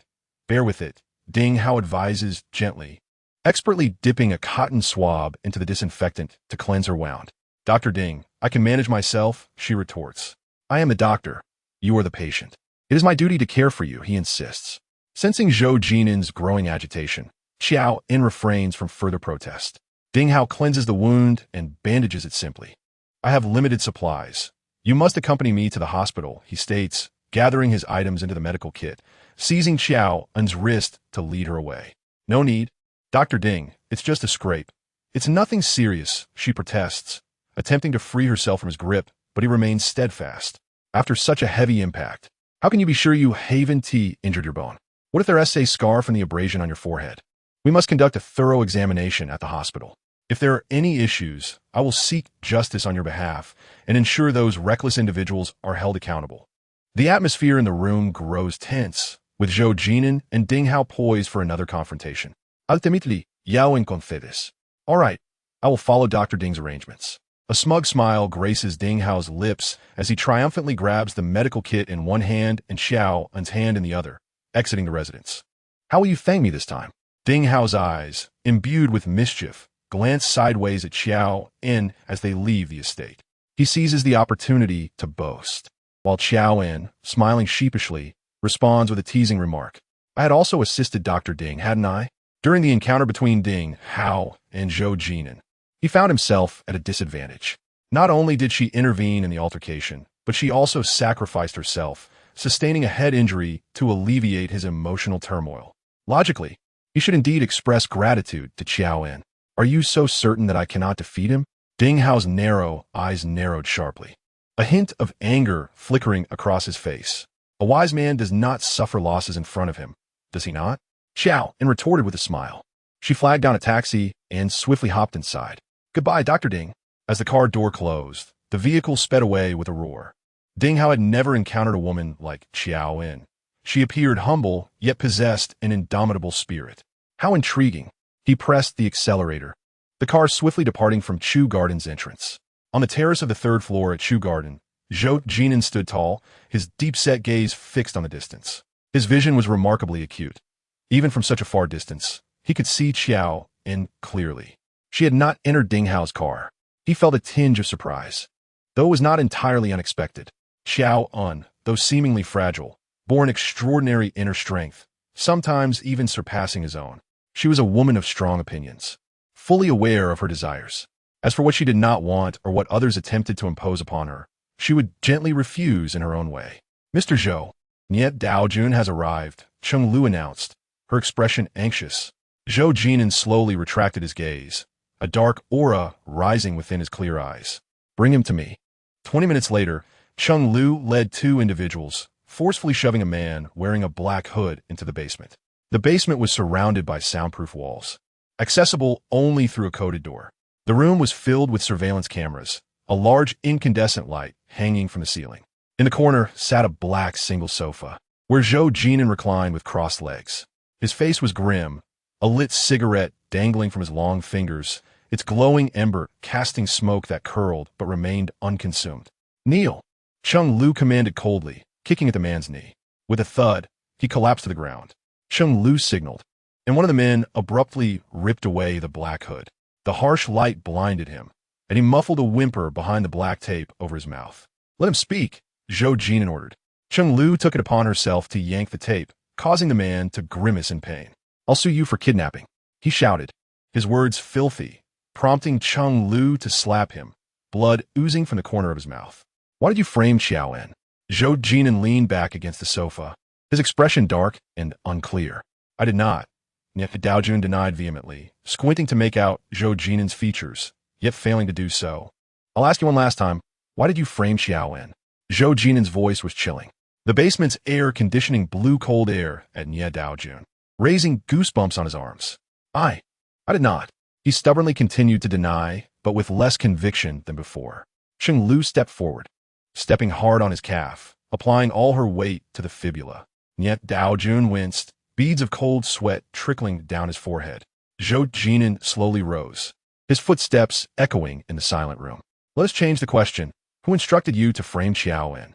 Zhou Jin'an towered over Niet Daojun, who writhed in agony beneath his gaze, akin to a snake in its death throes. Yet, even in his suffering, he remained resolute. A sharp crack echoed as Nye Daojuan's fibula fractured, causing him to convulse and collapse to the ground. "Will you speak or not?" Cheng Lu demanded. Nye Daoyun, like a dog, crawled on the floor, his neck veins bulging, eyes filled with rage directed at Zhou Jin'an. Cheng Lu aimed another kick at his other leg. But Zhou Jin'an halted her with a gesture. He signaled, and Cheng Lu produced a photograph from her pocket, showing it to Nye Daojuan. "Do you recognize this person?" The image depicted a charming little girl, her smile radiant as a blooming flower. Cold sweat drenched Nye Daojuan's face, and upon seeing the girl, his expression softened and panicked. "Yao Yao, what are you doing to her? She's just a child, only 6 years old. She's innocent. Do not harm her. If you desire my life, take it. Just spare her." His emotions surged. He slammed his head against the ground, willing to sacrifice himself to protect the girl in the photograph. Cheng Lu grasped him tightly, blood streaming down his forehead. "Is Qiao En not innocent?" Zhou Jin'an interjected sharply. "Who is behind your framing of her?" Cheng Lu pressed further. Nye Daojuan's face was a mixture of blood, tears, and sweat, his eyes reflecting only pain and fear. He understood that revealing the name would end his suffering. Yet he remained obstinately silent, shaking his head vigorously. "I cannot say." Chapter 53. No escape from death, no chance for life. Yao Yao was Nye Daojuan's illegitimate daughter, raised in Hong Kong, a secret he had never disclosed. Now that Zhou Jin'an had located Yao Yao, the matter was no longer a secret and would eventually come to light. Nye Daojuan was unaware of Zhou Jin'an's methods. Yet he had witnessed the ruthlessness of the one behind this. Thus, even at the cost of his own life, he resolved to keep his silence. A fierce determination clouded Zhou Jin'an's clear face, his thin lips pressed into a cold, unyielding line. "If you cannot speak, then write," he commanded, striding towards the sofa and taking a seat in the shadows. The oppressive aura radiated from him, enveloping the room. He sat there, legs crossed, like a pair of scissors piercing Nye Daojuan's heart and lungs. Yet, he found no escape from death, nor any hope for life. Cheng Lu tossed paper and pen at Nye Daojuan while loosening his bindings. She maintained a firm grip on the back of his neck, her voice low and menacing. "There is a reason for every grievance, and Mr. Zhou seeks that individual. If you wish to be a scapegoat, do you think he will spare your daughter? Reveal their identity, and not only will Mr. Zhou ensure your daughter has safety, but you may also reunite and share familial bliss. Whether you write or not, contemplate this carefully. Should you offend Mr. Zhou, you and your daughter may only meet on the road to the netherworld." As Cheng Lu finished speaking, she loosened her grip, and Nye Daojuan's head fell heavily to the concrete floor. The room fell into an eerie silence, devoid of any sound. Zhou Jin'an leaned back against the sofa, his posture erect, a brooding expression on his face as the veins on the back of his hand stood out, a testament to his tension. Nye Daojuan remained motionless, his face pressed against the ground, as if frozen. Cheng Lu clenched her fists, her sharp gaze fixed on Nye Daojuan. The waiting was the hardest part, a psychological battle where a single misstep could lead to total defeat. Time advanced slowly, and after about 10 minutes, Zhou Jin'an suddenly rose. The silence in the room shattered as he moved swiftly towards the doorway, creating a gust of wind that swept through Nye Daojuan's heart. Cheng Lu cracked her knuckles, her joints popping ominously. Nye Daojuan, as if awakening from a dream, abruptly lifted his head. All right. Zhou Jin'an paused at the door, not looking back. In a state of panic, Nye Daojuan seized the pen, hurriedly scrawling a single character on the paper. "And Mr. Zhou, you will keep your word." Cheng Lu snatched the paper, handing it to Zhou Jin'an. He glanced at it briefly, his expression unchanged, his footsteps heavy as he departed, leaving behind a trail of astonishment. As John's taxi broke down 2 kilometers from the hospital during rush hour, the road was choked with traffic. The driver, in a fit of anger, pounded the steering wheel and cursed. John, suffering from a headache and unwilling to wait or endure his tirade, handed the driver an extra 100 yuan and exited the cab. This decision led her to walk for nearly half an hour. By the time she reached the inpatient department, it was nearly 9:30. Carrying breakfast, John headed to Jode's ward only to find it empty. A nurse informed her that he had been taken for a lung CT scan half an hour prior. She set down the breakfast and took the elevator upstairs to deliver the remaining food to her father. However, as soon as the elevator doors opened, she was taken aback by the throng in the corridor, with people craning their necks to see what was happening. "Excuse me, can I get through?" John squeezed through the crowd, the noise growing louder as she moved forward. "Hand him over. If you don't hand him over today, you won't live either." A shrill female voice echoed from her father's room, accompanied by familiar sounds of crying. At the entrance of the ward, a crowd had gathered, and as John pressed forward with the breakfast, someone shouted, "The little vixen is here." Before she could react, a hand shoved her from behind, causing her to stumble forward. The breakfast she had bought for her father, congee and dumplings, spilled all over the floor. "You wretched woman, may you rot in hell." Before John could rise, a hefty middle-aged woman grasped her hair, unleashing a torrent of foul language. John's knee hit the ground painfully, rendering her temporarily unable to rise. She glanced up at the stranger, whose grotesque, surgically altered face was unfamiliar to her. Despite her predicament, John maintained an air of composure. "Sister, is there a misunderstanding between us?" "Misunderstanding? You seduced my husband and nearly caused his death, and you dare speak of misunderstanding?" The woman's coarse voice was punctuated with more insults as she raised her hand to strike John. Caught off guard, John received the slap, realizing this woman was Qiao Jin'an's wife, here to confront her. As John's mother, horrified, rushed forward and grasped the woman's arm, she, a fragile soul unaccustomed to conflict, fell to her knees, tears streaming down her face as she pleaded for John. "If you must hit someone, hit me instead. It is my fault. I failed to raise my daughter properly."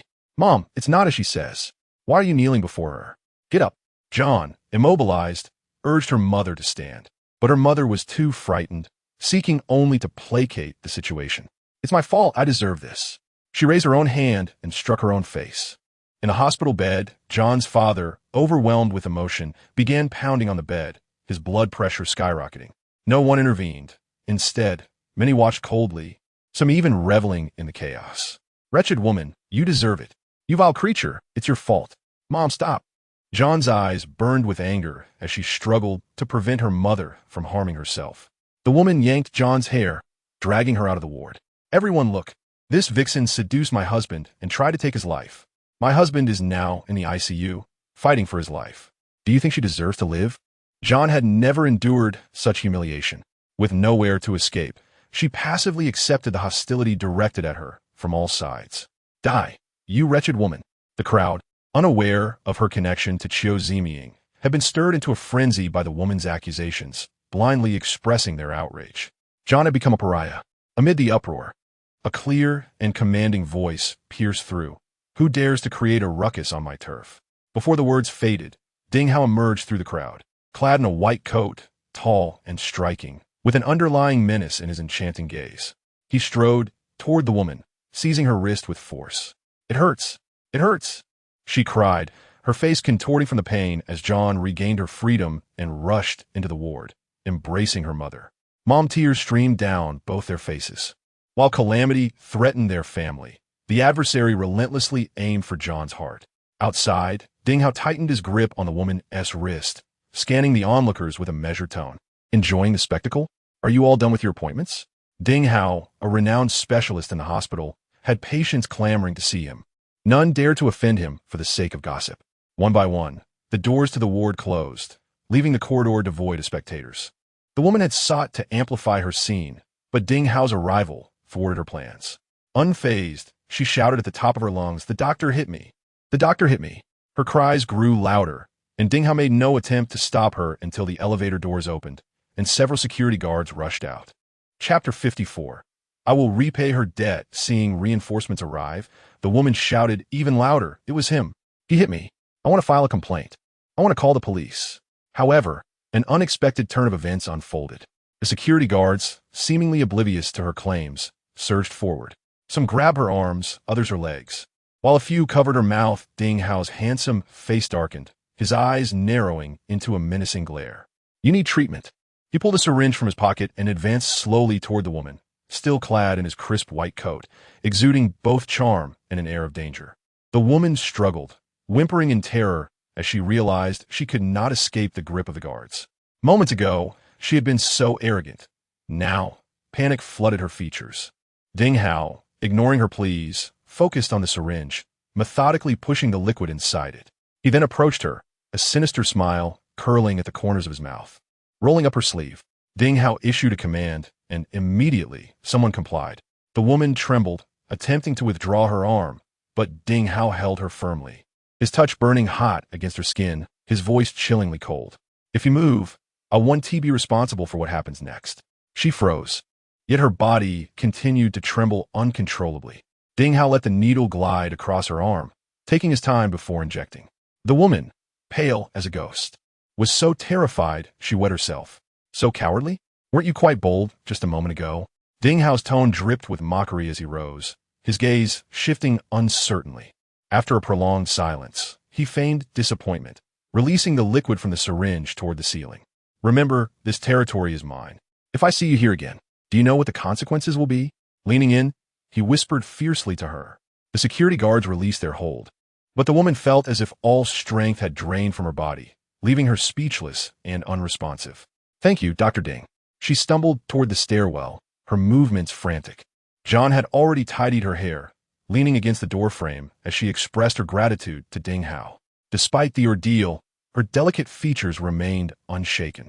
Ding Hao paused, momentarily captivated by her beauty. With bright eyes and pearly teeth, she exuded a pure, alluring charm. He found himself narrowing his eyes, stealing glances at her. How shall I be thanked? A faint smirk played on his lips, exuding a mischievous charm. He effortlessly oscillated between wickedness and righteousness, hands casually tucked into his pockets, resembling a carefree young heir. Just remember, I'll decide how you thank me later. Qiao En maintained her composure, refusing to diminish her stance simply because Ding Hao had just come to her aid. She possessed her own principles and boundaries, distinctly different from the girls Ding Hao was acquainted with. All right, but how you express your gratitude is entirely up to me. After the commotion caused by Qiao Ziming's wife, she left abruptly, leaving Qiao En to grapple with a significant mess. Tell me the truth, Inya. What exactly is your relationship with that woman's husband? Once Ding Hao departed, Qiao's mother seized her hand, beginning to press for answers. Mom, my connection with her husband is purely professional. He initiated the confrontation, and my response was merely self-defense. Qiao En refrained from mentioning her departure from Nansheng or her public relations work, but her words were nonetheless truthful. With reddened eyes, her father slammed his palm onto the bed, his voice a murky rumble that Qiao En struggled to decipher. Yet she sensed his disbelief. Having devoted his life to education, nurturing countless students, it pained him to see his daughter treated like an outcast. Qiao's mother quickly grasped her husband's hand, having just stopped crying, only for tears to begin anew. Dad, please don't be upset. Our Inya is not that kind of person. Those people are clearly framing her. Inya, you must explain to your father. His heart isn't strong enough to withstand this shock. As a devoted daughter, Qiao En felt immense guilt for involving her parents in the day's events. Dad, I have always remembered your teachings. I have done nothing shameful. Her voice was resolute. A tear slipped from her father's eye, his mouth trembling as his fist, clasped tightly by her mother, shook. Qiao En approached, placing her hand over her father's clenched fist. The family's hands held firmly together that morning. Zhou Jin'an did not report to work. His imposing Maybach parked assertively outside the in-group. Meanwhile, he appeared outside in Jinhua's office. Mr. Zhou, President En is in a meeting. Please follow me to the reception area and wait a moment. And Jinhua's assistant, Yao Jian, gestured for him to proceed. Zhou Jin'an remained impassive, his expression a mask of cold disdain. Ignoring the assistant, he strode toward the meeting room. Realizing his intent, Yao Jian quickly moved to intercept him, but Cheng Lu stepped forward, grasping his arm. Assistant Yao, I have something to discuss with you. He held onto Yao Jian, preventing his departure. Zhou Jin'an strode forward with purpose, kicking open the meeting room door. The executives seated around the table were taken aback, their gazes wide with surprise as they turned to Zhou Jin'an, seated at the head of the table, and Jinhua also noticed him, recognizing the tension in the air. What brings Mr. Zhou here? And Jinhua feigned surprise, rising with open arms as he approached Zhou Jin'an. Come, let us go to my office for tea. I just received a fine batch of pu'er tea and was hoping to share it with you. What a coincidence you're here today. His enthusiasm dripped with insincerity as he clutched Zhou Jin'an's shoulder, eager for everyone to witness their close relationship. However, Zhou Jin'an rebuffed him, brushing off in Jinhua's hand and adjusting his sleeve. We can discuss it here. Zhou Jin'an's countenance was grim, and Jinhua understood the gravity of the situation. He was aware of his own actions, but was uncertain what Zhou Jin'an intended to address. Let us conclude today's meeting. Everyone may leave. He waved dismissively at the executives, who quickly exited, leaving the meeting room empty. And Jinhua advanced to his chair, the smile fading from his face. What does Mr. Zhou want to say? How much does Qiao En owe you? Zhou Jin'an's voice was cold, and Jinhua leaned back, his deep-set eyes narrowing. Zhou Jin'an was demanding payment for Qiao En, yet the amount was not straightforward. Slowly extending a finger, and Jinhua declared 1 million.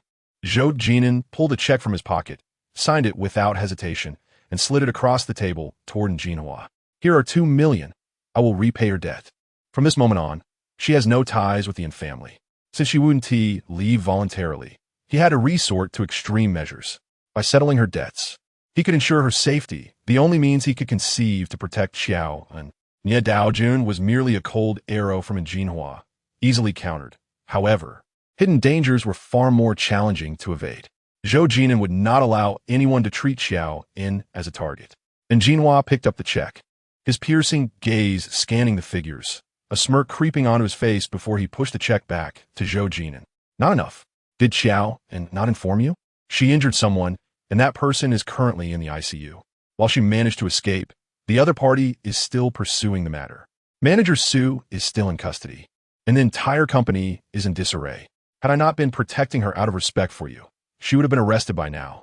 And Jinhua shrugged, feigning helplessness, leaving half his words unspoken for Zhou Jin'an to ponder. Qiao En had stirred up considerable trouble, and while he was trying to manage the fallout, it might not be sustainable. The other party was unwilling to let the matter rest. Whether they intended to demand a hefty price or seek mutual destruction remained uncertain.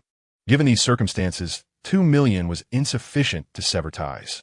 Zhou Jin'an understood in Jinhua's unspoken implications. He did not wish to release Qiao En. Taking out a cigarette and lighter, Zhou Jin'an lit one and inhaled deeply, the ember glowing ominously. Neither spoke until he finally asked, "Who was injured?" "Boss Qiao from Jinxiu Mountain Villa." "Which hospital?" "Rongha." With that inquiry, Zhou Jin'an turned to leave, but Jinhua called after him.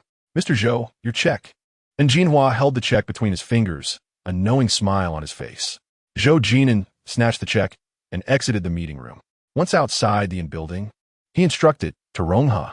Rongha was the most prestigious private hospital in Rongqing, attracting the nation's top medical professionals. Nestled in the southern outskirts of the city, it boasted stunning scenery bordered by mountains and a lake. It had a peculiar policy: no outpatient services. A mere hospitalization for minor ailments would cost at least 30 to 50,000. For more severe conditions, 3 to 5 million might not suffice. Ordinary individuals couldn't afford such expenses, and as a result, the hospital became a haven for the wealthy elite. Qiao Ziming operated the largest leisure villa in Rongqing, seemingly a lucrative venture. However, Cheng Lu had investigated and discovered that he was reckless with money, leading a tumultuous marriage while his wife had taken a lover. Jinxiu Mountain Villa was, in truth, a mere facade. Lacking funds, he dared to flaunt himself at Rongha, clearly intending to exploit Qiao En as a scapegoat. Zhou Jin'an knew the hospital's director and had made prior arrangements, allowing him to bypass all formalities. Qiao Ziming was indeed in the ICU, but his condition was not as dire as Jinhua had claimed. When Zhou Jin'an arrived, Qiao Ziming's partner was engrossed in a phone conversation.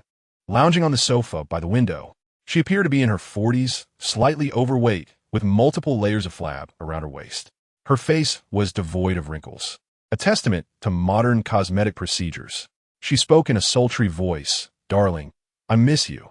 Shall we meet at our usual place tonight?" Cheng Lu trailed behind Zhou Jin'an, feeling a chill run down her spine.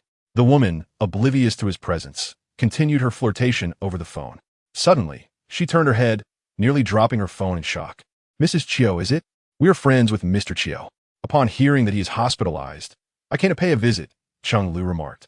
Qiao Ziming's woman hurriedly picked up her phone, hastily ending the call, her gaze suspiciously darting between the two. "And who might you be to Mr. Qiao?" The woman, somewhat astute, questioned with caution. "Just casual acquaintances," Zhou Jin'an replied nonchalantly. He was strikingly handsome, tall and lean, with an air of aloofness, yet exuding an undeniable nobility that was quite appealing to Mrs. Qiao. Boldly, she approached Zhou Jin'an, adopting a demeanor of feigned distress. "Thank you for coming to see Mr. Qiao. He has had a stroke of bad luck, injured by a scheming wretch. If anything were to happen to him, how would we, his widow and orphan, manage to survive?" she wailed, attempting to throw herself into Zhou Jin'an's arms. Quick on his feet, he stepped back, leaving her to stumble and fall awkwardly to the ground. "Mrs. Qiao, you are too kind. Such grand gestures are unwarranted. We merely stopped by to check on Mr. Qiao during our travels. If he is well, we shall visit again another day." Sheng Lu chuckled. Zhou Jin'an shot her a knowing glance and started to leave. After her failed attempt, the woman, unwilling to concede, scrambled to intercept him. "You just arrived and are already leaving? Oh dear, if Mr. Qiao knew I had neglected his friends, he would surely be upset. Look, it's already mealtime. How about I treat you to a meal? The restaurant here is quite good." Sheng Lu timely interjected. "Mrs. Qiao, you are far too gracious. But we have plans. Let us save it for another day. There is no time like the present. Let us make it today." Mrs. Qiao, reluctant to let go of the opportunity, tried to insist. However, Sheng Lu held her back, watching helplessly as Zhou Jin'an walked away. Downstairs in the hospital, Zhou Jin'an stood tall, while Sheng Lu shook off Mrs. Qiao and hurried after him. "Mr. Zhou, shouldn't we discuss a resolution with her?" Sheng Lu was filled with doubt. "Not at this moment. Let us find out who her precious companion is." Having unexpectedly stumbled upon such a significant revelation, Zhou Jin'an was determined not to let it slip away. "Understood, Mr. Zhou," Sheng Lu nodded. That afternoon, Mr. Qiao was asleep, and Mrs. Qiao was dozing on the sofa.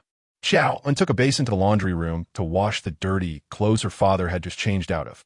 Upon returning, after hanging the clothes to dry, she stumbled upon Nana and Qin Kiki in her father's hospital room. "Sister Qiao," Qin Kiki, ever sweet-toned, rose to entwine her arm with Qiao and S upon her arrival. "Sister Qiao, you're being too distant. Such a significant event has occurred at home, and you didn't inform us?" Though she had never been particularly close to Qiao En, even siding against her when others mistreated her, she now clung to Qiao En as if they were sisters. A sense of foreboding welled up within Qiao En as she attempted to shake free from Qin Kiki's grasp. But Nana stood up. Having always maintained a cool demeanor, she now seemed to have transformed. "Don't be afraid, Qiao En. We are here for public relations, not as escorts.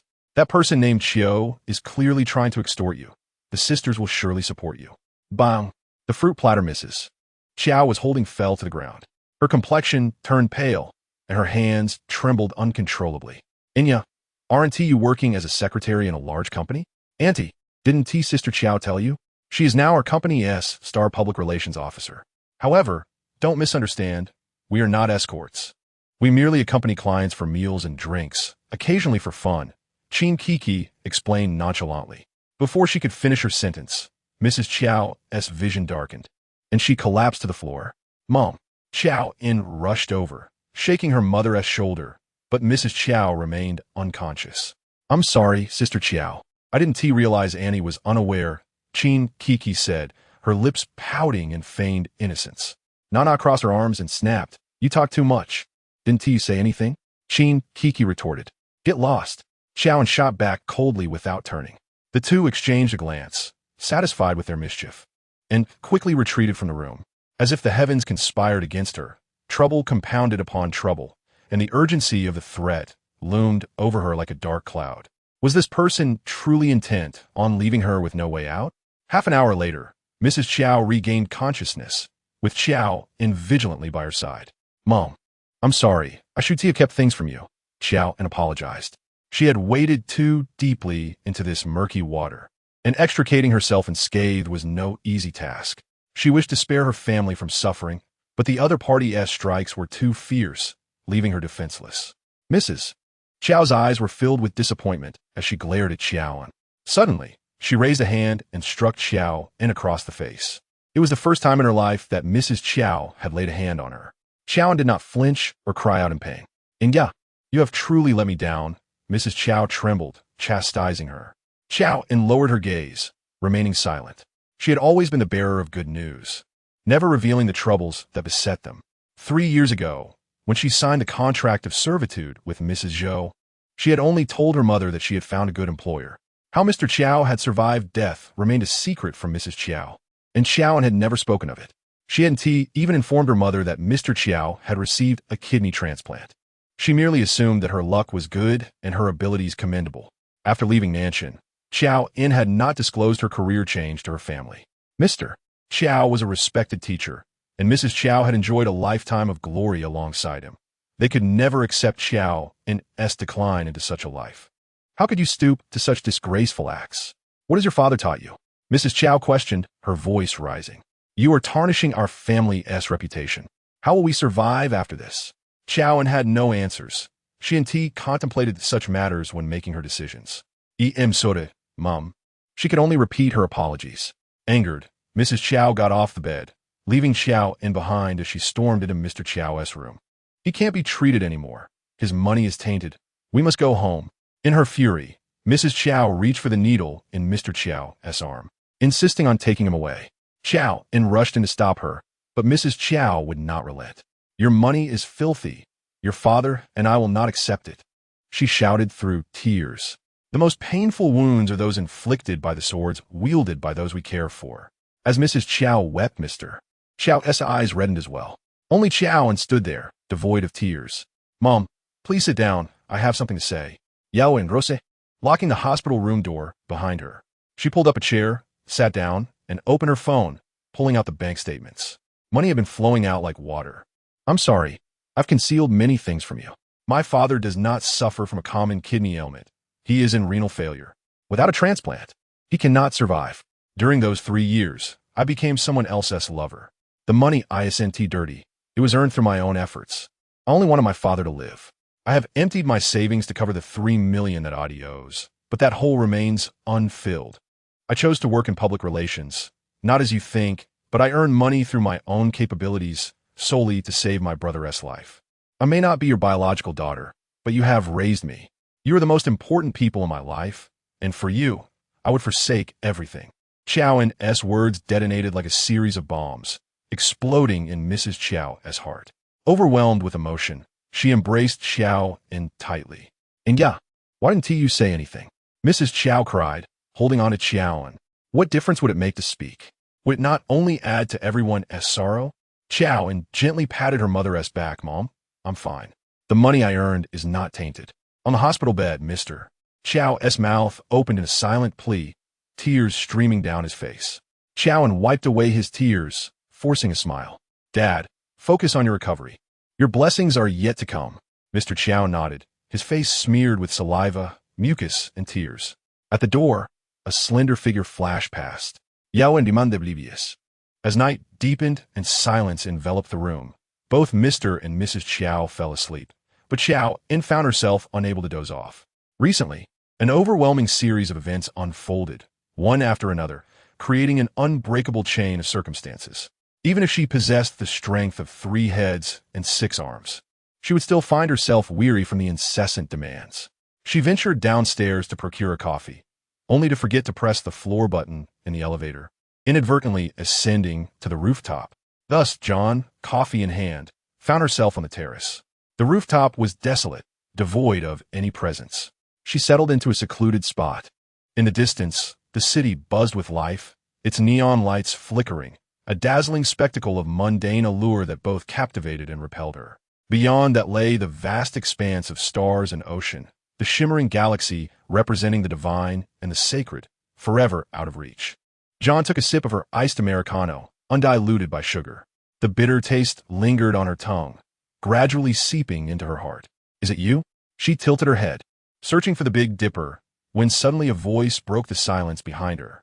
Turning around, she saw Ding Hao approaching, coffee in hand. Are you still at work, Doctor? Ding? John inquired.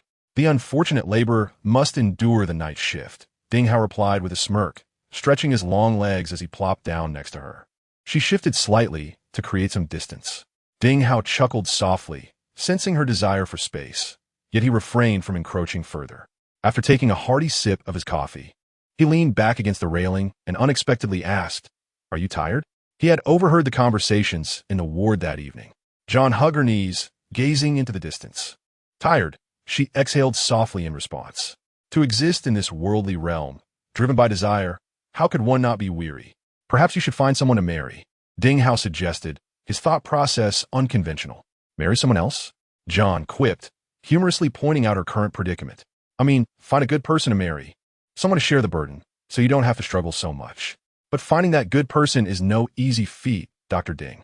A skilled cook cannot make a meal without ingredients. Let me find that person first, she retorted. The evening breeze was cool, prompting John to lift her coffee and prepare to leave. With unfamiliar company, she felt it unwise to delve into deep conversations, especially under the night sky. After taking a couple of steps, Ding Hao also rose, propping himself up with one hand. What do you think of me? I don't consider myself a good person, but I'm certainly not a bad one. If you marry me, your needs will be met, and I'll protect you. You can work if you wish, or embrace the role of a homemaker. I promise, with me, no one would dare to bully you or your family. Ding Hao's gaze was intense, his enchanting eyes reminiscent of the night, as he casually rested one hand in his pocket, waiting for her response. John was taken aback. She had not anticipated such a jest from Ding Hao. It was undeniably an enticing proposition, yet John was no longer the naive girl of 17 or 18. She held skepticism towards men's vows and refused to cling to a man as a lifeline in times of distress. Thank you, Dr. Ding, she replied. This time, Ding Hao refrained from pressing her further. Do not harbor delusions about Zhou Jin'an any longer. You two belong to different worlds, and he is not suitable for you. If he is unsuitable, then are you? John laughed lightly, shrugging her shoulders at Ding Hao. But your back isn't broad enough. Chapter 57. Inescapable calamity the following morning. As dawn broke, John curled up on the sofa, still in slumber. After finishing her morning routine, John's mother emerged from the bathroom only to encounter Mrs. Qiao, whose face bore bruises. Crouching with 2 boxes of high-end nutritional supplements, she peered into the hospital room. What are you doing here? Leave, John's mother exclaimed, abruptly yanking open the door to the ward, shaking her towel to shoo Mrs. Qiao away. A mother's fierce love surged within her. And after hearing John's account of the previous day's events, her long-standing timidity seemed to vanish overnight. I came to apologize to Miss John, Mrs. Qiao insisted, refusing to leave as she dodged the towel. John awoke to the commotion. Her father, hearing the noise, stirred and mumbled, Dad, it's fine. I'll handle it. John reassured him, gently patting his arm as she straightened her posture and stepped outside. Miss John. Upon seeing John, Mrs. Qiao suddenly knelt on the ground, repeatedly bowing her head. Please, with your magnanimity, forgive my words. I was misled by others and intruded upon you. I am guilty. I deserve punishment. As she spoke, she began to slap herself. Mom, please go inside, John urged, grasping her mother's arm. I'll handle this. You go in. John's mother was worried for her daughter, but fearing to complicate matters, she complied and entered the room. John closed the door, leaning against the wall, coldly observing Mrs. Qiao's theatrics without interruption. It wasn't until Mrs. Qiao had beaten her own face into a swollen mess that John finally spoke. Who instigated you? John directly addressed the crux of the matter. Mrs. Qiao hung her head, too intimidated to meet John's gaze. This question posed a significant challenge for her to answer. John offered no chance for hesitation. She reached for the door handle. Her voice stern, You may leave. Mrs. Qiao panicked. It was President En. He told me you harmed my husband, which is why I came to confront you. Indeed, John had injured Qiao Ziming, and what En Jinhua had asserted was not entirely false. However, his true intentions were likely more complex than merely informing Mrs. Qiao of the facts. John's heart sank. She was not surprised in the least. En Jinhua was the brother of En Kursin, and it was hardly surprising that he would seek retribution for his sister. In the cutthroat world of business, En Jinhua and Qiao Ziming had formed an alliance. And despite John's formidable capabilities, she was caught in a precarious position. Who compelled you to apologize? John continued, each question a precise strike. Mrs. Qiao stood frozen, wanting to respond, yet hesitating. John's expression was cold, yet her eyes exuded a palpable pressure. It was President Zhou. John was taken aback. She had not anticipated Zhou Jin'an's involvement. You slander me first, then harm my parents. In broad daylight, you spoke lies, expecting me to forgive you. It's not so simple. John did not close the door on the possibility of forgiveness. She understood the principle of mercy, yet some individuals, once easily pardoned, would not learn from their mistakes. If Mrs. Qiao sought her forgiveness, it would depend on her sincerity. With genuine contrition, the past could be laid to rest.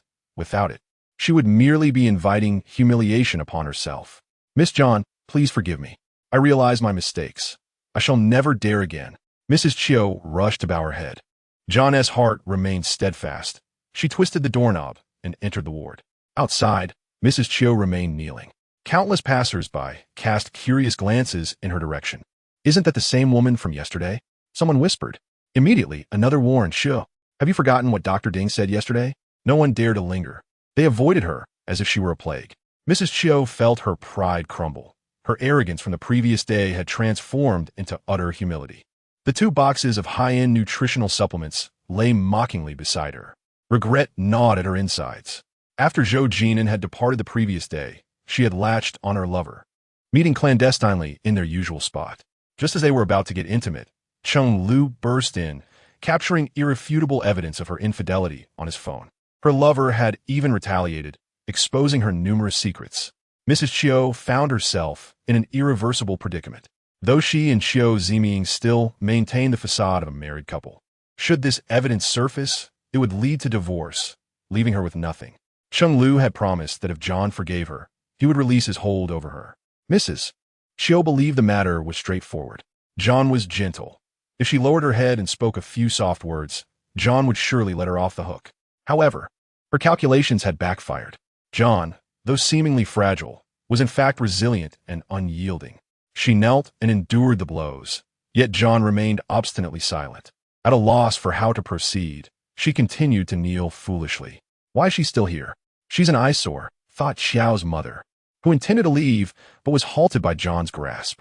Mom, just treat her as if she were invisible. It was not in her nature to be petty. Her actions were a warning to others.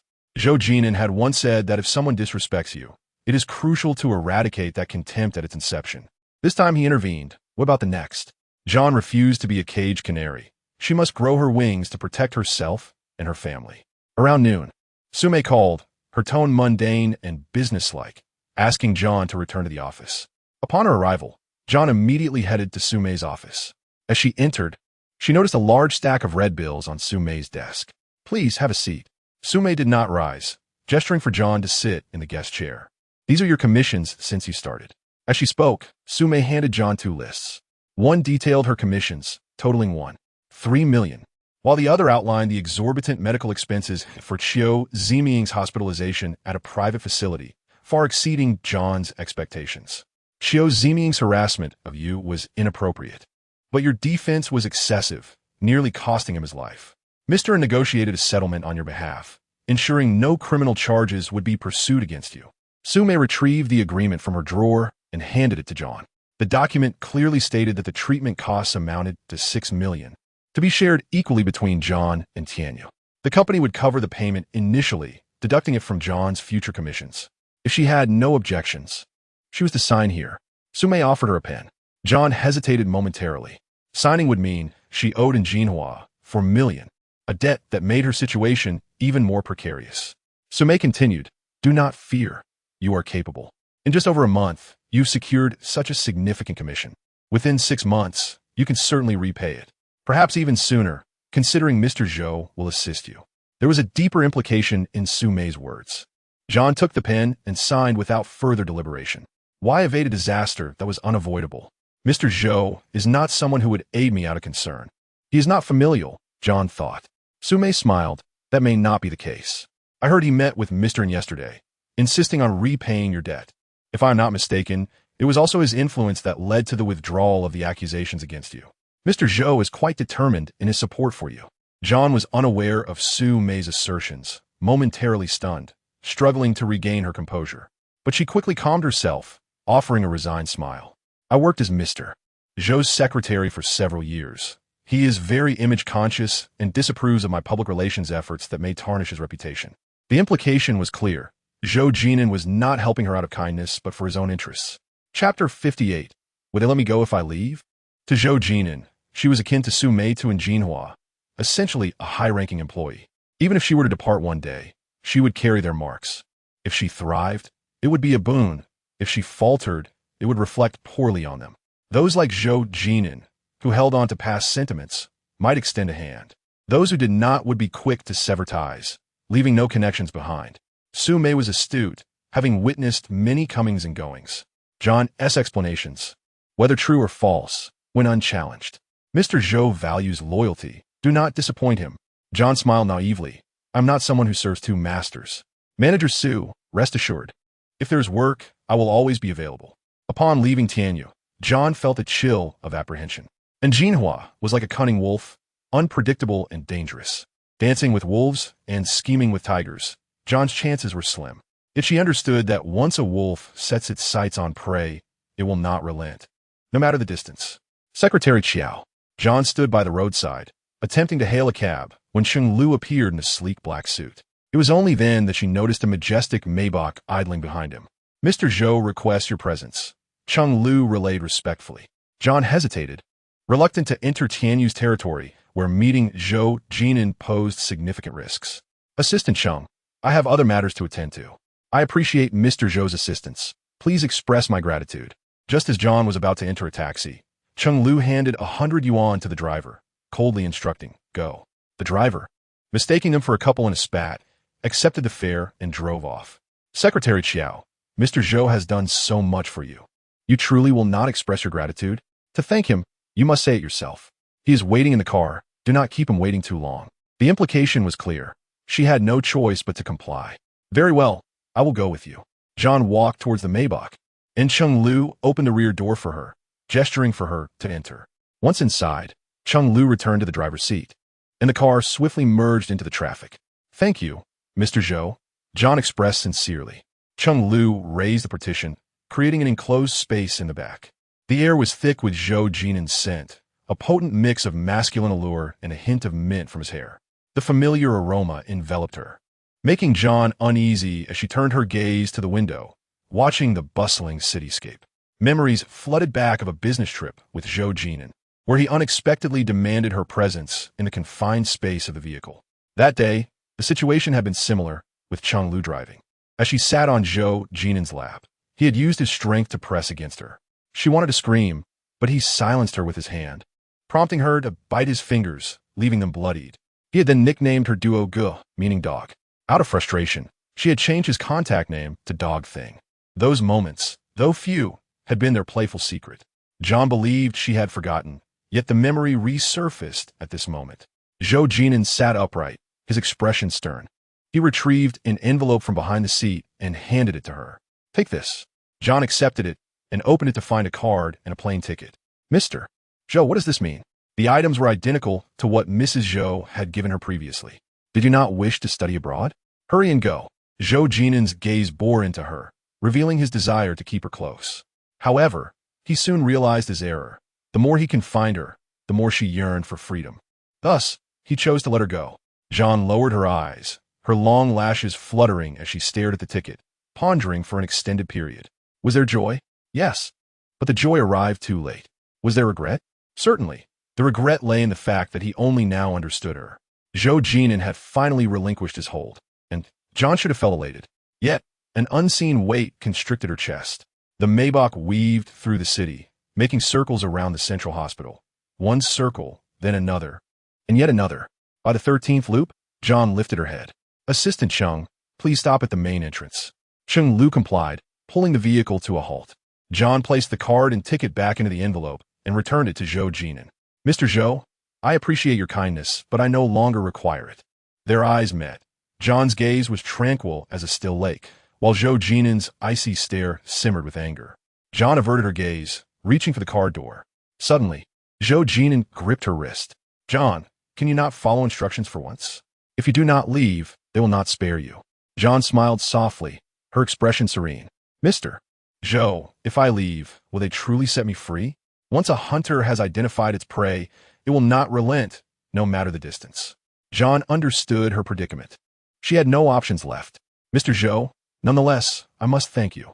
John pried open Zhou Jin'an's large hand, pushed the car door, and stepped out. Her silhouette was slender yet resolute, as she walked step by step out of his sight, moving to a place beyond his reach. The car door remained ajar, while Zhou Jin'an retained his previous posture, still gazing at the manner in which John departed. As she moved further away, it marked the distance between them. Mr. Zhou, are we heading back to the company? Cheng Lu raised the partition and inquired. Zhou Jin'an remained silent, his heart heavy with an unprecedented sense of helplessness. Cheng Lu exited the car to close the door, but just as he was about to walk around to this side, an Kursin suddenly appeared. She hopped into the Maybach and casually pulled the door shut. "Brother-in, what brings you here?" An Kursin feigned ignorance. Zhou Jin'an frowned, unwilling to engage with her. She waved the medication in her hand and continued, "Aunt Zhou has been suffering from severe headaches these past few days, unable to sleep at night. I just want to fetch her some medicine. Brother-in, let us have dinner with Aunt Zhou tonight." And Kursin grasped Zhou Jin'an's arm gently, shaking it slightly. "I have no time," Zhou Jin'an rejected, withdrawing his arm. And Kursin pouted, feeling dissatisfied, yet she did not give up, continuing to play the emotional card. "You haven't been back for over a week. Aunt Zhou misses you very much. Brother-in, will you go back and keep her company tonight? She is quite lonely. She's my mother, not yours. I know what to do. I don't need your instruction," Zhou Jin'an snapped. And Kursin immediately fell silent, looking aggrieved as she sat there. Cheng Lu glanced at Kursin through the rearview mirror. "Miss and Mr. Zhou has a meeting soon and needs to return to the company. Where are you headed?" He hinted for her to get out of the car. And Kursin pretended not to understand. "You take Chongren Road, and I'll get off at Failing Mansion." Cheng Lu's gaze darkened. He did not start the engine. "Women who lack subtlety are indeed tiresome. It's not on the way. You should get out," Zhou Jin'an said coldly. Cheng Lu received the command and promptly approached Kursin's door, opening it and gesturing for her to exit. "Missin, I apologize, but Mr. Zhou is in a hurry today." And Kursin was furious, resembling an inflated pufferfish, but she dared not explode. She could only endure. Reluctantly, and Kursin exited Zhou Jin'an's car. The Maybach did not linger for a moment, merging swiftly into the flow of traffic. And Kursin stomped her foot, feeling a surge of frustration rising within her. Chapter 59. Do me a favor. John returned to the hospital, where Mrs. Qiao was still kneeling in her original position. Her display lacked sincerity as she crouched there, her body twisting restlessly. Mrs. Qiao tightly closed the ward door, and Mrs. Qiao leaned against the door crack with a heavy sigh. Passers-by pointed and whispered about her, and she scowled, glaring at them. John approached quietly, her footsteps light, and Mrs. Qiao did not notice her. She stood behind Mrs. Qiao, who was kneeling on the ground, messaging her lover on her phone. "Ungrateful wretch, I could raise a dog better than you. Once I get through this ordeal, I shall not spare you." Her fingers flew across the phone screen, sending message after message, but her recipient did not respond. Growing frustrated, she called the number, but it went unanswered. She continued to dial, cursing as she did so. "Damn it, ungrateful bastard." John could hardly bear to listen to her vitriol. Ahem. She deliberately cleared her throat twice. "Mrs.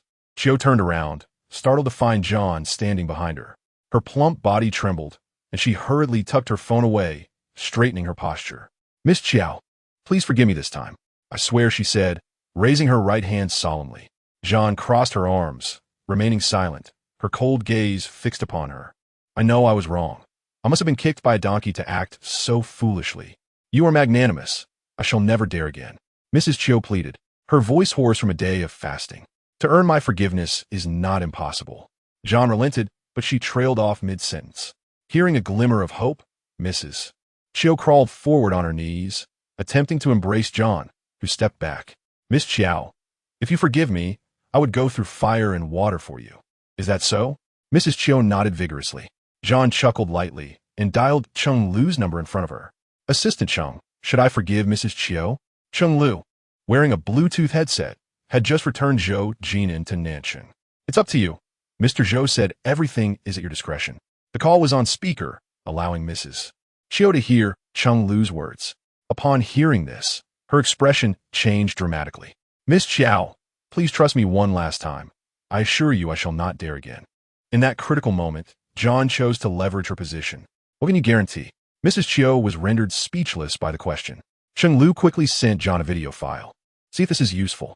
After hanging up, John opened the video file. The content was obscene and revolting. Mrs. Qiao's face twisted in anguish. "Miss Qiao, please delete it. If this video gets exposed, I will have no way to survive." She was speaking the truth. John closed the video and pocketed her phone. "Rest assured, I will delete it, but you must do me a favor." "What kind of favor?" "Miss Qiao, don't say just one, as long as it's not illegal. I'm willing to do 100 for you." She hurriedly expressed her sincerity, eager to lift the looming threat over her head. John, more aware than anyone, knew that forgiveness granted too easily would eventually lead to betrayal. She left the matter open-ended. I haven't decided yet. Once I do, I will inform you. As long as you handle it well, we shall be even. All right, Miss Qiao, I will do as you say. Mrs. Qiao nodded fervently, feeling as if she had been granted a reprieve. John opened the ward door, ready to enter, but Mrs. Qiao hesitated to rise, regarding John suspiciously. Miss Qiao, can I leave now? Do as you wish. 5 minutes later, Mrs. Qiao departed. John went downstairs to buy roasted chicken, intending to bring it to Qiao. He was in recovery, and the doctor had advised a light diet, yet he craved food desperately. John's heart softened, occasionally indulging him. As she reached the door of Qiao's ward, she heard noises inside. Qiao was on the phone, his emotions running high. I've already told you. I really have no money right now. Please stop pressuring me. He growled softly, as if he had been holding back for a long time. Without a second thought, John turned the doorknob and entered. Hearing the noise, Qiao immediately hung up, shoving his phone under the pillow. Who are you talking to? John asked. Qiao's gaze darted away. No one. I've just been studying. Duh. Are you not going to tell me the truth? John sensed that Qiao was hiding something from her, but he refused to confess, redirecting the conversation. Sister, did you really buy roasted chicken for me? Starving. He reached for the bag from John's hands, quickly tearing it open and devouring the contents. Sister, this roasted chicken is delicious. Qiao stuffed his mouth full, forcing a smile to divert John's attention. I'm full now. I'll read for a while. He finished the entire chicken rapidly, flipped open a book, and pretended to study, attempting to evade scrutiny. John, feeling vexed, appeared calm but intimidating. Did you borrow money from a loan shark again? John inquired, and Qiao immediately denied it. Sister, I didn't. Then tell me, who is pressuring you for money? No one is pressuring me for money. Qiao vehemently denied it. John pulled out her phone and dialed Qiao's number. The phone buzzed beneath the pillow, and as she reached for it, Qiao was quicker. Give it to me, John commanded. Why should I give it to you? This is my privacy. You have no right to interfere. You only paid back $3 million for me. Once I start working, I'll repay you. Why do you have to control me? I do not wish to see you right now, leave. Jode's emotions spiraled out of control as he hurled the pillow at John, knocking items from the bedside table onto the floor. John did not leave. Instead, he clenched his fists and struck himself. Jode was obstinate and troubled, burdened by several distressing events that weighed heavily on his heart. John dared not press him further. Very well, I shall not push you. But please, do not harm yourself. Add, I am your sister. If you find yourself in trouble, you must tell me immediately. I can help you. I don't want your help, Jode retorted, sulking. John sighed deeply and exited the hospital room. Once the door was ajar, Jode broke down in tears. What troubles had befallen him remained unknown to John. Yet she sensed his suffering. They were kindred spirits, preferring to shoulder their burdens alone rather than inconvenience others, even their closest kin. She could not impose herself under the guise of concern. Love, after all, should be rooted in respect. Outside the ward, John leaned against the wall. Jode's sobs echoed in her heart, as if it were raining within her. Eventually, silence fell upon the room, and John took her leave. That night, with their mother staying at the hospital, John returned to her apartment in the south of the city after ensuring everyone was asleep. The night was thick with darkness, a breeze stirring and a hint of chill in the air. Upon alighting from the taxi, John quickened her pace towards home. The hallway lights had long since faltered, casting it into shadow. As she reached her door and fished for her keys, a hand suddenly grasped her pant leg. Why have you only just returned? A slurred female voice mumbled.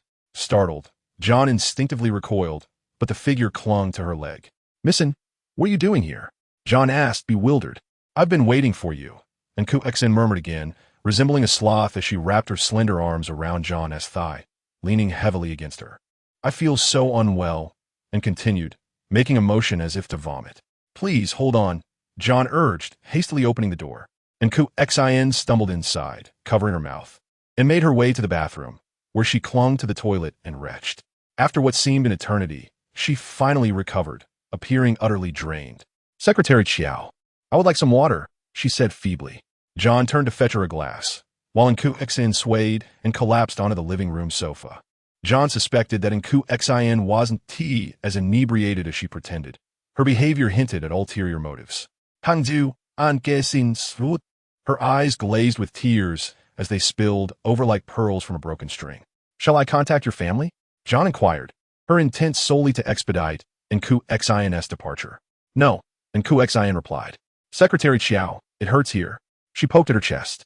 Then allow me to take you to the hospital, John offered, rising to call for help, but Qian grasped her hand again. I'm not ill. It's just my heart that aches. Please, teach me how to make Ngo love me. John stiffened, and Qian was digging a pit for her. What qualifications did she have to teach? This was a pit John would not fall into. Mr. Zhou is your fiancé. You ought to ask him this question, she said awkwardly, forcing a smile. And Qian chuckled softly, tears streaming down her cheeks once more. But he does not wish to marry me, Secretary Qiao. Do you understand how much I love him? What I have sacrificed to wed him? Do you think he wants to marry you? Another impossible question. John felt a cold sweat break out on her back. Missin, you've had too much to drink. Shall I contact Mr. Zhou to come and take you home? All right, she replied too readily, which raised John's suspicions about Qian's true intentions that night. Mr. Zhou, Missin is intoxicated at my home. Could you please come and collect her? I'll send you the address. Do not worry. She is fine for now, and I will take good care of her. John spoke this into the phone in front of Qian, putting it on speaker, expecting Mr. Zhou to inquire further. However, he simply replied, understood. After hanging up, John noted in Qian's heightened agitation. Is he coming for me? John smiled and nodded. Yes, Mr. Zhou will be here shortly. He's quite concerned about you. And Qian laughed and cried simultaneously, covering her mouth as tears streamed down her face. Her performance could put an Oscar-winning actress to shame. Please do not cry. Your eyes will swell. Mr. Zhou will surely be distressed to see you like this, John consoled, choosing her words carefully. Anke sin notet vigo du sin. Do you have a mirror? Before John could respond, and Qian staggered towards the bathroom, examining herself in the mirror. Her eyes were puffy from crying, yet they sparkled with determination. Secretary Qiao, do I look ugly? Look not like me. Not at all, Missin. You possess natural beauty, and right now, you look heartbreakingly lovely. Mr. Zhou will be moved, not displeased.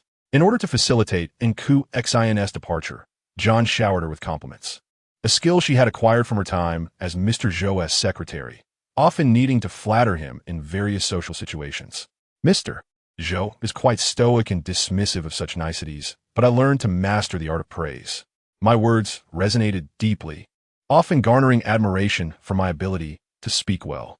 In this moment, John applied her talent to Qian, who seemed to relish it. I do not want him to pity me. I want him to be happy. Secretary Qiao, do you understand this feeling? John nodded earnestly in agreement. Within 20 minutes, a knock echoed through the apartment, and Qian dashed to the living room, collapsing onto the sofa once more. John went to answer the door. Mr. Zhou stood on the threshold, his expression dark, eyes radiating coldness. Just as he was about to speak, John turned to Qian. Missin, Mr. Zhou has arrived. Qian, her eyes glazed, looked towards the door and whimpered. Ngo, I feel so unwell. Mr. Zhou remained motionless at the entrance, a frigid aura surrounding him. John was acutely aware of his anger. She had manipulated him to extricate herself from the situation, crossing a line. Yet, the fact that he had come was paramount. Ignoring Mr. Zhou's mood, John assisted Qian from the sofa. Missin has consumed a great deal of alcohol and has been retching. She has been complaining of stomach pain. I do not have any medicine at home. Could you please take her to the hospital? Before she finished speaking, Qian dramatically exclaimed, Ngo, it hurts so much. She pressed her hand to her chest and reached out to Mr. Zhou, who did not refuse but also did not take the initiative to move, standing still as Qian clung to him like a vine. John took a step back, distancing herself from the two of them, watching helplessly as another woman embraced Mr. Zhou in her own home. Her face bore neither sorrow nor anger, not even the slightest hint of disappointment. Instead, a faint smile, one that suggested indifference, graced her lips. Mr. Zhou, I shall not accompany you downstairs. Please take care of Miss and Zhou Jin'an, with his ink-black eyes, gazed deeply at Qiao, and several times. He said nothing, taking Qian by the hand as they exited. Qiao En watched them as they entered the elevator, feeling a mixture of emotions. The man stood tall and imposing like a tree, while the woman appeared delicate and graceful like a vine. From behind, they seemed perfectly matched. As the elevator doors opened, Zhou Jin'an strode in, and Qian closely following, her shoulder brushing against his. The moment the doors closed, and Qian, on tiptoe, unexpectedly pressed her lips against Zhou Jin'an's. Chapter 61. What do you like about me? I will change. Qiao En's gaze suddenly became vacant, as if a dead fly had lodged itself in her heart, making her feel nauseous. With a resounding slam, she shut the door. The remnants of Inkursin's earlier distress still lingered in the air. Qiao En flung open all the windows, but feeling it insufficient, she sprayed the room liberally with air freshener. Eventually, she resorted to turning on the air conditioner, directing the cool breeze toward herself. She knew she ought not to feel this way, yet her emotions were entirely beyond her rational control. Zhou Jin'an and Inkursin were engaged, and displays of affection were perfectly normal. Why should she feel jealous? Qiao En repeatedly tried to convince herself. But every time she closed her eyes, the image of Inkursin kissing Zhou Jin'an invaded her mind, intimate and passionate, and he did not resist. His lack of rejection must indicate affection, right? If he truly disliked her, he could have easily contacted the Yin family to fetch her. So why did he come personally? Caught in this spiral of thought, her frustration only intensified, fueling her anger. Unbeknownst to her, the moment the elevator doors sealed shut, Zhou Jin'an had already pushed Inkursin away. Consumed by rage, he exerted considerable force, causing Inkursin to crash painfully against the elevator wall. The impact jolted her from her stupor, tears streaming down her cheeks.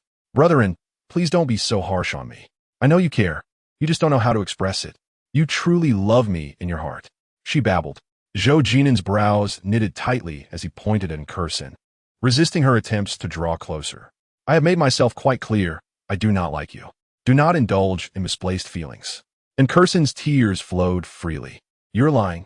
If you didn't like me, why would you come and pick me up? When I kissed you just now, you had every opportunity to avoid it. Yet you didn't. Brethren, please don't treat me this way. I'm genuinely heartbroken."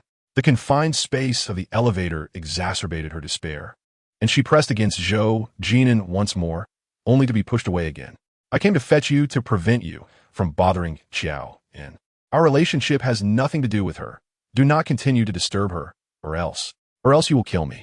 Inkursin interjected, her tear-filled eyes searching Zhou Jin'an's. It was she who had fallen for him first. Why had someone else claimed his heart, especially someone so inferior? She felt a sense of injustice. Zhou Jin'an's cold lips uttered the most merciless words. "If you persist in this manner, I wouldn't hesitate to take your life." As the elevator doors opened, he strode out, a chill emanating from his solitary figure, penetrating Inkursin's heart. She leaned against the wall, collapsing to the floor, laughing and crying simultaneously. "If I were to become your wife, wouldn't that be akin to taking my life?" she murmured to herself. She then retrieved her phone from her bag and made a call. "Help me with something." That night, Qiao En struggled to find restful sleep, tossing and turning as if sleep itself were conspiring against her. As dawn broke, she rose, sporting dark circles under her eyes, and made her way to the kitchen to prepare millet porridge. Once finished, she hurried to the hospital. The journey was smooth, and she arrived swiftly. As she stepped through the doors of the inpatient department, a tearful little girl suddenly rushed into her arms. "Auntie, I can't find my mommy. Can I use your phone to call her?" The girl, young and delicate-featured, wept profusely. Qiao En gently wiped the child's tears and asked, "Do you remember your mommy's phone number?" The little girl nodded vigorously. "I remember." She recited a string of numbers, and Qiao En dialed the phone for her. "Auntie, I'll talk to mommy myself." The girl snatched the phone from Qiao En's hands, gripping it tightly, her eyes filled with urgency. When no one picked up, the girl dialed again. As Qiao En bent down to tie her shoelaces, the little girl seized the opportunity to dart away. "Hey!" Qiao En called, quickly chasing after her. But the child was swift, disappearing into a black van with obscured license plates in an instant. Using children to deceive others is indeed a despicable act. The phone, which had served her for 3 years, was quite old and of little monetary value. However, it was a gift from Zhou Jin'an when they first got together, and she had held on to it for sentimental reasons. Now that it was lost, her initial reaction was one of disappointment, but soon she felt a sense of liberation. He had kissed Inkursin. Why should she cling to any sentiment? With that thought, she headed upstairs with the thermos in hand. That evening, Qiao En dozed off on the sofa in her father's hospital room, her dreams heavy and pressing, making it difficult for her to awaken. "Inya, wake up!" Her mother's voice pierced through the haze, and as Qiao En slowly opened her eyes, she unexpectedly found Zhou Jin'an standing there. He had appeared in her father's hospital room. tall and imposing, his expression as grim as a judge. Qiao En's drowsiness vanished instantly. Why are you here? She stammered, her cheeks inexplicably flushed. Step outside. Zhou Jin'an's voice was icy. Before Qiao En could respond, he turned and walked out. Her mother stood frozen beside her, taken aback by Zhou Jin'an's presence. She found him remarkable. Inya, didn't you resign from that company? Have you gotten into trouble again? Qiao's mother asked, her tone tinged with concern. Yao En smiled reassuringly. Mom, don't worry. She quickly left the hospital room, following Zhou Jin'an down the corridor. Let us speak here, she suggested as they reached the elevator. Zhou Jin'an pressed the button for the upward journey, his face darkening ominously. Get in. Unmoved, Qiao En stood her ground, but Zhou Jin'an suddenly seized her arm, pulling her into the elevator. Let go. She protested, retreating a significant distance until her back pressed against the elevator wall, maintaining her space from him. His piercing gaze bore down on her as he coldly inquired, Where have you been today? At the hospital, Qiao En replied, averting her gaze. You didn't go to Omega? He pressed, his questions bewildering her. No, she replied simply, maintaining her composure.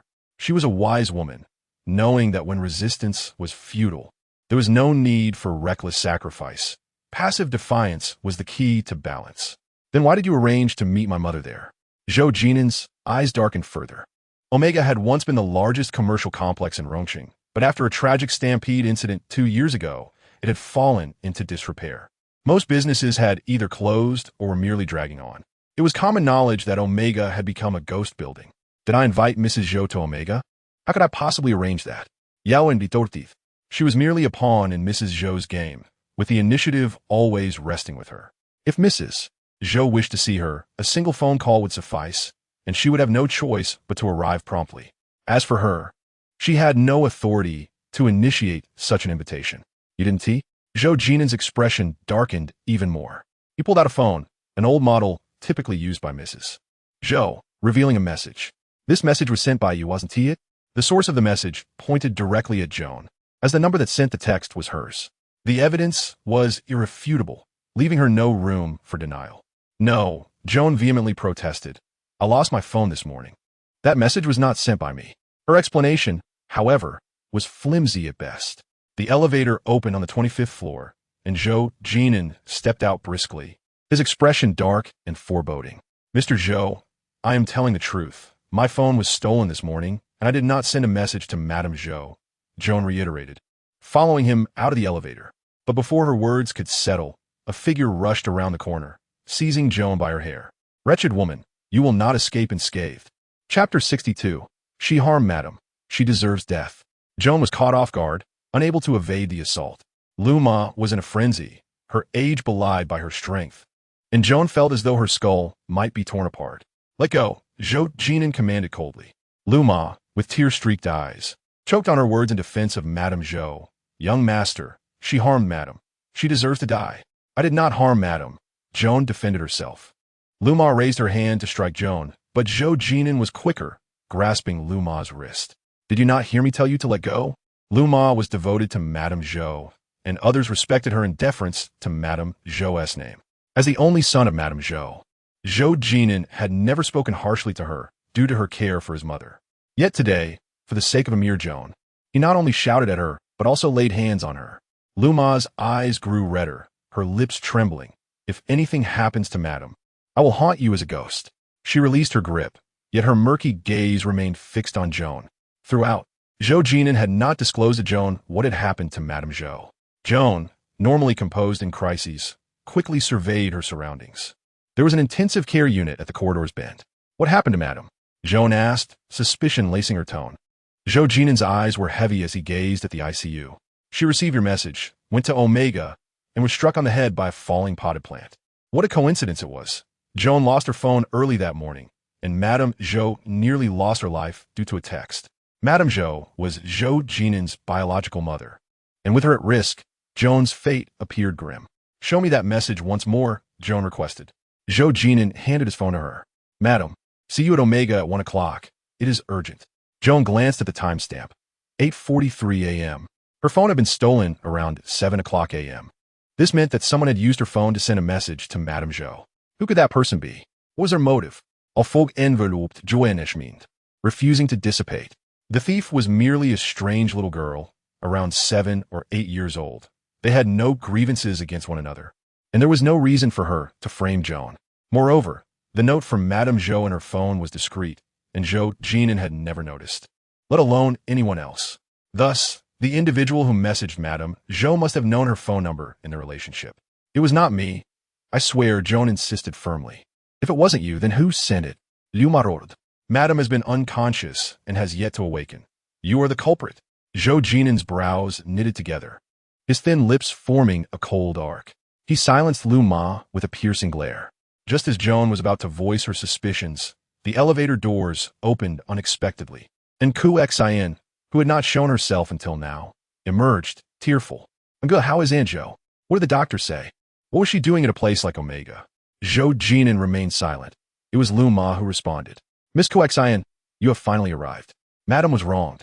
She only went because of that wretched woman's message.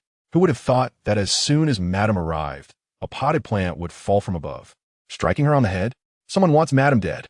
Lu Ma seemed to have found an ally, casting aspersions on Joan. And Qiao En glanced at Joan. "Lu Ma, could there be a misunderstanding? Secretary Joan is not that kind of person. How could she harm Aunt Zhou? Miss Gesine, you cannot know a person's heart by their face. Madame has always wanted you to marry young master. Some people are unhappy, thus they resort to such wickedness. Heaven sees all." Lu Ma replied in a sarcastic tone, each word aimed directly at Joan. "Secretary Joan, what exactly is going on?" And Qiao En consoled Lu Ma before turning her attention back to Joan. In truth, Joan had no obligation to explain herself. Nevertheless, she chose to repeat her earlier words. "My phone was stolen early this morning. That message was not sent by me." "You are lying." Lu Ma yelled at Joan, and then Qiao En quickly intervened. "Secretary Joan, please provide me with the phone number. Since the message was not sent by you, it must have been sent by the person who found your phone." Joan provided the number, and Qiao En promptly dialed it. The phone rang 7 times before a familiar voice answered. "Sister, your phone is with me. When will you come to retrieve it?" It was the voice of Qiao En. Joan was taken aback, and Zhou Jin'an's eyes darkened. Lu Ma, once again incensed, reached out to strike Joan. "You still refuse to admit it. You harmed Madame. You are a murderer. May you never find peace." Lu Ma shouted, threatening to call the police. Zhou Jin'an stepped forward and struck Lu Ma on the back of her head, causing her to crumple to the floor. "My phone was truly stolen this morning. If you do not believe me, you can check the surveillance in the lobby," Joan asserted, fighting for her innocence. Zhou Jin'an called Cheng Lu.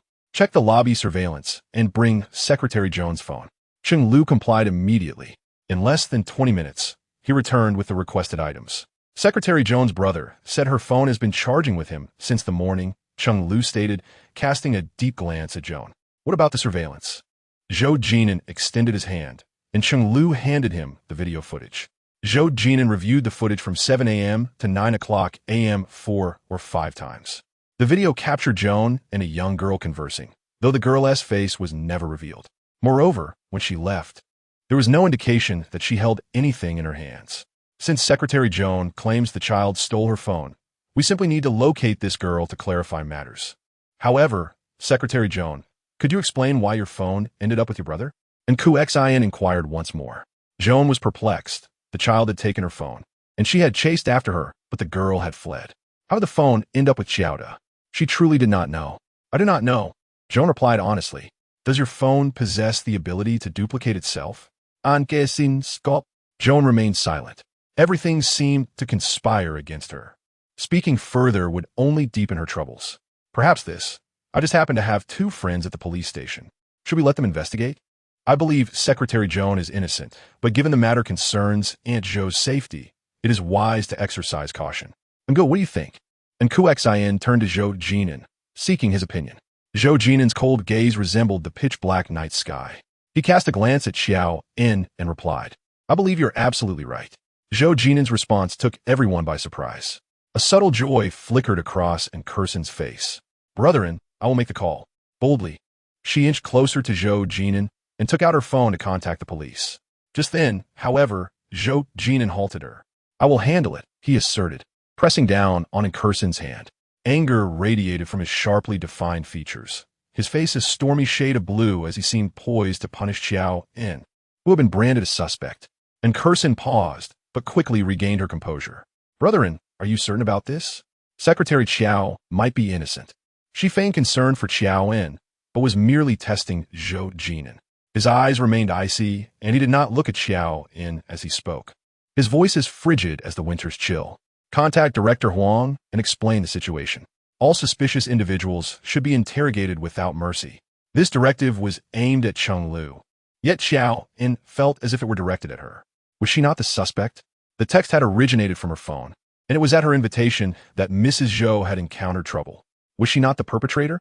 Thus, Zhou Jin'an had evidently dismissed her explanations, convinced that Mrs.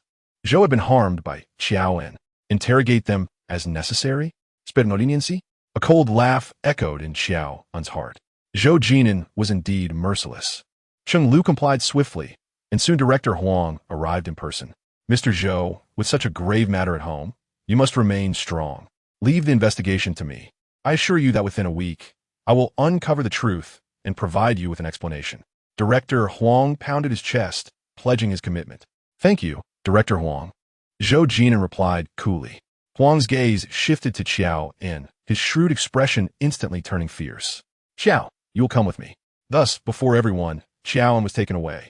As the elevator doors closed, she glanced at Zhou Jin'an, who had already turned away, leaving her with a cold and indifferent back. With a smirk that grew even colder, Qiao En exited the elevator, only to be approached by two plainclothes officers. Miss Qiao, please come with us. They flanked her, guiding her in between.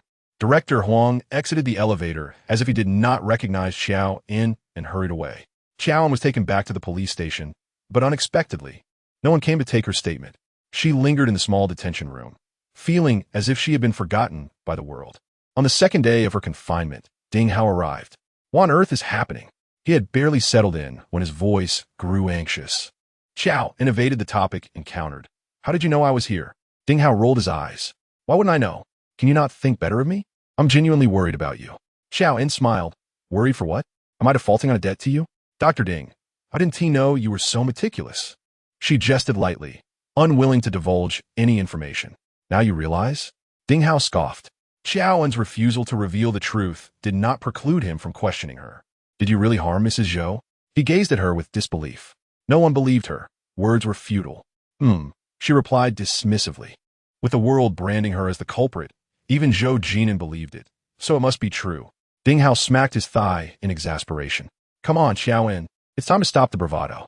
I could believe you accidentally crushed an ant, but harming Zhou Jin'an's mother? Do you really have the audacity? He was the only one who believed in her innocence. Am I not like someone who exists? Yao En retorted. Do you have any credibility? Who believes you is a fool? Ding Hao elongated his words. So is Luma a fool? Isn't Curson a fool? Is Zhou Jin'an a fool?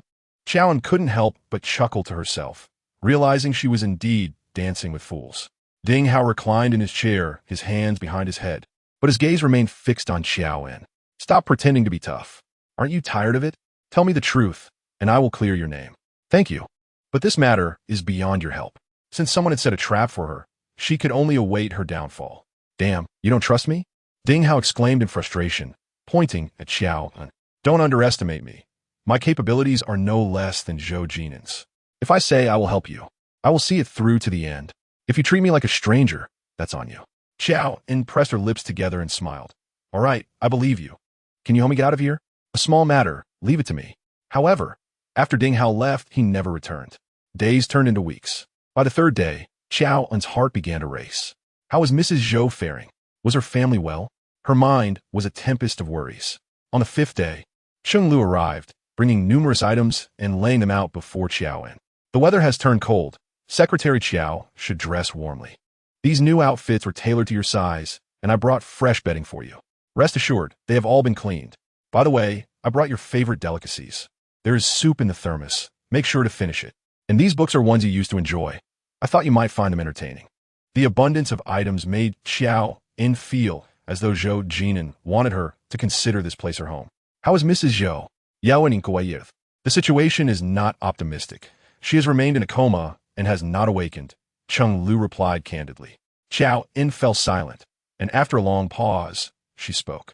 Assistant Cheng, thank you, but I lack nothing here. Please take all these things back.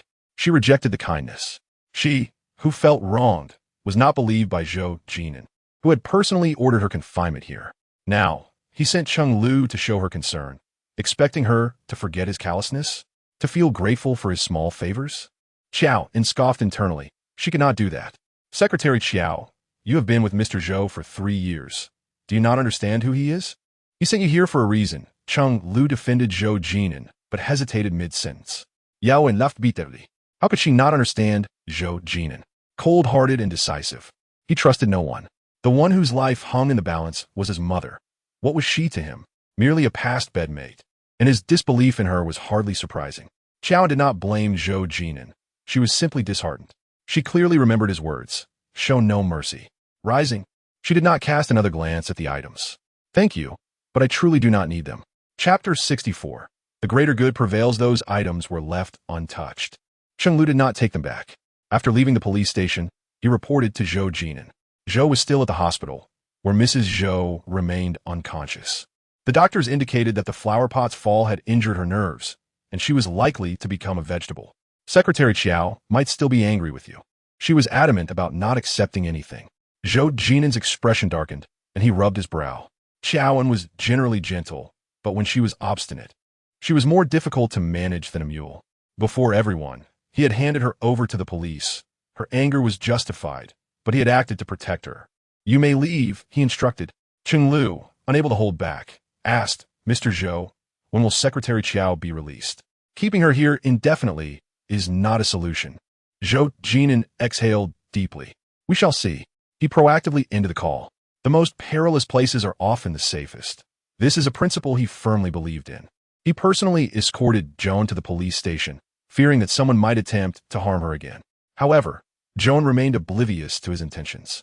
On the 7th day of her confinement, Joan finally embraced her freedom. Just as before, she was escorted out by the same 2 officers.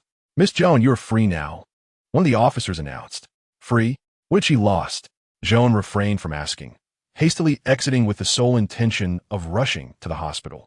At that moment, Chung Lu appeared before her, driving Zhou Jin'an's Maybach, and opened the car door for her. Where to? I will take you. He feigned indifference, though he had come specifically to collect her. No need, Joan rejected him, striding forward without considering the direction. You're going the wrong way, Chung Lu pointed out. Joan, somewhat obstinate, persisted in her choice, fully aware of her misguided path. She continued onward while Chung Lu ambled alongside her. The little girl has been found. Do you wish to meet her? He cast the bait, and Joan hesitated momentarily. She could dismiss all of Zhou Jin'an's kindness, but could not resist her curiosity for the truth. Where's she? Joan halted in her tracks. Chung Lu gestured for her to enter the car. It's a bit of a journey. I will take you there. This time, Joan conceded, sliding into the passenger seat. The familiar scent of Zhou Jin'an enveloped her, and she felt a pang in her heart. She rolled down the window, allowing the wind to rush in from all directions. After approximately half an hour, Chung Lu parked in front of a welfare institution. Is she here? Joan inquired. She had never set foot in a place like this her entire life. Had it not been for Chung Lu, she would have remained unaware that such a place existed in Rome City. Yes, she is an orphan, Chung Lu replied matter-of-factly. They register at the entrance before stepping inside. The welfare institution housed a modest number of children of varying ages. Despite their difficult circumstances, they played joyfully. While Joan waited outside, Chung Lu went to find the director. Soon, Joan found herself in an empty classroom facing the little girl. She appeared to be no older than 10, small in stature, yet notably slender. Upon seeing Joan, she instantly recognized her and hurriedly hid behind the director.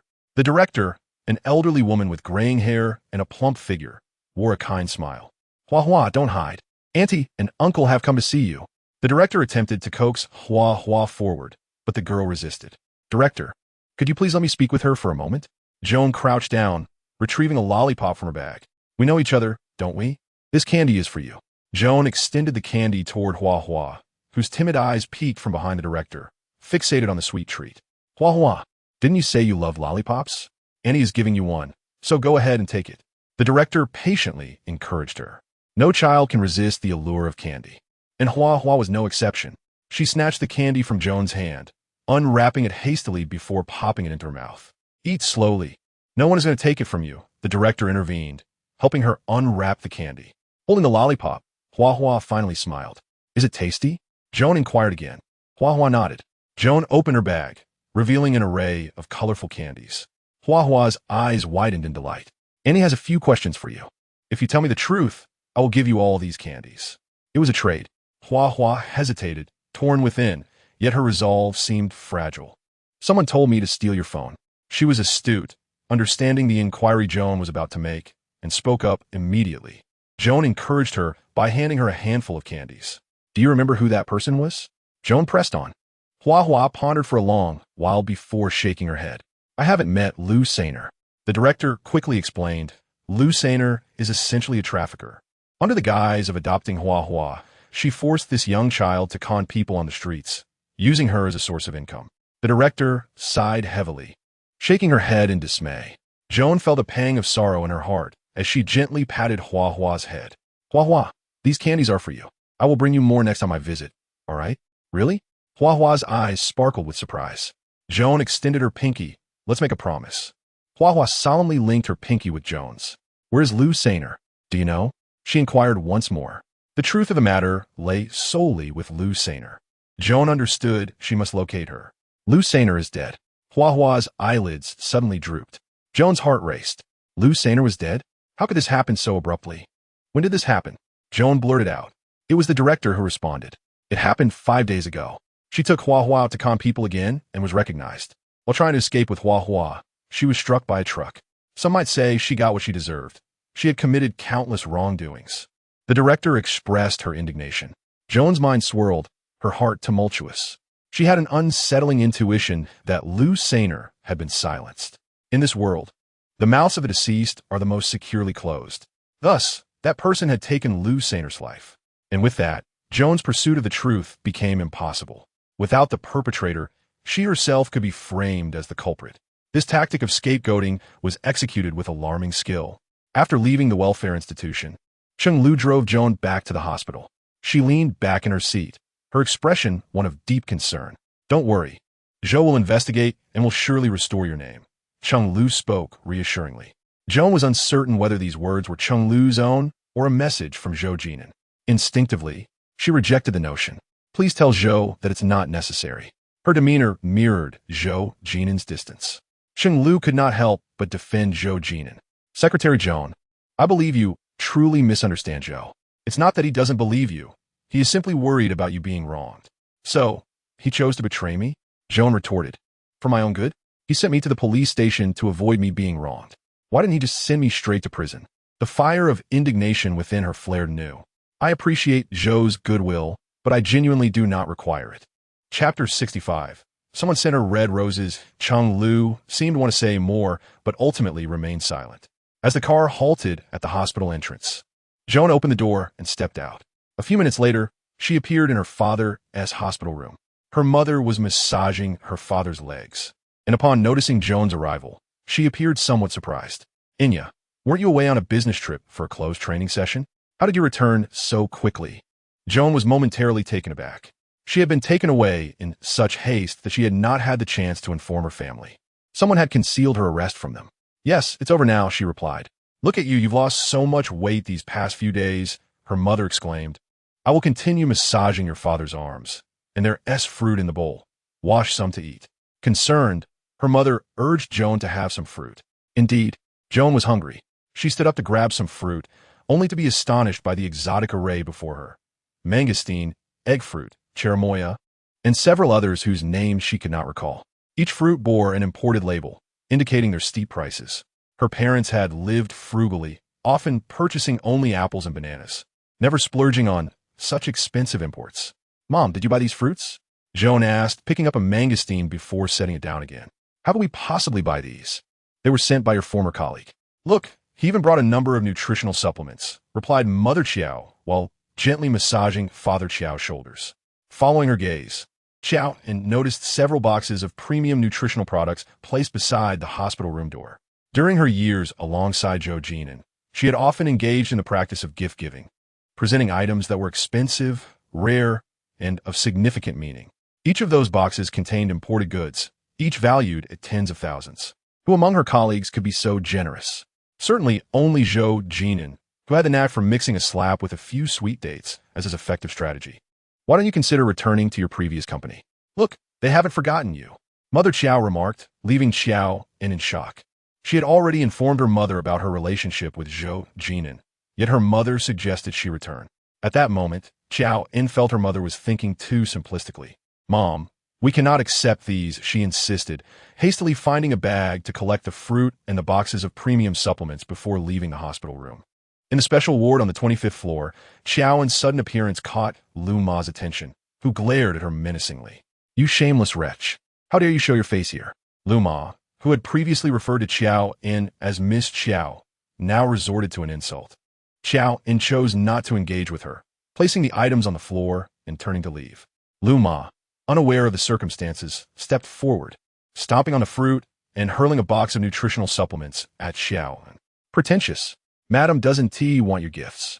Get lost. The force was considerable. One box flew directly towards Qiao En's head. Suddenly, large hands shielded her. Bang! The box landed heavily on the ground. Young master. Lu Ma was taken aback, having intended to drive Qiao En away, but inadvertently injured Zhou Jin'an instead. The corner of the box grazed his chin, drawing blood. Are you all right? Despite being the injured party, he expressed concern for Qiao En. The familiar scent enveloped Qiao En's senses, prompting her to push Zhou Jin'an away swiftly. Mr. Zhou, I appreciate your kindness, but we do not need it. She quickly retreated into the elevator, pressing the down button. Zhou Jin'an's eyes narrowed. She was angry with him. And rightfully so. The floor was littered with scattered fruit, and Lu Ma clasped her hands nervously over her abdomen, her face pale as a sheet. Young master, I truly did not mean to, she stammered. She brought these items. I merely refused them on Madam's behalf. I never intended to hurt you. Lu Ma was unwaveringly loyal to Madame Zhou. If Madame Zhou held disdain for Qiao En, so did she. If Madame Zhou cared for Zhou Jin'an, so did Lu Ma. Let this be the last time, Zhou Jin'an warned coldly. Rest assured, young master, I promise it will not happen again, Lu Ma hurriedly assured him. Qiao En rode the elevator down to the lobby. For some reason, the anger simmering within her refused to dissipate. At the critical moment, he had not trusted her, but stood united with Incursion. Later, he believed that a little compensation would suffice for her forgiveness. The most distressing realization is discovering that you are, in fact, insignificant to someone you thought you mattered to. Coming to terms with this reality, Qiao En resolved to sever all ties with Zhou Jin'an. Exiting the hospital, she turned into a nearby alley where a street food market awaited. She casually chose a shop, ordering a bowl of sour soup noodles and steamed dumplings. Despite lacking appetite, she forced herself to eat. Halfway through her meal, her phone rang, an unexpected call from the orphanage. Miss Qiao, I apologize for bothering you so late. Hua insisted on speaking with you and insisted I call. The director's voice echoed from the other end. Switching the phone to her other hand, Qiao En's tone became overly sweet. Hua, do you miss Annie? I will come to see you in a few days, all right? I will bring you lots and lots of candy. You must listen to the director, okay? Qiao En had a knack for charming children. Within just 2 hours, she successfully won Hua's trust. Annie, Hua called out, her voice suddenly hushed. The person you mentioned, I have actually seen him. Qiao En's heart skipped a beat, her chopsticks clattering to the floor. Do you remember what he looked like? Hua recounted. The man had a black mole at the corner of his mouth, wore glasses, and was not particularly tall. I saw him give a large stack of money to 6 Annie. The description was strikingly clear. Qiao En's mind raced as she immediately thought of one person, Yao Feng, assistant to Jinhua. The fog in her mind cleared almost instantly. Madame Zhou was Zhou Jin'an's biological mother. Harming her would truly strike at Zhou Jin'an's core. It was a meticulously orchestrated scheme to harm Madame Zhou in Qiao En's name, leaving her in a perilous situation. No matter how much Zhou Jin'an cared for Qiao En, he would never disregard the life and death of his mother. Only by targeting her would Qiao En experience the deepest pain, and only then might he let go. This tactic was indeed a twofold strike, ruthlessly crafted. Hua, you must remember what Annie said. Do not speak of this to anyone else, understand? Yao En instructed firmly. Understood, Auntie. I won't remember anything. Hua was clever and obedient. After hanging up, Qiao En found herself unable to eat another bite. Yao Jian was in Jinhua's man, executing her orders. He had bribed 6 Annie, inciting Hua to steal Qiao En's phone and send messages to Madame Zhou in Qiao En's name. Unbeknownst to her, Madame Zhou had fallen into their trap. The messages were sent by them, and it was easy to guess who had pushed the flower pot. In their scheme to frame Qiao En, they had wagered Madame Zhou's life. Such malice was unforgivable. However, with 6 deceased, there was no proof to clear Qiao En's name. Emerging from the small eatery, she retraced her steps back to the hospital. As she approached the entrance, a courier stopped her. "Excuse me, are you Miss Qiao En?" Qiao En replied, nodding numbly. The courier turned back, presenting her with a large bouquet of vibrant red roses. "These are flowers sent to you by your boyfriend." Boyfriend? Qiao En minded. When had she acquired a boyfriend? Her first thought was of Zhou Jin'an, but she knew him well enough to dismiss the idea. He would never engage in such ostentatious romantic gestures. The bouquet was hefty, containing at least 99 roses. Qiao En, slender in frame, felt almost engulfed by the oversized bouquet. "Do you like them?" In the lobby, Ding Hao approached Qiao En with a charming grin, his white lab coat making her squint. He opened his arms and declared, "Welcome home." Quick to respond, Qiao En evaded Ding Hao's embrace by shoving the bouquet into his hands. "Did you buy these? Don't believe me?" Ding Hao pulled out his phone, displaying the order confirmation. "See, I have a purchase record." His lips curled into a playful smirk. "Thank you, but I will transfer the money to you." Qiao En opened WeChat to send Ding Hao payment. She believed in not accepting gifts without reciprocation. "What do you mean? Yaoen?" Ding Hao's expression shifted from pride to disappointment in an instant. Roses were his surefire way to win a girl's heart. He had given them to many, and none had ever turned him down. "You really don't appreciate it?" "Ding, doctor, working night shifts must be exhausting. I can't let you spend on me." Qiao En replied with a smile. Ding Hao, undeterred, pressed the bouquet into her arms again. "I enjoy it." "I do not," Qiao En stated bluntly. Ding Hao harbored feelings for her, but she felt none in return. Being ordinary friends is acceptable, but advancing further is out of the question. John is not engaged in ambiguous relationships. "John, will you be my girlfriend?"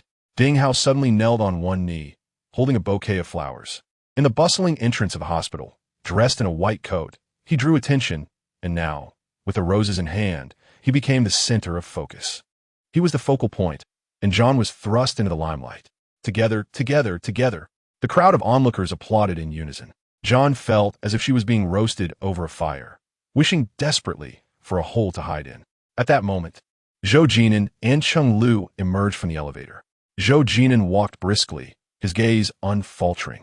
The commotion at the entrance caught Cheng Lu's attention. To her astonishment, she realized it was John, the secretary. Zhou Jin'an narrowed his eyes and looked over, only to see Ding Hao kneeling with a large bouquet of red roses. While John stood in the center of the crowd, together, together, together, the cheers grew louder. "Dr. Ding, if you get up, I'll accept the flowers." John wanted nothing more than to escape the whirlwind, but Ding Hao initiated a bargaining game. "If you accept the flowers, I will get up." To quickly conclude this farce, John relented. She took the bouquet from Ding Hao, and thunderous applause erupted around her. Ding Hao, feeling triumphant, suddenly lifted John into his arms. "Oh, from today onwards, I am officially taken." At that moment, John caught sight of Zhou Jin'an beyond the crowd.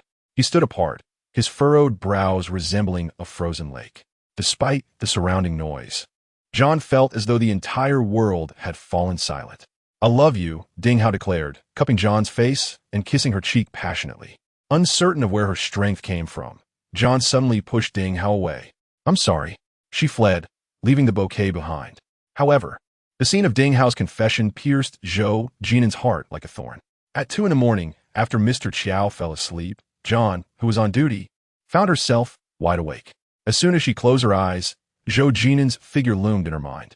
She desperately attempted to dispel it, but to no avail. Eventually, John descended to the hospital's small garden, never anticipating that she would encounter Zhou Jin'an there. He stood before her, clad in black attire, his face and eyes equally dark. Taken by surprise, John instinctively stepped back. "Feeling guilty?" Zhou Jin'an's voice was low but carried a weight of anger. "But why did he have to be angry? If you think I'm a thief, Mr. Zhou, feel free to call the police." John gazed at him with her cool, watery eyes, her own frustration simmering beneath the surface but left unspoken. Their eyes locked in a tense standoff, testing each other in the darkness. The night breeze played with John's hair as she stood under the lamp's soft glow, resembling a thorny white rose. Zhou Jin'an's breath was heavy, his heated presence palpable. "Ding Hao is not suitable for you." It seemed he had been contemplating this for some time. Was it a warning or an order? John could not discern. Whether he is suitable or not is my concern, and it has nothing to do with you, Mr. Zhou. She distanced herself, insisting on clarity between them. Suddenly, annoyance flickered in Zhou Jin'an's eyes. Are you still resentful that I didn't believe you back then? He reached out, grasping John's arm firmly. How could I dare? John retorted, struggling to free herself from his grip. Yet he held on tightly, pulling her into his embrace. Let go. John fought like a wild stallion. The more he restrained her, the more she resisted. She is my mother. When she is in trouble, I cannot remain indifferent. So many eyes are watching me. If I openly protect you, it will only endanger you. If they dare to harm my mother, they will undoubtedly harm you, John. Some things are not as you perceive them. Zhou Jin'an hesitated, words caught in his throat. What do you mean by that? John challenged. You know full well that these matters are related to the family siblings, yet you have done nothing. Mr. Zhou, are you truly protecting me, or are you merely enabling the wicked? Her question cut deep, direct, and piercing. Zhou Jin'an was momentarily speechless. John had rarely been this aggressive. Now is not the time to punish them. After a long silence, he finally replied. Was the right time then? A cold smile crept across John's lips as she forcefully pushed Zhou Jin'an away. I forgot. Mr. Zhou is already betrothed to Miss En. How could he concern himself with his fiancée's matters? My apologies for my abruptness. She retreated step by step, her smile like a dagger, precisely stabbing Zhou Jin'an's heart. His gaze darkened, like ink spreading across pristine paper. Suddenly, he stepped forward and pulled her into his embrace. Before she could resist, he seized her chin and kissed her fiercely. John was about to speak, but Zhou Jin'an deepened the kiss. He forcefully pried her lips apart, like a tempest sweeping through. The familiar scent of tobacco filled her senses, reviving memories long buried. She resisted, struggled, but gradually her resolve weakened. Her words were defiant, her tone harsh, yet her body betrayed her softness. His kiss seemed to possess a certain magic. As their lips entwined, she found herself powerless. He understood the secrets of her body. His heated hand resting on her waist, awakening the volcano within her. Zhou Jin'an held her tightly, kissing her deeply, as if he sought to absorb her before she melted away. Wait for me. I will give you an explanation. Amidst the haze of consciousness, Zhou Jin'an's fervent voice pierced John's ears, jolting her back to reality. She bit down on his lip in response. Zhou Jin'an grimaced in pain. Seizing the moment, John pushed him away, her eyes wild, her breath uneven. Mr. Zhou, please conduct yourself appropriately. John steadied herself, the blush on her cheeks fading. Zhou Jin'an wiped the blood from his lip, his gaze darkening further. He produced a key from his pocket and handed it to John.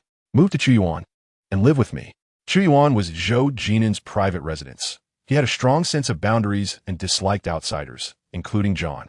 In her memory, the only time she had spent the night at Qiao En was shortly after becoming Zhou Jin'an's secretary. That occasion, he had drunk too much, and she had helped him home, where he had vomited everywhere. As Rong Jie cleaned up, John had assisted him to the bedroom. Their bodies had brushed against one another, igniting a spark. Under the influence of alcohol, Zhou Jin'an had kissed her, and in a bid to fulfill the role of Mrs. Zhou, she had willingly climbed into his bed. From that point onward, she had not only been his secretary, but also his bedmate. However, he had never taken her back to Qiao En for a night again. John stared at the key, momentarily lost in thought. Once upon a time, she had dreamed of moving into that grand house. But those days were in the past. Their once joyful relationship had since deteriorated. She did not accept the key, a chill rising in her cool gaze. Mr. Zhou, do you intend to keep me as a canary? John scoffed, shrugging her shoulders and increasing the distance between them. I'm sorry, but I'm not interested. I already have a boyfriend. Please do not indulge in any misconceptions. I would prefer that your fiancé not misunderstand. And I also wish for you to refrain from interfering in my relationship with my boyfriend. Her words were heavy and harsh, leaving Zhou Jin'an no room for rebuttal. Anger simmered in his piercing gaze. I will handle the situation with incursion. You will not be wronged. Move in with me and keep your distance from Ding Hao. Zhou Jin'an made a promise, but accompanied it with a demand. John looked at him as if she had just heard a joke. Ding Hao's confession must have startled him. He was eager to find a cage to confine her. Whether she was willing or not was inconsequential. What mattered was that she could still belong to him. Thus, in the eyes of Zhou Jin'an, was she a person with emotions and dignity, or merely an object he could possess at will? Mr. Zhou, you are dreaming. Qiao En said nothing more, turning on her heel and swiftly disappearing into the night. Under the streetlight, Zhou Jin'an stood with his hands at his sides, his gaze like a dark curtain, shrouding Qiao En's retreating figure. The following morning, Qiao En brought breakfast for Qiao De. Ding Hao was also present, engrossed in his phone as he played games with Qiao De. The two men shouted and cheered while playing, and Qiao De's mood visibly improved, a smile gracing his face and light returning to his eyes. "And then you're here." Ding Hao immediately set down his phone, greeting her with a broad smile. "Duh, it's time for breakfast." Qiao En handed him the dumplings she had bought, but Qiao De did not accept them, lost in his gaming world. "I've already eaten," he finally noted. Only then did Qiao En notice several breakfast items on Qiao De's bedside table. "And then, I specially bought you steamed dumplings. Give them a try." Ding Hao, as if performing a magic trick, produced a beautifully packaged meal box. He was eager to please, and while Qiao En understood, she had no desire to accept. "I've already eaten," she reiterated. She picked up Qiao De's dirty clothes and took them to the laundry room, but Ding Hao followed her, still holding the steamed dumplings. Upon entering the laundry room, others recognized him. "Dr. Ding, good morning." They greeted. Ignoring them, Ding Hao opened the meal box and brought the dumplings to Qiao En's lips. "Come on, open wide." Embarrassed, Qiao En quickly turned her head away. "I'm really not hungry. You eat them yourself." She refused, but Ding Hao persisted. "Listen, they're best when hot. I crossed half the city to get these for you." "Dr. Ding, you're truly good to your girlfriend," someone remarked. In front of patients, he was a composed and skilled angel, but before Qiao En, he transformed into a mischievous devil. "Young lady, cherish him well. Dr. Ding is a rare good man." With the praises from onlookers, Ding Hao swelled with pride. Qiao En felt increasingly embarrassed, trying to leave, but Ding Hao blocked her path. "My girlfriend deserves to be spoiled." "Ding Hao." Qiao En called his name in a hushed tone, exasperated by his theatrics and his insistence. "Let me share a secret. My childhood nickname is Xiao Hao Hao. When we're alone, you can call me that." His lips curled into a roguish smile, seemingly intent on provoking her further. As the others gradually left the laundry room, Qiao En decided it was time for frank discussion. "Dr. Ding, I believe it's necessary to clarify that I only consider you an ordinary friend. Please do not misunderstand. You're a good person, but I am not interested. I hope you will not waste your time here." Her rejection was straightforward. Ding Hao, however, only smiled more broadly. Like a rogue, he stepped closer to her. With nowhere to retreat, Qiao En found her back against the wall. "But I enjoy wasting time here. What can I do?" Confused, she didn't know how to respond, but someone else did. Just as Ding Hao finished speaking, Zhou Jin'an's fist struck the back of his head with force. The confined space of the laundry room meant Ding Hao fell to the ground, dumplings scattering everywhere. "Get out!" Zhou Jin'an forcefully pulled Qiao En away, pushing her out of the laundry room. He maintained a calm demeanor, slowly loosening his tie and rolling up his shirt sleeves, revealing his muscular forearms. After taking a moment to recover from the blow, Ding Hao pushed himself up, furious, and clenched his fists, ready to retaliate. "Zhou Jin'an, you're looking for death." Chapter 68. Stay away from Qiao En. As Ding Hao's fist came crashing down, Zhou Jin'an's right hand transformed into a palm, capturing Ding Hao's fist. "Stay away from Qiao En." Zhou Jin'an's eyes blazed with fury as they faced each other, neither willing to yield. Ding Hao struggled to break free, exerting all his strength, yet to no avail. "Qiao En is my girlfriend. I can be as close to her as I want." He spat angrily, but in an instant, Zhou Jin'an retaliated with a sharp slap, knocking him off balance. "Dream on." Ding Hao howled in rage, futilely attempting to kick and thrash. But each move was countered by Zhou Jin'an. After several exchanges, Zhou Jin'an had Ding Hao pinned against the wall, unable to move. Yet, his mouth refused to concede. "I insist," he stubbornly shouted. This fight was one-sided. Ding Hao was no match for Zhou Jin'an. Qiao En stood at the doorway of the laundry room, initially intending to intervene, but an unexpected phone call disrupted her. "All right, I will come find you now." She hung up and set down the laundry basket, quickly leaving. As soon as she was gone, Ding Hao went wild, struggling and fighting against Zhou Jin'an's hold to no avail. In a moment of desperation, he charged at Zhou Jin'an, head-butting him with reckless abandon, a self-destructive move to inflict harm on his opponent. With a dull thud, Ding Hao's head collided with Zhou Jin'an's brow, blood trickling down his neck. Ding Hao laughed, a wicked smile spreading across his face. Zhou Jin'an's right eye was swollen and bruised, nearly shut. Infuriated, he swept Ding Hao to the ground. If you dare to harass Qiao En again, I will ensure the Ding family turns to dust. Zhou Jin'an threatened, exiting with his bruised eye. In a CAF, Qiao En stood at the entrance scanning the crowd until she spotted her target, a slender man in a trench coat. Not very tall, wearing a hat and sunglasses, seated in the far corner. As she approached, he stood and extended his gloved hand. Secretary Qiao, long time no see. After a brief exchange of pleasantries, Qiao En delved straight into the matter. Detective Wu, have you found any updates on the investigation I asked you to look into? After leaving the police station that night, Qiao En had contacted a private investigator. Whenever she encountered special circumstances at Nanxing and couldn't reveal herself, she would hire a private investigator to gather information ahead of time. Detective Wu had collaborated with her before. He was cautious and reliable. Wu nodded slightly, pulling an envelope from inside his coat and handing it to Qiao En. As you suspected, the video was tampered with, but I managed to uncover some clues. Inside the envelope were several screenshots from surveillance footage, and Qiao En examined them one by one. The images were somewhat blurry, but strangely, she recognized herself in each. The same figure, the same checkered dress, even the ponytail was identical. That person is not me. I have never been to Omega. Qiao En denied it. Detective Wu shrugged, gazing deeply into her eyes. Unfortunately, I conducted a clear restoration of the footage. That person indeed looks exactly like you. Such a resemblance cannot be achieved through makeup. Could it be that the video is faulty? Isn't there a technique called chroma keying now? Perhaps it could be accomplished through technical means? Qiao En furrowed her brow, posing her question. Highly unlikely. Detective Wu quickly dismissed her speculation. He adjusted the brim of his hat lower and warned, Secretary Qiao, you should be cautious. If that person is genuinely not you, then there must be someone who looks exactly like you. You should find her quickly, or you will be in serious trouble. After his warning, he bid farewell and departed in haste.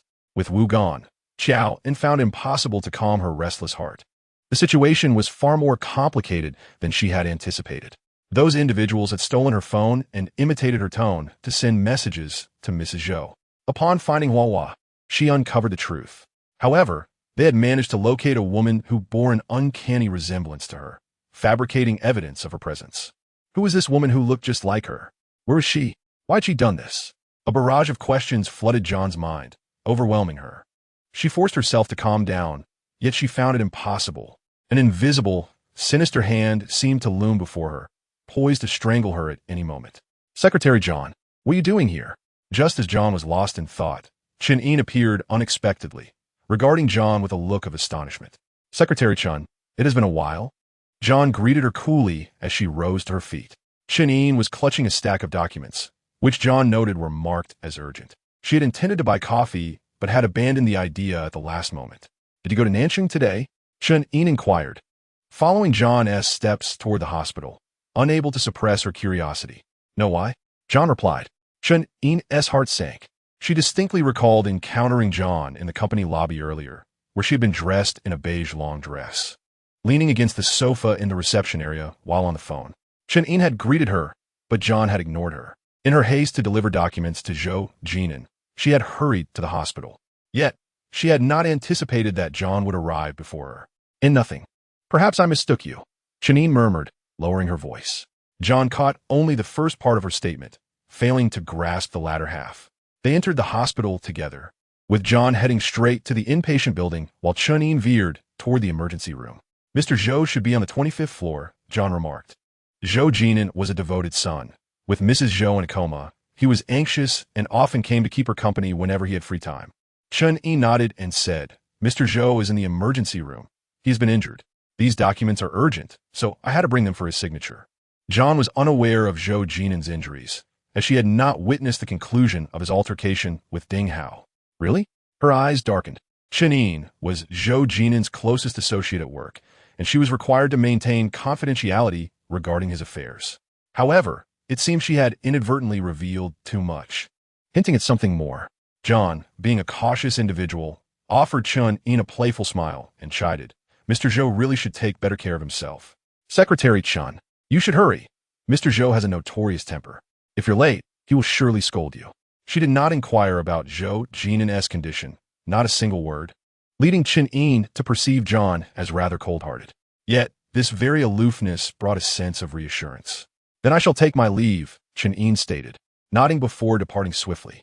John was also preparing to leave when she was called by Incursion, clad in a beige silk dress. Her long hair was casually gathered into a slightly disheveled bun. She appeared to have been crying, her meticulously applied makeup slightly smudged, with red-rimmed eyes and a nose that resembled a clown's. "Secretary John," she exclaimed, rushing toward John and embracing her. "Missin'," John was taken aback. They were not well acquainted, making such proximity uncomfortable. She extended her hands, unsure where to place them. Incursion was slightly taller than John, her weight pressing down on John's shoulders. "Secretary John, Ngu has been severely injured. I'm so frightened. If Aunt Zhou wakes up and finds out I haven't taken care of Ngu, she will surely scold me to death." Incursion began to act once more, demanding John's attention. "Missin', that one tea happened. You care for Mr. Zhou so well. How could Mrs. Zhou blame you?" John reassured her. "Secretary John, I'm terrified. What if something happens to Ngu? What should I do?" Incursion's performance felt somewhat forced. Zhou Jin'an had merely sustained injuries from a fight. His life was not in jeopardy. John found herself at a loss for words. Suddenly, Incursion released John and issued a heartfelt invitation. "Secretary John, will you accompany me to see Ngu? My legs feel weak, and I fear I won't be able to support myself. Perhaps I should contact Secretary Chun to accompany you instead," John suggested, recognizing Incursion's intentions to ensnare her in a predicament. Just as she was about to dial Qiao En, Incursion intercepted her. "Secretary John, please just come with me. You know that Ngu is not fond of me. He may not even want to see me," she pleaded, shaking John's arm with tear-filled eyes. John was not one to be easily swayed, yet she understood that rejecting Incursion would lead to unpleasant consequences. "Very well, I shall accompany you." Incursion's face brightened with a smile as she linked her arm with John's, eager not to let her change her mind. In the emergency room, the doctor had just finished treating Zhou Jin'an's eye. He reclined against the head of the bed, with an IV drip attached to his wrist. Qiao En stood beside him, reporting on work progress. She read relevant documents aloud to him, recording his opinions, and even managed to get his signature on several papers during the brief intervals of treatment. Suddenly, the door swung open, and Incursion burst in, sobbing. "Ngu!" She threw herself onto Zhou Jin'an, weeping uncontrollably. Qiao En felt a pang of awkwardness. Recognizing the moment, she said, "Mr. Zhou, I will step out and wait." With that, she hastily exited with the documents. John stood at the door, catching sight of Zhou Jin'an's swollen, panda-like eyes. Dang how it struck him hard. His right eye was severely swollen, nearly closed. He pushed Incursion away in disgust. "I am sorry, Anye. I didn't mean to hurt you," Incursion whimpered, playing her part. She noticed the remnants of medication on Zhou Jin'an's neck and turned to John, instructing, "Secretary John, could you please fetch some warm water?" John had intended to leave, but Incursion had now given her a task, rendering her unable to depart. "All right," John acquiesced, taking the water bottle and stepping outside. "Get out," Zhou Jin'an coldly commanded. Incursion's tears flowed freely as she hesitantly reached out to touch Zhou Jin'an's injured eye, but he turned his head away in disdain. "I'm gonna let go, please. Aunt Zhou has been in a coma, and if something were to happen to you, how would I survive? How you live is of no concern to me," Zhou Jin'an retorted icily. Incursion wept, her frustration palpable. "She doesn't love you. Why do you cling to her so desperately? Ngu, let's get married. I will take care of you." Zhou Jin'an shot her a disdainful look, clearly irritated. "I have told you countless times I will not marry you. Do not harbor such foolish hopes. Leave. I do not wish to see you again." With that, he closed his eyes, refusing to cast another glance at Incursion. She bit her lip, standing there with red-rimmed eyes, her fists clenched tightly. Despite her repeated advances, Zhou Jin'an continuously pushed her away.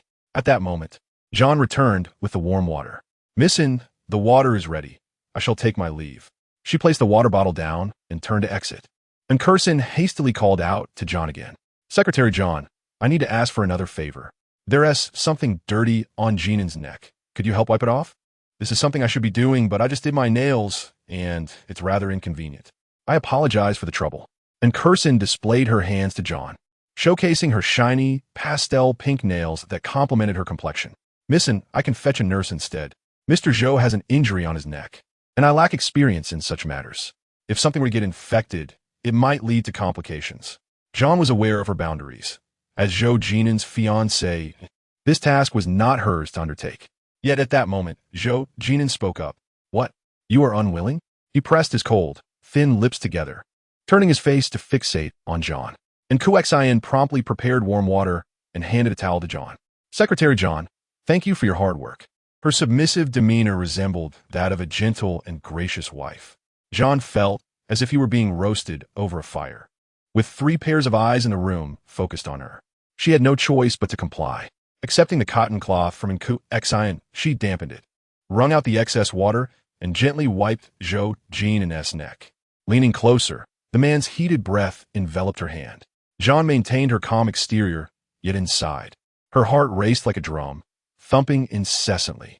And Qiao En's eyes glinted like needles, scrutinizing John's hands intently. Meanwhile, Zhou Jin'an, with one eye closed, kept his gaze fixed on John's face. She worked with remarkable concentration, her eyelids rarely fluttering. Their proximity allowed him to discern the fine lines and pores on her skin. Though her complexion had always been delicate, it appeared somewhat roughened, perhaps from excessive toil of late. Secretary John, you truly possess a nurturing spirit. Dr. Ding is fortunate to have you. You will undoubtedly become a virtuous wife and mother. And Qiao En's praise abruptly shattered the heated atmosphere. Zhou Jin'an's expression darkened, and John faltered, the edge of the towel brushing against a raw wound, causing blood to seep forth. Soda. John quickly apologized, and Qiao En's demeanor shifted dramatically. She frantically pressed the call button at the bedside, exclaiming, "Nurse, there's been bleeding." The nurse did not arrive, but Ding Hao did. In stark contrast to Zhou Jin'an on the hospital bed, Ding Hao appeared gravely injured. His eyes, while not as swollen as Zhou Jin'an's, were far from unscathed. Particularly, his once proud, handsome face now resembled that of a pig's head. His defiant lips were cracked and swollen like sausages. One arm was bandaged and slung around his neck, and his head was wrapped in a net-like gauze. He looked as if he had just returned from the battlefield, carrying an air of both mockery and tragedy. John did not recognize him at first, but Qiao En, with her keen eyes, did. "Ding Hao, you and Jin'an are classmates. Why did you strike him so fiercely? Look at the state of his eyes." Ding Hao did not spare Zhou Jin'an a glance. Instead, his attention was captured by John, who stood by Zhou Jin'an's bedside, clutching the towel. "Come with me." He limped forward, seizing John's arm. At that moment, Zhou Jin'an grasped John's other arm. "Do not leave." One demanded her departure, while the other insisted she stay.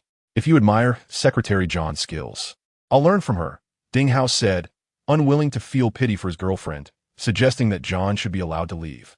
And Qiao En intended to stoke the fire, but found herself left in an awkward position. Yet Zhou Jin'an would not relent. If this stalemate continued, a storm of conflict would erupt. John, sensing the tension, knew she had to act. "How could you be so careless as to injure yourself so gravely?" She gently reproached Ding Hao. "Mr. Zhou, I apologize, but my boyfriend is severely hurt, and I must accompany him to see a doctor now."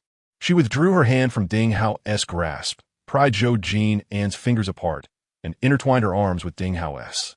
In front of everyone, she acknowledged Ding Hao's position as her boyfriend, causing him to puff up with pride. Yes, let us go." He shot a fierce glare at Zhou Jin'an, akin to a triumphant general. Zhou Jin'an's deep gaze remained fixed on the doorway. Once they departed, and Qiao En hastily shut the door. "Brother, I'll help you clean up."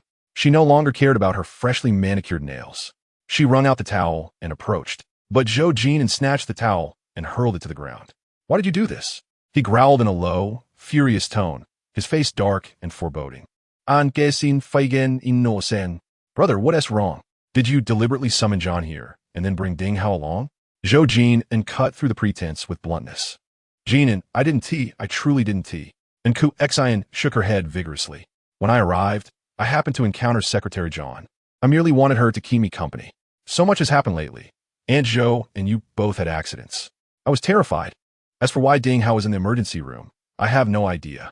Brother, you must believe me." Her words flowed smoothly, her acting impeccable. Yet she was unaware that Zhou Jin'an had already discerned the truth. "What are you afraid of? Afraid that your scheme against John will be uncovered? Or are you fearful that the true culprit behind my mother's incident is someone else?" And Qiao En's face drained of color, her expression turning ashen. She stared at Zhou Jin'an in terror, her curled fingers beginning to tremble. "Jin'an, what are you saying? I don't understand." Zhou Jin'an's piercing gaze sliced into Qiao En's face, as if carving away at her skin. "Zhang Xiaoxia is your accomplice?" isn't she? The trap you set for John's brother was designed to make her willingly become your hostage. Song Lian and Ding Hao were both men you selected for her, correct? And Qiao, your heart is truly venomous. And Qiao swayed slightly, her lips quivering. I did nothing. I truly did nothing. The Zhou family held strict codes of conduct. You allowed John to fall from grace as a public relations figure because you knew the Zhou family would not accept a woman with a tarnished reputation. But you forgot. The Zhou family also does not accept women with wicked hearts. Return and inform Jin Hua that he should not set his sights on Nanshan. As long as I, Zhou Jin'an, am alive, he will never succeed. Furthermore, should anyone dare to harm John in any way, I, Zhou Jin'an, will not hesitate to ensure the family meets its end. He swung his legs off the bed, yanked out the 4 from his arm, and strode out of the temporary ward. And Qiao could no longer maintain her composure, collapsing onto the floor. In a panic, she fumbled for her phone and dialed a number. Brother, he knows everything. After a moment's silence on the other end, and Jin Hua's chilling voice pierced in Qiao's ears. My dear sister, you truly are a decorative pillow. So what if he knows? What would he do to me? And Jin Hua scoffed, but Qiao was terrified, especially by Zhou Jin'an's final words. I don't mind letting the family accompany the burial. But what if he aimed to strike at the family? Then let him come at me. I want to see whether Zhou Jin'an is more formidable or I, and Jin Hua, am. John assisted Ding Hao from the emergency room. Ding Hao, ever chatty, remarked, I knew you cared about me. Now that I'm injured, as a patient, you should say something sweet to comfort me, all right? Mind the surroundings. This is a hospital. John shot him a glance. With many people around, even though Ding Hao had shed his white coat, he was still recognized by many. John felt shy and wished to avoid unnecessary misunderstandings. Then take me home. We can talk there. Yes, let us have a candlelit dinner at home tonight. Do you prefer your steak medium rare or medium? Ding Hao rattled on, his words flowing endlessly. John remained silent, but did not interrupt him. She settled into the driver's seat, her slender fingers deftly dancing across her phone screen. Soon, a man clad in a blue vest approached. Greetings. I'm here to serve you. John stepped out of the driver's seat and handed him the keys. Please take this gentleman home. In a daze, Ding Hao realized he had been deceived by John. John whispered something to the chauffeur, who immediately locked the car doors and rolled up the windows, swiftly driving away from the parking lot. You scoundrel. John, you deceitful trickster. Ding Hao shouted, pounding on the glass. She smiled radiantly, waving goodbye to him. In the next moment, however, a large hand pulled her into another vehicle. Chapter 71. Accompany me to meet someone. John had no time to react as the car door closed. Mr. Zhou. John found herself ensnared in Zhou Jin'an's embrace, feeling a surge of anger and wishing to break free, but he only tightened his grip. As she reached for the car door, the lock clicked down. The Maybach roared away from the parking lot, with Cheng Lu lowering the partition. Zhou Jin'an released his hold, but John had nowhere to escape. Assistant Cheng, stop the car. John banged on the partition, but Cheng Lu remained unmoved. He obeyed Zhou Jin'an and would proceed forward without permission. The vehicle glided smoothly along the wide asphalt road. Mr. Zhou, I've already made my position clear. Why must you continue to trouble me? John's voice was laced with a hint of tears. She was not one to cry easily, but at that moment, she felt an overwhelming sense of injustice. Despite her efforts to maintain distance, she had exhausted all her strength. Lacking a prominent family background or powerful connections, she was merely one among the countless ordinary people, unable to contend with any form of tyranny. She had resigned herself to her fate. Why wouldn't he let her go? Zhou Jin'an remained silent, merely turning his gaze toward John. For the first time, he perceived her vulnerability and helplessness. He simply watched, prompting John to burst into tears. After holding back for so long, she needed a complete release. Tears streamed down her face, while Zhou Jin'an's brow furrowed in concern. He was not one to offer comfort and felt utterly helpless. Accompany me to meet someone, and I will ensure your safe return. His voice softened considerably. After speaking, he gently closed his eyes and leaned back in his seat, enveloped in a low-pressure aura. Who shall I meet? John sniffed, questioning. Zhou Jin'an did not respond. The car drove from the city center to the outskirts, continuing further into the countryside. The towering buildings of the city faded away, replaced by lush waters and verdant fields. The interior of the car was silent, with neither party speaking. Eventually, Zhou Jin'an opened his eyes, his gaze fixed outside, revealing a look of unfamiliar longing towards John. Having grown up in the suburbs, everything here was not foreign to her. 3 years prior, they had moved to the city for her father's medical treatment, and since then, they had not returned. This journey felt like a homecoming. They arrived at their destination as dusk approached, a somewhat desolate mountain village. Dilapidated houses were scattered throughout, most of which were abandoned. As the car passed by, dust billowed, and an elderly person leaned on a cane, peering curiously. After a while, the car stopped at the entrance of a small courtyard. Zhou Jin'an opened the door and stepped out first. He retrieved a rusty key from a stone pedestal at the entrance and unlocked the equally rusty lock. The courtyard gate swung open, revealing 3 dilapidated bungalows before John. "Please tidy this place up," Zhou Jin'an instructed Chenglu. John also exited the vehicle, feeling the chill of the mountain air against her thin clothing, instinctively wrapping her arms around herself. Zhou Jin'an's piercing gaze swept over her as he said, "You will accompany me to meet someone." He strode forward with purpose, and John followed, confused. They walked along a winding mountain path for quite a while. As darkness enveloped the surroundings, John turned on her phone's flashlight, carefully following in his footsteps. Zhou Jin'an showed no signs of slowing down. He climbed a hill that offered a panoramic view of the village below. However, the deepening night shrouded the area in darkness, obscuring everything from view. "Weren't you supposed to bring me to meet someone?" John asked skeptically, holding up her phone's flashlight. Zhou Jin'an nodded, turning to point towards a distant spot, saying, "She's right there." Following his gaze, John gasped in shock. Where he pointed, there lay a grave. The realization that he intended to introduce her to a deceased person took her by surprise. The hairs on her arms stood on end. "Mr. Zhou, I want to go back," she exclaimed. Zhou Jin'an had lost his mind. How could she accompany him in this madness? Turning around, she lifted her flashlight, intending to retrace her steps. Yet, Zhou Jin'an's voice called out behind her. "Mother Rong, I have come to see you. This is John, and I brought her to meet you today."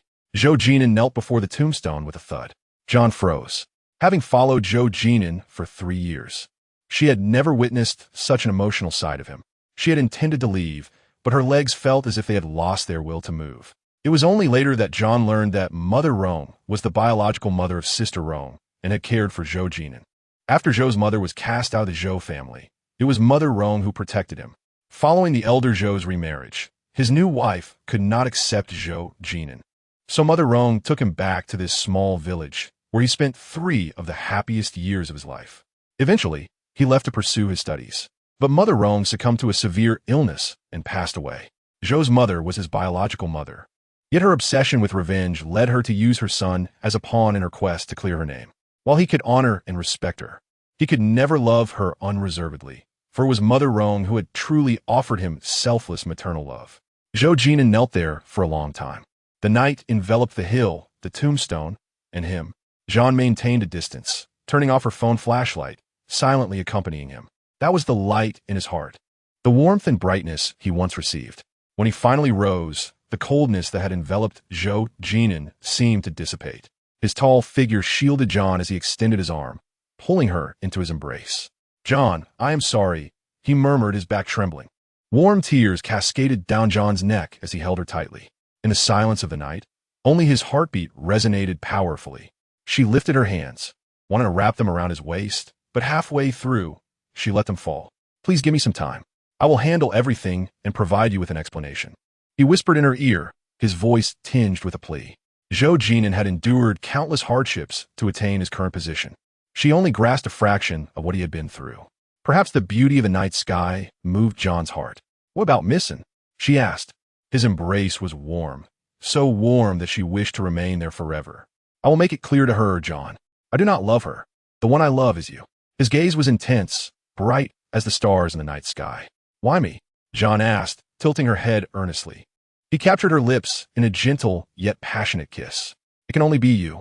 Ultimately, she succumbed to his tenderness, her hands finding their place around his waist.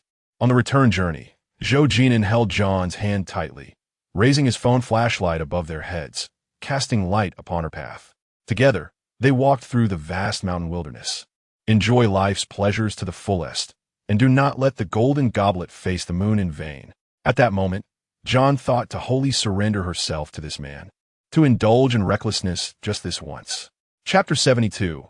A shattering misfortune upon returning to the small courtyard. They found Chenglu had already departed. The yard was tidy and brightly lit. Zhou Jin'an led Qiao En by the hand into the courtyard, illuminating the room with the flick of a switch. They would spend the night here, as Chenglu would come to fetch them the following day. This place, far removed from Rong City, was devoid of the bustling noise of traffic and the treacherous intrigues that often plagued urban life. Qiao En had not experienced such relaxation in a long time. She nodded in agreement, feeling as though time had regressed to a simpler past. Zhou Jin'an took her to the kitchen, where Chenglu had left some provisions behind. He rummaged through a bag containing noodles and vegetables. "Can you cook?" he inquired. At that moment, Qiao En's stomach growled, reminding her that they had not dined since their bumpy journey from Rong City. "I can," she replied, her hands deftly extracting 2 tomatoes, washing and chopping them, and cracking eggs into a bowl. It was only then that she realized the absence of firewood in the house. "Please go outside and find some dry twigs," she instructed. "All right," Zhou Jin'an answered, his tall figure disappearing into the night. Outside, he bent over, diligently searching for dry branches. Qiao En felt uneasy and quickly followed him. He was so engrossed in his task that he failed to notice the thorns that lay in wait. As he reached for a branch, the thorns pricked his hand deeply, eliciting a gasp of surprise as he dropped the twigs he had gathered. Rushing over, Qiao En examined his hand, now stained with blood. "Let me help," she offered, seizing a sturdy branch and striking at the thicket while carefully gathering the wood. They worked in harmony, soon accumulating a small pile of kindling. "Is this enough?" Qiao En turned to assess their collection. "Not quite. We need more for breakfast tomorrow," she replied, orchestrating their efforts efficiently. With 2 small stacks of wood finally gathered, she declared, "Let us return and prepare the meal." She lifted one pile, but Zhou Jin'an gently stopped her, insisting, "Allow me." She acquiesced, entering the kitchen to start the fire and boil the noodles. 10 minutes later, they each held a large bowl, savoring the simple pleasure of plain noodles.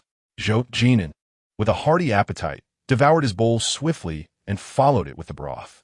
After the meal, he instinctively began washing the dishes while Qiao En reclined in a chair, counting stars.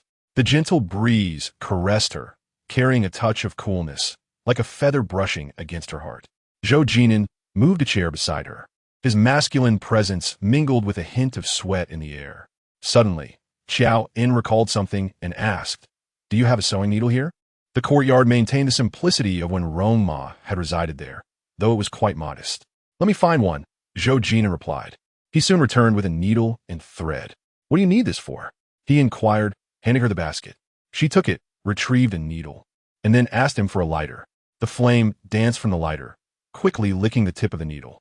Zhou Jin'an looked at her, puzzled. Qiao En raised her hand, grasping his large palm, illuminated by the flashlight on her phone. Several brown thorns were embedded in his flesh. With great care, she began to extract the thorns, her focus unwavering. Once finished, she moistened her fingertip with saliva and applied it to his palm. "Avoid water and be cautious of infection," she advised, echoing familiar words from the past. Memories flooded Zhou Jin'an's mind of when he lived here with Rong Ma, who had tended to his scrapes with her saliva, unaware of its antiseptic properties. Yet, that small gesture had warmed his heart countless times. Suddenly, the flashlight dimmed, casting them into darkness. Zhou Jin'an leaned down and kissed her lips. Their mouths met, a delicate dance of desire as he stirred her suppressed longings. Qiao En felt a rush of warmth envelop her, rendering her limbs weightless. The gentle night air wrapped around them, igniting sparks of primal connection under the starlit sky. He firmly grasped her hand, drawing her close, and together they navigated the depths of that mysterious ocean of emotion. Time slipped away until tranquility returned. Qiao En lay against Zhou Jin'an's chest, her long hair cascading chaotically around her, her eyes dreamy and her complexion rosy. "Mr. Zhou, do you think this is selfish of us?" she murmured. Zhou Jin'an held her shoulder, his other hand tightly clasping her delicate one. "Let us just cherish this moment," he replied. In that instant, she longed to remain entwined with him. Weariness soon overtook her, and she drifted into slumber. Zhou Jin'an carried her back to the room, where the bed was simple and narrow, and they nestled together like 2 spoons. They both fell into a deep sleep. When they awoke, a torrential rainstorm raged outside, accompanied by flashes of lightning and thunder. Qiao En, frightened, instinctively sought refuge in Zhou Jin'an's embrace. "Do not fear. I am here," he reassured her, gently patting her back until she calmed. "Has Assistant Chung not arrived yet?" she asked, pulling away from his embrace. The dilapidated house leaked, creating small puddles on the floor. Both their phones had died, and with the roads impassable due to the downpour, Chung Lu would not be able to come. Zhou Jin'an fetched a basin and a bucket from the kitchen, positioning them where the rain dripped. The rhythmic sound of water hitting the containers filled the air. He leaned against the headboard, holding Qiao En close, listening to the rain's melody. The world outside seemed to fade away, leaving only the crisp sound of raindrops. This tempest proved relentless, lasting 4 days. By the 3rd day, the provisions left by Chung Lu had run out. "You stay here. I will find us something to eat," Zhou Jin'an declared, stepping outside with determination. The small village was sparsely populated, and there were no shops nearby. After traversing several hills without success, he eventually encountered an elderly man who graciously offered him an old pumpkin. Zhou Jin'an, accustomed to fine dining, felt an unexpected satisfaction cradling the humble squash as he made his way back to the courtyard, where Qiao En awaited eagerly at the door. "We have pumpkin to eat," he exclaimed triumphantly as he presented it to her. "Wonderful." Qiao En's face lit up with joy. That pumpkin would forever be etched in her memory as a cherished delicacy. However, that night, Zhou Jin'an fell ill, succumbing to a high fever. Despite his condition, he clung tightly to Qiao En's hand. "Do not worry. I will not leave you," he murmured, reassuring her until he finally relaxed his grip. With no fever-reducing medicine in the courtyard and no clinic in the village, Qiao En relied on the ginger Chung Lu had purchased, brewing it into a soothing concoction. Zhou Jin'an sweated under the covers, and his fever gradually subsided. By the evening of the 2nd day, the rain finally ceased, and after a few more days, the roads reopened. Qiao En anxiously awaited Chung Lu's arrival, longing for the familiar face. However, she was unprepared for the shocking news that he brought with him. Chapter 73. You have no right to enter that day. The sun blazed brightly overhead. Just as Qiao En finished cooking the pumpkin, Chung Lu arrived in his Maybach. She hurried from the kitchen to greet him. Chung Lu appeared to be engaged in a serious conversation with Zhou Jin'an, his hands hanging limply at his sides. "Assistant Chung." "Welcome," Qiao En greeted him. He nodded slightly, but Zhou Jin'an's expression was grave, shadowed with worry and a sheen of sweat breaking on his brow.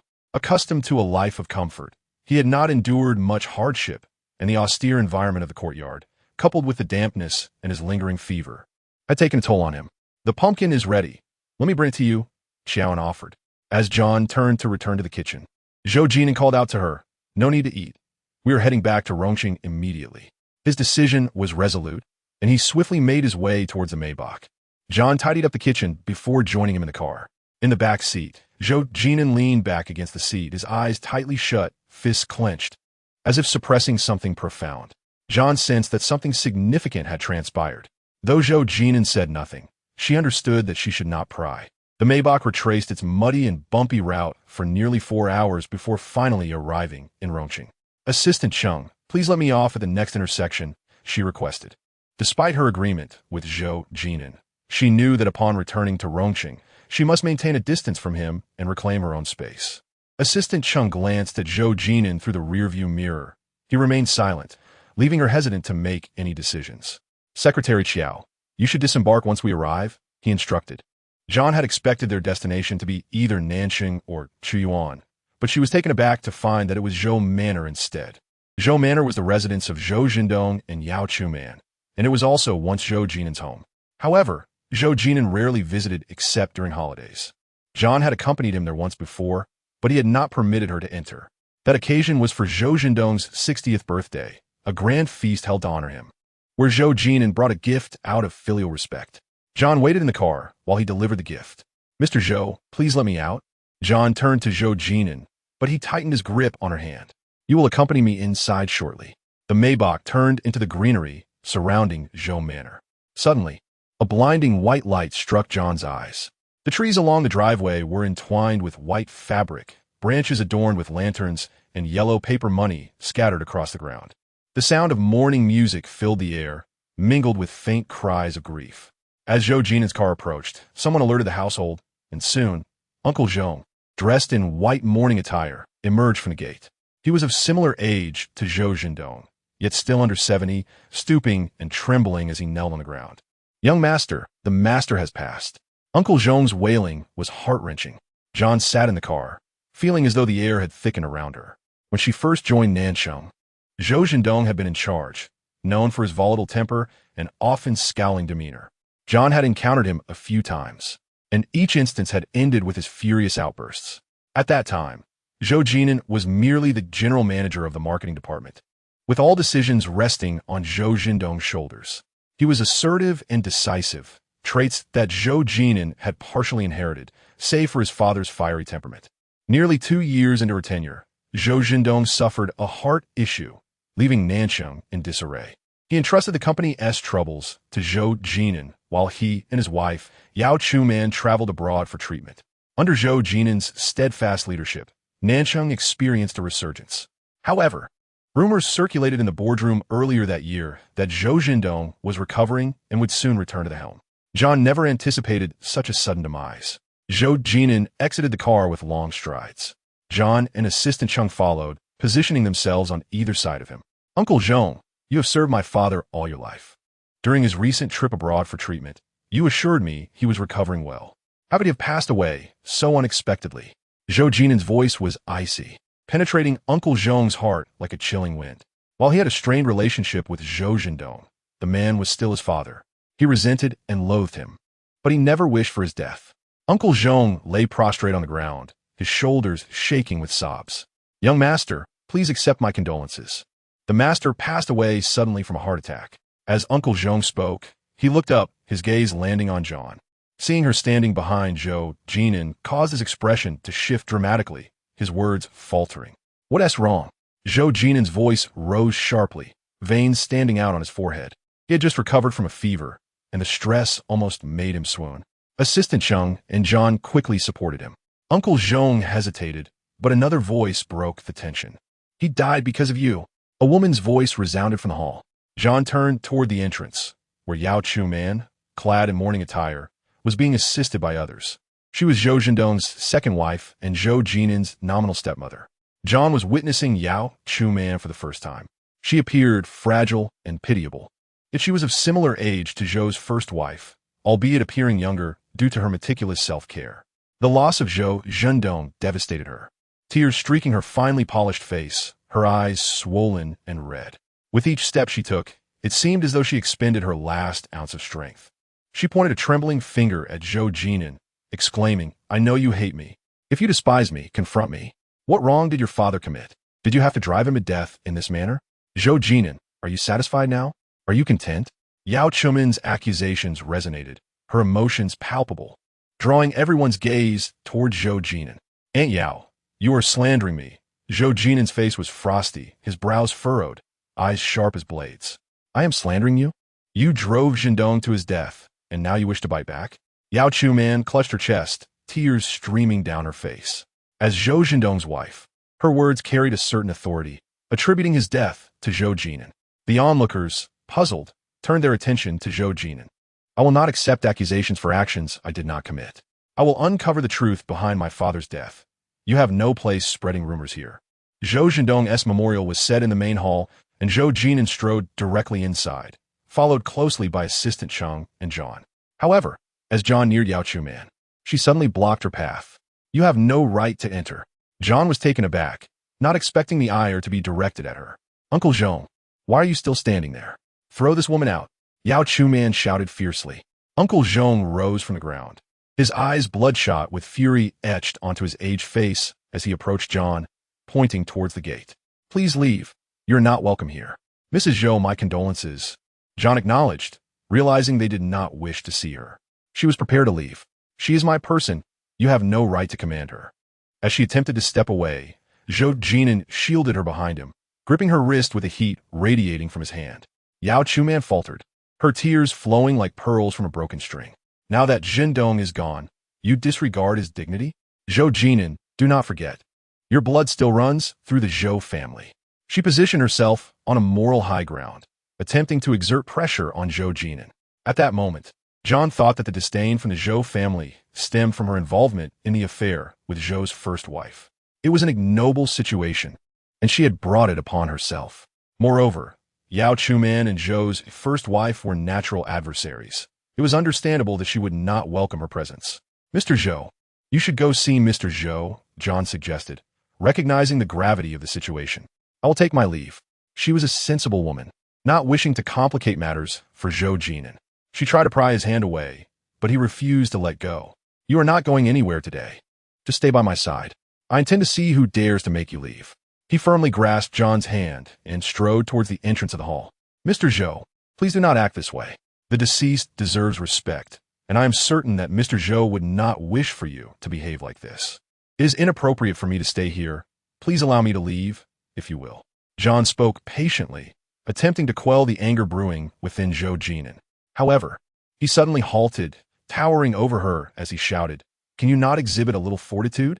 They insult you and demean you. Do you think that by retreating, they will spare you?"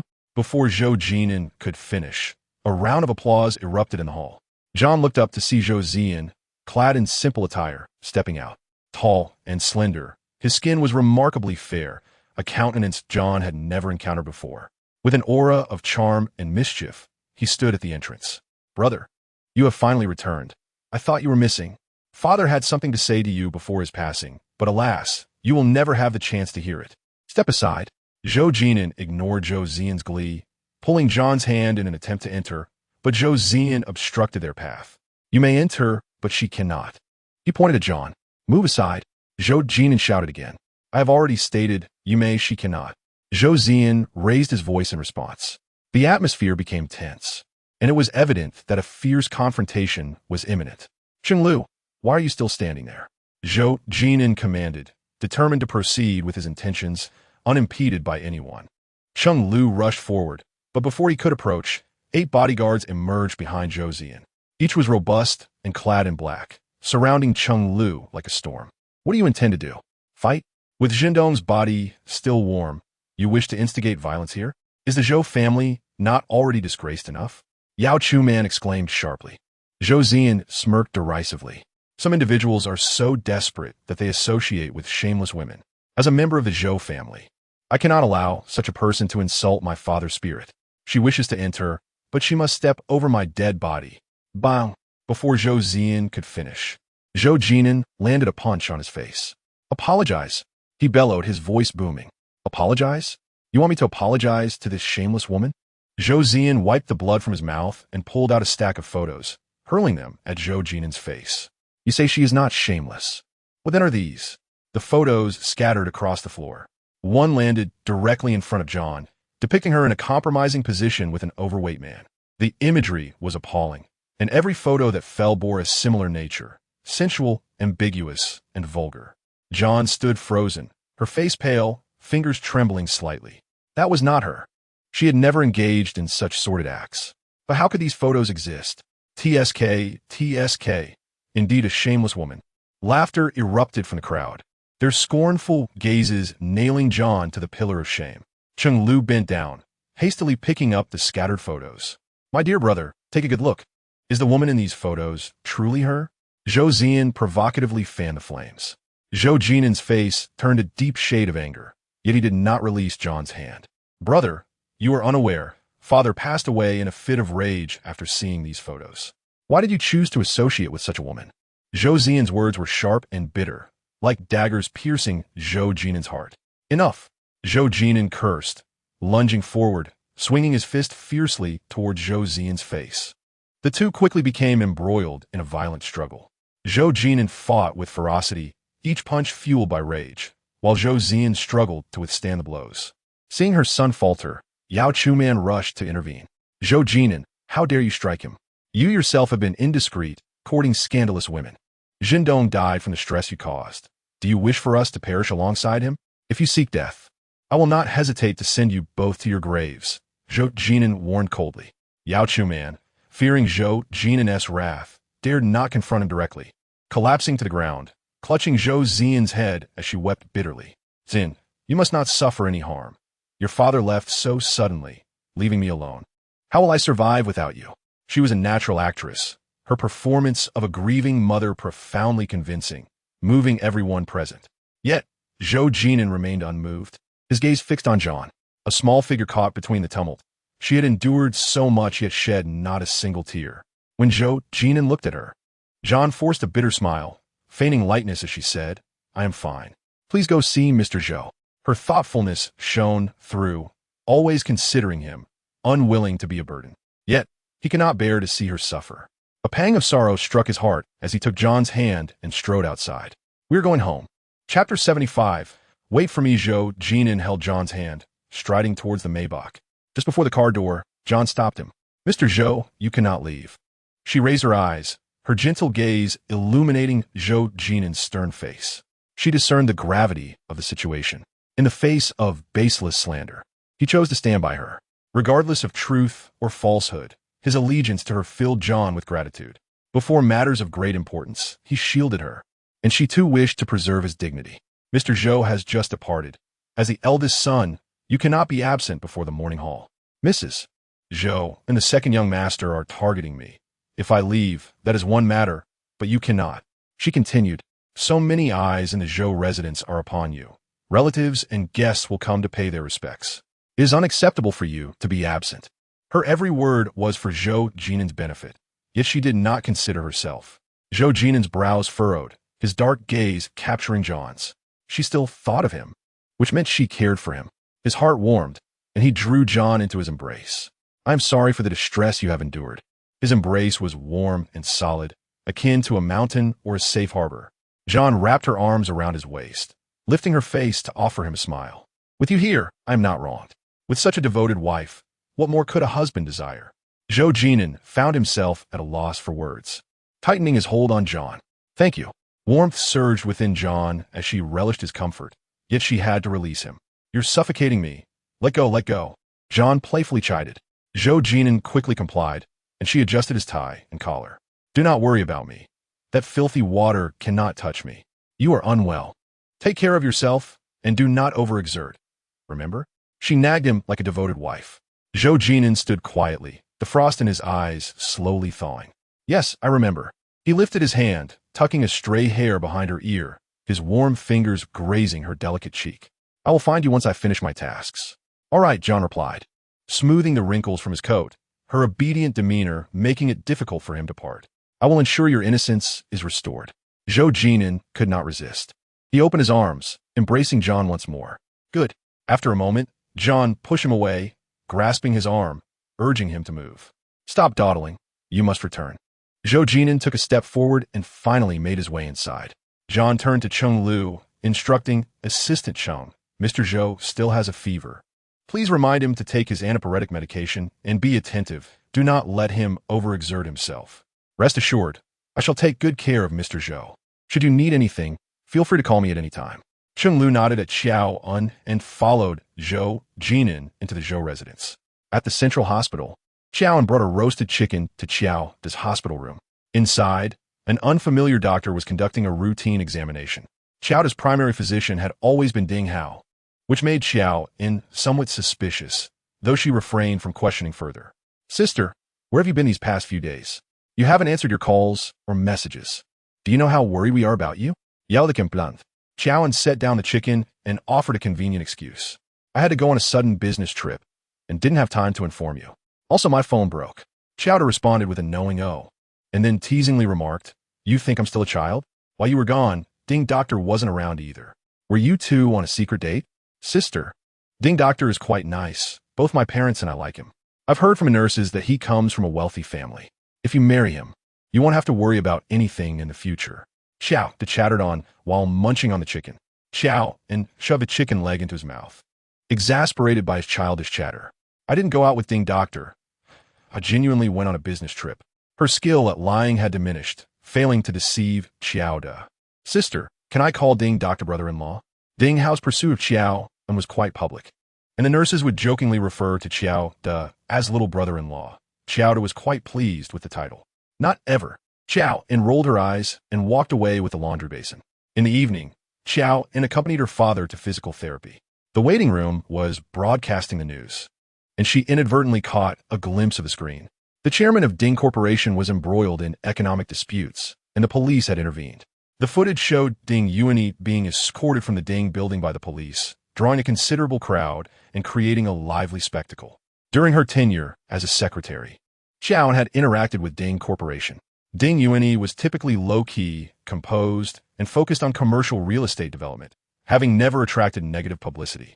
However, the business world is akin to a battlefield, where there are interests, disputes inevitably arise. Whether Ding Yuan had stepped into a pitfall of his own making or had been undermined by a rival, navigating economic disputes was never a straightforward matter. Having spent time in Nansheng, Qiao En was no stranger to such occurrences. Yet, as the camera transitioned, she was unexpectedly confronted with a familiar face, Ding Hao. He was amidst the crowd, jumping and gesticulating with fervor, attempting to stop the police from taking Ding Yuan away. Qiao En's quick mind immediately connected the dots. She had heard whispers of Ding Yuan's rebellious son, who shunned business for chaos. His long absence abroad left the people of Rongqing largely unaware of him. Realization dawned on Qiao En. Ding Hao is not merely a doctor, but also the son of the real estate mogul Ding Yuan. However, regardless of his identity, it had no bearing on her life. She had made her choice. The following morning, upon returning from purchasing breakfast, Qiao En unexpectedly encountered Enkerson at the door of Qiao's hospital room. Enkerson appeared anxious, akin to an ant on a hot pan. "Secretary Qiao, please accompany me to the Zhou residence." Dressed in a black suit, with her dark hair tied in a bun and minimal makeup, Enkerson's eyes bore the shadows of sleeplessness. Qiao En was uncertain of Enkerson's intentions, but one thing was clear. She could not go to the Zhou residence. "I'm really busy today, Miss En. I apologize."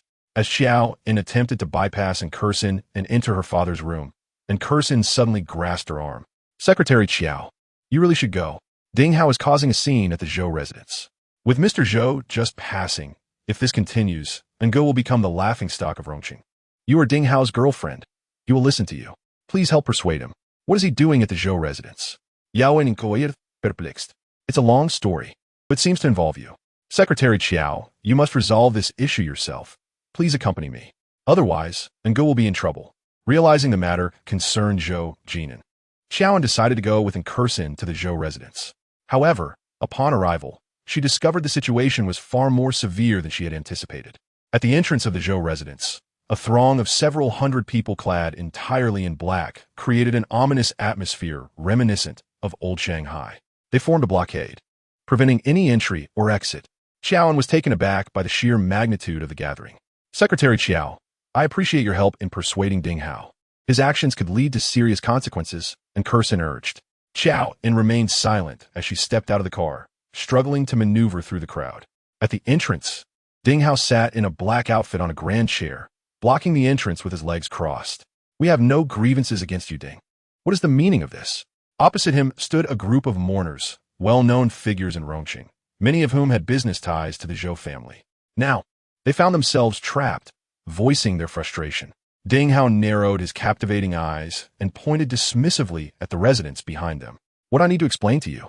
If you wish to leave, have Zhou Jin'an come out." Inside the estate, Zhou Jin'an was notably absent, leaving only Yao Chuman sobbing uncontrollably. She timidly approached Ding Hao, desperately trying to reason with him. "Today is your Uncle Zhou's funeral. For the sake of his memory, please cease this disturbance." "Absolutely not." Ding Hao's voice rose, his piercing gaze locking onto Yao Chuman. "I demand to see Zhou Jin'an. Have that coward come out." Yao Chuman recoiled in fear, urgently instructing Uncle Zhou. "What are you waiting for? Go find the eldest young master. Since he caused this mess, let him handle it." Uncle Zhou hung his head, clearly distressed. "The eldest young master is running a high fever and is currently unconscious. The doctor just started in 4. Qiao En's heart sank at these words. "He is merely feigning illness. You must bring him out, even if you have to carry him. Ding Hao wants him. Should we all pay for his mistakes?" As Yao Chuman continued her tirade, Qiao En could no longer bear it and quickly stepped in front of Ding Hao. "Ding, please, just stop. What brings you here?" Ding Hao regarded her with suspicion. Yet, upon a mere glance, he grasped her intention. "Did Zhou Jin'an send you? How pathetic. Afraid to face me. He sends a woman for assistance." Ding Hao rolled his eyes. "No one sent me. I came on my own," Qiao En clarified. "Is that so?" Ding Hao remained unconvinced. To persuade him, Qiao En took the bold step of grasping his arm and gently spoke. "I apologize for my previous actions. Today, I came to offer my sincere apologies. I know a wonderful seafood restaurant. Why don't we go together?" Her overture seemed to please Ding Hao, who seized the opportunity to draw her closer. "Sure. Let us go together." A smile crept onto his face, though his eyes glinted with mischief. Before Qiao En could fully process the situation, he issued a command to the crowd behind him. Zhou Jin'an, that scoundrel, wishes to retreat like a turtle. You all charge in and smash him. At his command, the crowd surged forth like a torrent, clamoring as they poured out. The vast Zhou residence was shrouded in darkness, filled with people. They rushed into the morning hall of the elder Zhou, a cacophony of smashing, screams, cries, and shouts echoing ceaselessly. Qiao En understood that Ding Hao had gone mad, but she never anticipated he would descend into such madness. Ding Hao, make him stop, she exclaimed sharply. Yet, Ding Hao paid her no heed. He seized Qiao En's arm, leaning close to her ear and speaking deliberately. Are you feeling pity? If so, let him come out and kneel to beg for mercy. Perhaps, in consideration of you, I might spare him. Why are you doing this? Ding Hao laughed maniacally, a devilish glee in his eyes. Why? You ask why? The Ding family has been sealed. My father arrested. He has destroyed my entire lineage. I demand a price from him. What could be more justified?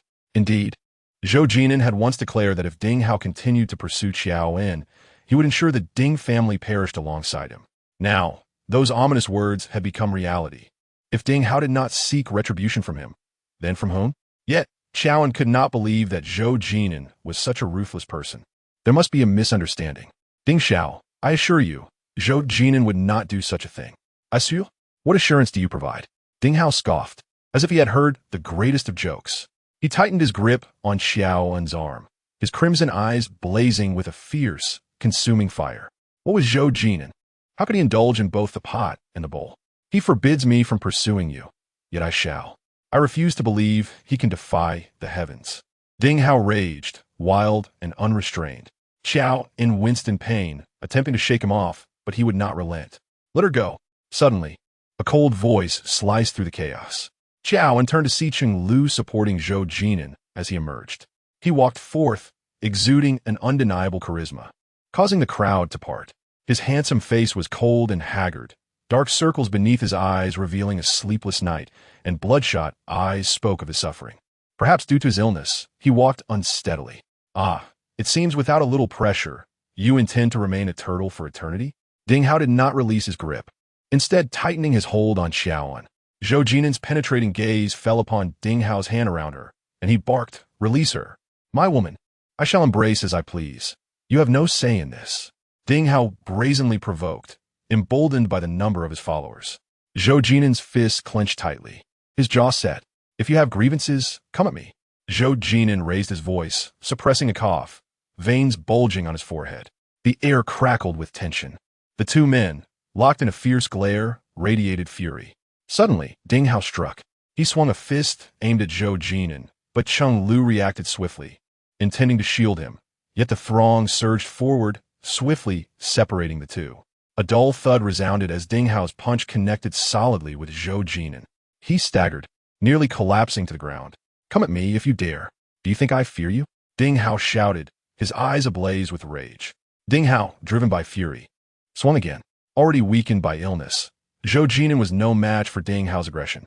In that critical moment, Qiao En acted without hesitation, stepping forward to shield Zhou Jin'an with her fragile back. Bang! The full force of the blow landed on her. Yao En, Zhou Jin'an exclaimed, wrapping his arms around her. Shocked by her selfless act, she, though in pain, managed a weak smile. Mr. Zhou, I'm fine. Ding Hao stood dumbfounded. His intent had been to vent his anger on Zhou Jin'an, yet his fist had struck Qiao En instead. He knew the strength behind his blow. En, how could you be so foolish? He rushed forward to take Qiao En from Zhou Jin'an's embrace, but Zhou Jin'an would not release her. Mr. Zhou, please let go.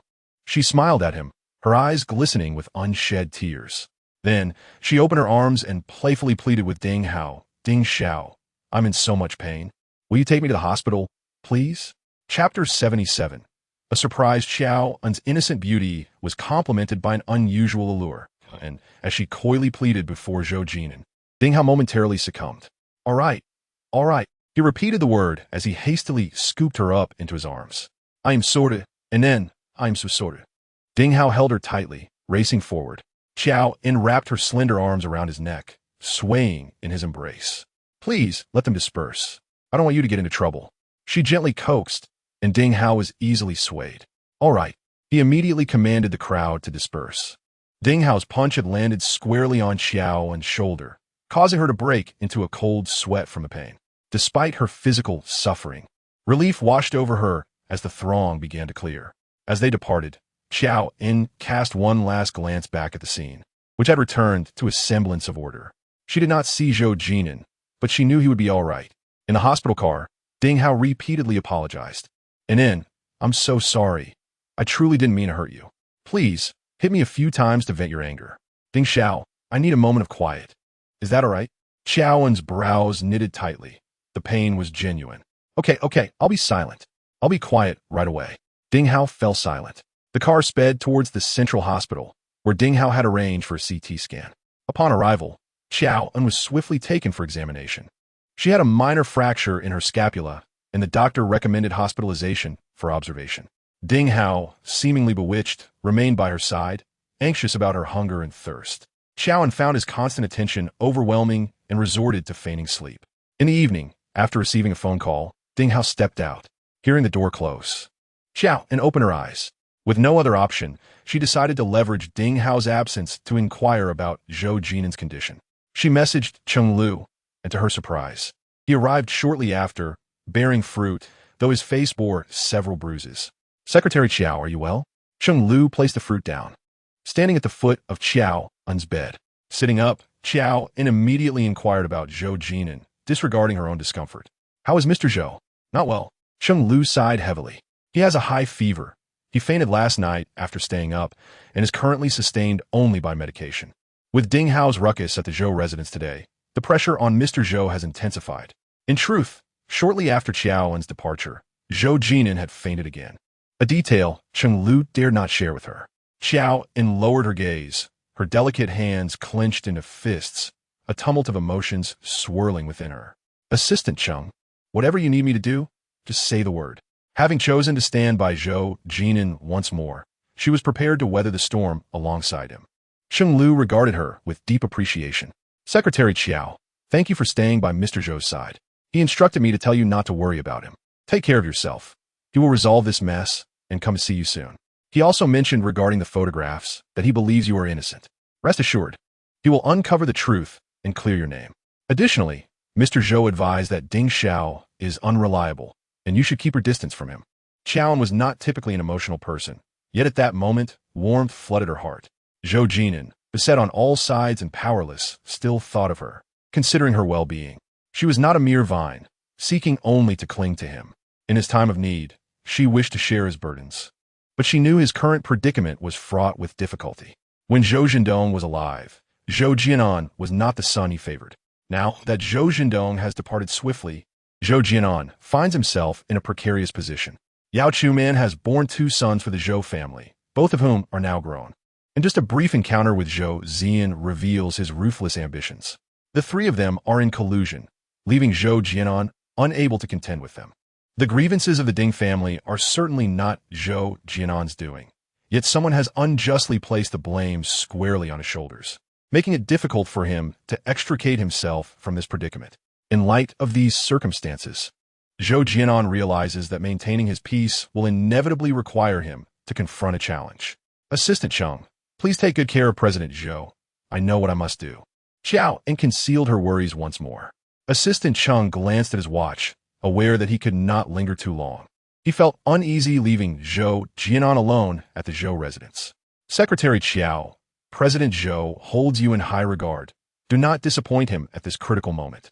Cheng Lu's words were laden with meaning, and Qiao En understood, nodding in acknowledgement as Cheng Lu hurriedly departed.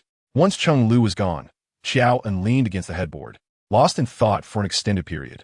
They had waded into this murky water together, so how might they unravel the situation? Qiao En had a bad habit of curling up under the covers, shrouding her head to immerse herself entirely in her own little world while contemplating. However, just as she attempted to retreat into her thoughts, Ding Hao returned. Oh no, wake up. He pulled back Qiao En's blanket, revealing his handsome face abruptly before her. Sleepyhead, you've been asleep all day. It's time to wake up. He reached out affectionately to pinch her nose, but she quickly turned away. Is it dark already? Qiao En feigned distraction, glancing toward the window. Ding Hao sat up straight. Yes, it's pitch black. As he spoke, he suddenly produced a hot pink box from his pocket. Qiao En sensed impending trouble. Pretending not to notice, she flung off the covers, clutching her stomach as she dashed toward the bathroom. I need to use the restroom. She hurried, not even putting on her shoes, her bare feet racing across the floor. Slow down, En. Ding Hao's voice called from behind, prompting her to quicken her pace as she bolted into the bathroom and promptly locked the door. She had an inkling of Ding Hao's intentions. She had taken advantage of him, and he was fully aware, yet he had created such a scene. Qiao En hadn't figured out how to respond, for now. Her only option was to escape. And then, are you unlicht? Why are you taking so long? Ding Hao's voice drifted through the door. Qiao En quickly flushed the toilet, murmuring, my stomach isn't well. I need to stay here a bit longer. Employing a delaying tactic, she waited. After about 5 minutes, Ding Hao seemed to be growing impatient. And then, I'm stepping out to take a call. If you're feeling unwell, just call for me. As his voice faded, she heard the door open and close again, followed by a profound silence outside. After a moment of calm, Qiao En swiftly opened the door, preparing to flee. However, the instant she did, she found herself trapped. Bang! Colorful ribbons and fireworks cascaded from above, enveloping her in a shower of confetti. Ding Hao stood there, holding a party popper, beaming with childlike delight. And then, are you surprised? Did you expect this? You weren't going to take a call? Qiao En gripped the doorknob tightly, her fingers turning white. And then, do you like all this? Ding Hao, lost in his own world, tugged at her arm, urging her to admire his meticulously arranged hospital room. The bed was strewn with rose petals, the floor adorned with roses, and heart-shaped candles were lit, crafting an atmosphere of utmost romance. I don't like it, Qiao En replied coldly. Ding Hao looked taken aback, though not entirely surprised. He reached out, intending to wrap his arm around her shoulder. And then, take your time to adjust. I believe you will come to love my damned romance. I swear, I will make you the happiest woman in Rongqing. Zhou Jin'an was not skilled in sweet talk, and Qiao En had grown accustomed to his style. In stark contrast, Ding Hao was effortlessly eloquent with his words of affection. Ding Hao, I have something to tell you. Qiao En resolved to lay everything bare. In a moment of urgency, she had exploited him, and an apology was in order. And then, what? Let me speak first. Ding Hao raised a finger to silence her. The hot pink box reappeared in his palm like magic, and he suddenly knelt on one knee, the box popping open to reveal a large diamond ring before her. And then, let us get married. Ding Hao's unexpected proposal caught her off guard, and he looked at her with eager anticipation. She was horrified, bracing herself against the wall as she instinctively took steps back. Ding Hao, please don't do this. Get up. And then, as long as you agree, I will get up immediately.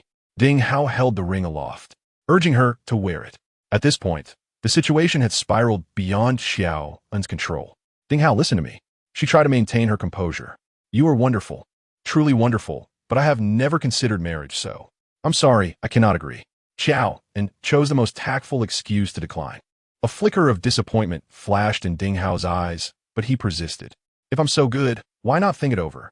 And then, I genuinely want to spend my life with you. Rest assured, I will treat you well. I'm sorry, I took advantage of you. Qiao En closed her eyes in anguish. He stood up abruptly, gripping her arm tightly as he growled. What did you say? Repeat that. I don't like you. I did what I did to exploit you. The most candid words are often the most piercing.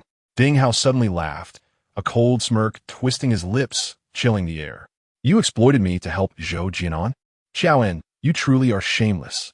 He grew tired of you, yet you still cling to him? What makes me any less than him? In his furious humiliation, Ding Hao appeared fearsome. Qiao En felt guilty and could not muster a defense. I'm sorry. Throughout this ordeal, those were the only 3 words she had uttered the most. However, what Ding Hao sought was never an apology. He furiously extinguished the heart-shaped candles and destroyed the vibrant roses, venting his emotions as Qiao En remained unusually calm.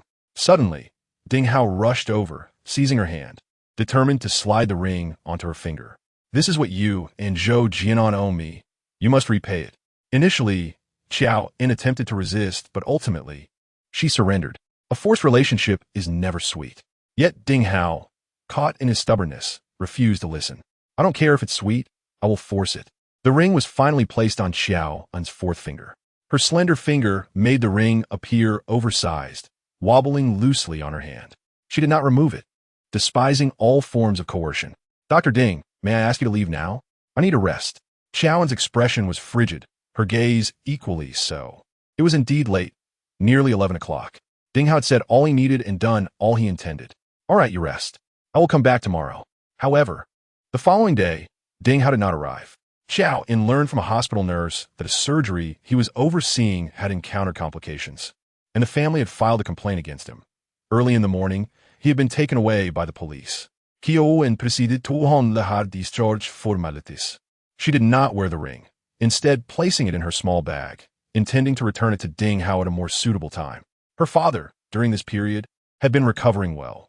He was able to support himself on the bed, albeit shakily managing a few steps. Whenever Qiao En visited, he always wanted to chat with her, speaking slowly and unclearly, often repeating the same phrase. Inya, find a good person and marry soon. After enduring a serious illness and facing death, his primary concern remained his children. As the eldest daughter approaching 25, he was reluctant to see her struggle alone. Dad, I understand. Qiao En always responded with patience. In the laundry room, her mother caught her attention. Inya, I've heard people say that Dr. Ding is pursuing you.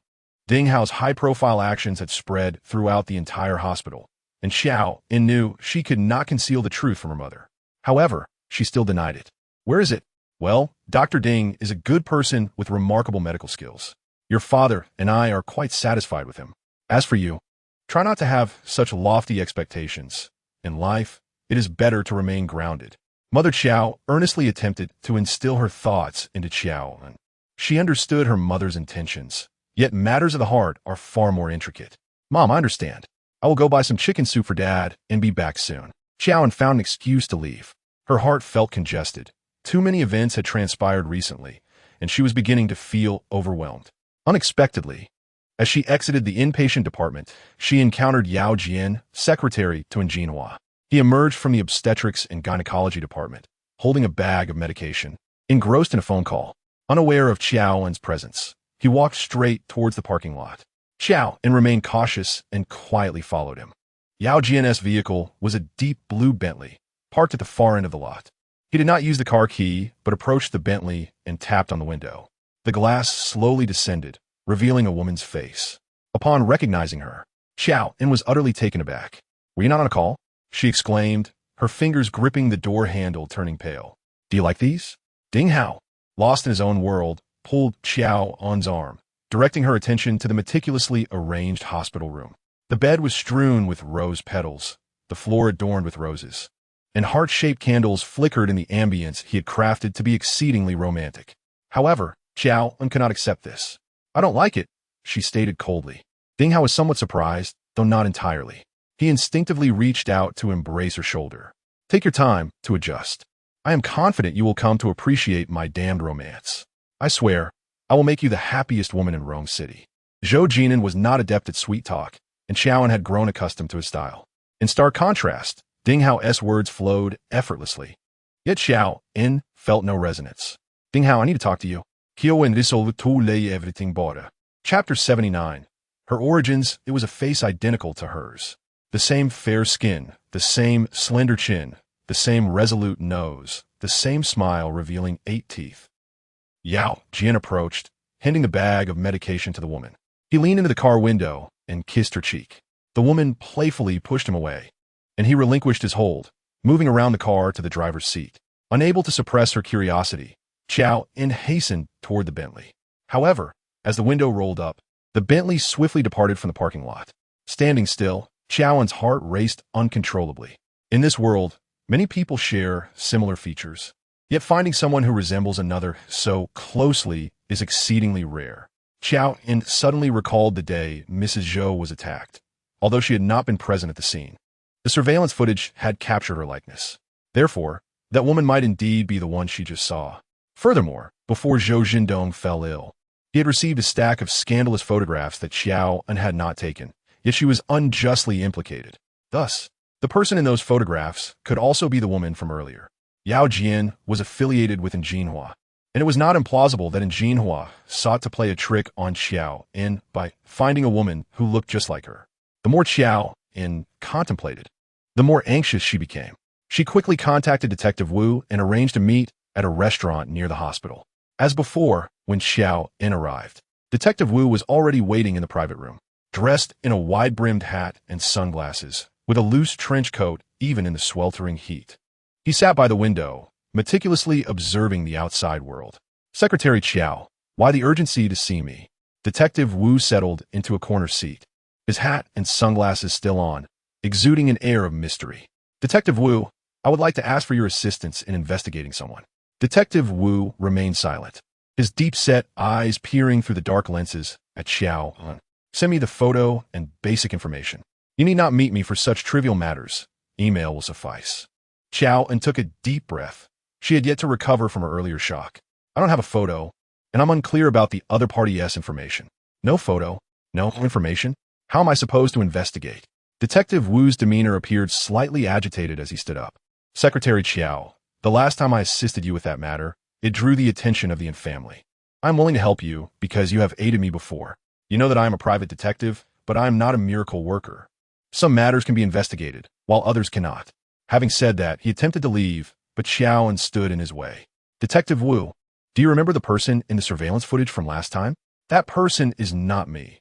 There's a woman who looks exactly like me, and she is real. I just saw her." Qiao En poured out everything she knew. Perhaps this was the first time Detective Wu encountered such a situation. He returned to his seat with keen interest, removing his sunglasses to inquire about the details. After a lengthy silence, he seemed to be deep in thought. "Secretary Qiao, do not speak of this to anyone, and refrain from acting rashly. Be cautious not to alert the enemy. I assure you, I will make every effort to uncover the truth." "Thank you." Qiao En expressed her gratitude. Detective Wu did not linger, rising to leave. At the door, he paused as if recalling something. "Secretary Qiao, do your parents have only one daughter?" This was the first time Detective Wu inquired about Qiao En's personal matters. "I have a younger brother." She hesitated before withholding the truth. After bidding farewell to Detective Wu, Qiao En proceeded to the hospital. Mother Qiao was accompanying Father Qiao in his rehabilitation exercises. "Dad, Mom, take a break. I bought Dad's favorite roasted pigeon." Qiao En opened the small dining table and unveiled the food containers, filling the air with the enticing aroma of roasted pigeon. "And then, why do you keep spending money recklessly? The hospital cafeteria is both affordable and practical. You shouldn't buy things outside." Mother Qiao was concerned about finances, and Qiao En had to fabricate a comforting lie. "The roasted pigeon at this restaurant is on special today. I happened to pass by and thought I'd buy some for Dad to try. The doctor mentioned that Dad needs nutrition. It's not easy for you to earn money. Now that you're grown, you should save some for your dowry instead of spending it all on us." Mother Qiao continued her gentle admonitions. Qiao En pouted at Father Qiao. "Dad, did you hear that? Mom is trying to send me off into the world. I'm still young. I don't want to marry so soon." Father Qiao smiled kindly, trembling as he reached for his chopsticks to serve Qiao En. She quickly intercepted, also serving him and Mother Qiao. The dining table was small, yet the warmth of family gathered together was profoundly comforting. Qiao En felt grateful for the warmth her parents provided, but deep within her soul lay an unrecognized yearning. After the meal, Father Qiao fell asleep.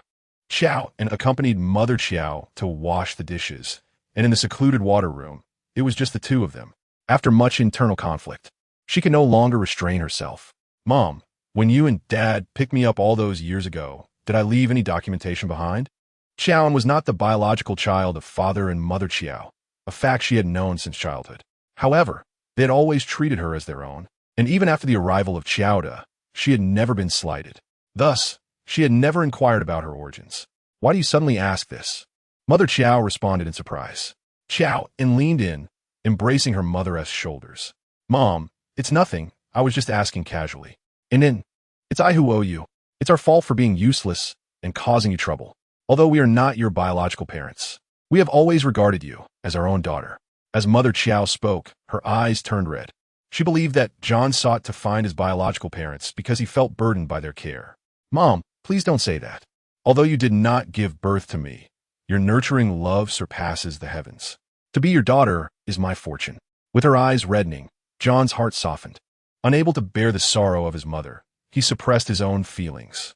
Questions lingered in his mind, yet he refrained from voicing them. It seemed that John's mother was reluctant to discuss the matter further. She hurriedly cleaned the dishes and returned to the hospital room.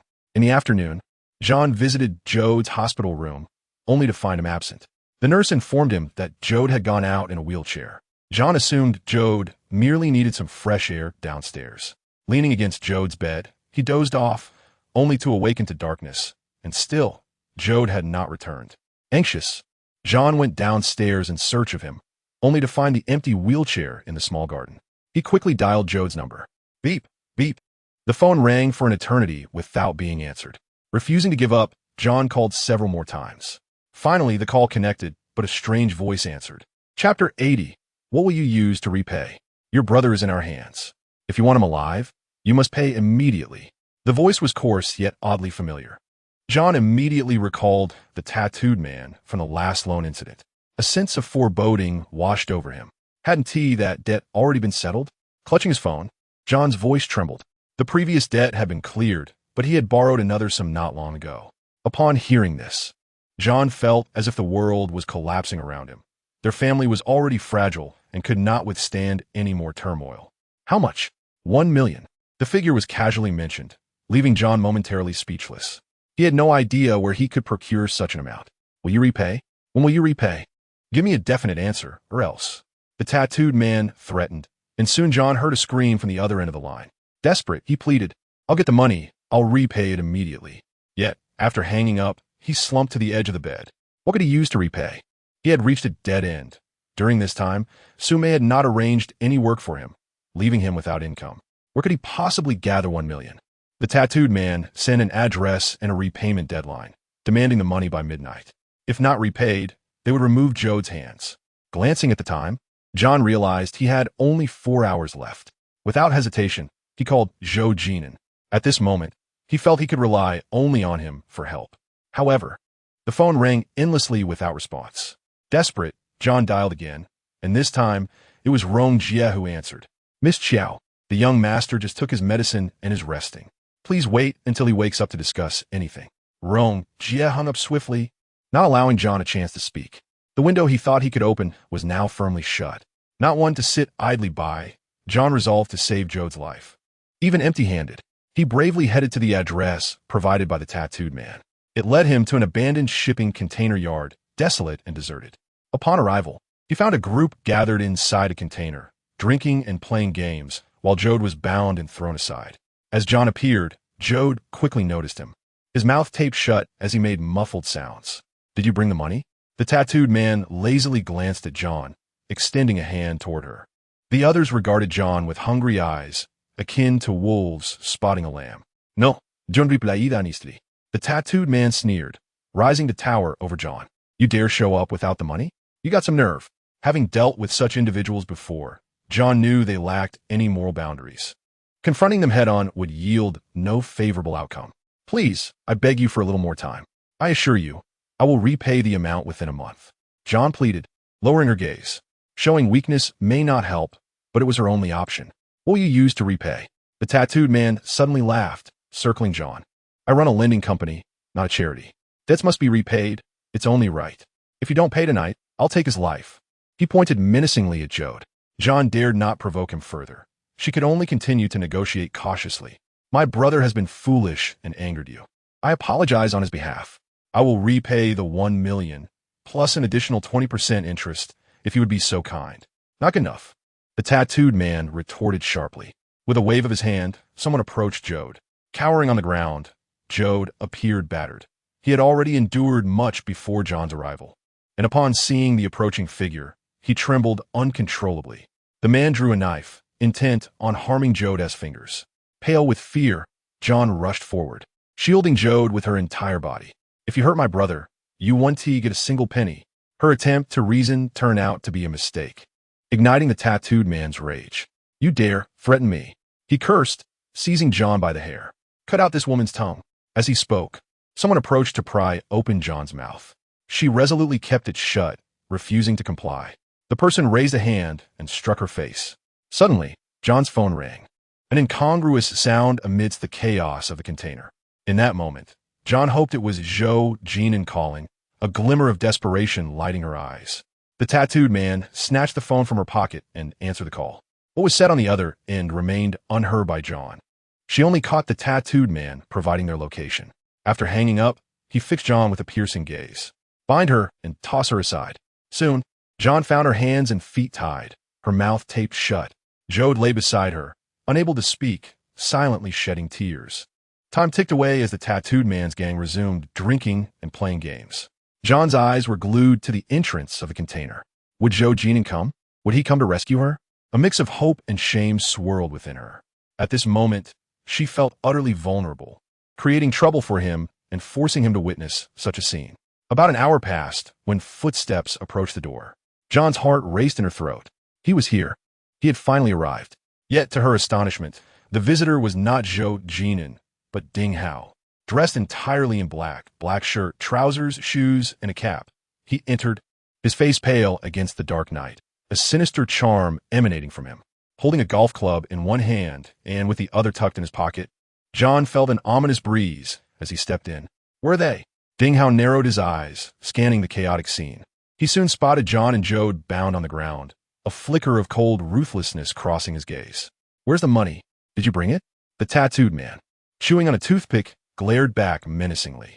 Let them go. I'll pay, Ding Hao stated slowly and deliberately. What will you use to pay? The tattooed man remained cautious, wary of falling into Ding Hao's trap. Ding Hao smirked, an even deeper malice twisting his lips. He produced a check from his pocket, flicking it lightly. Have you seen one of these? If you have, let them go. The tattooed man hesitated, then signaled to his men. Soon, the ropes binding John and Zhou were loosened. Leave first. Wait for me in the car, Ding Hao instructed, frowning. John nodded, helping Zhou to his feet as they hurried out of the container. A black SUV awaited them outside, and John noticed several black vans parked less than 100 meters away. She did not ponder for long before opening the car door and taking a seat. Inside the container, Ding Hao noticed that Qiao En and Qiao De had boarded the vehicle, prompting him to retract his gaze. We have released the person. Is it not time for the money to be handed over? The tattooed man said, extending a hand towards Ding Hao. A chill gradually spread in Ding Hao's eyes, accompanied by a cold smile. Money? What money? In the next moment, he abruptly raised a golf club and swung it towards the tattooed man's outstretched hand. Chapter 81. How to thank. A cacophony of anguished cries erupted from the direction of the container. Qiao De, terrified, curled into a ball, while Qiao En reached out to pat his shoulder, locking the car doors. Do not be afraid. Nothing will happen. Qiao De, shaken by fear, clutched his head, his body trembling slightly. Through the car window, Qiao En could see that the vehicle was some distance from the container.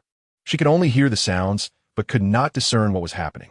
Suddenly, the doors of a distant black van swung open, and a throng of young men in black t-shirts and masks rushed towards them like a flood, their momentum overwhelming. Qiao En quickly lowered her head, doing her utmost to avoid detection. Unsure whether they were friends or foes, all she could do was observe the unfolding events. The group surged towards the container, the sounds of chaos intensifying. Sister, Dr. Ding is alone. Qiao De lifted his head from the seat crevice, revealing a face slick with sweat. He realized he had stirred up great trouble, one that could lead to disastrous consequences. Ding Hao is innocent in all this. Stay here and do not move. I will go check, Qiao En said, opening the car door. She instructed Qiao De to lock the doors from within and stealthily approach the container. The fighting had ceased, and as Qiao En drew near, she heard a voice pleading on the ground. Grandfather, spare me this once. It is a grandson who is blind to greatness. To her surprise, the voice belonged to the tattooed man. Qiao En's tightened heart eased slightly as she walked straight toward the entrance. A circle of men in black surrounded the tattooed man and his gang, who knelt on the ground, clutching their heads in supplication. Ding Hao lounged in a chair. His alluring eyes narrowed as he carefully wiped the golf club with a tissue. His movements were deliberate, exuding an overwhelming aura. Damn it, take a look at yourself. You're older than me and still want to act like my grandson, he said, tossing the tissue towards the tattooed man's face. The tattooed man's expression twisted in agony, his previous bravado evaporating, leaving only fear and confusion. He prostrated himself on the ground, repeatedly bowing his head. Ancestor, ancestor, you're my ancestor. Do I look like a corpse? Ding Hao swung the golf club mercilessly against the tattooed man's back. The man winced, unsure whether from pain or fear. Father, father. You're my biological father. The tattooed man became incoherent. Evildoers deserve severe punishment. Qiao En felt no sympathy for him. Suddenly, Ding Hao noticed her at the entrance and immediately approached. En, what are you doing here? Did I not tell you to wait in the car? It is dirty and chaotic here. You should return to the vehicle, and I will join you shortly, all right? In front of everyone, Ding Hao spoke softly. His previous aggression dissipated, his gaze solely on Qiao En. I have a few questions for him. Qiao En circumvented Ding Hao, directly confronting the tattooed man. I warned you before not to lend money to Chowder again. Why did you proceed to do so? Qiao En's voice was firm. The tattooed man dared not meet her gaze, shrinking back as if wishing to disappear. Seeing his silence, Ding Hao's golf club struck the tattooed man's head. I will count to 3. If you do not speak, I will make your head bloom. 1, 2. Before Ding Hao could reach 3, the tattooed man hurriedly spoke. It was him. He called us for help, saying he had an urgent matter and needed 500,000. So, we lent it to him. 500,000, with a borrowing period of less than 10 days, compounded swiftly to 1 million. Damn, you are ruthless. Ding Hao cursed again, raising the golf club to strike the tattooed man's shoulder. The man groaned in pain, collapsing to the floor, too terrified to make a sound. I will return the money, but not 1 million. Qiao En declared emphatically. The tattooed man nodded vigorously. 500,000, just 500,000. I do not want your interest. However, as soon as he finished speaking, Ding Hao's golf club rested against his forehead. Repeat that for me. The tattooed man hesitated momentarily before promptly complying. Sister, you have never owed small debts. It was my foolishness that provoked you. Ding Hao was satisfied with his response, narrowing his eyes at Qiao En. Let's go. Violence begets violence. This tactic may not work on everyone, but it was a lethal strategy against someone like the tattooed man. Do not lend money to my brother again. Otherwise, I will ensure your head relocates. Ding Hao issued Qiao En. The tattooed man, having encountered someone formidable, immediately capitulated, raising his right hand in a vow. I understand. If I dare to provoke again, I will be struck by a car upon leaving. Get lost. Ding Hao commanded, and the tattooed man, along with his subordinates, scrambled out of the container. Everyone disperse. He instructed the group of men in black, who promptly scattered. Inside the container, only Qiao En and Ding Hao remained. His face, marked by an alluring charm, bore a smile as he dropped the golf club and opened his arms to embrace Qiao En. Var you freak tened? And then Qiao En took a step back, evading Ding Hao's embrace. Ding Xiao, this place is unsafe. We should leave quickly. Ding Hao's arms fell empty, but he did not relent, naturally draping one around Qiao En's shoulders. Come, I will take you to the hospital. Inside the car, Qiao remained curled up in his seat like an ostrich. I am sorry, Dr. Ding. After crying, he apologized with a quivering voice. Ding Hao gently patted Qiao's shoulder. It is a trivial matter. Do not dwell on it. From now on, listen to your sister. In the car, Qiao En held Qiao's hand tightly. He was her family, her source of warmth. The vehicle soon arrived at the hospital, where Ding Hao had already contacted the doctors in advance. When they arrived, the medical staff was prepared with a stretcher. Yao They, still nursing old injuries alongside new ones, required thorough examination. He was wheeled into the examination room. After ensuring everything was in order, Ding Hao returned to find Qiao En waiting outside the room with her arms crossed. He hurried over. En, do not be afraid. I am here for you. He reached out, attempting to pull her close again. This time, Qiao En sidestepped him once more. Human kindness is one thing, and feelings are another. Qiao En was clear about the distinction. Ding Xiao, thank you. Her expression was neutral, distant. Ding Hao, being astute, understood her repeated rejections. While he comprehended her feelings, he could not quell his own desires. He had done so much for Qiao En. Had it been another woman, she would have long surrendered herself. Yet, she remained steadfast and unyielding. The more unattainable she was, the more he craved her. He moved closer, one hand bracing against the wall, emanating a commanding aura that enveloped Qiao En, his familiar charm resurfacing at the corners of his mouth.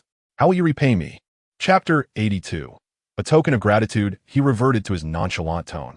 Qiao En remained silent, fully aware of Ding Hao's intentions, but unwilling to acquiesce. Even in jest, it was unacceptable. I will treat you to a meal. A meal seems dull. How about you offer yourself instead?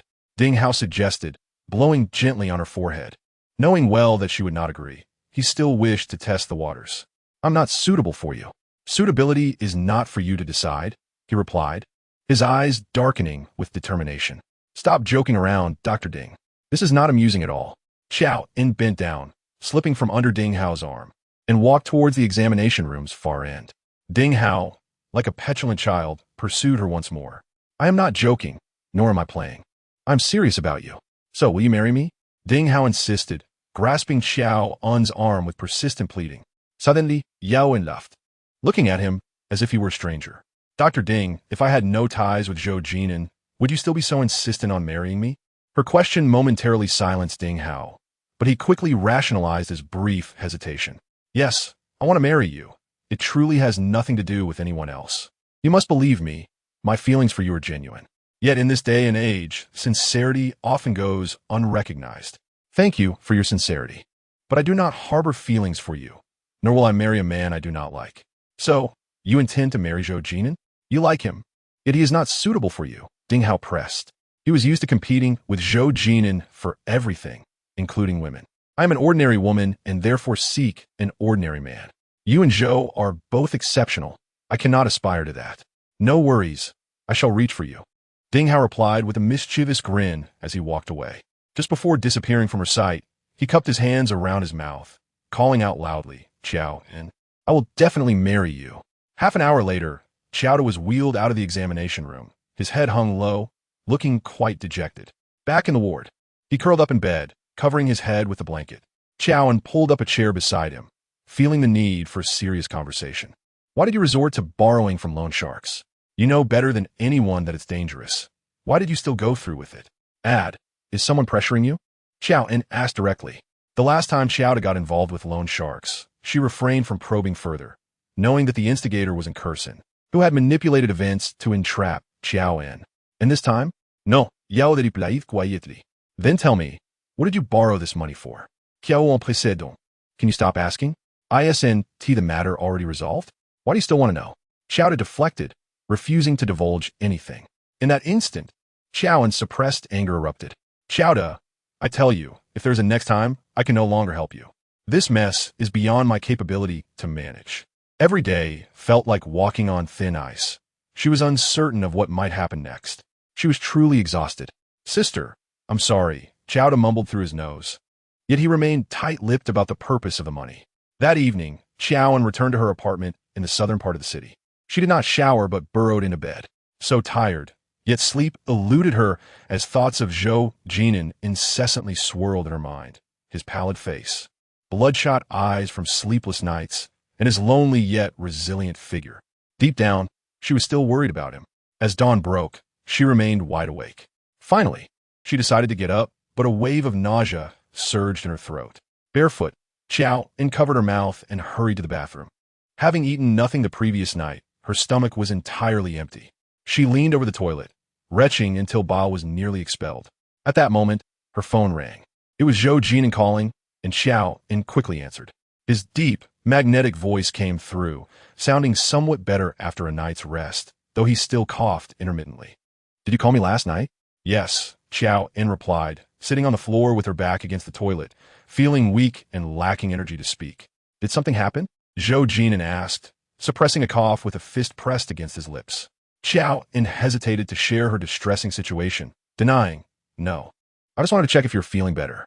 Suddenly, the nausea surged again, and she hurriedly covered her mouth, trying to suppress it. But the sound still reached Zhou Jin'an's ears. What's wrong? His voice rose in concern. Qiao En struggled to keep the nausea at bay. I ate some street food last night. It might have upset my stomach. She hated to worry others, so she lied, and Zhou Jin'an appeared to accept it without suspicion. Remember to see a doctor today. I'll be busy for the next few days, but I will come find you when I'm done. If you need anything, leave me a message, and I'll call you back when I can. Okay, Qiao En replied softly. On the other end of the line, there was a cacophony of sounds. Qiao En realized that Zhou Jin'an was preoccupied. Qiao En, I'm here. I miss you. After a long pause, Zhou Jin'an's voice came again. For some reason, Qiao En felt a pang in her heart, tears welling in her eyes. I know. You go ahead and be busy. She quickly composed herself, replying, the funeral for Zhou Jin'an is being conducted with great formality. As the eldest son, Zhou Jin'an must be personally involved in every detail. He is unwell and overwhelmed. I cannot add to his burdens. Okay, Zhou Jin'an said before hanging up. Qiao En tidied herself briefly before heading to the hospital. As she walked through the bustling streets filled with food stalls, She bought a bowl of wontons to eat on the go. However, after just a few bites, she could not hold it down and vomited everything. She attributed this to her irregular eating habits leading to a gastrointestinal reaction, so she brushed it off. During lunch, Qiao's mother bought stir-fried dishes from the cafeteria, steamed base, kung pao chicken, and greens. Qiao En felt listless and lacked appetite. Noticing her unusual pallor, her mother asked, En, why do you look so unwell? She urged Qiao En to see a doctor. Mom, I'm fine. I just had a bit of insomnia last night. After eating, I'll take a nap and feel better. She yawned as a cover. Her mother did not press further, but reminded her to take care of her health. Seeing Qiao En only eating vegetables, her mother served her a piece of fish. For some reason, the fish had a strong, fishy smell, and, after tasting a small bite, ugh, she dropped her bowl, covered her mouth, and rushed to the restroom. Chapitre 83. Zhou Jin'an's ex-girlfriend Ono. Could you step outside with me? Qiao's mother called, her expression darkening as she sought an excuse to take Qiao En away from the table before finishing her meal. En, tell me, are you pregnant? Her mother asked seriously. Mom, I just ate something that upset my stomach. How could I be pregnant? Qiao En vehemently denied it. She had never publicly acknowledged any romantic relationship, and her involvement with Zhou Jin'an had been clandestine. Her mother had never witnessed her with a boyfriend. However, she was aware of Ding Hao's pursuit of Qiao En. Regardless of whether you are pregnant or not, you must get checked. I know you are grown and may not share everything with me, but En, being unmarried and pregnant will bring shame from your future in-laws, her mother lectured. Qiao En quickly interrupted. Fine, I'll get checked right now. Rest assured, I'm absolutely not pregnant.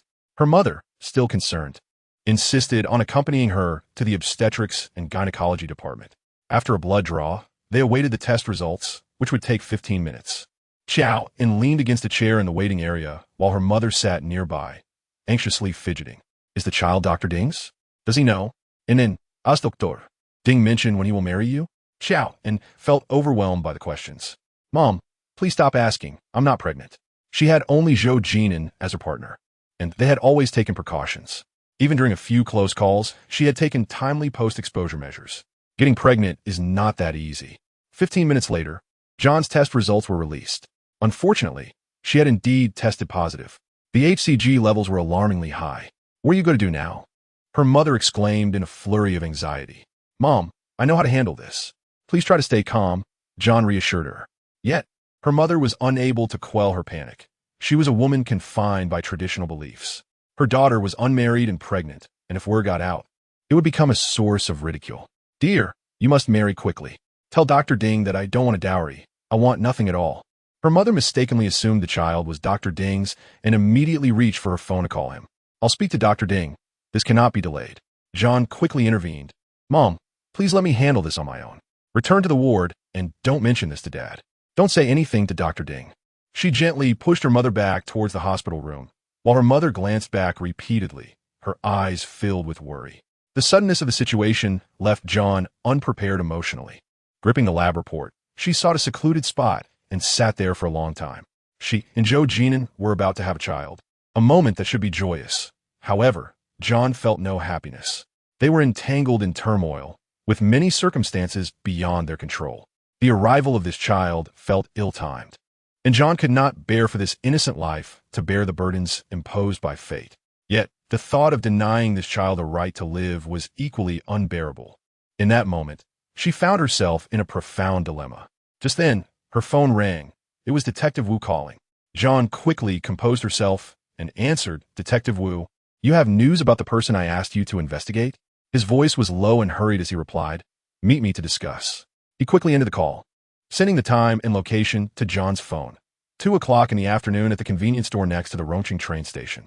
At the appointed hour, John arrived at the convenience store, but found no sign of Detective Wu. Miss, would you like some cigarettes? A middle-aged woman in oversized clothing approached her as she scanned the store for Wu. John waved her off, but the woman leaned in and whispered, I placed the items behind the third shelf. It was Wu's voice. Startled, John hadn't expected Detective Wu to disguise himself as a woman. Wu nonchalantly exited the store, ensuring no one would connect him to John.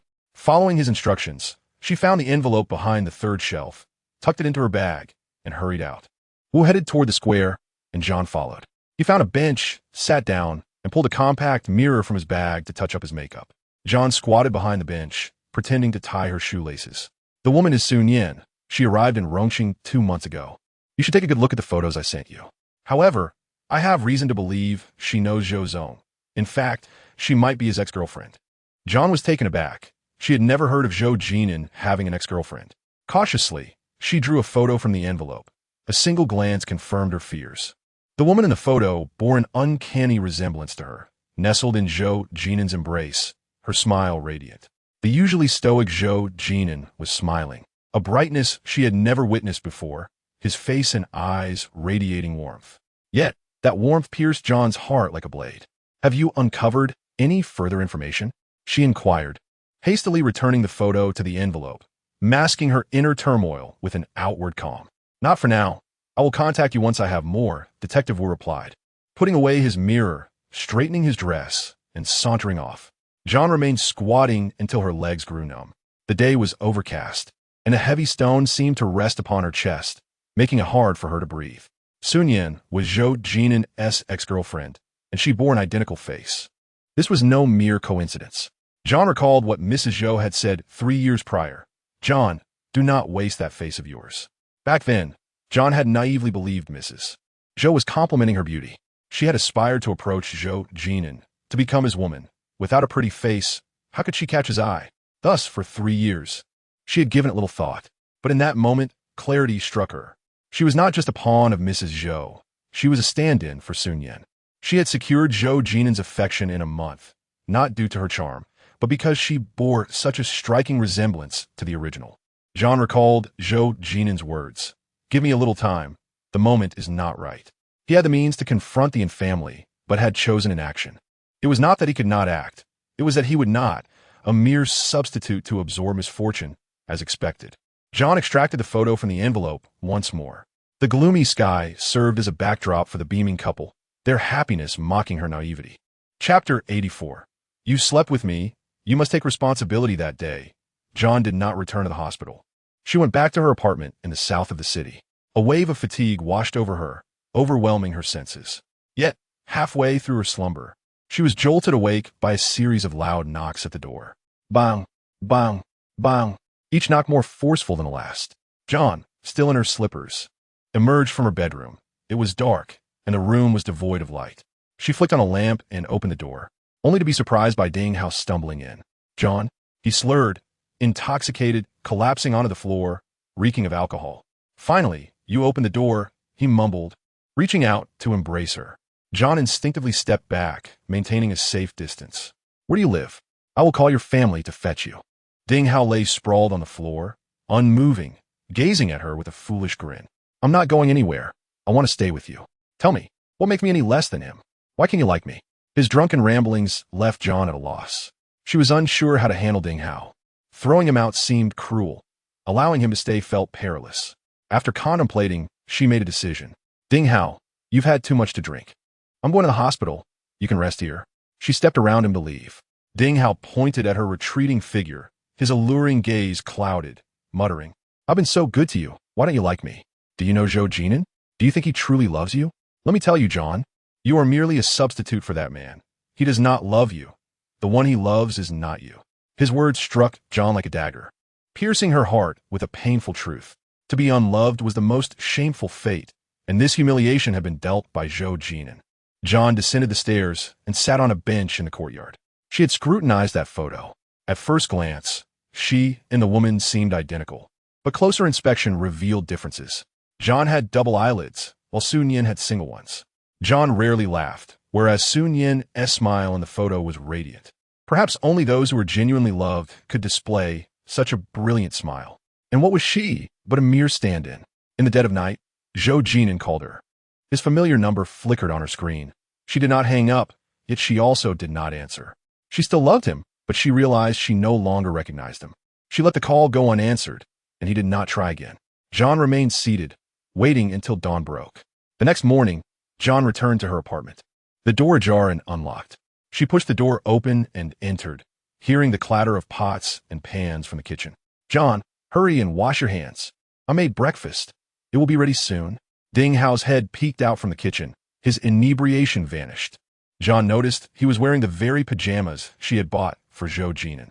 He wore it only once, and after she washed it, she neatly folded it and placed it in the drawer. John hurried into the bedroom, where the drawer was ajar and the bed was in disarray.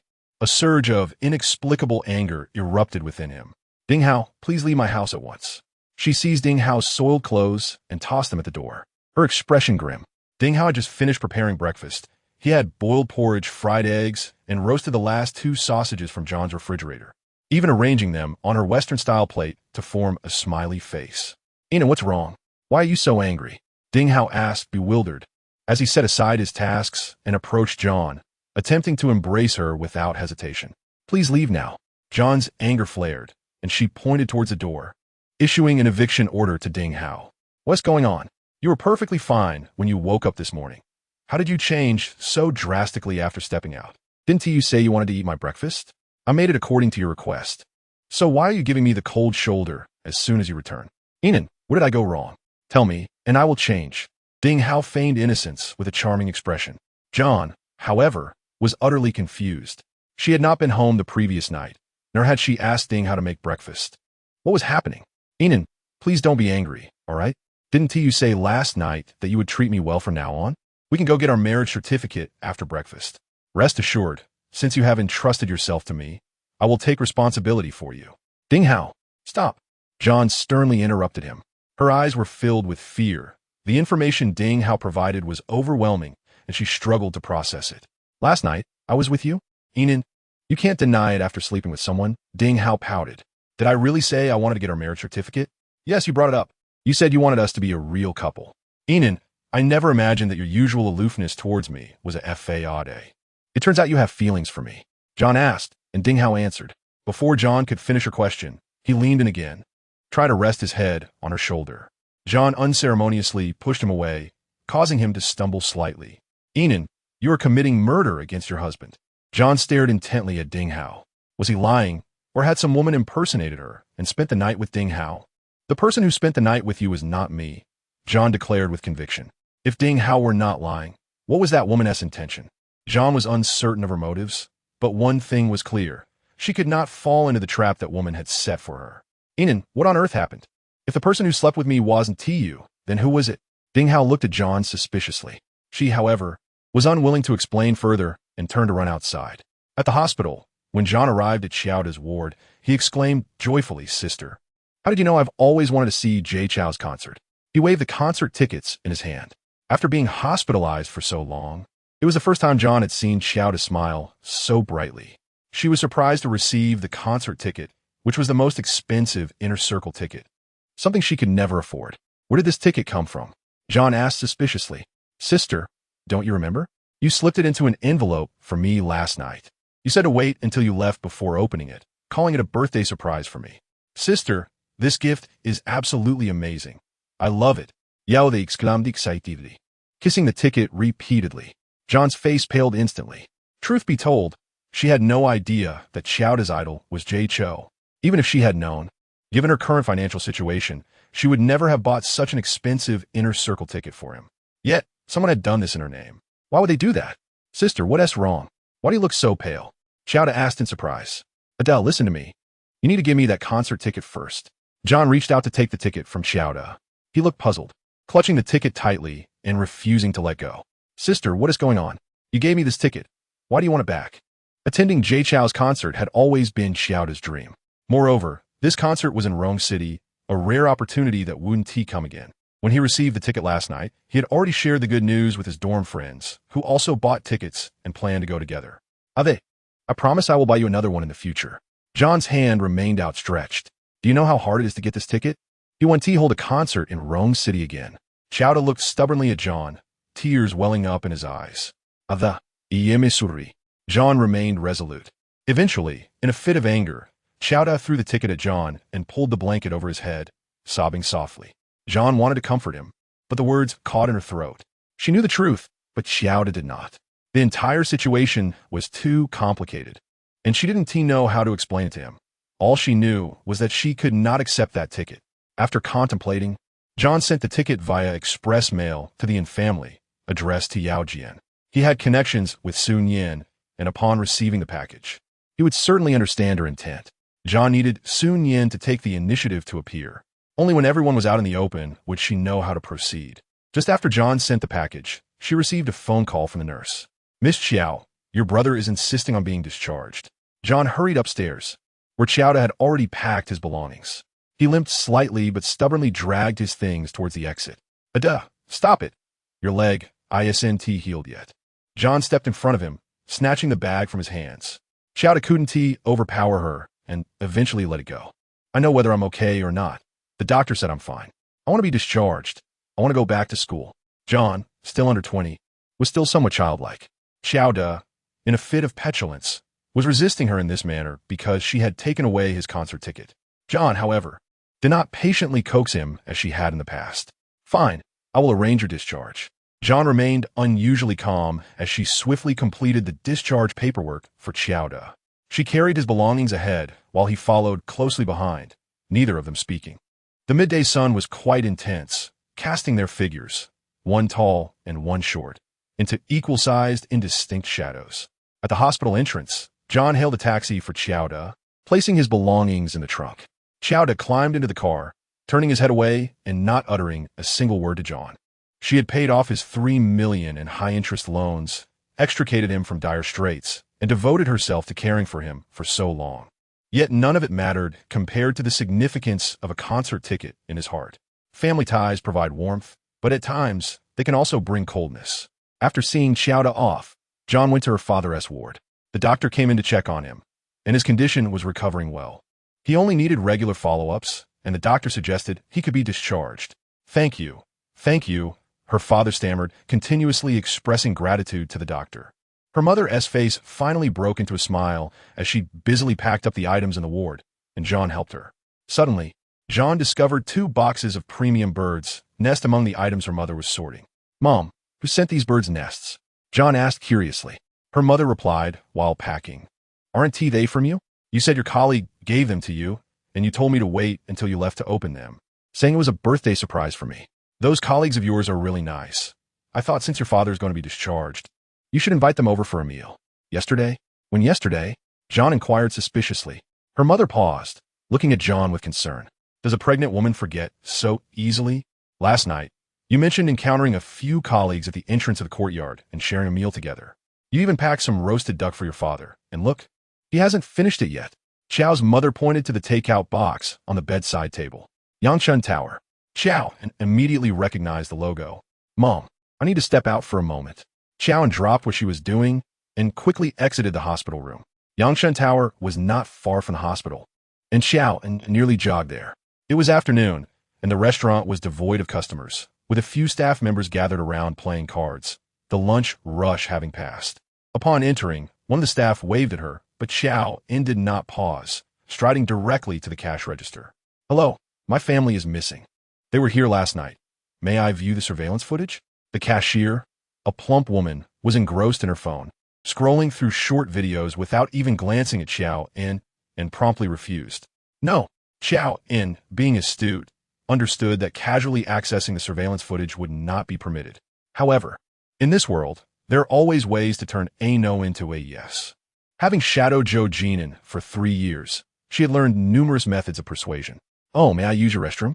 Qiao clutched her stomach, feigning the need for tissues while discreetly slipping 5 prepared red bills into the cashier's pocket. Qiao was adept at navigating situations, and the cashier caught on quickly. She glanced around and raised her voice deliberately. "The restroom is in the back, but this is a one-time exception." With that, she stood up and led Qiao toward the back. In the storeroom, a computer monitor was on, and she cracked the door slightly, saying to Qiao 10 minutes. "Hurry." "Thank you." Qiao understood the cue and quickly slipped inside. Grasping the mouse, she swiftly clicked to access the footage from last night, dragging the timeline to search for the woman's silhouette. The evening at Yangshan Tower was bustling with patrons, and Qiao leaned closer to the screen, scrutinizing the images. Suddenly, a familiar figure caught her eye. The woman appeared. Although masked, Qiao recognized her immediately. She wore an identical white dress and carried 2 boxes of birds' nest intended for Qiao's father. Instead of dining in, she had taken her food to go. Just as she was about to exit Yangshan Tower, she turned back, removed her mask, and made a V sign toward the camera. almost as if she knew Qiao En would come to check the surveillance. The image was not particularly clear, but her smug expression was unmistakable. It was a provocation directed at Qiao En. Time was up. The cashier opened the door and urged, "Time's up." "Thank you." Qiao En hurriedly exited the storeroom. But her mind was in turmoil. What did that woman want? Was she looking to rekindle her relationship with Zhou Jin'an, or was she simply seeking revenge on Qiao En? The confusion plagued her. She sent a message to Detective Wu. "Any news on Sun Yan?" After a considerable wait, Wu finally replied, "Waiting." Yet, the act of waiting was the most agonizing. Qiao En's patience was wearing thin. That woman had infiltrated her life, igniting chaos at every turn, and she felt overwhelmed. "Inya, have you finished packing? When are you coming over?" Qiao's mother called, having completed her tasks. Right away, Qiao En, unable to ponder further, rushed back to the hospital. However, upon her arrival, she learned that her parents had already left with Ding Hao. The nurse informed her that they had been taken home by him. During the rush hour, traffic was congested. By the time Qiao En returned home, night had fallen. Qiao's mother was busy in the kitchen, the aroma of food wafting through the air. In the living room, Qiao's father sat in a wheelchair, engrossed in a game of chess with Ding Hao. "Inya, why are you back so late? If it weren't for Dr. Ding's help, your father and I would still be waiting." Her mother chided gently while urging her to wash her hands and assist in the kitchen. "Inya, you're back." Ding Hao stood up, his face bright with a smile. "Thank you, Dr. Ding." Qiao En greeted him awkwardly, quickly slipping into the kitchen. "Inya, Dr. Ding is quite attentive to you. Don't take it lightly. Your father and I both really like him. He looks like someone you can rely on. Now that you have a child, you should discuss marriage. You can delay, but your belly cannot." Qiao's mother seized the moment to push for marriage. As Qiao En was slicing potatoes, the knife slipped, cutting her finger. "Oh dear, you're such a klutz. Look, you've cut your finger." Qiao's mother turned off the stove and hurried to find a Band-Aid. Hearing the commotion, Ding Hao rushed over. "What happened? Did you cut yourself?" He grasped Qiao En's hand, noting the blood seeping from her finger. "It's nothing." Qiao En attempted to withdraw her hand, but Ding Hao held on firmly. Qiao's mother soon returned with a Band-Aid, and Ding Hao naturally took it, applying it to Qiao En's finger himself. "You sit with uncle for a while. I'll help your mother." Ding Hao guided Qiao En to sit beside her father, who watched Ding Hao with approving eyes. "Just marry him." Suddenly, Qiao's father uttered those 3 words.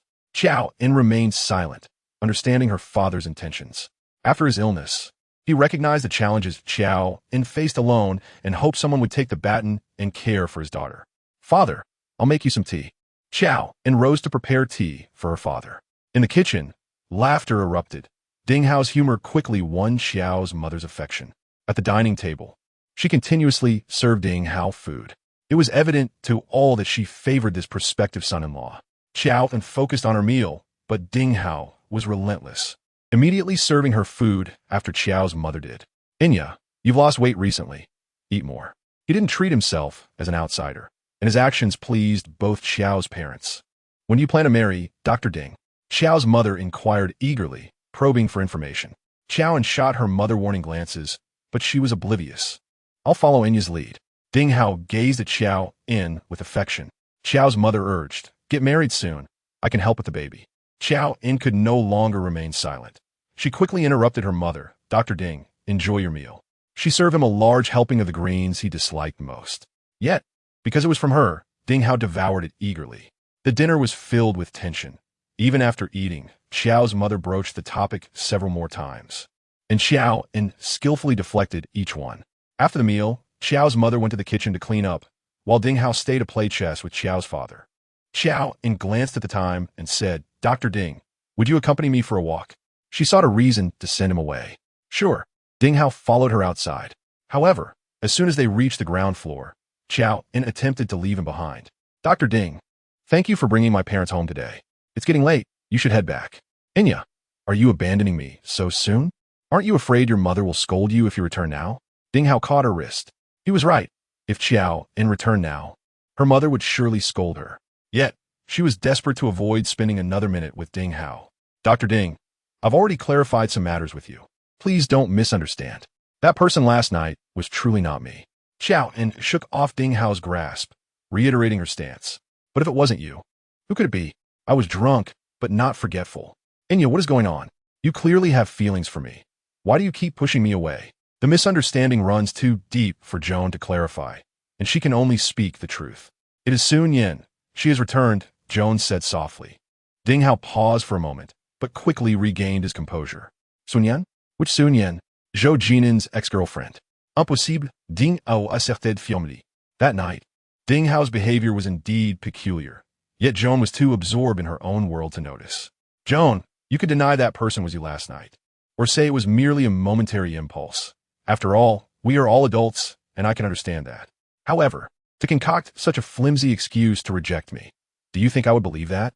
He was irate and visibly agitated. Why is it impossible for her to be the one? She looks almost identical to me, and you said yourself, I am merely her substitute. Joan was eager to uncover the truth. She was certain Ding Hao must know something.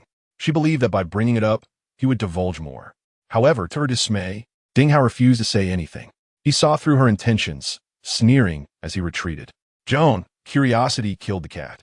If you wish to know about her and Zhou Jin'an's story, go ask Zhou Jin'an yourself.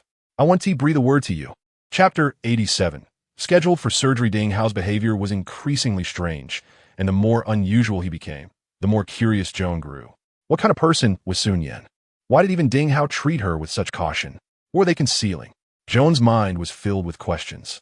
Like entering a labyrinth where the woman lurked in the shadows, orchestrating everything while she remained exposed and constrained. That night, Joan did not return to the apartment in the southern city. She stayed at the Qiao family home. Before bed, her mother brought her a warm glass of milk. Inya, what are your intentions with Dr. Ding? Has he learned about the child? You must hurry with the wedding. It would be embarrassing with a noticeable belly. Joan's mother began her relentless push for marriage. Overwhelmed, Joan snapped, Mom, I'm tired and wish to rest early. Please leave. She pulled the blanket over her head, attempting to escape the conversation. Her mother sighed heavily, setting the milk down as she walked toward the door. Inya, though we are not your biological parents, we hope for your happiness. Your father and brother are in trouble, and you've been so busy. It pains me to see you like this. Doctor, Ding treats you well and doesn't he mind our humble background. I think if you marry him, at least you'll have someone to rely on in difficult times. Inya, I understand you hold high standards. You may feel reluctant to marry Dr. Ding. It's our fault for not providing you with better material conditions, and for being a burden. Joan could no longer bear it. Her mother's words struck her heart like a soft whip, inflicting pain and guilt. Mom, I'm grown now. Please don't worry about me. I know what I should do. You may know, but your child doesn't, her mother replied. Being a single mother is tough. I cannot bear for you to endure such hardship. Joan had never considered being a single mother. She had not taken the time to contemplate the fate of this child. Should she inform Zhou Jin'an? For a fleeting moment, she felt an impulse, but she restrained herself. After all, she was merely a substitute. What did it matter if she bore his child? At 2 in the morning, just as Joan was beginning to drift into slumber, Zhou Jin'an called. Where are you? His voice was weary, and the line was eerily quiet. At my mother's place. And you? At home, Zhou Jin'an replied. The funeral for Zhou Jin'an had many attendees. It was unusual for Zhou Jin'an to venture to the southern city apartment at such a late hour without a reason. Yet, Joan remained silent, not inquiring further. I want to see you tonight, Zhou Jin'an said on the other end of the line. It's too late. It's inconvenient for me, Joan declined. He seldom made requests, and she rarely turned him down. Yet now, their relationship was a tangled mess. And until she clarified her own feelings, she did not wish to see him. Zhou Jin'an sounded disappointed, but did not press the matter. After a long sigh, he said, Then rest well. I'll contact you once I'm done with my business. All right, Joan responded. The next morning, she learned through the news that Zhou Jin'an's funeral was held that day. Zhou Jin'an was cold by nature and disliked close relationships. Separated from his birth mother at 3, he bore resentment toward his grandfather, who had neglected him. Yet, no amount of resentment could erase the blood bond between father and son. His unexpected visit last night was likely due to his emotional turmoil. Joan prepared a message for Zhou Jin'an, but retracted it just before sending. She nearly forgot that she was merely a substitute. During breakfast, Joan received a call from Nurse Zhou. Miss Qiao, the surgery you asked me to schedule is at 2 this afternoon. Please remember to arrive an hour early. Confusion washed over Joan. Nurse Zhou, you must be mistaken. I don't recall asking you to schedule a surgery. How could I be wrong? You came to see me yesterday, stating you were pregnant and could not keep the child. You asked me to arrange for an abortion and insisted I keep it from your parents. Surely, you haven't forgotten so quickly? An abortion? Joan gasped. her hand trembling as her phone fell to the ground. "Miss Qiao, are you still there? I've scheduled the surgery for you. Just go directly to the obstetrics and gynecology department on the 3rd floor." Nurse Zhou continued, but Joan didn't hear a word. She felt an invisible hand tightening around her throat, suffocating her, while that person laughed triumphantly. She covered her abdomen with her hands, terror climbing within her, cold sweat breaking out all over her body. Was it that woman? Did she intend to take away Joan's child with Zhou Jin'an? Crouching on the floor, she hugged her knees tightly, forcing herself to calm down, but when she closed her eyes, all she could see was that woman's triumphant smile. Just when Joan felt the most anxious, Incursion called.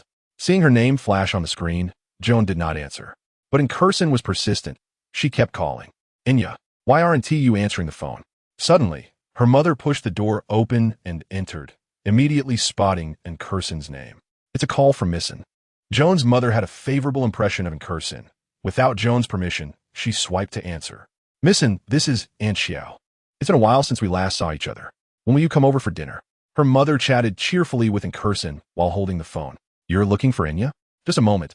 I'll go call her." Her mother lowered her voice and said to Joan, "Missin is loyal. Don't take her for granted." Reluctantly, her mother shoved the phone into Joan's hands, leaving her with no escape. "Missin, is there something you need?" "Secretary Qiao, can we meet?" Incursion asked, her voice tinged with tears. "Missin, if there is something to discuss, we can do so over the phone." Incursion remained silent, only continuing to cry. "Are you home? I'll come to see you. We can talk when we meet." Half an hour later, Incursion arrived. She did not go upstairs but called Joan instead. "Secretary Qiao, I'm here downstairs. Are you coming down, or should I come up?" Joan looked out the window to see Incursion in a black dress standing below. "I'll come down." As Joan descended, Incursion suddenly grabbed her hand and knelt before her. "Secretary Qiao, please, I beg you to help Nge." Kneeling on the ground, Incursion's eyes were red, appearing pitiful. "Missin, please get up." Joan pulled her up, but Incursion stubbornly refused to rise. "Please promise me. You promise to help Nge, and I will get up." Chapter 88. Having a child with Jean and Missin, if you do not speak, how can I assist you? Incursion refused to rise, prompting Qiao En to release her grip. She stepped back, maintaining her distance from Incursion. Incursion was adept at acting, improvising as she went, leaving Qiao En overwhelmed, unable to keep up with every twist and turn. "Secretary Qiao, Nge is about to be expelled from Nanchang. You know how significant Nanchang is to him. He worked tirelessly to attain his current position. If he were to leave Nanchang, I fear for him." As Incursion spoke, her tears flowed uncontrollably. Qiao En felt a tempest brewing within her. Her greatest concern had indeed come to pass. Zhou Jin'an had 3 sons. The eldest, Zhou Jin'an, was born of Madame Zhou, while the second son, Zhou Zian, and the third, Zhou Yuqing, were born of Yao Chu Man. Over 20 years ago, Madame Zhou was ousted from the Zhou family and divorced from Zhou Jin'an. By the law of maternal influence, Zhou Jin'an was naturally the least favored among his father's 3 sons. Perhaps due to this lack of favor, he worked the hardest. Upon reaching adulthood, he entered Nanchang, starting from the most basic position of a salesman, gradually ascending to the role of marketing director. 3 years ago, when Zhou Jin'an stepped down, it was Zhou Jin'an who valiantly revitalized Nanchang. In contrast, Zhou Zian and Zhou Yuqing grew up in a life of luxury, receiving everything effortlessly, ultimately becoming notorious science. Zhou Zian, only 3 years younger than Zhou Jin'an, had once been the recipient of Zhou Jin'an's high hopes, who personally mentored him at the company. Unfortunately, he could not endure hardship and settled for a comfortable position as a nominal manager. As for Zhou Yuqing, he had no interest in business, pursuing instead his dream of directing, wandering the world on Zhou Jin'an's money, and throughout this time, he had not made an appearance since Zhou Jin'an's passing. The 2 sons of Yao Chu Man were disappointing, but that did not imply she was not eager to advocate for her own sons. Rumors circulated that Zhou Jin'an had departed hastily, seemingly without drafting a will. In truth, regardless of whether a will existed, Zhou Jin'an would not benefit. Qiao En was aware of all this. However, she had not anticipated that Yao Chu Man would be so ruthless as to force Zhou Jin'an out of Nanchang. "Secretary Qiao, I know your relationship with Jin'an is extraordinary. I should not take him away from you. I promise. As long as Jin'an retains his position at Nanchang, I will leave him to facilitate your union. Secretary Qiao, I implore you, please help him." Incursion pleaded. inching closer to Qiao En on her knees, grasping her wrist, adopting an utterly humble demeanor. How can I assist him? Qiao En stood there, her mind in disarray. Tears streamed down in Kursen's exquisitely beautiful face. Secretary Qiao, would you consider having a child with Jinan? If we have this child, Jinan will not need to leave Nancheng. Chairman Zhou has left a will stating that whichever son bears the first grandson shall become the CEO of Nancheng. And Kursen's words astonished Qiao En, who looked at her in disbelief, as though she were a stranger. Missin, you are Zhou's fiancé. Matters of childbirth should be discussed with him, not with me. Qiao En pried in Kursen's hand away and turned to leave. And Kursen stood and hurriedly pursued her, positioning herself in front of Qiao En, adopting a posture of complete subservience. Secretary Qiao, you know Jinan does not love me. If he does not love me, how could he agree to have a child with me? But you are different. He cares for you. If you are willing, he will surely be willing to have child with you. Secretary Qiao, if you bear this child, Jinan will not have to leave Nancheng. And Kursen seemed bewitched, incessantly urging Qiao En to agree. Qiao En felt as though her mind had descended into chaos, unable to fathom that in Kursen had lost her senses. Missin, why would you do this? I simply love and good too deeply. Secretary Qiao, please believe me. My intentions are solely for Nji's benefit. You love him too, do you not?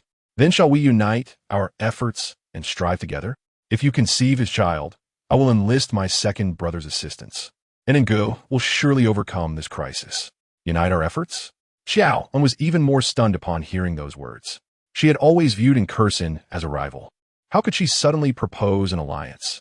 Two women joining forces to wage a battle to protect Zhou Jin'an? The very idea was utterly unfathomable. Secretary Qiao, you would not wish to see Ngu left with nothing, would you? With Chairman Zhou gone and Madame Zhou's fate uncertain, he is utterly alone and pitiable. Secretary Qiao, since we both love him, could you set aside personal biases and assist him just this once? Whatever conditions you propose, I shall agree to them, all right?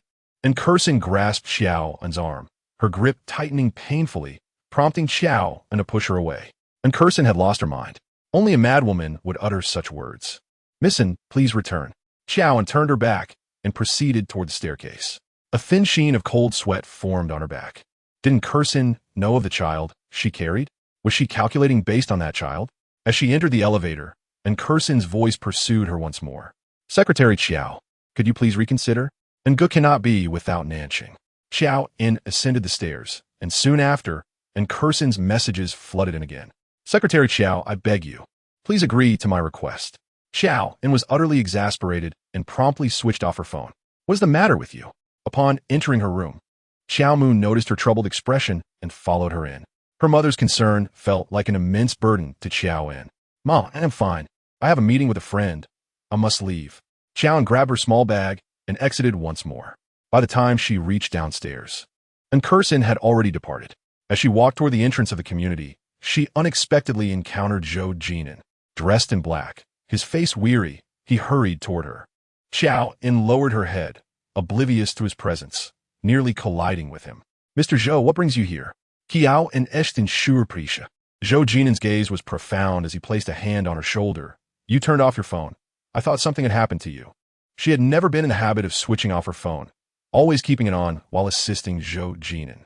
After her father and Xiao's incident, she had been even more cautious. I forgot to switch it back on. Qiao En offered an excuse, retrieving her phone before Zhou Jin'an. As she powered it on, and Kursen's WeChat messages began to flood in. Coincidentally, Zhou Jin'an caught a glimpse of Kursen's flashing avatar. What does she want from you? Zhou Jin'an inquired suspiciously. Qiao En, incensed by Kursen's antics, handed her phone to Zhou Jin'an. You can see for yourself. Chapter 89. Does Mr. Zhou want this? Zhou Jin'an took the phone, opening the WeChat conversation, wherein Kursen's messages continued to pour in. Secretary Qiao, I know you are conflicted at the moment, but we all have Nji's best interests at heart. Please consider this carefully and do not refuse.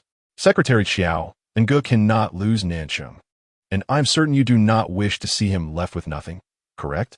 Since you love him, please assist him this once, will you? Secretary Qiao, I can compensate you. Whatever you desire, simply state your terms, and I shall fulfill them. Her every message appeared both humble and earnest. Zhou Jin'an's long fingers glided over the screen as he quickly perused the messages before returning the phone to Qiao En. What does she want you to do? Zhou Jin'an's brows knitted into a frown. She claims to want to help him, to act in his best interest, yet each word is a veiled threat toward you. She begs me to have a child with you. Qiao En did not conceal the truth. She exhaled softly, meeting Zhou Jin'an's gaze with an air of calm. And Curson had overstepped her bounds, orchestrating many matters behind his back, some he was aware of, while others were unknown to him. Bearing a child was a significant matter, and she wished to gauge Zhou Jin'an's reaction. However, she found herself disappointed. Zhou Jin'an exhibited neither shock nor anger. He retrieved a cigarette and a lighter from his pocket, placing the cigarette between his lips and igniting it with a decisive motion, drawing in a deep breath. The distance separating the two was less than a meter. Qiao En gazed up into his eyes, which remained as inscrutable as a deep pool, obscured by swirling smoke. He slightly lifted the corners of his lips, fixing his gaze upon her innocent and delicate face, his eyes harboring an ambiguous emotion. "Do you wish for this?" Qiao En was momentarily taken aback. Soon after, she curled her lips into a smile, retorting, "Does Mr. Zhou desire it?" He offered no response. At that moment, his phone rang unexpectedly. Zhou Jin'an glanced at the screen, answered, and briskly walked away, the conversation on the other end rendering his expression increasingly grim. "I have matters to attend to. I must leave now. I'll contact you later." After hanging up, Zhou Jin'an departed without delay. Qiao En stood there, momentarily stunned, before bursting into laughter. His silence felt like an answer in itself. A child born of a surrogate. How could he possibly desire that? In an instant, Qiao En made a decision. She would terminate the pregnancy. Her situation was precarious. She could not allow the child to follow in her footsteps. Qiao En hailed a taxi at the entrance of the residential complex, heading straight for the central hospital. She chose to proceed with the abortion, irrespective of who had scheduled the appointment on her behalf. At 2 p.m, a nurse came to call Qiao En's name. She changed her shoes and followed the nurse inside. Lying on the operating table, Qiao En's mind was remarkably clear. The anesthetist entered, and the nurse proceeded to ask her some standard questions. Finally, holding Qiao En's examination report, she remarked, "This fetus is developing quite well. Many people desire children but cannot conceive. Have you considered this further?" Qiao En resolutely shook her head. The nurse exited, leaving only the anesthetist in the room. As a medication was injected into Qiao En's arm, she swiftly lost consciousness. In a haze, it seemed she heard a voice swirling around her ear. "You are foolish. You wish to bear a child as a surrogate." She longed to open her eyes and see the speaker, yet her eyelids felt as heavy as lead, refusing to budge. When she awoke, Qiao En was surprised to find Ding Hao by her bedside. "What are you doing here?" she asked, shaking her groggy head in an attempt to regain clarity. It was a rather pointless question. Ding Hao approached her, offering support as she attempted to rise. "You seem to have forgotten. I am the doctor here. Come, I shall escort you home." "Thank you, but I can manage on my own." Qiao En pushed him away and steadied herself against the bed. Prior to the procedure, she had researched online and learned that after a painless abortion, one might experience slight discomfort in the lower abdomen. However, strangely, she felt nothing at all. As she reached for her abdomen, Ding Hao noticed, and his expression darkened slightly. The child remained, unchanged. "What did you say?" Qiao En's eyes widened, her gaze fixated on Ding Hao. He hesitated, leaning closer to her, saying, "And consider keeping the child. I will help you raise it." Qiao En's eyelids drooped, her thoughts in disarray. "Ding Xiao, I appreciate your kindness, but this child has nothing to do with you. I will handle it myself. Please do not interfere any further." After speaking, Qiao En turned to leave, but Ding Hao pursued her. "Yao En." He grasped her arm. "Do you not wish to know the story between Sun Yan and Zhou Jin'an? I can tell you, and then you can decide whether to remain with him." Qiao En lifted her gaze to Ding Hao, her heart racing uncontrollably. "Speak." Sun Yan was Zhou Jin'an's girlfriend during his studies abroad. The specifics of their meeting are unclear to me, but I have heard they were deeply in love. One New Year's Day, Zhou Jin'an brought her home, reportedly intending to marry her, but for reasons unknown, they soon parted ways. The tale was brief, an overseas romance that sounded quite beautiful. Zhou Jin'an had contemplated marrying her, indicating that he had acknowledged her in his heart. Why they break up? Yao En inquired, curiosity piqued. Ding Hao shrugged. "I am not privy to the details. At that time, I was in a different country, and I learned of their separation only afterward. And then, Yao En pressed further. Zhou Jin'an returned to the country. Yet he never dated anyone again until he met you. Qiao En sought answers beyond that. What about Sun Yin? Ding Hao's gaze darkened, a fleeting emotion flickering in his eyes. She is dead, an aviation accident. For words suffice to conclude the topic of Sun Yin. Qiao En, that woman is gone. Yet she will forever reside in Zhou Jin'an's heart. You cannot replace her. Do not waste your efforts. He looked earnestly into her eyes. Yao En inexplicably, skepticism brewing within her.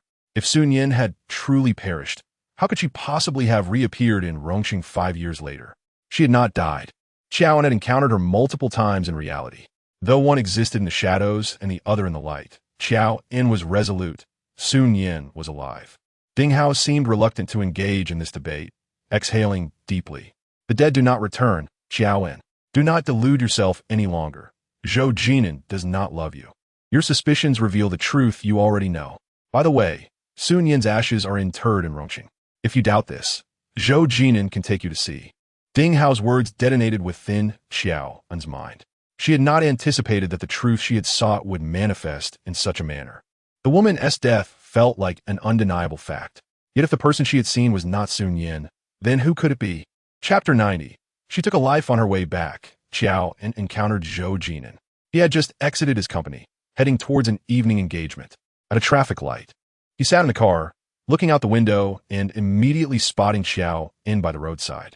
She appeared solitary and despondent, weaving through the crowd, a sight that tugged at one's heartstrings. Pull over, Zhou Jin'an instructed Chung Lu, glancing at his watch.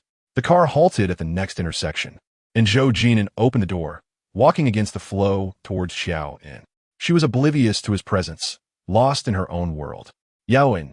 Zhou Jin'an spread his arms wide and suddenly enveloped her in an embrace. Amidst the bustling crowd, it felt as though only they existed. Qiao En was taken aback. Looking up, she met Zhou Jin'an's radiant gaze, his eyes sparkling like stars. His unexpected appearance brought her joy. Mr. Zhou, what brings you here? Yao En, unaccustomed to such intimacy in public with Zhou Jin'an, extricated herself from his embrace. He did not insist, allowing his arms to fall, and said, I saw you at the intersection and called, but you didn't answer, so I came to find you. Qiao En checked her phone, realizing she had set it to silent mode, and Zhou Jin'an's number indeed appeared among her missed calls. I'm sorry, my phone was on silent, and I didn't notice. Zhou Jin'an's eyes were clear. They stood in a bustling food street, the air thick with the aroma of various delicacies. I have a social engagement soon, but I can accompany you for half an hour. What would you like to eat? It's on me. He typically lacked the time to savor the joys of life, yet he remembered Qiao En's fondness for these snacks. For a fleeting moment, she felt touched and happy. But that feeling dissipated as she fell back into her troubling thoughts. She was merely a substitute for that woman. His kindness towards her might simply stem from her resemblance to Sun Yin. Thank you, Mr. Zhou, but I haven't had much of an appetite lately. I cannot eat. Qiao En declined without further thought. Zhou Jin'an's expression darkened slightly. Then next time, I will bring you back to enjoy them. When will that next time be? Will there even be a next time? Qiao En looked up at Zhou Jin'an again. He appeared unchanged.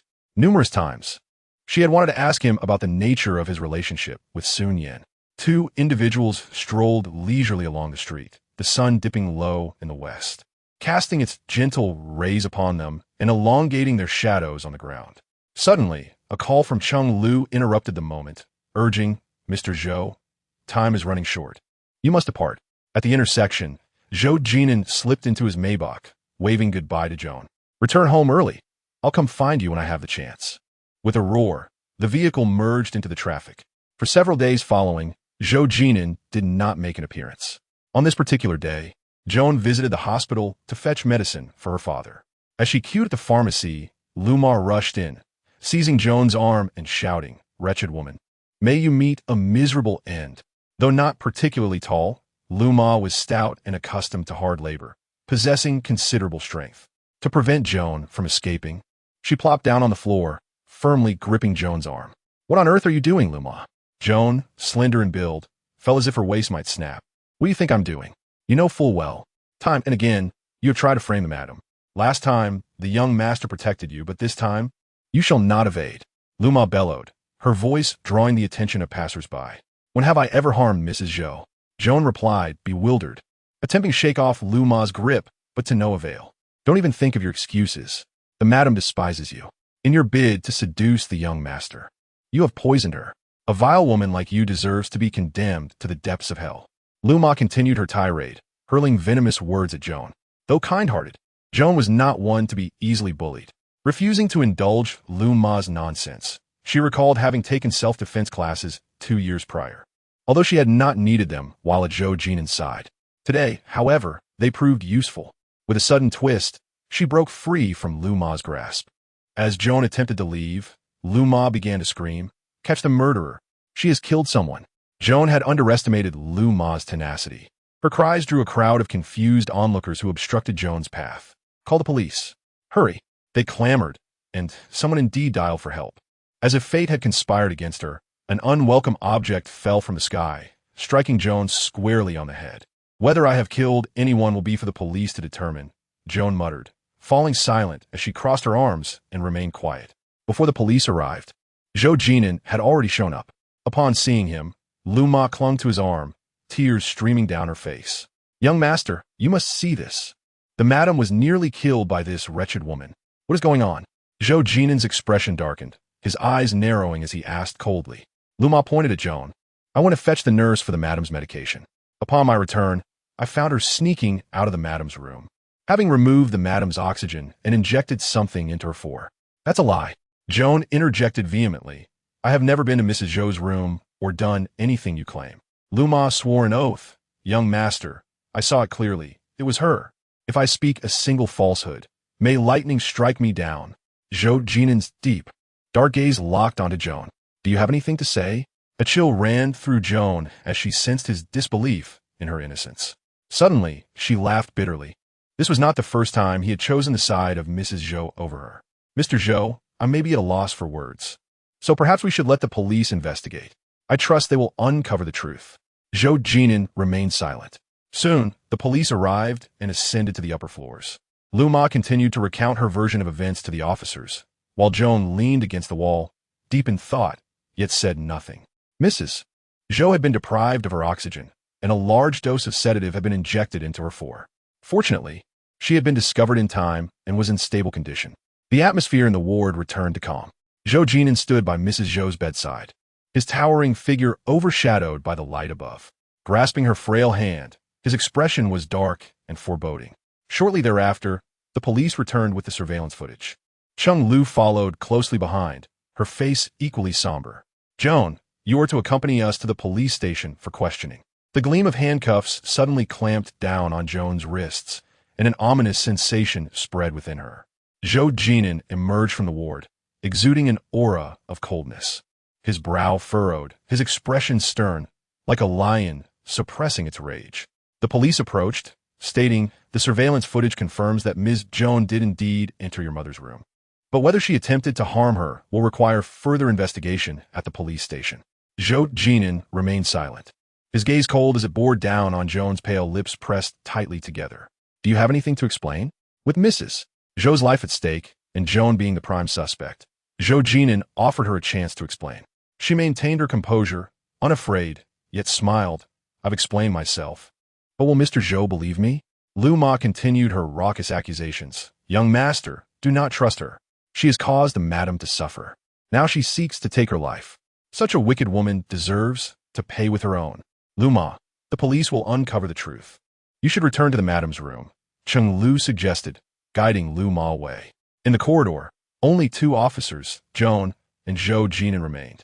He approached her, suppressing his emotions as he said, "You must go with them to the police station. I will get to the bottom of this." "Thank you, Mr. Zhou," Joan replied, casting a lingering glance at him. She said nothing more and followed the officers out of the hospital. Upon arriving at the station, she was soon taken for questioning. "It was not me," she stated firmly. The footage clearly showed her entering and exiting Mrs. Zhou's room, yet she denied any wrongdoing. "If it wasn't you, then who could it be?" they pressed. "Someone who closely resembles me," Joan responded truthfully, yet her words were met with skepticism. "Joan, I advise you to come clean," they urged. With no explanation to offer, she fell silent. "Ms. Joan, between 3:20 p.m. and 4:15 p.m. today, where were you?" "In the hospital." "And what were you doing there?" "Fetching medicine."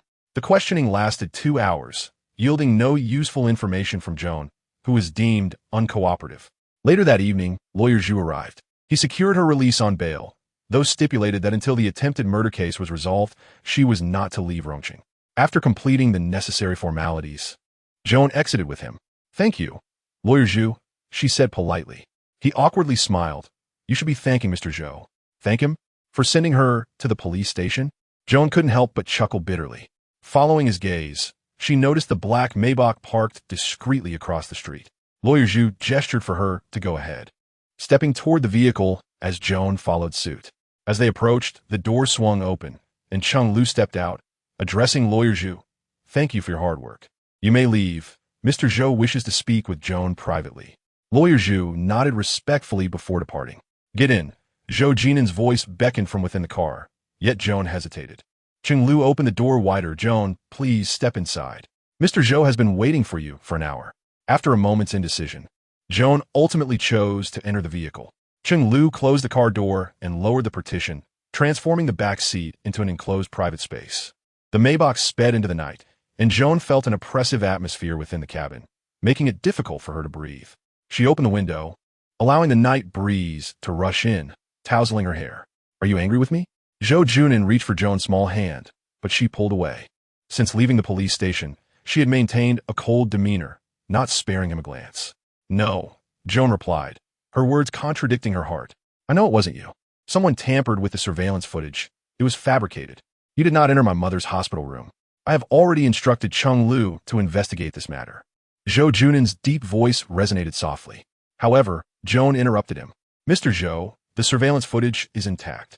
Someone did indeed enter Mrs. Zhou's hospital room. That person just wasn't me." Joan was not one to beat around the bush. She shifted her gaze from the window to Zhou Jin'an. The flickering light danced across his face, casting mottled shadows. "I'm sorry, I don't distrust you. I merely fear for your safety, which is why." This reasoning mirrored the first time she had been taken to the police station. Repeating the same words diminished their persuasive power. Joan furrowed her brow and asked, "Mr. Zhou, don't you want to know who that person is? Or do you already know?" She refused to believe that Sun Yan was dead. She found it even more implausible that the woman had returned to Rongqing without Zhou Jin'an's knowledge. He was aware, yet feigned ignorance. Was he concealing something or protecting someone? Zhou Jin'an leaned back against the seat, his gaze unwavering. Joan could not discern the emotions in his eyes, but she could tell he was angry. "Mr. Zhou, do you not have anything to say to me?" The topic circled back to its origin, albeit with a new questioner. Joan gazed intently at him, waiting for Zhou Jin'an to voluntarily share his story with Sun Yan. "No." After a moment of contemplation, Zhou Jin'an merely uttered this single word. Disappointment pierced Joan's heart like a blade. Gritting her teeth, she slapped the partition. "Cheng Lu, please pull over." Cheng Lu raised the partition and glanced at Zhou Jin'an through the rearview mirror. He neither approved nor opposed. As they reached a red light, Joan fiercely tugged at the car door. "Let me out." Zhou Jin'an spoke, and Cheng Lu complied, unlocking the doors. Joan flung the door open and dashed out. Bang! The door slammed shut behind her. Cheng Lu cautiously remarked to Zhou Jin'an, "Mr. Zhou, it seems Secretary Qiao is upset. Should we follow her?" Joan stormed away, moving rapidly. Zhou Jin'an's cold gaze followed her from the window as he replied, "No need." As the green light illuminated, Cheng Lu pressed the accelerator, and the Maybach sped away into the distance. Night had fallen, and the city's vibrant atmosphere was palpable. Near the community where Joan resided, there was a bustling food street, teeming with diners from all walks of life. She felt famished but lacked any appetite. So much had transpired that day, leaving her heart heavy and her pace quickened. Just as she was about to exit the food street, she unexpectedly spotted a familiar figure. Chapter 92. Together in sleep, the strangest phenomenon in the world is encountering another self in a crowd.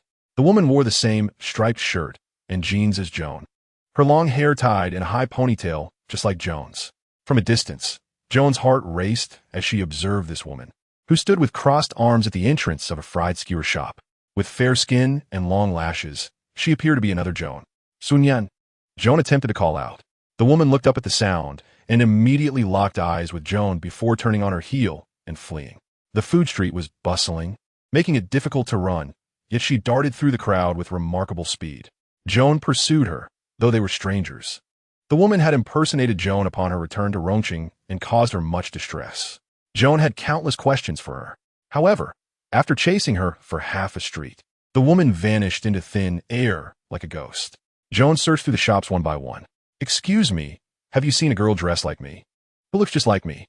She inquired of everyone she encountered, but no one nodded in recognition. Exiting the food street, Joan felt disheartened. Yet, one thing was certain to her. Zhou Jin'an was alive. She wandered along the street, not noticing when she had entered a dead-end alley. Realizing her mistake, she turned to retrace her steps when suddenly a hand emerged from the darkness, covering her mouth and nose. She soon lost consciousness. When she awoke, Joan found herself lying naked on a hotel bed. The sound of running water echoed from the bathroom and through the frosted glass. The silhouette of a tall man was visible. Alarmed, she bolted upright, grabbing a towel to cover herself, frantically searching for her clothes and shoes, which were scattered across the floor, with her shoes rolling beneath the bed.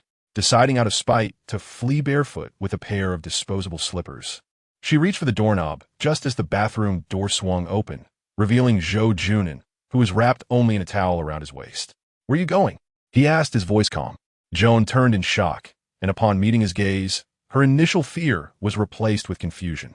"What are you doing here? Did you not ask me to come?" Zhou Jin'an counted. Water droplets glistened on his caramel-toned skin. He was fit from years of training. With broad shoulders and a narrow waist, his muscular physique strikingly defined. "I did not," Joan vehemently denied. Zhou Jin'an studied her intently, retrieving his phone from the bedside table, displaying a WeChat message from Joan. "I'm waiting for you in room 3201 of the Huame Hotel. I have something to discuss. Hurry." This message had indeed been sent by Joan. She found her phone next to the bedside table, unlocked it with her fingerprint, and confirmed that she had sent Zhou Jin'an a message 2 hours prior. "It wasn't me who sent that. Since you're here, you might as well stay the night." Zhou Jin'an's gaze deepened, seemingly unconvinced. He pulled back the covers and lay down.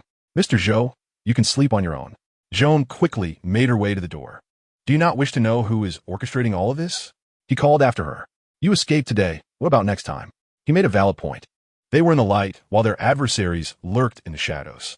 Open attacks are easy to defend against, but covert ones are not. "What do you propose we do?" Joan halted her stride. When she was still Zhou Jin'an's secretary, her keen intellect had helped them navigate numerous pitfalls and win many hard-fought battles. Adapt and respond to change with consistency. "It's getting late. You should rest," Zhou Jin'an said succinctly, placing one hand behind his head and shutting his eyes. The hotel room was small, with only one bed. Zhou Jin'an occupied half, leaving the other half for Joan. She gazed at the empty side for a long while before opting for the sofa, curling up under a blanket. She remained upset. Zhou Jin'an stod glances her. Her cheeks were puffed in indignation. He decided to extend an olive branch. A minute later, he lifted her effortlessly into his arms. "What are you doing?" she exclaimed in alarm. "Going to bed. Otherwise, I cannot guarantee what I might do." Zhou Jin'an teased. Joan remained still in his embrace, her heart racing. Despite everything that had transpired, she still cared for him. Zhou Jin'an laid her down on the bed and tucked her in. They lay side by side, eyes closed, neither speaking a word. Perhaps it was due to exhaustion, or perhaps it was the familiarity of Zhou Jin'an's presence. But Qiao En soon fell into a deep slumber.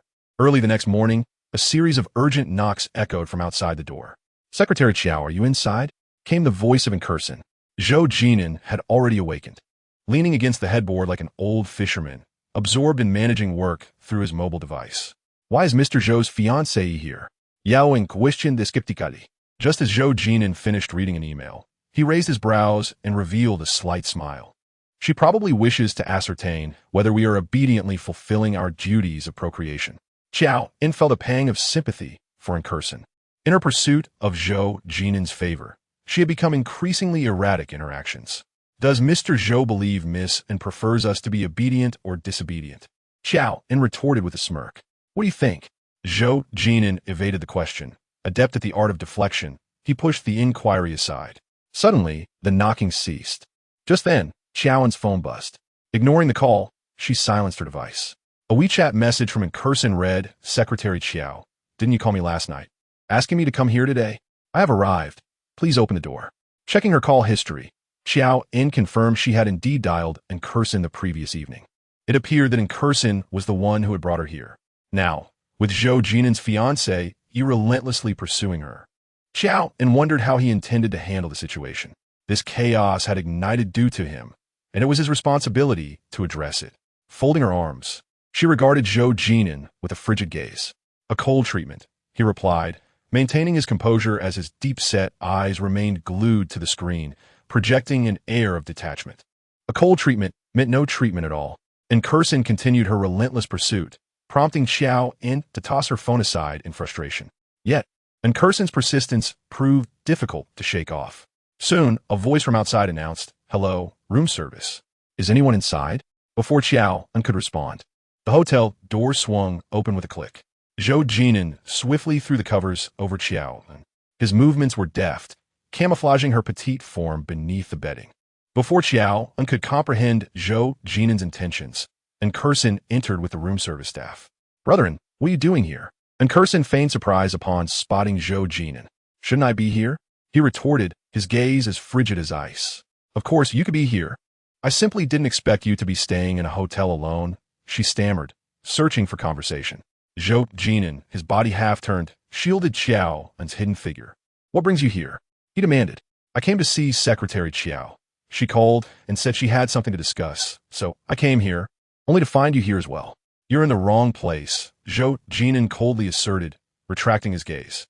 "No, this is the right place," and Kirsten insisted, pulling out her phone to share the message with Zhou Jin'an.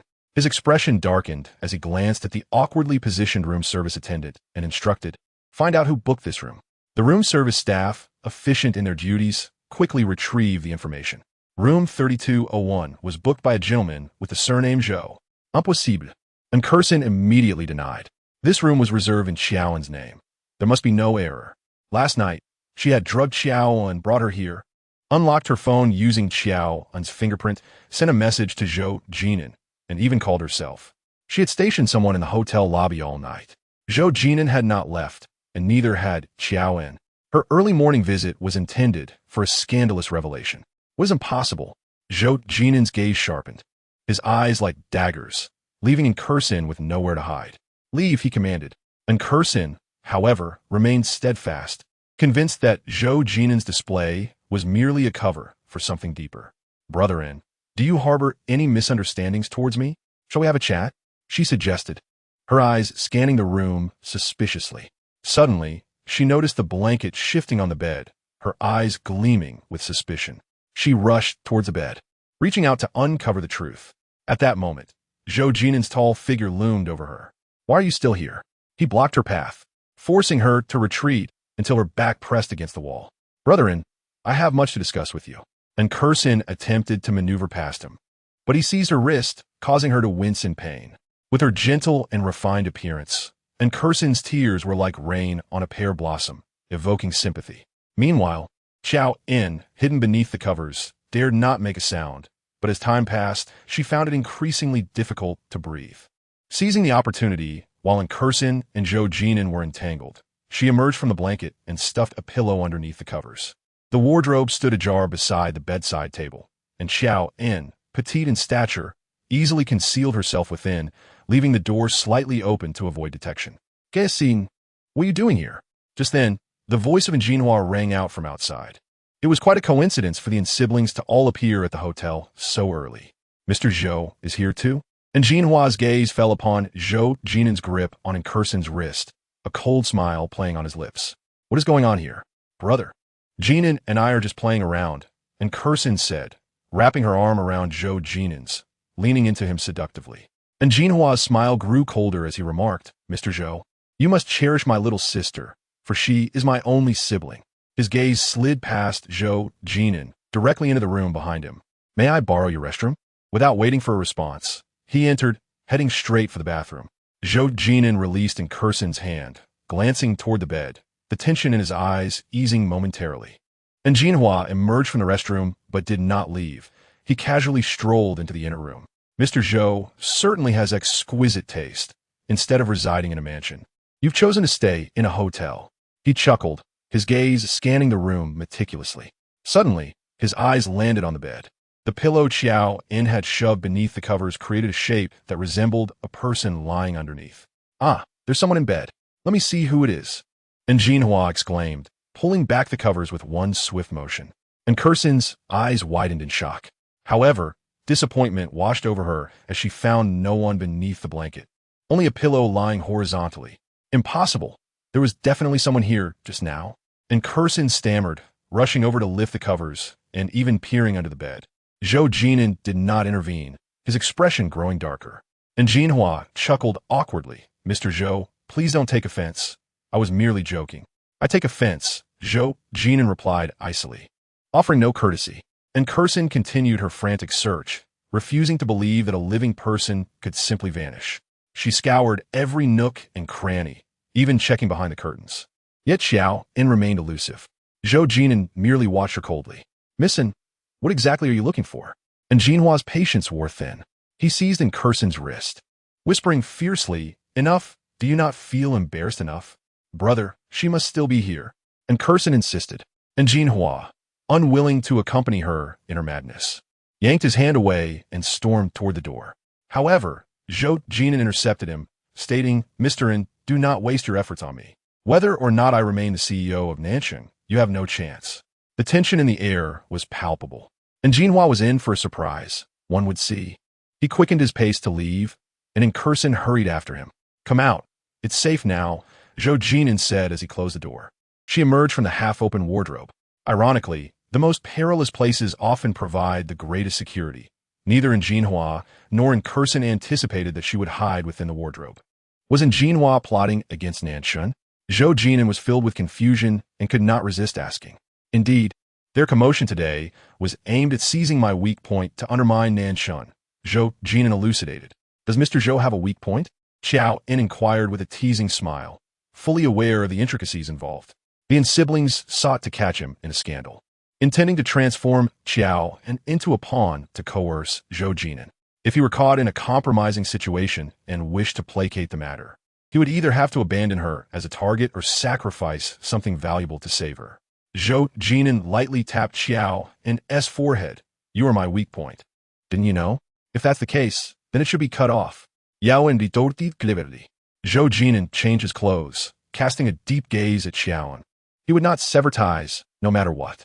The scheme devised by Curson and Jinhua had flopped, yet they were far from ready to concede defeat. Qiao En casually inquired, What does Mr. Zhou plan to do about those who have caught hold of your weak point?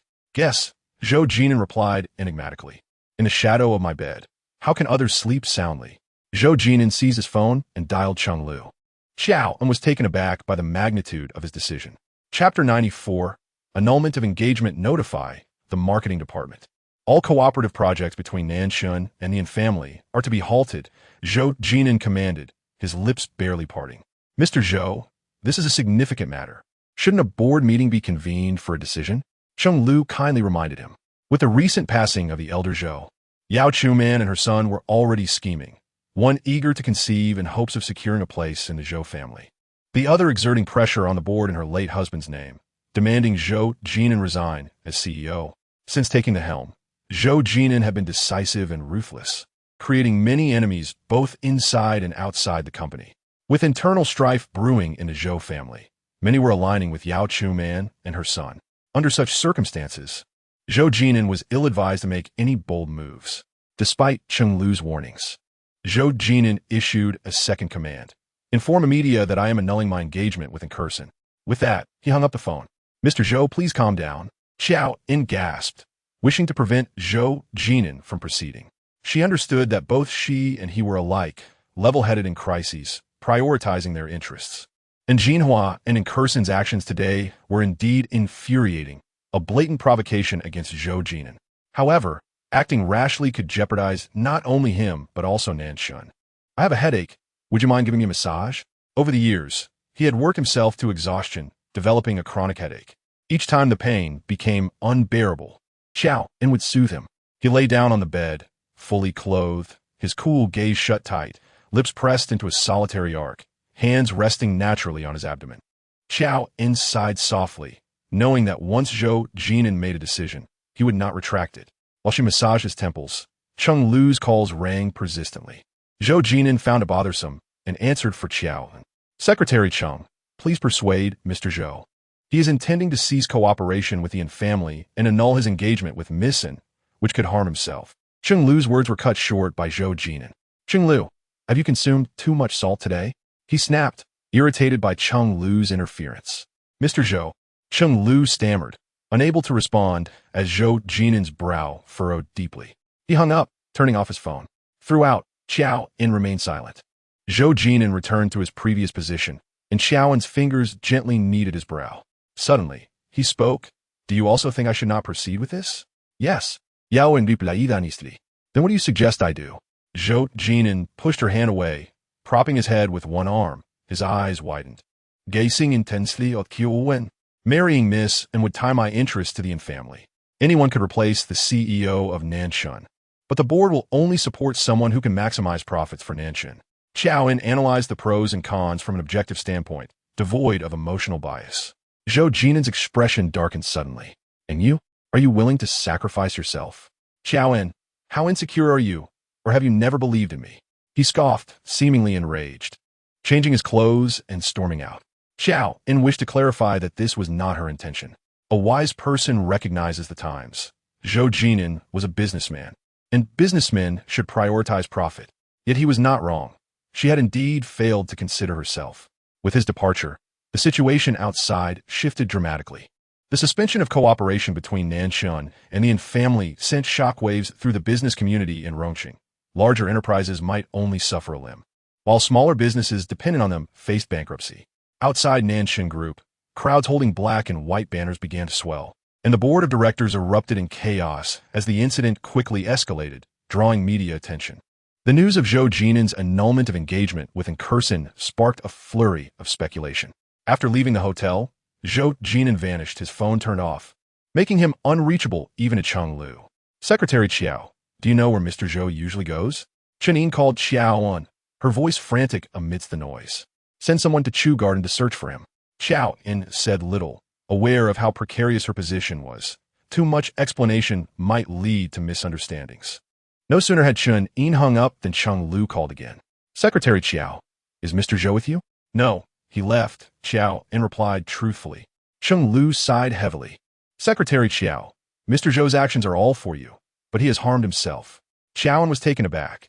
As a party involved, she dared not entertain such presumptions. Assistant Cheng, you should look for Mr. Zhou. Qiao En ended the call. Shortly after returning to her apartment in the south of the city, Incursion arrived at her door. She burst into tears, collapsing on the sofa, grabbing tissues from the coffee table. I'm sorry, Secretary Qiao. I should have acted on my own. But you know, everything I did was for Ngu. What he is doing now is self-destructive. Please tell me where Ngu is. I want to apologize. I promise I will never interfere with you two again. Incursion sobbed, her words a jumbled mess. Yet Qiao En sensed an undercurrent of accusation. Missin, I truly do not know where Mr. Zhou is, and please do not misunderstand. I have no dealings with Mr. Zhou, Qiao En insisted, striving to distance herself. This fire was ignited by Zhou Jin'an, but the kindling was piled up by Incursion. She did not wish to be caught in the crossfire. You know it. You must know it, Secretary Qiao. Please, I beg you, I know I was wrong. I'll kneel to apologize. She said this and genuinely knelt before Qiao En. You can hate me, resent me, even strike me, but Secretary Qiao, Ngu is innocent. We love him so much. Why must we ruin him? Qiao En held her forehead, feeling a headache coming on. Incursion kneeling and pleading with her inadvertently placed a heavy burden upon her. Zhou Jin'an's decision revealed her as the mastermind behind the scenes. Missin, you overestimate my abilities. I lack such prowess. You are the fiancée of President Zhou. Why has he annulled your engagement? You ought to inquire of him, she retorted. Rather than squandering time here, it would be more prudent for Miss and to seek out President Zhou. Perhaps there remains a glimmer of hope. Zhang maintained his composure, skillfully countering each of Incursion's advances, leaving her feeling somewhat foolish. I shall borrow Secretary Qiao's restroom. Indeed, the resemblance between Incursion and Jinhua was striking. Their tactics were indistinguishable. Feel free, he replied. Though John saw through her intentions, he did not expose them. Incursion's visit was merely a pretext to find Zhou Jin'an. If she wished to search, John would not hinder her. Her demeanor, seemingly pliable, concealed a resolute spirit. Seizing a moment to slip into the bathroom, Incursion's gaze traversed John's modest apartment, absorbing every detail within. If Secretary Qiao receives any news of Brotherin, please inform me. Of course. After bidding farewell to Incursion, John felt a sense of relief. but as she prepared to close the door, she spotted Ding Hao emerging from the elevator. Chapter 95. Another sale. Upon seeing Ding Hao, John's heart plummeted. She feigned ignorance, hastily retreating into her apartment while attempting to swiftly close the door. However, Ding Hao moved quicker, lunging into the gap just as the door was shutting. "En, are you well?" He flashed a charming grin. John, unyielding, held her ground, her tone frosty. "Dr. Ding, I am quite fatigued and require rest. If you have matters to discuss, please wait until I am recuperated." Her dismissal was particularly ruthless. "There's indeed something urgent," Ding Hao insisted, his voice rising. John retreated further into her apartment, and he followed closely, locking the door behind him. "Dr. Ding, I did not invite you in." John's brow furrowed in warning, but Ding Hao merely chuckled. "I entered to protect you." As he spoke, he grasped John's arm, leading her toward the balcony. Peering down, they noticed an unusual number of individuals milling about the vicinity of her building, clearly not residents of the community. Who were they? John's brow knitted in concern, realizing they were likely waiting for her. "Shoo!" Ding Hao placed a finger to his lips, silencing her. Almost immediately, knocks echoed from her door, urgent and persistent. Ding Hao gestured for quiet, stealthily approaching the entrance. Peering through the peephole, he saw a gathering of people outside. "They appear to be searching for you." John's heart constricted. How did they know her address? What did they want? She had no time to ponder before voices called out. "Miss Qiao, we know you are home. Could you kindly grant us an interview?" The voices identified themselves as journalists. "Miss Qiao, it is alleged that your involvement caused the annulment between CEO Zhou Jin'an and Miss Incursion. Is this true?" Despite the barrier of the door, the reporters commenced their inquiries, unperturbed by her silence. "Return to your bedroom. I shall inform them you do not reside here and send them away," Ding Hao suggested. John halted him, lowering her voice. "Do not go." To answer the door at this moment would provide fodder for those with ulterior motives to spin tales. As dusk settled, the crowd outside finally dispersed. "Do you know who orchestrated this?" Ding Hao reclined on John's sofa, his demeanor markedly less anxious than hers. "Yes," John replied coolly. Ding Hao leaned in closer, his gaze intense. "You undervalue yourself. Zhou Jin'an's actions today were quite bold, but do you comprehend the price he will pay? He is severing ties with the Yin family at a critical juncture. It is tantamount to digging his own grave." Despite his carefree persona, he understood the intricacies of the situation. "Do you know who framed my father?" he asked nonchalantly. John remained silent as he smirked. "This scheme was crafted by Jinhua, a classic two birds with one stone maneuver, manipulating both the Ding and Zhou families effortlessly. He believes I am oblivious, but I am not so naive." "You are not foolish. Why then would you provoke Zhou Jin'an?" John inquired, puzzled. Ding Hao reclined further, casually extracting a toothpick from the table. "If I do not take action, do you think you will spare my father and me?" "En, those who recognize the times are the true heroes. I cannot gamble the Ding family's future. Besides, that matter is not unrelated to Zhou Jin'an. Human nature is inherently selfish. In the face of self-interest, moral boundaries easily blur, and self-preservation takes precedence." Yet, John harbored a deep disdain for Ding Hao's approach. "En, do you think Incursion will let you off the hook this time?" Ding Hao suddenly queried. "Was she ever spared me?" John replied, taking her seat on a solitary armchair. From the outset, she had been a thorn in Incursion's side, and now that Zhou Jin'an had annulled their engagement, she would undoubtedly seek retribution. "You may remain indifferent, but what of your family? What will become of your parents? What about Ade? You cannot possibly disregard your own kin." Indeed, she cared deeply. Her concern rendered her vulnerable to Incursion's potential harm. John fell silent, and Jinhua's ambitions were insatiable. He coveted South Chun and would stop at nothing to attain it. The Yin and Zhou families had battled for supremacy in Rong City for nearly a century. Regardless of the victor, what relevance did it hold for her? Yet, should she become embroiled in this conflict, she would merely be a pawn in their game. At that moment, Ding Hao's demeanor struck John as somewhat alien. Yet his rationale was sound.